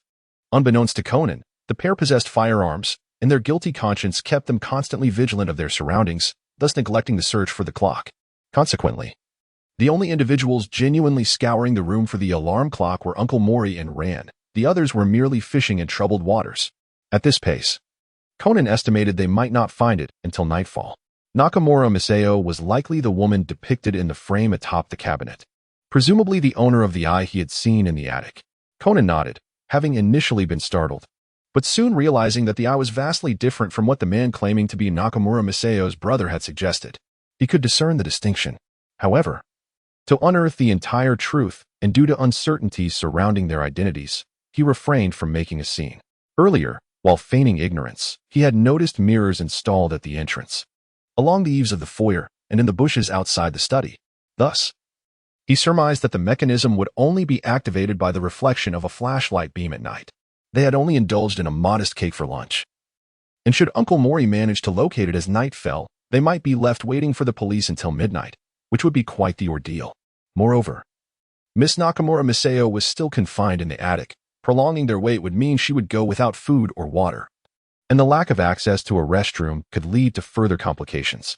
Therefore, in the interest of the victim's physical and mental well-being, as well as the normalcy of their group's meals and routines, Hinata Rin resolved to take decisive action. This incident was quite straightforward. Not only was there a clear victim being held captive, but the presence of a handgun meant that the two individuals could not escape justice. It is noteworthy that Japan has stringent gun control laws, to an extent that even the lower-tier police, often depicted in films as patrolling on bicycles, are referred to as patrolmen. Above them, the patrol chief is required to pass examinations to hold the position, akin to the transition from auxiliary police to regular officers, with challenges that are readily apparent. However, the discovery of just one handgun could elevate an officer to the rank of patrol chief. A dream come true for those who toil daily on their bicycles. Let us inform Uncle and Ran to cease their efforts. The man is likely concealing a handgun under his bandages. He is undoubtedly a criminal. We should neutralize him first. I've already contacted the authorities. Are you certain? Hinata asked, to which Conan replied, very well, I shall inform Uncle. Conan's expression turned grave. He had initially hoped to unravel the secrets of the mechanism. However, the fact that the assailant was armed was no trivial matter, as it posed a potential risk of injury. Upon hearing that the criminal was holding a gun, Conan's nerves tightened. Although he appeared undeterred by the prospect of facing an armed adversary, his confidence stemmed from the belief that his nuclear soccer could address any threats. Yet, the atmosphere was far from lighthearted, especially with Ran and Uncle Mori present. Caution was imperative. If it were only him, the situation would be markedly different. Are you sure? Does that person truly possess a gun? Conan whispered urgently to Hinata, while discreetly tying his shoelaces, seemingly preparing for action with his nuclear soccer. Yes. When that fellow went to prepare coffee, he discreetly loosened the bandages for convenience. I caught a glimpse through the door's gap, she replied. Hinata Rin lied without batting an eye, though he indeed had visited the restroom at that time and did not linger before everyone. All right, I shall inform Uncle Mori. Please keep an eye on those two individuals. Conan understood that his appearance served as the finest disguise. Presently, those two unidentified figures were evidently monitoring their actions. If Hinata Rin were to speak to Uncle Mori, it might inadvertently raise their suspicions, a concern Conan did not share. After watching Conan depart, Hinata Rin activated his Byakugan once more, scrutinizing the state of everyone in the room. Their wandering indicated they were still adhering to Uncle Mori's deductions, searching for clocks adorned with dog shapes or motifs. The individual imprisoned in the attic appeared to be in fair condition, remaining lively and currently pressed against the door, observing the outside commotion. There certainly were a plethora of alarm clocks. However, it was imperative to locate them all, for the absence of even one could potentially result in a lack of clues. I shall check over there. Uncle Mori's voice was quite loud. Yet it could also be a deliberate tactic to lower the vigilance of those two. Rin, are you certain you saw that object? Uncle Mori approached Hinata Rin and inquired in a hushed tone. Indeed, there is no mistake. The item wrapped in bandages is undoubtedly a handgun. Very well. I shall restrain both individuals shortly. Take care of yourself, and that little one with Ran. Understood, Uncle Mori. Hinata Rin nodded, acknowledging the impressive shoulder throw executed by Uncle Mori, which was no less formidable than Conan's nuclear football technique. At the very least, it was a surefire skill for taking down a target in one-on-one confrontations. The only drawback might be its limited range. and it could not be activated against individuals resembling Aunt Irie. Upon noticing the signal conveyed by Conan and confirming that Ran had also received the message, Uncle Mori began his performance. I finally grasped the situation. He first rummaged through the living room, observing the reactions of the two individuals. And after confirming nothing was amiss, he returned to the study, standing beneath the peculiar clock that had previously revealed a strange little ghost statue.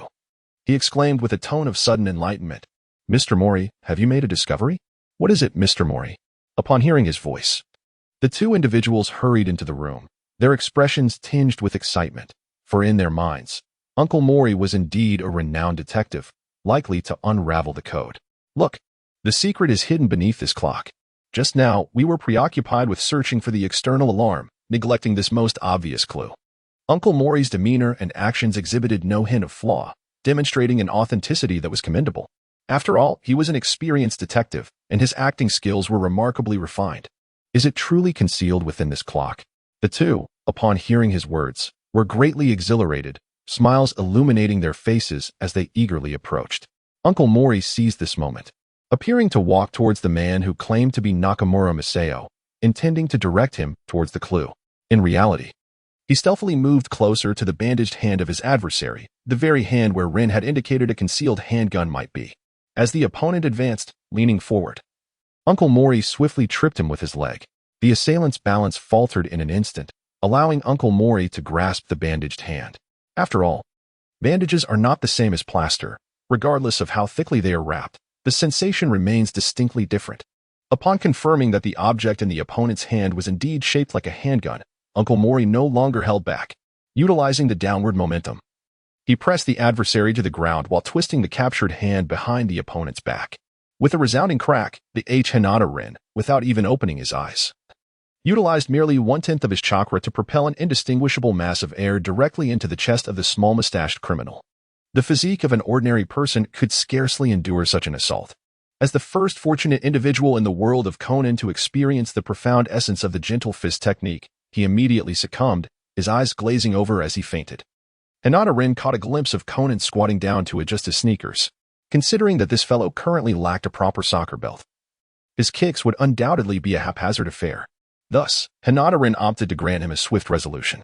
The technique of Bagua, employing empty palm strikes devoid of contact, promised rapid efficacy, ensuring a painless descent into slumber, far superior to the merciless tactics employed by Conan. "Officer Magyar, this is the very location." As both culprits were subdued and Uncle Mori retrieved the handgun from the man disguised as Nakamura, the police, led by Ran, finally arrived on the scene. This was, after all, the result of Hinata Rin's timely call to the authorities. Otherwise, they would likely have had to wait until midnight to return home. Off to Osaka. Hinata Rin gazed at Conan with a peculiar expression. He was leisurely seated on the sofa, engrossed in a book while simultaneously observing Conan complete his homework. Today, it was Ran who was preparing the meal. What was that lad just now making those odd faces at him for? He initially thought there was something amiss, only to discover that Hattori Heiji was inviting him to Osaka. Indeed, the details elude me, yet since that fellow has extended an invitation to us, it would be a missed opportunity not to go. It could be a delightful excursion. I have no objections, but typically it is Ran who organizes our family trips. You ought to consult with her about it. Hinata Rin felt a sense of curiosity, as he typically remained indifferent to such matters. Of course, this was also related to his limited understanding of Japan. It was precisely this curiosity about Hattori's sudden invitation for them to visit Osaka that had prompted him to seek counsel from Conan. Conan smirked slightly. In his mind, he regarded Hinata as an equal, often finding himself unable to confide in Ran about various matters, which left him no choice but to vent to Hinata. Who would have guessed that he had only met Hattori once? Nevertheless, Hattori was quite affable. It made him wonder if the people of Osaka were generally more warm-hearted. Perhaps so. It was said that Osaka residents often criticized Tokyoites for their perceived lack of warmth. With a casual remark, Conan allowed Hinata to witness the mutual disdain between Osaka and Tokyo. Such discrimination is quite common across nations, reflective of the long-standing tensions between developed cities and their respective capitals, rooted in both historical and cultural differences. For instance, there exists a similar dynamic between China's capital and Shanghai, between Washington and New York in the United States, and between Tokyo and Osaka in Japan. However, Japan's situation is somewhat more unique. Besides Tokyo and Osaka, there is Kyoto, which looks down upon both, considering Tokyoites too mercantile and Osaka residents too rustic, asserting that only Kyoto is the true cradle of Japanese culture, the spiritual homeland of the Japanese people. Indeed, Tokyo and Osaka share a mutual disdain for Kyoto, viewing its inhabitants as mere antiquarians, indulging in self-satisfaction and adept at the art of mental victories akin to the character AQ. Clearing his throat, Conan digressed. During dinner that evening, he proposed this idea, and once Rand gave her approval, Uncle Mori's minor grumblings and mutterings were rendered inconsequential. Fortuitously, their trip coincided with a customary long holiday for middle and primary school students, making it an ideal time for a family outing. Ever since Uncle Mori resigned a decade ago, he had become a complete freelancer. Even after opening the detective agency, he had never adhered to a conventional work schedule. Typically, he spent his days at home, drinking and following celebrities, leading a languid existence, so a trip would at least help regulate his eating and sleeping patterns. Perhaps this was also the genuine purpose behind Rand's frequent family excursions. She feared that one day her father might succumb to a stroke while drinking at home, leaving her to care for him. The following morning, the entire Mori family boarded a train heading to Osaka, mindful of the timing. Moreover, their guide, Hattori Heiji, had promised to meet them at the station and had already arranged their entire itinerary in Osaka, which was a significant factor in Uncle Mori's agreement to the trip. There, they would visit the Tennoji Zoo. Over there was the Osaka Municipal Gymnasium. As for here, it was the Tsutenkaku Tower. What do you think? Isn't Osaka quite appealing? Before the observation deck of Tsutenkaku in Osaka, the enthusiastic and hospitable Hattori Heiji introduced them to the local attractions. However, judging by his expression, the last statement seemed to carry the most weight. Indeed, the view here is splendid. Rand played along as the perfect foil, and she was not mistaken. The scenery was indeed quite lovely, especially when compared to the steel jungles of Tokyo, which were dominated by CBDs. Osaka retained a considerable number of traditional Japanese architectural features. However, I find this place not much different from Tokyo Tower. Uncle Mori was not inclined to show any favor, being an old Tokyoite. His regional bias was among the most pronounced in their group. Fool, do not compare this place to that dull red tower. Tsutenkaku and the surrounding Shinsekai are filled with the warmth and charm of the people of Osaka. Hattori Heiji, already brimming with pride for his hometown, found that pride swelling even further in the face of Uncle Mori's retort, steering it towards self-aggrandizement. Hinata Rin stood with his arms crossed, observing the spectacle from the sidelines. In his previous life, he was a Chinese, and from an outsider's perspective, he could offer a rather objective commentary. To be frank, the Tokyo Tower does bear a striking resemblance to Osaka's castle. Although he had never seen the Tokyo Tower up close, its appearance indeed seemed quite similar. The uncle's sentiments weren't entirely discriminatory. Rather, it could be said that he was somewhat insensitive to the local customs and culture. This place did bear a slight resemblance to a town in Tokyo. Lon gazed down from the observation platform and, with genuine sincerity, offered an ambiguous remark that could be interpreted as either praise or critique. What's going on? You can tell me why you summoned me to Osaka, can't you? Conan tugged at Heiji Hattori, drawing him closer to Hinata Rin, whispering his inquiry. Hattori then began to explain that he had dreamed of being stabbed, only for Conan to meet a tragic end, which led him to contemplate the unpredictability of life and the importance of enjoying it. Hence, he had invited them to explore Osaka. Upon hearing this explanation, Conan's expression shifted to one of disdain, unable to comprehend why this individual would dream of his own demise. Yet, Hinata Rin interjected, stating, "You ought to pay more attention. If one dreams of another, it may indicate an intertwining of fate, resulting in prophetic dreams. You both hail from different regions, yet you are both renowned high school detectives. Perhaps there exists a unique telepathic connection between you." Upon hearing Hinata Rin's words, both Conan and Hattori exchanged glances, simultaneously displaying expressions of disgust. "I've noticed that you only elaborate when you're trying to deceive someone. Otherwise, you tend to be quite reticent," Hattori remarked after his bout of nausea, suddenly struck with inspiration as he recognized Hinata Rin's true nature as a spectator of the unfolding drama. For the majority of the time, he observed the live-action Conan, while occasionally critiquing the grand detective's antics. How fittingly silent he often was. "Congratulations, you've uncovered his essence," Conan concurred, as the two high school detectives exchanged a knowing look, igniting a spark of mutual recognition and camaraderie. "Tell me, are you not curious if I dreamed of you?" Hattori inquired, intrigued by Hinata Rin's perpetually calm demeanor. His curiosity stemmed from the last encounter at the diplomat's residence, where this non-detective high schooler had outperformed him in reasoning. Furthermore, he had consulted with Kudo, confirming that the revelation was self-discovered rather than prompted by Kudo, which inevitably piqued his interest. Additionally, Hinata Rin's pure white pupils were quite astonishing. Let's not delve into the intricate entanglements between detectives. I have no desire to become embroiled in such matters, Hinata Rin replied, dismissing the notion of sharing dreams filled with emotional connections. Kudo, did he mention that he is aware of your true identity? Hattori crouched down to confirm with Conan. Speaking in hushed tones, yet Hinata Rin caught their exchange and turned to glance at them. There are many people here. It would be wise to exercise caution. Is it possible he could hear me even at this low volume? Hattori exclaimed, astonished by Hinata Rin's acute senses. What is so surprising? Rin is just like that. His auditory, olfactory, and other sensory perceptions are sharper than the average person. Perhaps this is a peculiar compensation due to the anomaly in his eyes. Hattori nodded in agreement upon hearing this. As the saying goes, when God closes one door, he opens a window. In his view, it seemed that God had merely closed a small door for Hinata Rin, yet it opened several windows instead. After finishing his statement, Conan flashed a bright smile towards Hinata Rin, feigning innocence. Hinata Rin never explicitly stated this to Conan. He simply did not disguise his extraordinary senses in front of him. After all, living with a curious and astute detective like Conan, who can grasp crucial clues, would make it rather cumbersome to conceal such abilities. Who would have thought that Conan would fabricate such an explanation? However, to be honest, interpreting the bloodline limit as a genetic disorder does make a certain degree of sense.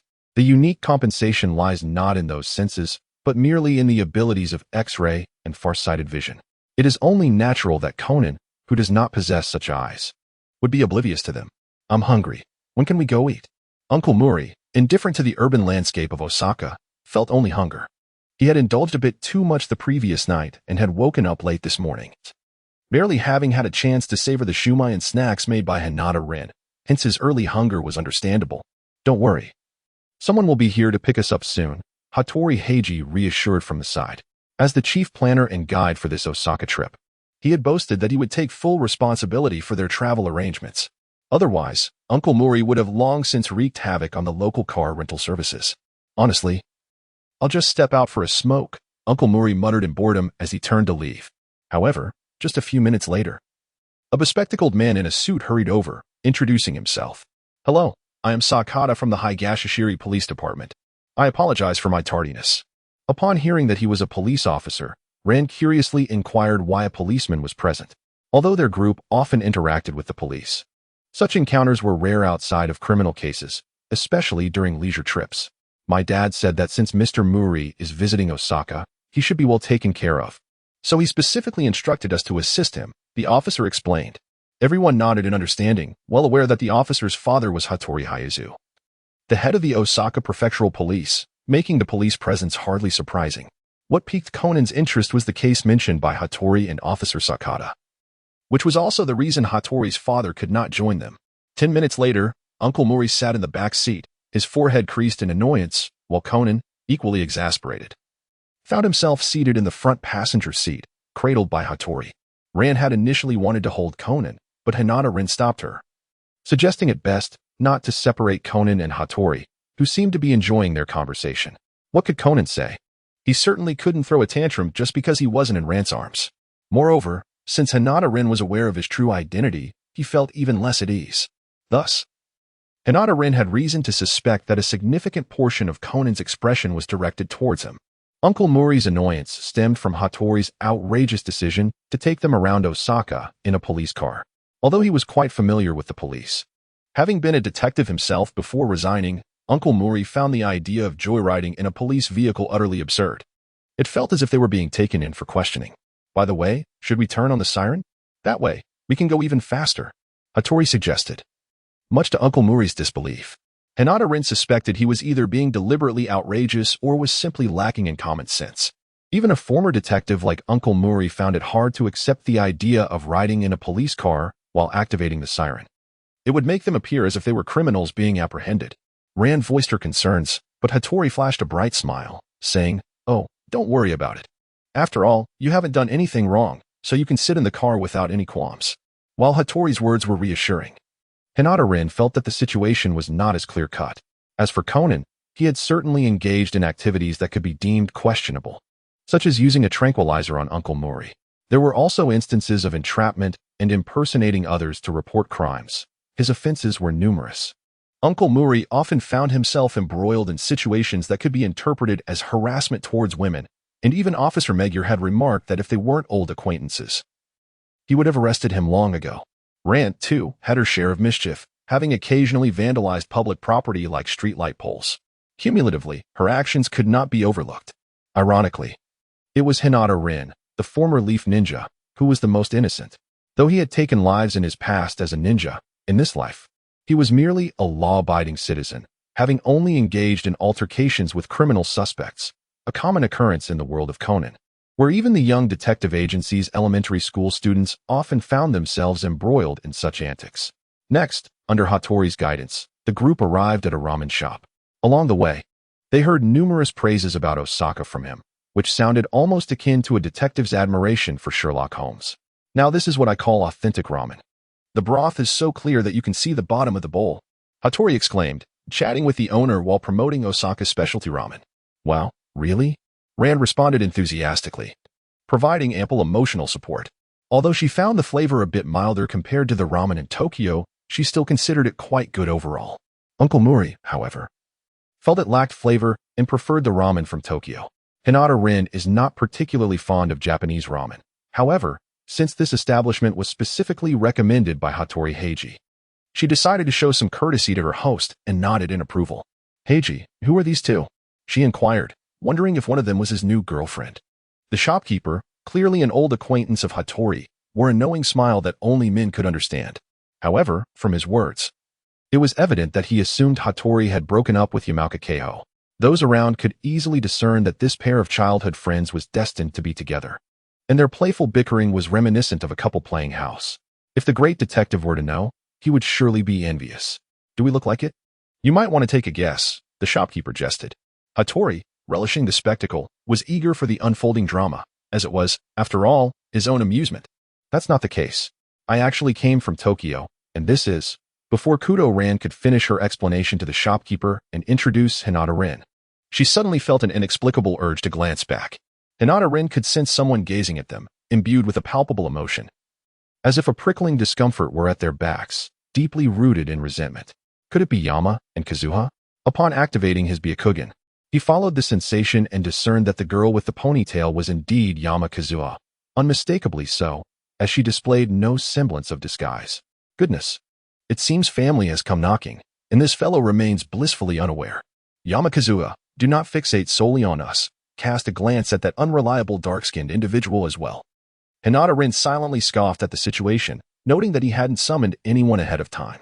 The dynamic between childhood friends was far more dramatic than that of Conan and Ran, while the mystery-solving aspect was merely an embellishment. The playful bickering between the two was the true essence of their daily interactions. They were genuinely there to explore romance, although it seemed that Hattori Heiji might not share the same sentiment. After their meal, Hattori led them to a small takoyaki shop, where both the uncle and Conan indulged in the food with great delight, while Ran appeared somewhat restless. Although she hadn't identified the target, it was evident that she felt someone was watching intently. The usually perceptive detective seemed oblivious to the situation, and it was unlikely that the resentful gaze of Yamauka Keiho was limited by gender. It was clear that her primary focus was indeed on Ran and Hinata Rin. Moreover, it seemed that Hinata had taken on half of the scrutiny directed at Ran. Had he not been present, Ran would have borne the full brunt of Yamauka's intense glare. Much like the original narrative, observing Hinata meticulously plotting their route, it was evident he was diligently strategizing. His attention to detail alone warranted a 5-star rating. After enjoying the takoyaki, Uncle Mori unexpectedly suggested they indulge in some grilled pancakes, a plan that seemed to deviate from Hattori's original itinerary. Given the prevalence of one-way streets in the area, turning back proved to be quite troublesome, which sent Hattori into a frenzy. Consequently, everyone followed the suggestion of Officer Sakata, who had acted as their dedicated driver, and they proceeded to another establishment he was familiar with. The grilled pancakes reminded Hinata Rin of the jianbing guizi he had relished in a past life, a memory that felt quite distant. This delicacy required a specialized griddle, though a frying pan could suffice. However, he felt it lacked the authentic flavor. Upon returning to the Mori Detective Agency, He intended to ask Professor Agasa to whip up a batch for him. Shortly after they entered the new shop, Hattori excused himself to the restroom. Seizing the moment, Yamauka Keo, who had been trailing them, could no longer contain herself and boldly approached, taking Hattori's seat beside Hinata Rin. "You must be Kudo, right?" she inquired, resting her chin on her hand, her gaze fixed intently on Hinata, her tone feigning calmness yet brimming with confidence. "He often speaks of you about you." "I'm not Kudo. There is no such person here." "You have mistaken the identity," Hinata replied. Hinata Rin once again employed a triple rejection. Reminiscent of his previous encounter with Hattori Heiji, he realized that both individuals shared a rather self-absorbed disposition. It is no wonder that others say, "If they are not of the same family, they cannot enter the same door." Do not attempt to deceive me. You are indeed the woman named Kudo, whom Heiji often speaks of, having met in Tokyo, are you not? To this, Toyama Keiho mistakenly presumed that Hinata Rin was concealing something. Rising from her seat with an expression that suggested she had unraveled the truth, she declared emphatically, "No, miss, you misunderstand. He is not Kudo, nor is he a woman." The very person who was misinterpreted, Hinata Rin, remained composed in his seat, awaiting the unfolding of events. Meanwhile, both Ayumi and Conan grew anxious. Having grasped the essence of the situation, as the official spokesperson for Hinata Rin, and considering that he was being implicated by his childhood friend, Ayumi hurriedly interjected to clarify the matter. Little did she know that the young lady before her possessed a rather exuberant demeanor. Following them closely and convinced of her own irrefutable evidence, the more explanations were provided, the more she believed it to be an attempt at concealment. Even thinking that Ayumi was attempting to mislead her, Hinata Rin was evidently female, and her insistence that he was not was akin to treating her like a child. Thus, she eloquently recounted her bonds with Hattori Heiji since childhood and her dubious suspicions regarding Hinata Rin's intentions. Throughout, she maintained a striking pose, perhaps to project an air of dominance. However, she soon realized that the girl with long black hair and white eyes remained unperturbed, engrossed in her phone, her expression a blend of amusement and indifference, which was quite aggravating. She had earnestly expressed her intentions, yet this individual before her appeared entirely unfazed. Undoubtedly a skilled player in the realm of emotions, Heiji must not be misled by that vixen from Tokyo. Her demeanor suggested that she was adept at manipulating the affections of men. Hinata Rinko was oblivious to the fact that Yama and Keiho regarded him as a predator, one that devours without leaving a trace. He was merely fulfilling his duty by recording some romantic videos for the budding couple, which would undoubtedly evoke emotions if played at their wedding ceremony. The farce concluded only when Hattori Heiji emerged from the restroom, at which point Yama and Keiho finally regained their composure after being unable to heed Rant's explanations. Nonetheless, Yama remained skeptical of the assertion that Hinata Rinko was male. This misunderstanding could be attributed to Hattori, who, while at the Tsutenkaku, insisted on chatting with Conan in a place where Rinko was lost in thought, leading to Yama's covert surveillance. Hattori's jovial demeanor while conversing with his close friend likely contributed to the misconception that he was engaged in light-hearted banter with Hinata. It is said that jealousy knows no gender. The foolish woman failed to recognize that he was her cousin, undeniably male. As for the mention of Kudo, he is indeed that fellow's boyfriend, but he simply did not come to Osaka this time. Hattori's introduction succeeded in rendering both Ran and Conan, the innocent youth, crimson with embarrassment. Hinata Rin maintained his customary silence, particularly when others questioned his gender. How could he respond? Any answer would be awkward. He chose instead to disregard it. For being handsome is certainly preferable to being unattractive. To be fair, if he weren't so carefree and strong enough to mute himself, he might have succumbed to depression long ago. During the era of Naruto, being from an influential clan, few dared to whisper behind his back. After all, the Hyuga clan's gentle fist was renowned, and most would think twice before provoking them. Moreover, Rin's prowess was commendable. He had certainly bested many Uchiha, none of whom could activate the Susanoo. With that in mind, there was little more to say. Those who spoke ill would simply find themselves on the receiving end of a beating. With his Byakugan activated and the 8 trigrams, he would engage in close combat, ready to unleash fire release if one dared to come too close. Fortunately, he possessed the ability to reverse injuries, ensuring that even the strongest opponents would find themselves struggling to keep up. It is amusing to recall that none of the arrogant Uchiha, who were quick to retort, could actually activate the Manjiki Sharingan. The few who could either miss their chance to confront him or had amicable dispositions, leading to friendly sparring sessions. While it may not have been a matter of the old giving way to the new, the Uchiha's reputation remained intact, after defeating the inexperienced ones. There was always a need for someone to restore face, leading to a gradual familiarity. Reflecting on it now, it seems like a distant memory. My apologies, I misunderstood. I am sorry. After listening to the detailed explanations from Hattori Heiji, with Conan and Rin providing support, Miss Yamaoka finally abandoned her stubborn suspicions and clasped her hands together in apology to Hinata Rin. Hinata Rin waved her hand dismissively. Although she had appeared somewhat aggressive moments ago, it was merely a fleeting surge of emotion. Everything else was quite manageable. Besides, since the matter involved Kudu, it was simply a case of misdirected targets. He was merely suffering the consequences of another's actions, and it would be easy enough to rectify that misunderstanding later. She felt a twinge of guilt and decided to express her apologies by treating everyone to a meal. The young lady was known for her straightforwardness, and this made Hinata Rin feel a touch remorseful. However, deleting that video was out of the question. The secret that resided with Hattori Heiji could provide endless amusement. Observing his demeanor made it clear that he regarded the past, as recounted by Yama and Kaori, as a source of embarrassment. Unlike the girl who was lost in delightful memories, thanks to Hinata Rin diverting attention, the originally targeted Ran had smoothly transitioned into a friendship with Yama and Kaori, completely avoiding the awkwardness typically associated with Hattori Heiji. What an interesting turn of events, sacrificing a brother for a new friend, it seemed. As she watched the two engage in light conversation, likely discussing Ran's experiences with Hattori, Hinata Rin felt a sense of helplessness. It was only fair that a portion of the blame be directed at the great detective. Otherwise, the reasoning would not hold. Thus, she lowered her head to compose an email, sending the recently recorded embarrassing moments, alongside a previous video of the detective's playful antics, to both Hattori Heiji and Conan. Unfortunately, the chat room lacked a video sharing feature, which would have enhanced the experience. Hey, what are you trying to do? That woman is the one who misunderstood. And it has nothing to do with me, all right? Hattori Heiji's face flushed crimson upon seeing the email, a hue even the darkness of his complexion could not conceal. Fortunately, he was seated beside Conan, allowing for some communication with Hinata Rin. Conan's expression was not much better. He felt entirely unjustly implicated. This is not my fault. I even helped clarify things for you, so please don't drag me into this. Listening to their attempts at self-defense, Hinata Rin could only scoff. Every grievance has its origin, and the blame lies squarely with the two of you. If you wish to be friends, then do so openly. What else with the subterfuge? You caused your girlfriend to misunderstand, and now I have to bear the brunt of it. And you, did you not take pleasure in the explanation you provided earlier? Hinata Rin remarked that the wide eyes were not merely for show, and one should not assume that they saw the great detective sneering behind their backs.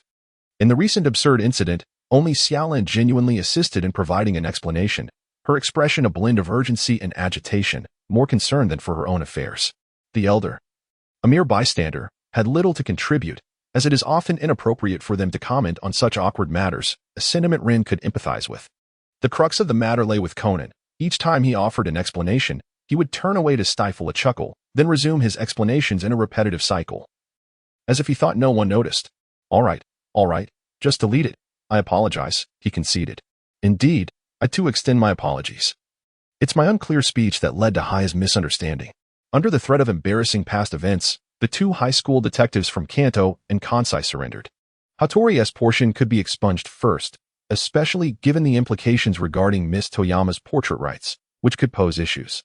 Upon hearing this, Hattori sighed in relief, his face flushing, primarily due to Hai's comments leaving him feeling rather embarrassed. Rin genuinely believed that the latter part of this video would resonate beautifully if played at a wedding, serving as a heartfelt confession from the bride, sure to evoke emotions among the guests. However, this was a matter that Miss Toyama herself may not be aware of, nor might she be willing to accept. Thus, retaining it would not be prudent. As a disposable item, it could serve to poke fun at the oblivious Hattori Heiji. Moreover, due to Hattori's whispered presence, Toyama Hayu's gaze had noticeably shifted back towards them.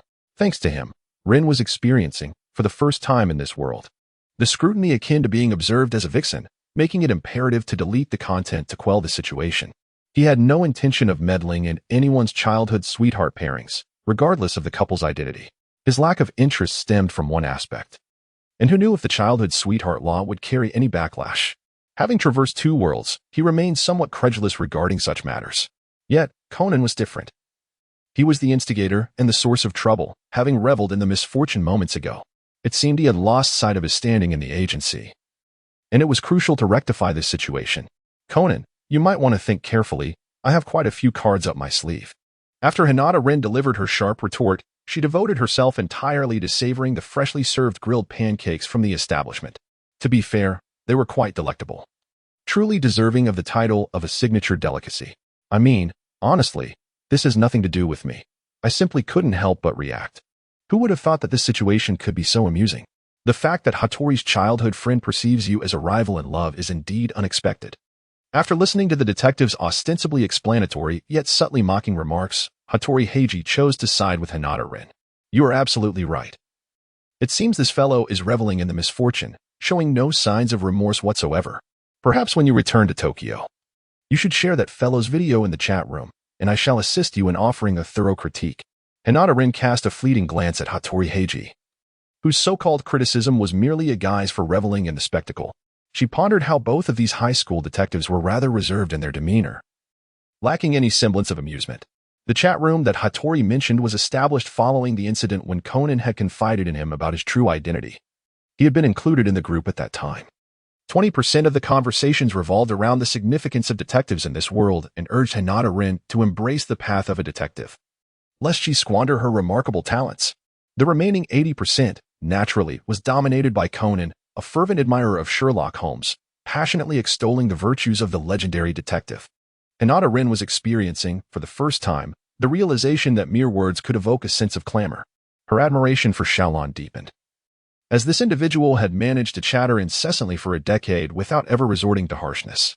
Could this not be the very essence of true love? Following a somewhat boisterous meal of grilled pancakes, the group prepared to embark on their journey to the next destination, or rather, to another restaurant, for traveling is, in essence, a delightful pursuit of culinary indulgence. However, this time, they were accompanied by Yuan Shan and Yi, who appeared to hold differing opinions regarding Hattori Heiji's travel itinerary. Hinata Rin and her companions were quite indifferent. Although Hattori Heiji, the five-star guide, performed admirably, his motivation to compete for the position was equally robust. Naturally, this was also related to their lack of familiarity with Osaka, which left them reliant on the two locals to navigate freely. Please, there is simply no room to squeeze in. Why are you still trying to get on? Hattori Heiji cast a sidelong glance at the forcefully boarding Tiyama. With the addition of Hinata Rin, it was indeed quite challenging to accommodate another person in the back seat. It doesn't matter. I made arrangements with Ran to ride together. We can just take another vehicle. Tiyama was not one to concede easily, enlisting her newly acquainted best friend, Ran, for support, while Ran awkwardly smiled from the side, wishing to avoid becoming embroiled in this childhood rivalry. However, the atmosphere between the two seemed impenetrable to outside intervention. I think it would be best if I called a colleague to request another car, Officer Sakata, who was responsible for driving that day, suggested with a smile, casually addressing the uncle's earlier inquiry about why he hadn't joined them for a meal. Just then, a shadow suddenly descended from the sky, landing squarely on the hood of the police car.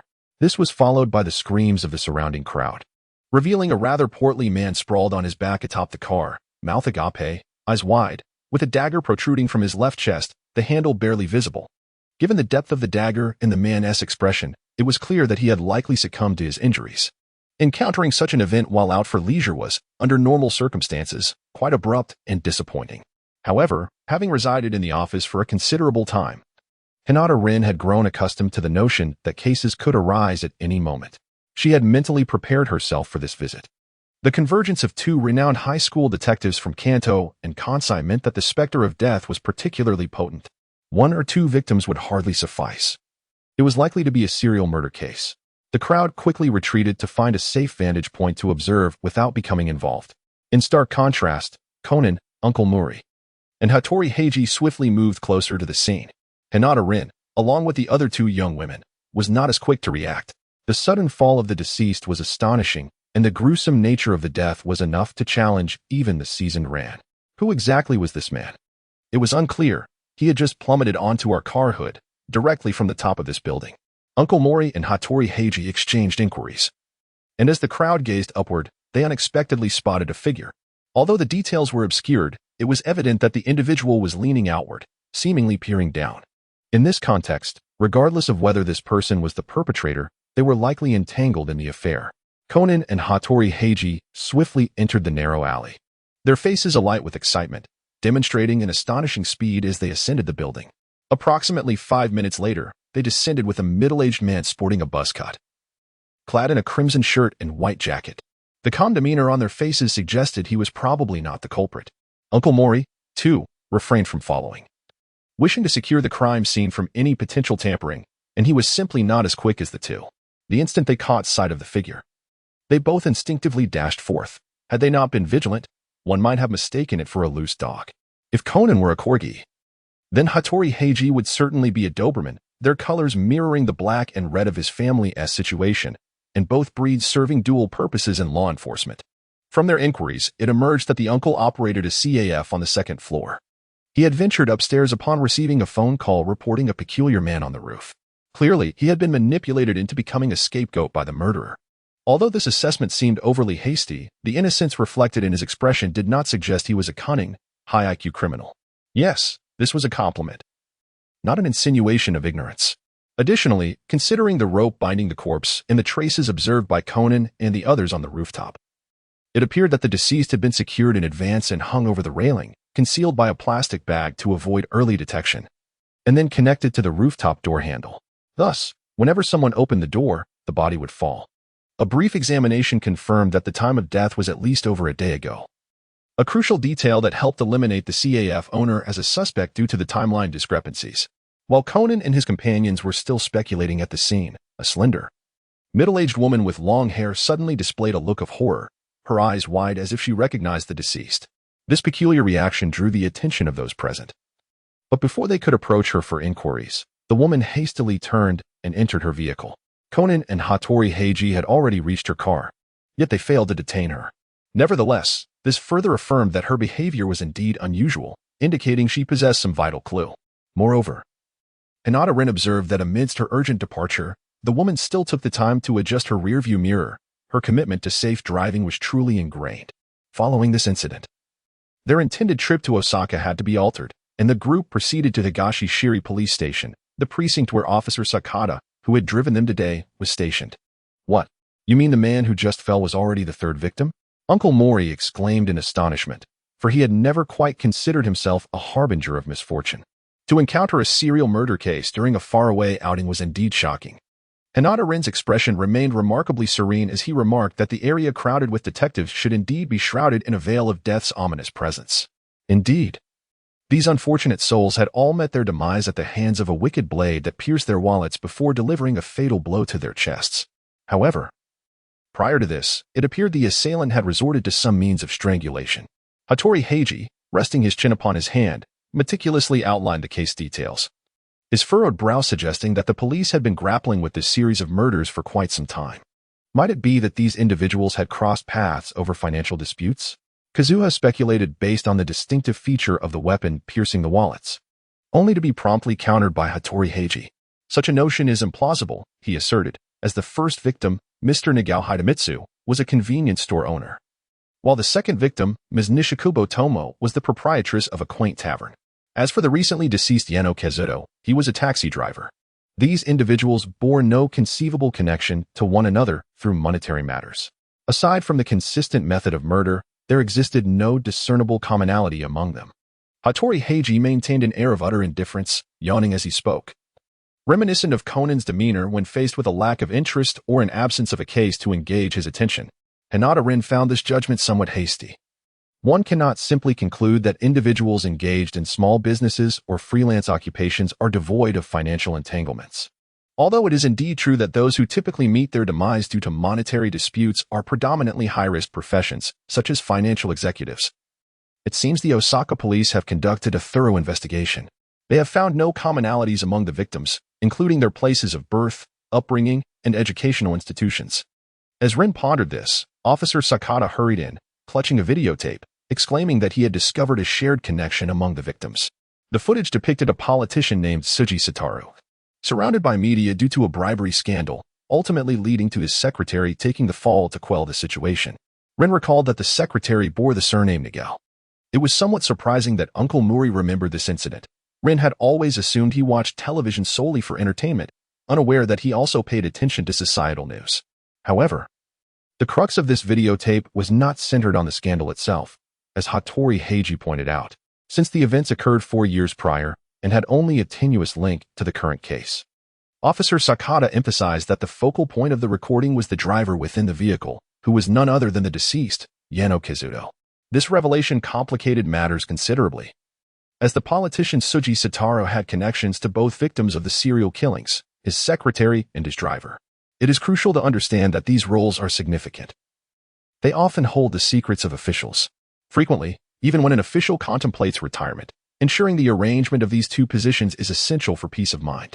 Given this context, the police are now pursuing an investigation centered on the politician as a potential breakthrough. However, Uncle Mori remains skeptical. The bald, bearded Satoru, with his dark complexion, has always exhibited a disdain for law enforcement, making it unlikely that a breakthrough could be found through him. All right, you may return for now. Keiho knows my address, so let her guide you. Rin, I will borrow you for a moment. We shall return before dinner, she concluded. Hinata Rin cast a fleeting glance at Hattori Heiji's bulging front, and without needing to roll her eyes, she already knew that Conan was undoubtedly hiding inside. Although she felt little interest in being part of the high school detective group, observing the commotion was certainly preferable to facing the awkwardness of visiting Hattori's home. In truth, Hinata Rin harbored a touch of social anxiety. What are you two up to?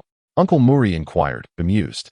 He had no intention of getting involved in the case, as he was unfamiliar with the area, and being a detective from Tokyo, meddling in an investigation in Osaka could lead to complications. The long-standing rivalry between Osaka and Tokyo was well known. The so-called high school detectives were still minors, similar to the last time Hattori came here to solve a case, where he merely used Officer Megure as a tool. The only reason the latter did not take offense was precisely because of this. If it were Uncle Mori, he would surely be perceived as a provocateur, and the locals might not hesitate to retaliate. Osaka was known not only for its hospitality but also for its proactive stance when it came to testing one's skills.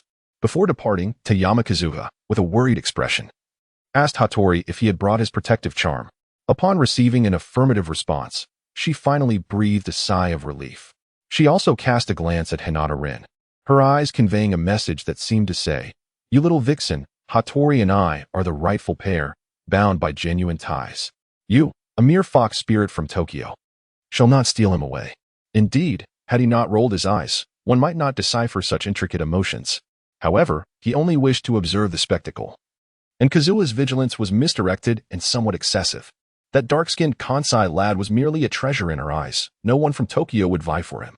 Yet, Kyoto was a different story. Had she encountered that, the trope of love at first sight would have been set into motion.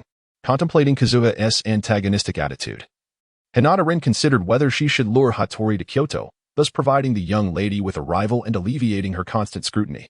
Such energy should be expended wisely, and fixating on him was a squander. Kazuha, I am not deceiving you. He truly is my brother. Ran, ever observant and sensitive, could easily discern the unusual emotions of her newly appointed best friend. Despite feeling quite embarrassed and exhausted internally, she approached to offer comfort. No, it's not that I distrust you. I simply do not trust that guy Heiji, Kazuha explained while waving her hand, though the implications of her words were rather peculiar. Could it be? The thought sent shivers down her spine. Before Ran could be shocked by this revelation for an entire year, Kazuha quickly clarified upon noticing her expression. Your brother is so handsome, and he is always inseparable from Heiji. I worry that Heiji might stray from the right path. After all, he may appear serious, but beneath the surface, he is quite the silent lecher. I know him best. Indeed, that is true. Shinichi is often like that too. The two young women suddenly launched into a critique of the conduct of high school detectives. Finally seated in an ordinary private car, Hinata Rin rolled her eyes at the other two patients. I say, have you both caught a cold? You can't stop sneezing as soon as you get in. Don't infect me. Hinata Rin undoubtedly finds it trivial that these two are so close, potentially infecting each other. However, their incessant sneezing, which pollutes the surrounding air, is indeed their fault. No, I am perfectly fine. There is no way I could catch a cold. It is more likely that Ye has been speaking ill of me behind my back. Hattori Heiji possesses quite a keen intuition. He is the type of detective who relies on his instincts. Consequently, he can be easily influenced by his mindset and the trap set by the perpetrator. Of course, the most significant issue lies with Conan. As long as he does not associate with him, one can still reign supreme in the Kansai region, avoiding becoming a stepping stone. Hinata Rin was the first to board the vehicle. After all, he was not concealing a certain illustrious detective in his arms. When Officer Sakata, who was responsible for driving, finally entered the car, his first instinct was surprisingly to adjust the rearview mirror. This observation struck Hinata-rin as somewhat peculiar.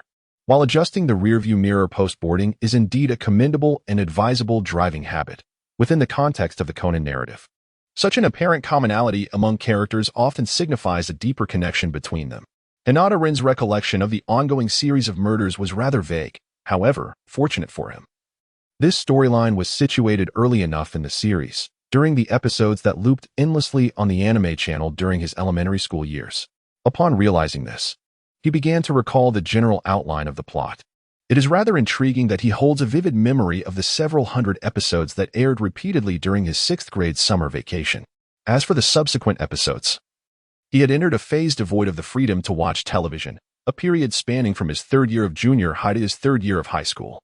Upon graduating high school, when he finally had the liberty to watch as he pleased, staying at home began to feel like a transgression, as elders insisted that the youth ought to venture outside more often. Even if not for the sake of romance, engaging in physical activity was deemed beneficial. It is ironic that when he yearned to play outside as a child, they did not voice such sentiments, truly a case of double standards, akin to prohibiting romantic relationships before college entrance examinations and then forbidding singlehood post-university graduation. Regrettably, while one may discern the pathways of the veins, understanding the intricacies of the human heart remains elusive, and in the morally ambiguous world of Conan, such insights could be perceived as rather belated. Hinata-rin sometimes pondered that his first journey through time at least bestowed upon him the coveted bloodline limit, while the second seemed to offer no gifts or innate abilities. Merely a state of exile. Their group was not in pursuit of the local councilman. After all, the police were already investigating, and their involvement would be of little consequence. The primary objective this time was to locate the woman who had fled the crime scene in a state of panic. Conan had taken note of her license plate number, and Officer Sakata had just gone to the traffic division to retrieve relevant information. Currently, he was in the car briefing them. Her name was Sumi Okazaki, age 39, who had been living alone in the nearby Saido West apartment since her divorce last year. After the introduction, Officer Sakata produced his mobile phone and dialed the number he had obtained for Sumi Okazaki. Once connected, as he introduced himself, the woman's voice burst forth, filled with urgency, imploring them to come quickly to protect her, promising to divulge details of past events. This revelation ignited a surge of excitement among the detectives in the vehicle, for it was clear that Okazaki possessed vital information regarding the deceased at today's crime scene. Unfortunately, due to the phone call, Officer Sakata's vehicle had just passed their destination, the Saido apartment. Given the one-way streets and heavy traffic in the vicinity, there was no opportunity to stop abruptly. In a moment of desperation, Conan and Heiji jumped from the car, braving a chorus of honks and screeching brakes as they dashed across the road. Hinata-rin was speechless. Why were they in such a hurry? Did they really need to run in their own living room? Aren't you going with them? Officer Sakata, who had just been calling for Hattori Heiji and the others, turned to see Hinata-rin comfortably seated in the back seat and asked with an awkward smile, I dislike running. It's much more comfortable to wait in the car. There is an old Chinese saying, guarding the tree stump to wait for a hare, which means that sometimes it's better to remain still and let outcomes come to you. Don't you agree, Officer Sakata? Certainly, sitting and waiting is comfortable, but that's a matter for the superiors, as the ones on the ground. We must stay updated on the case's developments, Officer Sakata replied, a sheen of sweat forming on his brow. His rationale for Hinata-rin seemed quite reasonable and sounded perfectly valid. According to his original plan, he intended to wait for Hattori Heiji to run out, and then call Okazaki Sumiya to come out as well. Afterward, he would go commit the crime and subsequently switch to a nearby parked car to pick up Hattori. However, this plan was now clearly thwarted by Hinata-rin's unperturbed presence in the back seat. If you're not going, could you at least keep an eye on the car for me? I'm still quite uneasy about Heiji going over with that little brother. It would be troublesome if they encountered the murderer. It's better to follow closely and see how things unfold. Officer Sakata said as he pulled the car near the alley, opened the door, and prepared to dash off. I'll go with you. You mentioned that the situation is perilous, so it would be even more unwise to act alone, wouldn't it? Hinata-rin also alighted from the vehicle, positioning herself directly in front of him, effectively obstructing the view of the Shido apartment. What is the meaning of this? Officer Sakata's face bore a look of perplexity, and it appeared that Rin was the one impeding the police investigation. As long as you remain motionless, a homicide shall not transpire. Observing the silent and bowed Officer Sakata, Hinata Rin continued, the initial velocity of a handgun bullet is 350 meters per second. It sounds swift. Yet, in reality, evasion does not necessitate an equivalent speed. One merely needs to react more swiftly than you. Would you care to test this theory? It seemed you have concluded that I am the perpetrator? At this juncture, Officer Sakata could no longer feign ignorance. In truth, his intent was not to kill out of rage, but to avenge his father, coupled with his long-held pride in his identity as a police officer. He would not flail about like other offenders. However, what he did not anticipate was that the one who disowned the truth was not the younger Heiji. As he had presumed, the two remained locked in a tense standoff for a moment, before Officer Sakata let out a bitter smile, drew his service weapon from his holster, and placed it atop the hood of the car. He then retrieved his police badge adorned with a cherry blossom emblem and gently laid it over the revolver. Witnessing this scene, the tension in Hinata Rin's cheeks gradually dissipated. Rest assured, I am a police officer and shall not engage in indiscriminate slaughter. After all, I cannot betray this cherry blossom badge. Sakata, you. Hattori Heiji and Conan rushed back, panting, just in time to witness Officer Sakata placing his firearm down. When the vehicle came to a halt, Hinata Rin had already sent a message to the two detectives, who were not particularly known for adhering to traffic regulations. To prevent them from becoming engrossed in the case and overlooking the communication, she had even made a phone call to the scene, which she had just concluded. The reason for her eye roll was not due to concern over the officer's gun. In her previous life, she had been an elite shinobi, capable of outpacing the reactions of those before her without relying on bloodline limits. Her primary aim was to ascertain the whereabouts of the two. She hoped they would not emerge at the last moment, inadvertently positioning themselves as hostages when the confrontation escalated. This would indeed be a comical turn of events. I still wish to understand how my exposure occurred. I should not have revealed any vulnerabilities, should I? Highly intelligent criminals often possess a degree of arrogance. And this holds true even for police officers. Has Okazaki Sumika arrived? Hinata Rin had indeed noticed the other party, yet she felt compelled to inquire nonetheless. Although the individual had approached, her curiosity got the better of her. How exactly did you ascertain he was the perpetrator? The speaker was Conan, who remained remarkably composed compared to the emotionally charged Hattori Heiji.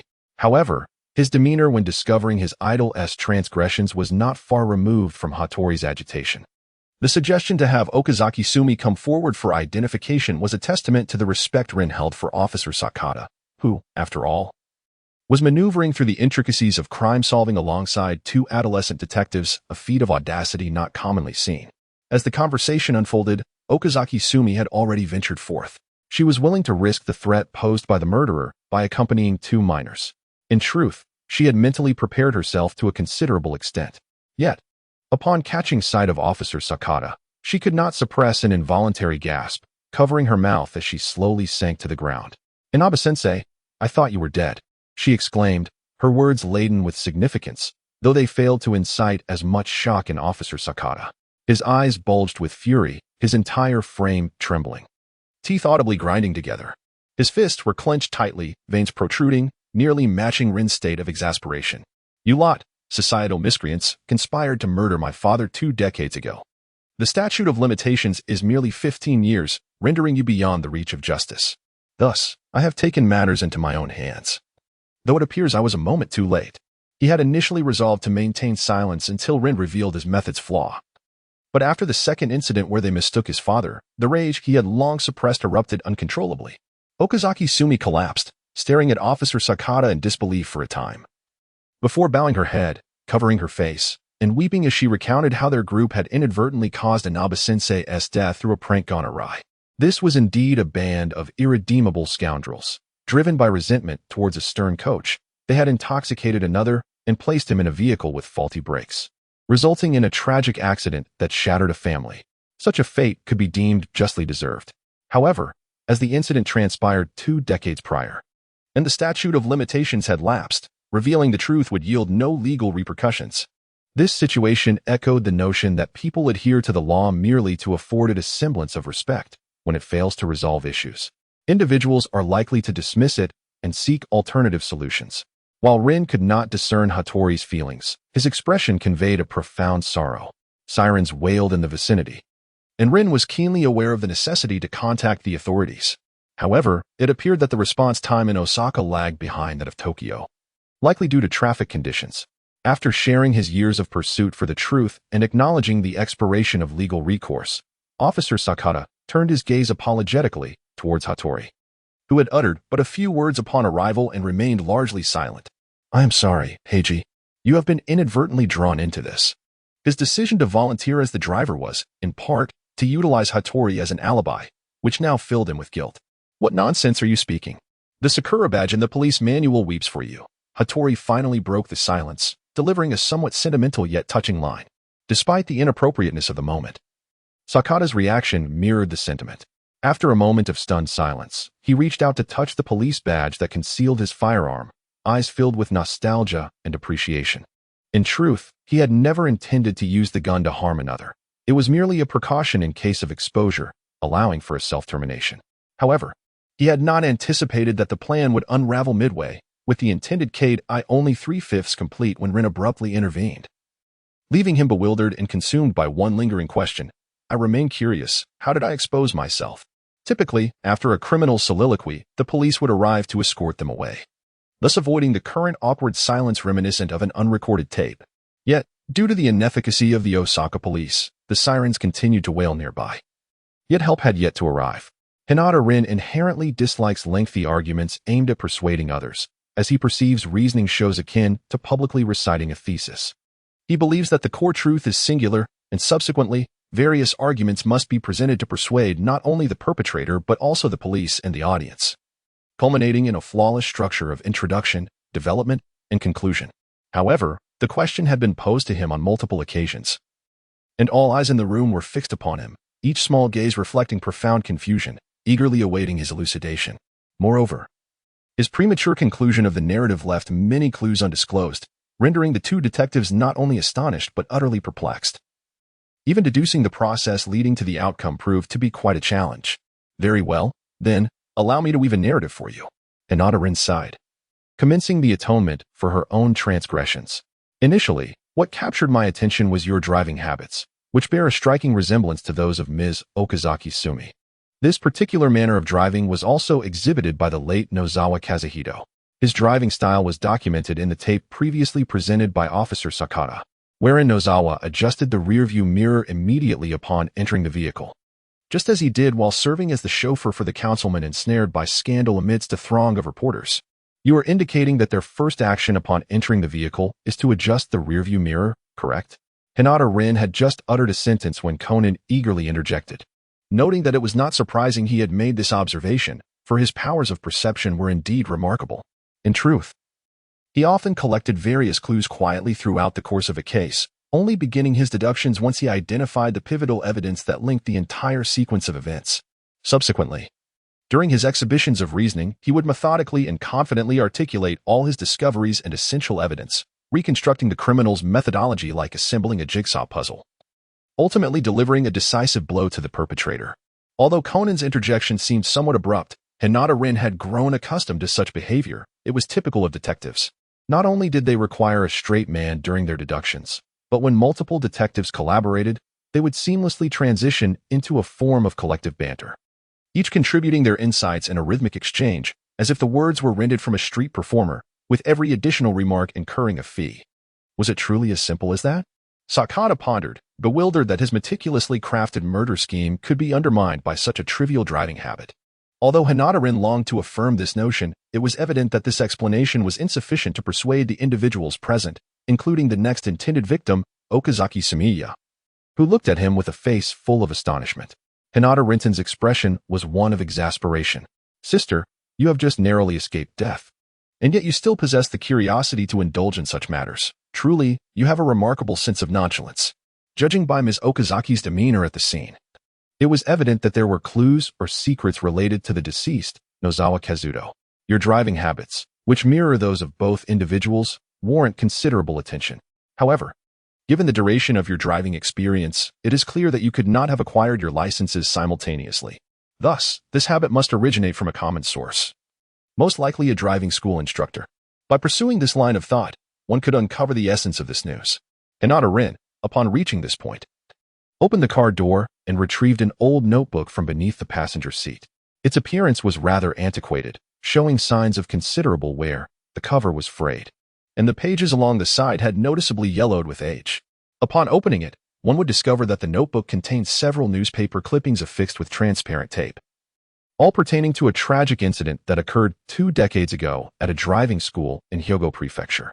The clippings meticulously detail the origins of the event and the ensuing investigations, and they included photographs of the deceased, Inaba Tetsuji, alongside the fugitive, Numakubo Kichiro, the late Nagao Hidemitsu, the deceased Noyasa Kazuhito, and the near-fatal victim, Okazaki Sumi, as well as the politician, Saito Sotaro, who was under police scrutiny at the time. It was no wonder that Ms. Okazaki had mistaken identities. Indeed, their appearances bore a striking resemblance.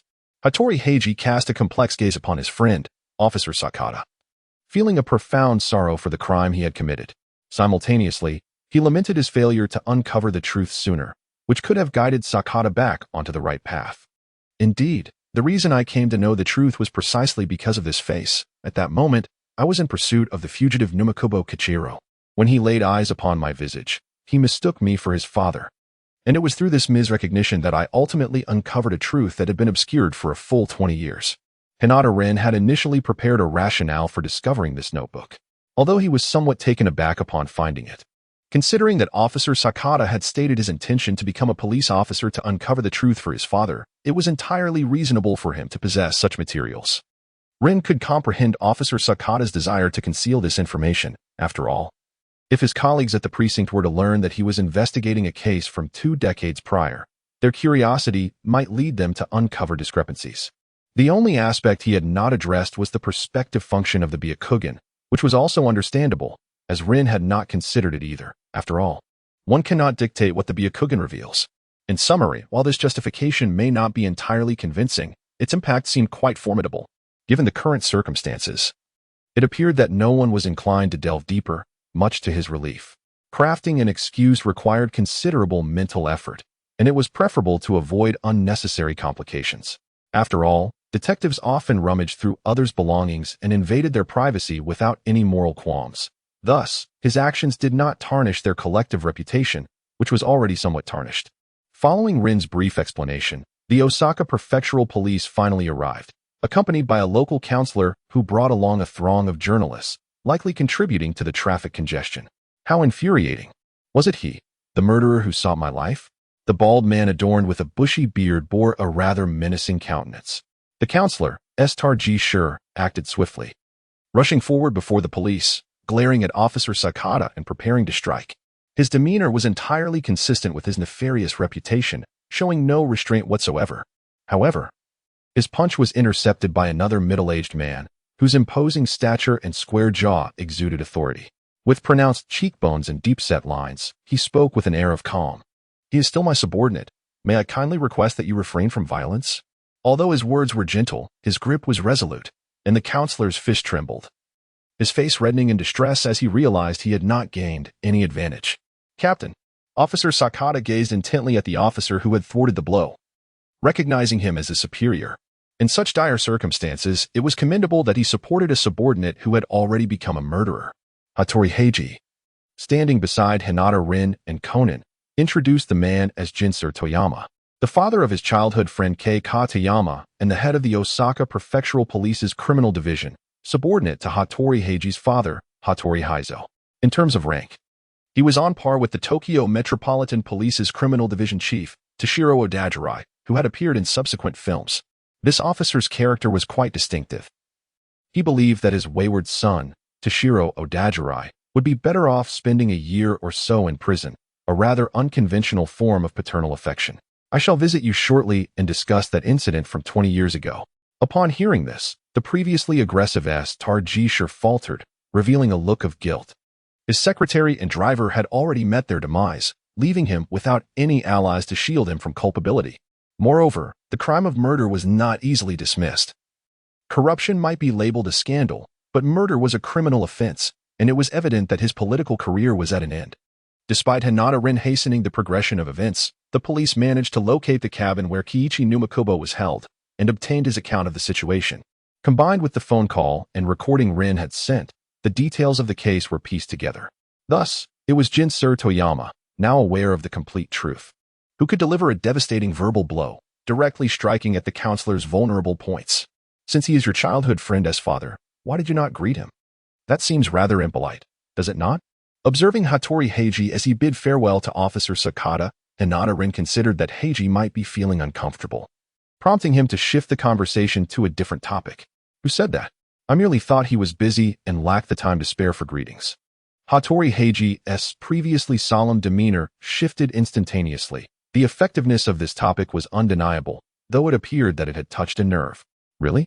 However, I sense a hint of tension in your demeanor, noted Conan, concerned for his friend's feelings. Rest assured, he was not merely observing the spectacle. His intentions were rooted in empathy for Heiji's emotional state. Hinata-rin expressed that if the great detective could temper his evident schadenfreude, perhaps Hattori Heiji, comforted by the duo, might actually believe him. However, Hinata-rin could surmise the nature of the great detective's amusement. Following the mention of Yamauka Jinjiro, Hattori Heiji's unnatural expression hinted at some trepidation regarding his future father-in-law. While the reasons eluded him, the great detective likely felt more self-aware in this regard. Despite frequently enduring beatings, he possessed a resilient spirit, unafraid to retort or roll his eyes, embodying an indomitable resolve. After a light-hearted jest, Hattori Heiji's mood visibly improved. With a rather lower emotional intelligence than the great detective, he could discern that the two were, in fact, attempting to console him.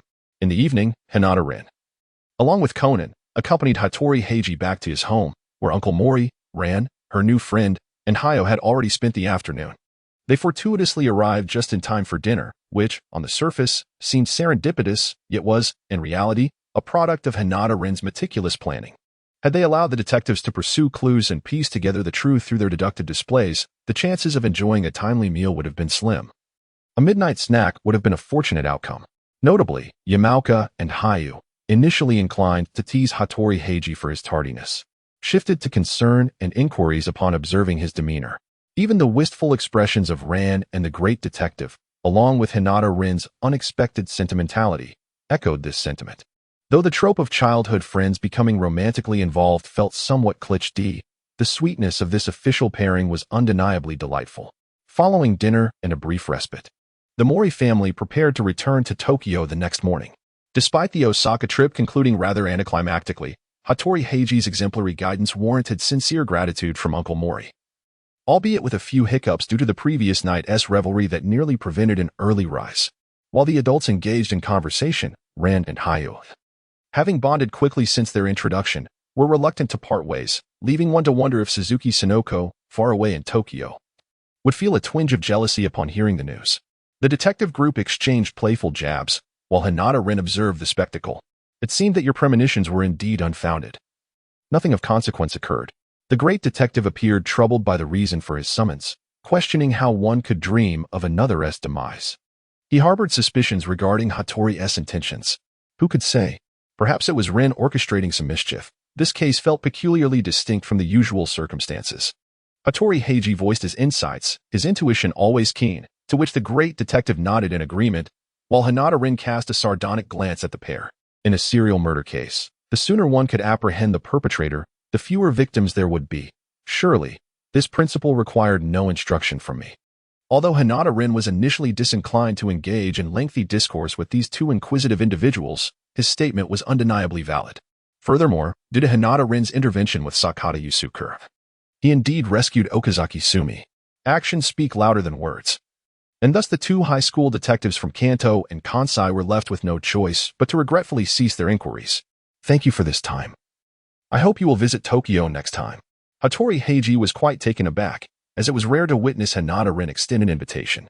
Typically, he was rather reticent, prompting Heiji to curiously inquire, "Where shall we go? Time is not an issue. I have quite a few holidays." To which the reply was, "The birthplace of a certain individual." Hinata-rin's tone was rather muted, yet the emotions of a certain individual were rather intense. The detective's lips twitched, as he had already surmised the location to which Hinata-rin was referring. "Hey, I haven't offended you, have I? Besides, we are both from Kanto. We should naturally be on the same side." He attempted to rouse Hinata-rin's dwindling conscience through regional bias. However, with a past life rooted in China's Yuzhou and another in the hidden leaf village of Naruto, Hinata-rin's background was far too intricate. rendering him indifferent to the love-hate dynamic between Tokyo and Osaka. Moreover, he had no qualms about deceiving Conan. How could one awaken a conscience for something that had never existed? It's south that amusement park, isn't it? I would be more than delighted to visit. Hattori Heiji feigned seriousness, yet the mirth in his eyes was unmistakable. You are correct. It is indeed the place of my origins. And there may well be some clues left behind. I believe it is essential for us to pay a visit. This rationale was not only unconvincing to the detective, but would also fail to persuade even a genuine 7-year-old. How do you know this? Conan, while feeling vexed, could not help but express his astonishment. Although he had confided his identity to Hattori, he was certain he had not divulged this particular detail. Given Hattori's character, he had likely only discussed the roller coaster murder incident at most. Nonetheless, he would never disclose anything as private as a date with Ran. While he was tight-lipped, not everyone privy to the information shared his discretion, especially with a highly suspicious figure nearby. Don't forget, when I visited the Mori Detective Agency, I investigated all your information. And it was Suzuki-san who informed me, Hattori added. As expected, it was that meddlesome Yoko. I knew it, Conan lamented, covering his face in exasperation. If his identity were to be exposed one day, he would undoubtedly be tormented by the thought. And he wondered if he could seek retribution from the second daughter of the Suzuki family. The adult's social niceties had come to an end, and the bittersweet farewell between Rand and Heiji had concluded. Yet, the friendly exchange between the detective group and the external member, Hinata Rin, continued unabated. Had it not been for the impending departure, they might have continued their playful banter indefinitely. Hinata Rin found the situation rather amusing, momentarily experiencing a sense of banter akin to that shared with high school classmates, as if his youthful spirit had been rejuvenated. This, of course, hinged upon suppressing the temptation to engage in discussions about Holmes the detective or Hattori Heiji's swordsmanship, lest he succumb to their relentless persuasion. In the midst of an overwhelming darkness, compounded by a cacophony of information that threatened to fracture his skull, a singular thought consumed him. Where on earth am I? Is this still Mihua Town? His limbs rendered immobile, shrouded in obscurity. Could this be the infamous sleep paralysis? Yet, that seemed implausible. For sleep paralysis wouldn't confine one directly within a coffin, would it?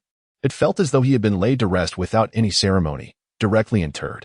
From a visceral perspective, the environment he occupied bore a striking resemblance to a coffin, rectangular and rather constricted. The air he breathed seemed to bounce back at him, indicating he was perilously close to the coffin lid. Beyond this unsettling realization, Hinata Rin noted an oddity. Despite feeling lethargic, the force of gravity was still palpable. Strangely, he sensed he was not lying down, but rather standing. Was there such a thing as a standing coffin? Contemplating this, he began to grasp the nature of his predicament. Rinkuin, long time no see, came a hoarse, dry voice as the coffin lid creaked open, reaching Rin's ears. This voice belonged to a familiar figure, there was no mistaking it. As the lid swung ajar, Rin finally regained his senses, opening his tightly shut eyes. Before him stood a pallid man, with purple shadows extending from the corners of his eyes to his nose, a shadowed smile gracing his lips. This was none other than Orochimaru, one of the legendary Sannin of Konoha, who had defected from the village after a failed bid for the position of fourth Hokage. However, that was a tale that unfolded posthumously, as he did not survive the conclusion of the Third Great Ninja War. Otherwise, he might have cast a dissenting vote against Orochimaru. Long time no see, Lord Orochimaru. Hinata Rin seldom addresses others with respectful titles, particularly in a situation where the grave clearly shows signs of having been disturbed. Nevertheless, taking into account the contributions made by the individual during the Third Shinobi World War, as well as his experience as Rin's superior at that time, he opted for such an appellation. Rinkuin, as the former foremost expert of the Hyuga clan, may I inquire about your current sentiments? Former? Are you implying that someone from the Hyuga clan has surpassed me now? Hinata Rin retorted.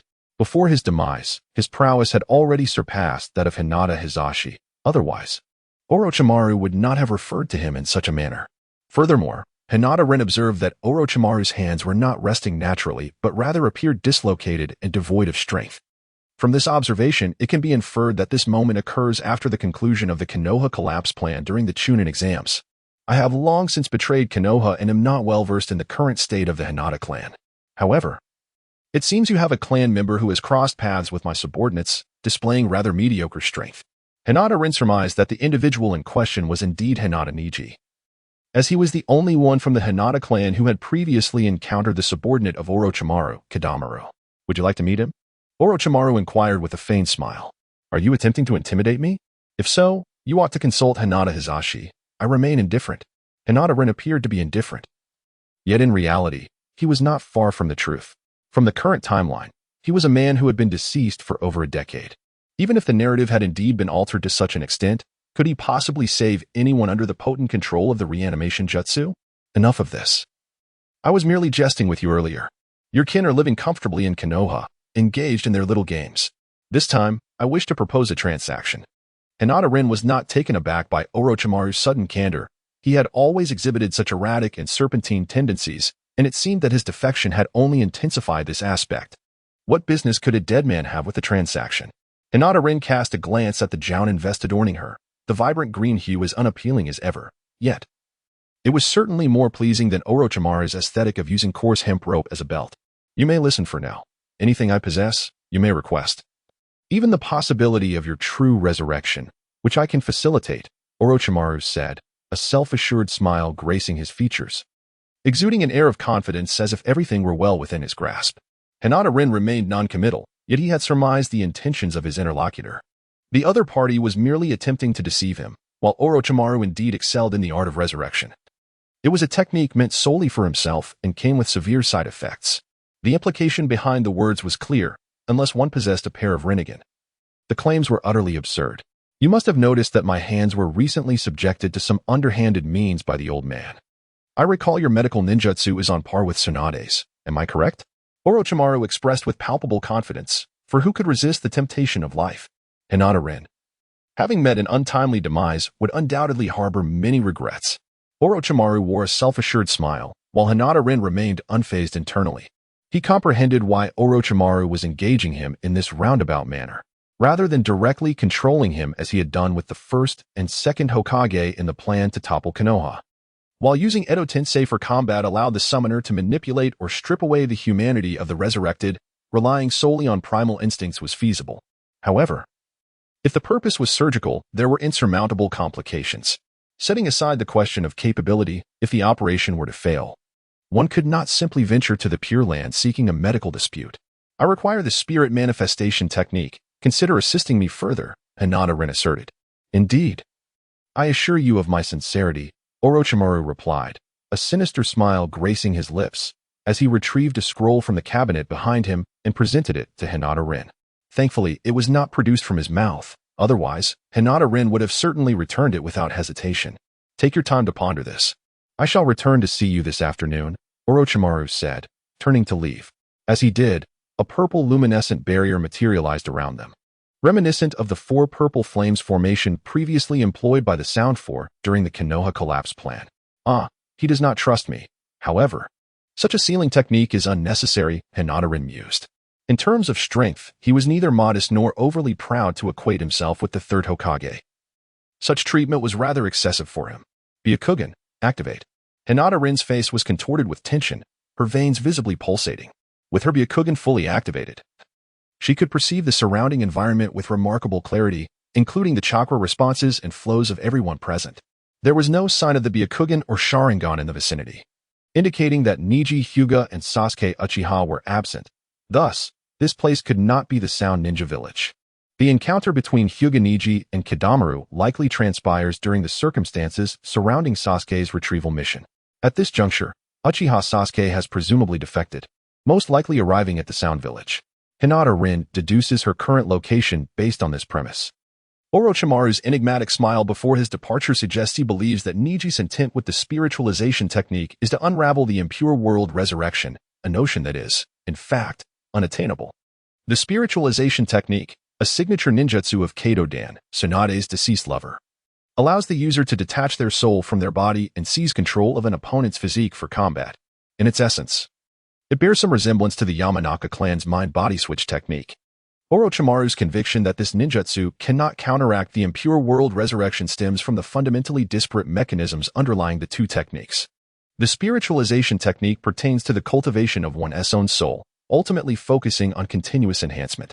Once the user's soul is sufficiently fortified to the extent of independent flight, they can, by virtue of their superior strength, manipulate others' bodies at will.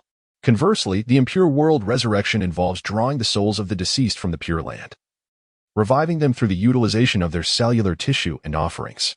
This process encompasses a complex interplay of contracts with the Pure Land, spatio-temporal transitions, and even biological studies. It transcends mere spiritual considerations, delving into profound intricacies. Furthermore, Orochimaru's method is a refined and optimized version of the second Hokage Shinji Tobarama's original technique, considerably more intricate than the one documented in the Sealing Techniques book, akin to the distinctions found between textbooks from different provinces. Hinata Rin is undoubtedly aware of this fact. Although he did not pursue Conan with much fervor, he has diligently watched the several hundred episodes of the Fourth Great Ninja War in Naruto. Had the spiritualization technique been capable of unraveling the impure world reincarnation, Kato Dan would not have had to wait until the very end, as Uchiha Itachi had to finish his tasks before he could finally meet Tsunade. However, his choice of this particular ninjutsu serves a different purpose and is also tied to a minor issue that arose when he was summoned through impure world reincarnation. Hinata Rin felt an overwhelming sense of helplessness, even a touch of exhaustion, which he could not openly display in front of Orochimaru. Yet, upon realizing this, he was left in a state of astonishment for nearly an entire year. At that moment, within the depths of his consciousness, a shadowy figure danced, barely perceptible. Hinata Rin was able to recognize the identity of the shadow before her. It was none other than Mayano Akemi, the first victim to fall at the hands of Conan, a member of the Black Organization. The second was Ireland, thus illuminating the circumstances of her demise. This unfortunate Orochimaru, while utilizing the reanimation jutsu, had unwittingly entangled an innocent bystander in his machinations. It remains uncertain whether the reanimation jutsu has a long-range effect that transcends the boundaries of the Conan universe. The moment Hinata Rin regained consciousness from the coffin, she realized that her mind was flooded with memories that did not belong to her. The majority of these recollections were of a figure with chestnut hair, spanning from childhood innocence to a distant demeanor. Of course, this perspective was that of an observer.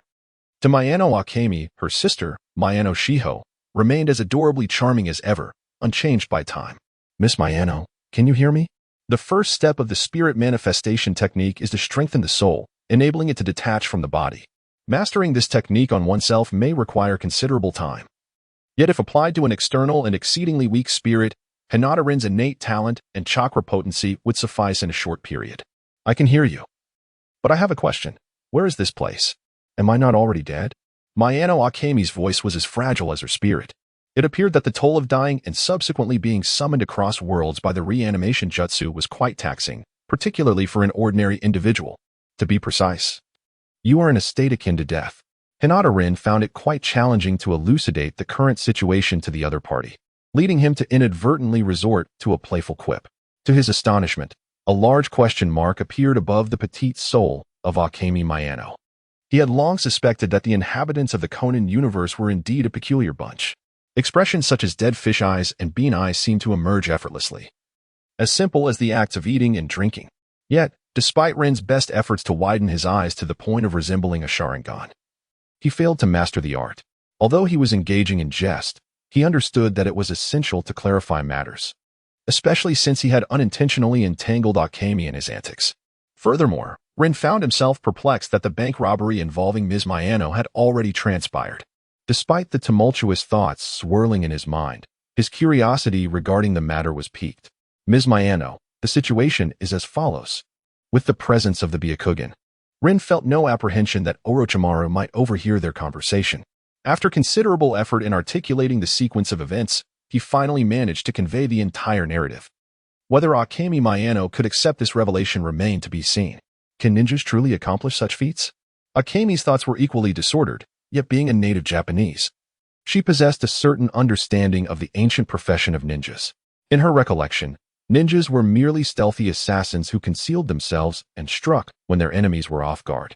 How could they possibly be linked to grand concepts such as reversing life and death or traversing time and space?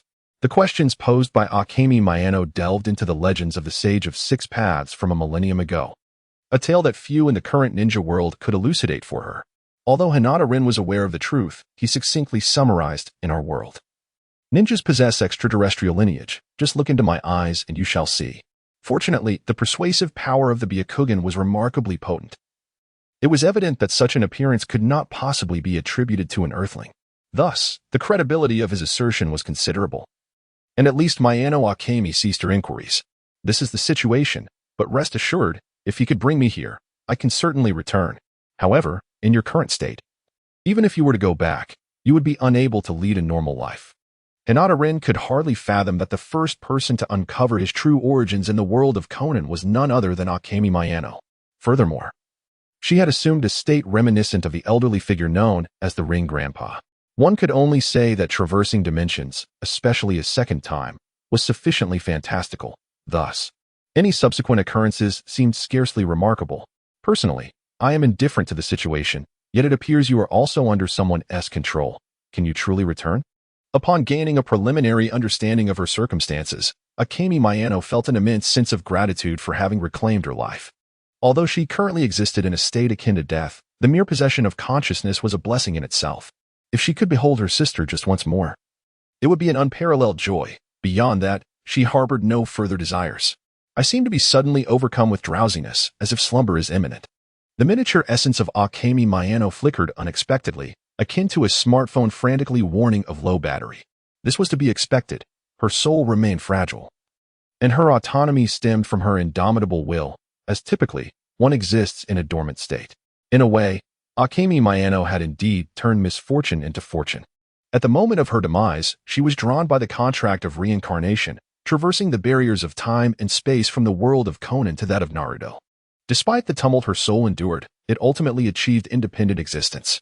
Moreover, after being fortified by Hinata Rin's ethereal techniques, she had largely escaped the peril of soul dissolution.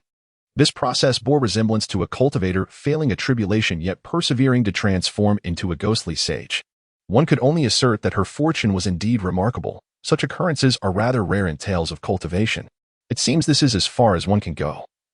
To regain her ninjutsu abilities, she must devise a way to extract them from the Shinigami.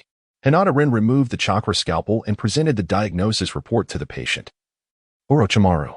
The latter appeared to be psychologically prepared, and upon realizing that he could not regain his ability to perform ninjutsu, he remained silent. You've worked hard, Rin-kun. Orochimaru said, maintaining his customary feigned smile, though this expression of gratitude was sincere. In truth, Hinata Rin had been his second choice after Tsunade. The moment he was sealed by the third Hokage, Sarutobi Hiruzen, he sought out Tsunade for medical assistance. However, fate had it that during his quest for healing, he encountered another dear friend, and due to the tumultuous doctor-patient relationship, this endeavor was left unfulfilled. Summoning Hinata Rin stemmed from Orochimaru's awareness of his medical ninjutsu expertise. After all, during the Kaiki Mountain battle, he had served as the commander while Hinata Rin led the medical unit. Both his medical techniques and prowess were exceedingly remarkable. In the shinobi world, the mortality rate for medical ninjas surpasses that of ordinary ninjas. Targeting the healer first is not merely a gaming glitch. Especially when contending with the likes of Suna's adept poison users, an exceptional medical ninja becomes their most formidable adversary. Interestingly, the primary utility of Hinata Rin's chakra scalpel was not the treatment of patients. Rather, it was to sever the chakra threads of puppet masters, effectively disconnecting them from their puppets. This led to Hinata Rin being placed under a notably high bounty in Sunagakure, nearly rivaling that of the Konoha White Fang. Rin-kun, I regret to inform you that I cannot assist in reviving you this time. No need. I am quite content in the Pure Land. Please refrain from summoning me again unless absolutely necessary. With a swift hand sign, he dispelled the reincarnation technique, feeling the grip of Orochimaru's control dissolve. As his soul ascended, thoughts raced through his mind. He must study the Rinnegan upon his return. Should anyone dare to reincarnate themselves again, they would surely be met with a few rounds of the Golden Wheel rebirth explosion.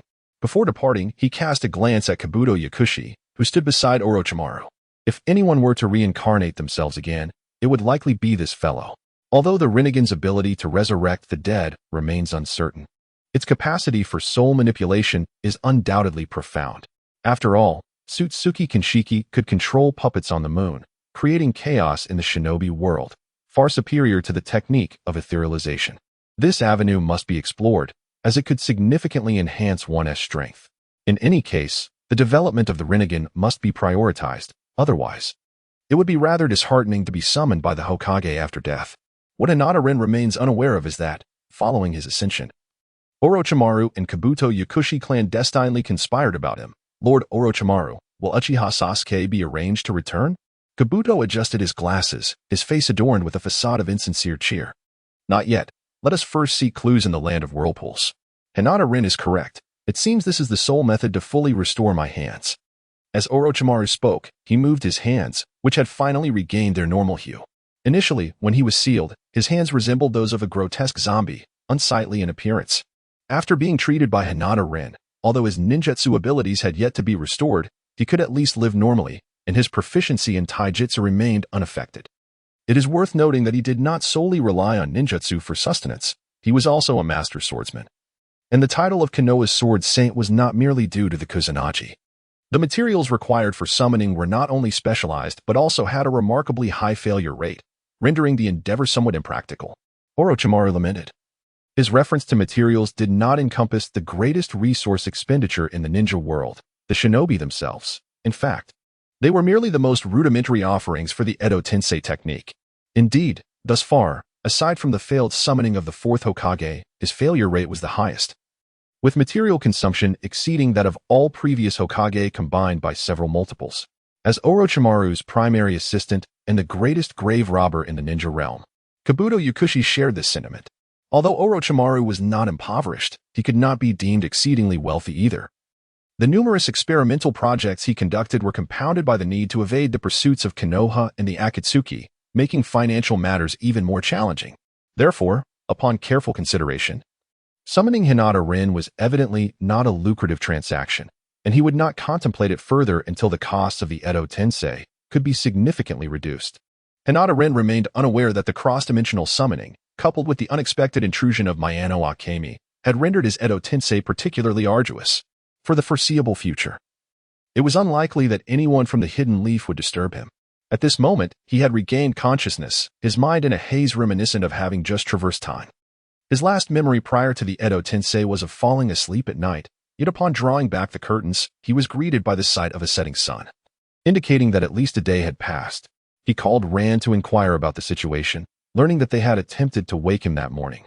But upon hearing his groggy response, they assumed he was indulging in a leisurely slumber. Consequently, she, along with Conan and Uncle Mori, had proceeded to the bank to deposit some funds. Unfortunately, they encountered an unexpected turn of events when a bank robbery occurred, leading to their involvement in assisting the police as first witnesses, with Conan mysteriously disappearing for a time before rejoining them. Over the phone, Rand mentioned they would likely return home shortly and asked what he desired for dinner, offering to bring it along. He casually suggested ramen before ending the call, for his primary concern did not revolve around his evening meal. At this juncture, his thoughts were preoccupied with the development of the Rinnegan and how to address the predicament involving Miyano Akemi, who had inadvertently become entangled in his affairs. It was evident that she was in a state of utter bewilderment. She even neglected to inquire how he knew her name. Perhaps this stemmed from her unfamiliarity with the world of ninjas, as she might have assumed that such powerful beings capable of summoning souls could also read minds. While the Yamanaka clan indeed possessed such abilities, the Hyuga clan had not yet achieved this feat, at least not prior to the evolution of the Rinnegan. Once he attained the Rinnegan, there might be hope. After all, as a counterpart to the Rinnegan, the Byakugan's evolution was paramount. If the Rinnegan could resurrect the deceased and delve into souls, surely the Byakugan should not fall short. Otherwise, how could it hold its own against such formidable abilities? Now fully awake, Hinata Rin gazed at the sunset outside his bedroom window, lost in contemplation. Miyano Akemi's soul remained in a deep slumber, still exceedingly fragile, and he currently had no means of remedying this situation. Initially, when he was resurrected through Edo Tensei, both his and Miyano Akemi's souls had arrived together, likely perceived as a singular entity by the rules of the Naruto world. Consequently, he had acquired a significant portion of her memories, and he was able to utilize his spiritual techniques to strengthen and separate her soul. However, once separated, his techniques could no longer affect Miyano Akemi's spirit. Ultimately, this ninjutsu was merely a practice of one's own soul. Previously, he had exploited a loophole, but now he could only stare helplessly. Yet, his primary concern was not this matter. He could arrange for Miyano Akemi's soul if possible, and if not, it would be as it is. He felt no guilt. After all, she was already deceased. The fact that she could exist in a soul state was fortunate in itself, and perhaps she might even be revived one day, for which she would owe him her gratitude. What truly troubled him was the overwhelming number of memories he had acquired from Miyano Akemi. Apart from her mundane experiences of school and work, most of her recollections revolved around another girl with chestnut hair. He was somewhat familiar with this girl. A popular character in the world of Conan, the primary developer of the drug that transformed the great detective into a child. This girl was none other than Mayano Shiho, who later assumed the alias Hybera AI, re-entering the educational system at TN Elementary alongside Conan. Compared to Mayano Akemi's own memories, the imagery of this chestnut-haired girl seemed to dominate. Through this lens, Hinata Rin gleaned the significance of Mayano Shiho and Mayano Akemi's life. However, he was not here to pry into the depths of their sisterly bond. The Byakugan already bore the dark stigma of invading others' privacy, and this situation would only serve to solidify that reputation. He even harbored doubts about whether he might inadvertently call out Shiho upon meeting her, which would be both presumptuous and somewhat inappropriate for a stranger. Ultimately, he dismissed the thought. One could not simply erase memories. After rummaging through his arsenal of ninjutsu, he found no solution to his dilemma and chose to let it be. After all, the cognitive capacity of ninja was reportedly thrice that of normal humans, and such memories would hardly occupy significant storage. He resolved to leave it for later consideration. When night fully enveloped the sky, Uncle Mori and the others finally returned, with Ran bringing back a container of ramen. She inquired about why he had slept for so long, speculating whether he had suffered from insomnia the previous night. Insomnia was, of course, non-existent. He had merely made a brief sojourn to his hometown within that day and returned with a female ghost. Whether Ran would believe this was secondary. He was certain that insomnia would be his fate tonight. Considering her mental and emotional well-being, Hinata Rin silently accepted the narrative that he had stayed up late completing assignments, resulting in his late rise. In his opinion, ramen was best enjoyed at a restaurant. The takeout had lost its delightful texture. Uncle Mori, clutching a can of beer, pointed at Rin's ramen, admonishing, "Son, you shouldn't drink beer so late. Just one can." "Hey, Ran, let me enjoy just one can." Uncle Mori often displayed a carefree demeanor outside but would frequently indulge in childish antics at home regarding his drinking habits, sometimes affectionately referring to Ran as Ran-chan. As a result, Ren occasionally pondered whether the source of Conan's mischief could indeed be traced back to Uncle Mori's influence. "I'm fine. The texture of the ramen doesn't bother me," he replied, observing Ran, who seemed poised to prepare another meal for herself after hearing her father's remarks. He promptly declined. He had little appetite for ramen, just as he had felt indifferent toward the famed Ichiraka ramen in the Naruto world. To be honest, he favored hand-pulled noodles from China. Although over a decade had passed under the influence of Japanese customs, one's palate was indeed cultivated from a young age, and the impact of later experiences was relatively minor. Tonight, the great detective seemed unusually quiet, prompting Ran to inquire twice if he felt unwell. Hinata Rin vaguely surmised the thoughts of the other party, likely influenced by the death of Mayano Akemi. It was not merely the regret of being unable to save her, but rather a profound concern for the vast and dark organization she had mentioned. After all, this was his first encounter with the origins of those who had diminished him. Although Mayano Akemi, being an external member, was not widely known, she did convey a distinctive characteristic of favoring black attire. This may well be the source of the other party's aversion to individuals clad in black. The mere sight of such individuals sends shivers down their spine, indicating that this child bears psychological scars. The cost of that fateful encounter with Jin was indeed significant. After finishing his ramen, he exchanged goodnights with his colleagues at the agency. Subsequently, Rin leaned against his bed, casually flipping through a book. On the surface, he appeared engrossed in reading, yet his mind wandered elsewhere. He pondered how to initiate the experiment with the rebirth eye and whether he could secure any external assistance. This ocular Kekii Genkai, the rebirth eye, essentially stems from a genetic mutation and falls within the realm of biology from a modern scientific perspective. The foremost biologist in the world of Detective Conan, indubitably, was the tea-haired girl who lingered vividly in his memory. To be candid, his primary focus in the Naruto world was actually on cellular healing, which forms the cornerstone of medical ninjutsu, achieved through the stimulation of chakra. The reason he had not delved into researching the rebirth eye was largely due to the absence of any leads. The path of its inception is not as straightforward as that of the Sharingan, Manjiki Sharingan, Eternal Manjiki Sharingan rebirth eye. The original narrative merely indicated that the Tsutsuki clan on the moon had created a colossal rebirth eye by merging their clan members Byakugan, leading to the downfall of the main family. Subsequently, a descendant of the branch family, Tsutsuki Sh10, who was born without eyes, somehow learned that the combination of his chakra with the high-purity Byakugan of the Hyuga clan could give rise to the rebirth eye. He then proceeded to seize Hanabi's eyes, awakening the rebirth eye in the process. To simplify, the emergence of the rebirth eye necessitates the chakra of the Tsutsuki clan from the moon combined with the high-purity Byakugan of the Hyuga clan. Rin himself possessed this high-purity Byakugan, having originally belonged to the main family. In terms of chakra capacity, he was comparable to Hinata Hyuga, who was renowned for her high-purity Byakugan. Although judging the purity of Byakugan based solely on chakra capacity may not be entirely accurate, it nonetheless serves as a point of reference. However, acquiring the chakra of the Tsutsuki clan remained beyond his current capabilities. Moreover, the logic behind the Tsutsuki clan on the moon first merging Byakugan to create a massive rebirth eye, only to later discover the method for individual awakening of the rebirth eye, is inherently flawed.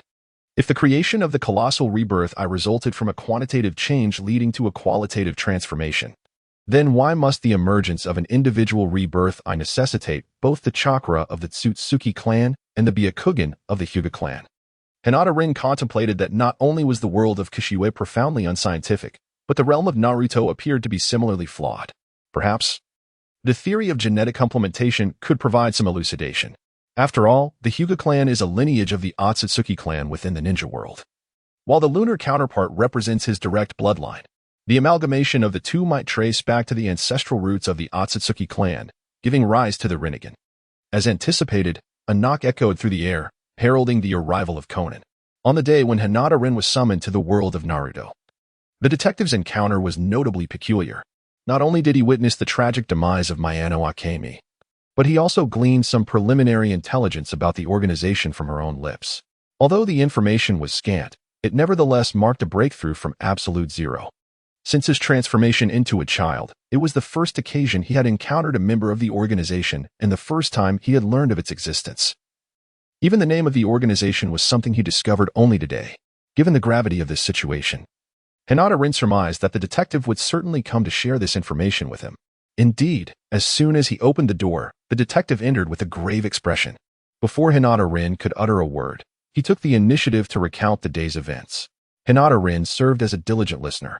Although she did not fulfill the role of a foil, which left the great detective somewhat unsettled, this was not a deduction show.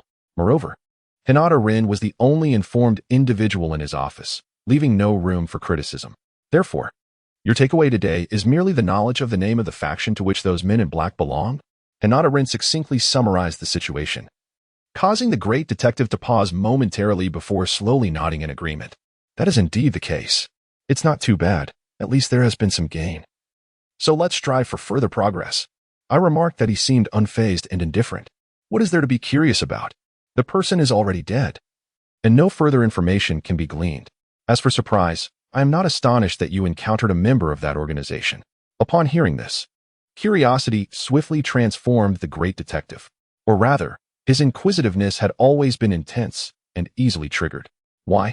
Your presence seems to bring death wherever you go. This group is clearly a criminal organization, brazen in their actions. With your ominous aura, it was only a matter of time before you encountered them. Hey, that's not fair. The ominous one is clearly Uncle Mori, and I am merely collateral damage. The detective, oblivious to his own lack of self-awareness, shamelessly deflected responsibility onto his victim of anesthetic needles. That's nonsense. Before you shrank, Uncle Mori's detective agency was on the brink of collapse. Yet, after your arrival, business visibly improved, and you frequently stumbled upon cases. Do you truly think that has nothing to do with you? That is merely an innate talent of detectives, generally. Skilled detectives face such dilemmas, much like those over at Hattori's side. The great detective was adept at arguing his case, regardless of the matter of talent. His rhetoric was undeniably strong. However, considering he was the protagonist of a mystery manga, this trait could not be entirely blamed on him. The author bore some responsibility as well. Do you have any other matters? If not, hurry back to sleep. Children who skimp on sleep may not grow tall. So pay attention to that. TCH, you are hardly tall yourself. Upon hearing this topic, the great detective scoffed, and before departing, he disclosed a piece of news to Hinata Rin. He mentioned that Professor Agasa planned to take the children camping soon and had invited him along, inquiring whether he had any intention of joining. As for how Conan learned of this, he proudly displayed a new earring-shaped mobile phone, the latest invention of Professor Agasa. He had overheard this while receiving the product from him, perhaps due to spending so much time in his room on research. Professor Agasa felt the need to step outside for fresh air and a change of scenery, hoping to bring some liveliness to the otherwise quiet atmosphere, thus leading to this idea. However, to be truly honest, this earring-shaped mobile phone indeed possesses considerable market potential. After all, in the future, nearly every child has a little genius phone watch, allowing parents to contact them anytime, thus ensuring the safety of children during outings. Yet, upon learning of the production costs, Hinata Rin could only lament that this was yet another customized product for detectives. In terms of costs, it surpassed existing mobile phones on the market. And with the money for an earring-shaped mobile phone, one could easily purchase a conventional mobile phone, which would offer stronger signal and battery life. Hearing Rin's assessment, Conan nodded in agreement. There's no escaping it. Professor Agasa's inventions are like that, appearing quite useful but often being unsellable defects or, in some cases, hazardous items that fail safety inspections. The great detective nonchalantly critiqued, though it was clear he included himself in that category, as his anesthetic needles and enhanced soccer shoes, not to mention the solar-powered skateboard, all fell under the classification of dangerous products with excessive power and functionality. For an ordinary person, let alone a 7-year-old child, obtaining permission to use such items would likely be impossible, especially since not everyone shares the background of a great detective who had delved deeply into studies at a technical school in Hawaii with his father. The next morning, Hinata Rin rose early as usual, running several laps around the vicinity of the agency to catch up on the previous day's exercise before returning for a shower. Breakfast was prepared by Rand, but rather than her typical Japanese fare, she had made a pot of millet porridge accompanied by a few sandwiches. This combination struck even Hinata Rin as peculiar, as millet porridge is generally paired with buns, while sandwiches are more commonly accompanied by milk. At the dining table, Uncle Mori inquired about the unusual breakfast, to which Rand explained, "This is not ordinary millet porridge. It includes lily, longan, and lotus seeds, designed to nourish the blood and calm the spirit, specifically prepared for Rin. After all, he did not rest well yesterday, and medication is not ideal. So it's better to rely on food for nourishment." The latter part of her explanation came out somewhat stammered, likely due to her not fully recalling the Japanese translation. Hinata Rin cast a grateful glance at Xiaolan. His cousin was indeed remarkably attentive. He had merely mentioned this matter once in passing. Yet she had taken note and even learned how to prepare it. Honestly, what was the point of such concern? A good night's sleep would suffice. It would be far better for her to whip up a meal for her father, as he certainly felt a bit under the weather lately. The uncle scoffed, not directed at Rin, but rather at his own daughter's doting yet proud nature. Although it was rather unsettling for a middle-aged man to exhibit such childish pride. "Father, as long as you limit your alcohol intake, you should be fine," Xiaolan said with a hint of worry. She was genuinely concerned about her father's health. Given his daily indulgence in drinking at home, often resulting in hangovers that raised serious questions about his well-being. "I was merely joking. I am in perfect health, completely untroubled. You need not fret so," the uncle laughed heartily, deflecting the concern. His reluctance stemmed partly from the inconvenience, but primarily from a fear that his daughter might use this as an excuse to curtail his beer consumption, which would be most distressing. After dinner, Hinata Rin returned to his room to complete the homework he had neglected the previous day. As a high school student, even in a relatively relaxed academic environment, he found the workload incomparable to that of a certain elementary student. Furthermore, Titan High School was a public institution primarily focused on academic advancement, and the volume of assignments nearly rivaled that of secondary education in China. Of course, students in the East Asian region were not faring much better. The differences in national circumstances merely shifted the burden. In Japan, a significant portion of students' academic responsibilities fell upon private tutoring, akin to extracurricular classes in China. Neither Rin nor Xiaolan participated in this, as they had yet to reach their final year of high school and were free from the accompanying pressures, especially since both excelled academically and ranked among the top in their class. It was only by late afternoon that he managed to complete his assignments, not solely due to the volume, but also because he took time for lunch and indulged in a lengthy 2-hour nap, which significantly delayed his progress. At last, he had finished, and now he could enjoy the remaining days of his holiday in leisure. Hinata Rin stretched languidly, reflecting on the arduous nature of student life. Nonetheless, it was far preferable to the rigors of employment or the chaos of battle, both of which he had experienced firsthand. In the early days of becoming a genin in Konoha, his tasks consisted of menial duties such as cleaning riverbeds, picking up litter, and retrieving lost dogs, activities not dissimilar to modern-day sewer maintenance or locksmithing. Once the Third Great Ninja War commenced, however, the majority of ninjas found themselves thrust into the hellish landscape of warfare. Thus, even though he never reached adulthood in either of his lifetimes, it does not imply that he lacks a voice regarding labor. At the very least, in the world of Hokage, he has accumulated a considerable amount of work experience, albeit regrettably without the opportunity to retire or enjoy any benefits. It is noteworthy that despite being established for merely 60 years, Konoha has already endured 3 world wars. Additionally, it remains uncertain whether the village has developed a comprehensive welfare system, especially given the loss of several generations. It is worth noting that even the ninja team to which the protagonist belongs, including their instructor, comprises only 4 individuals, barely enough to form a complete parental unit.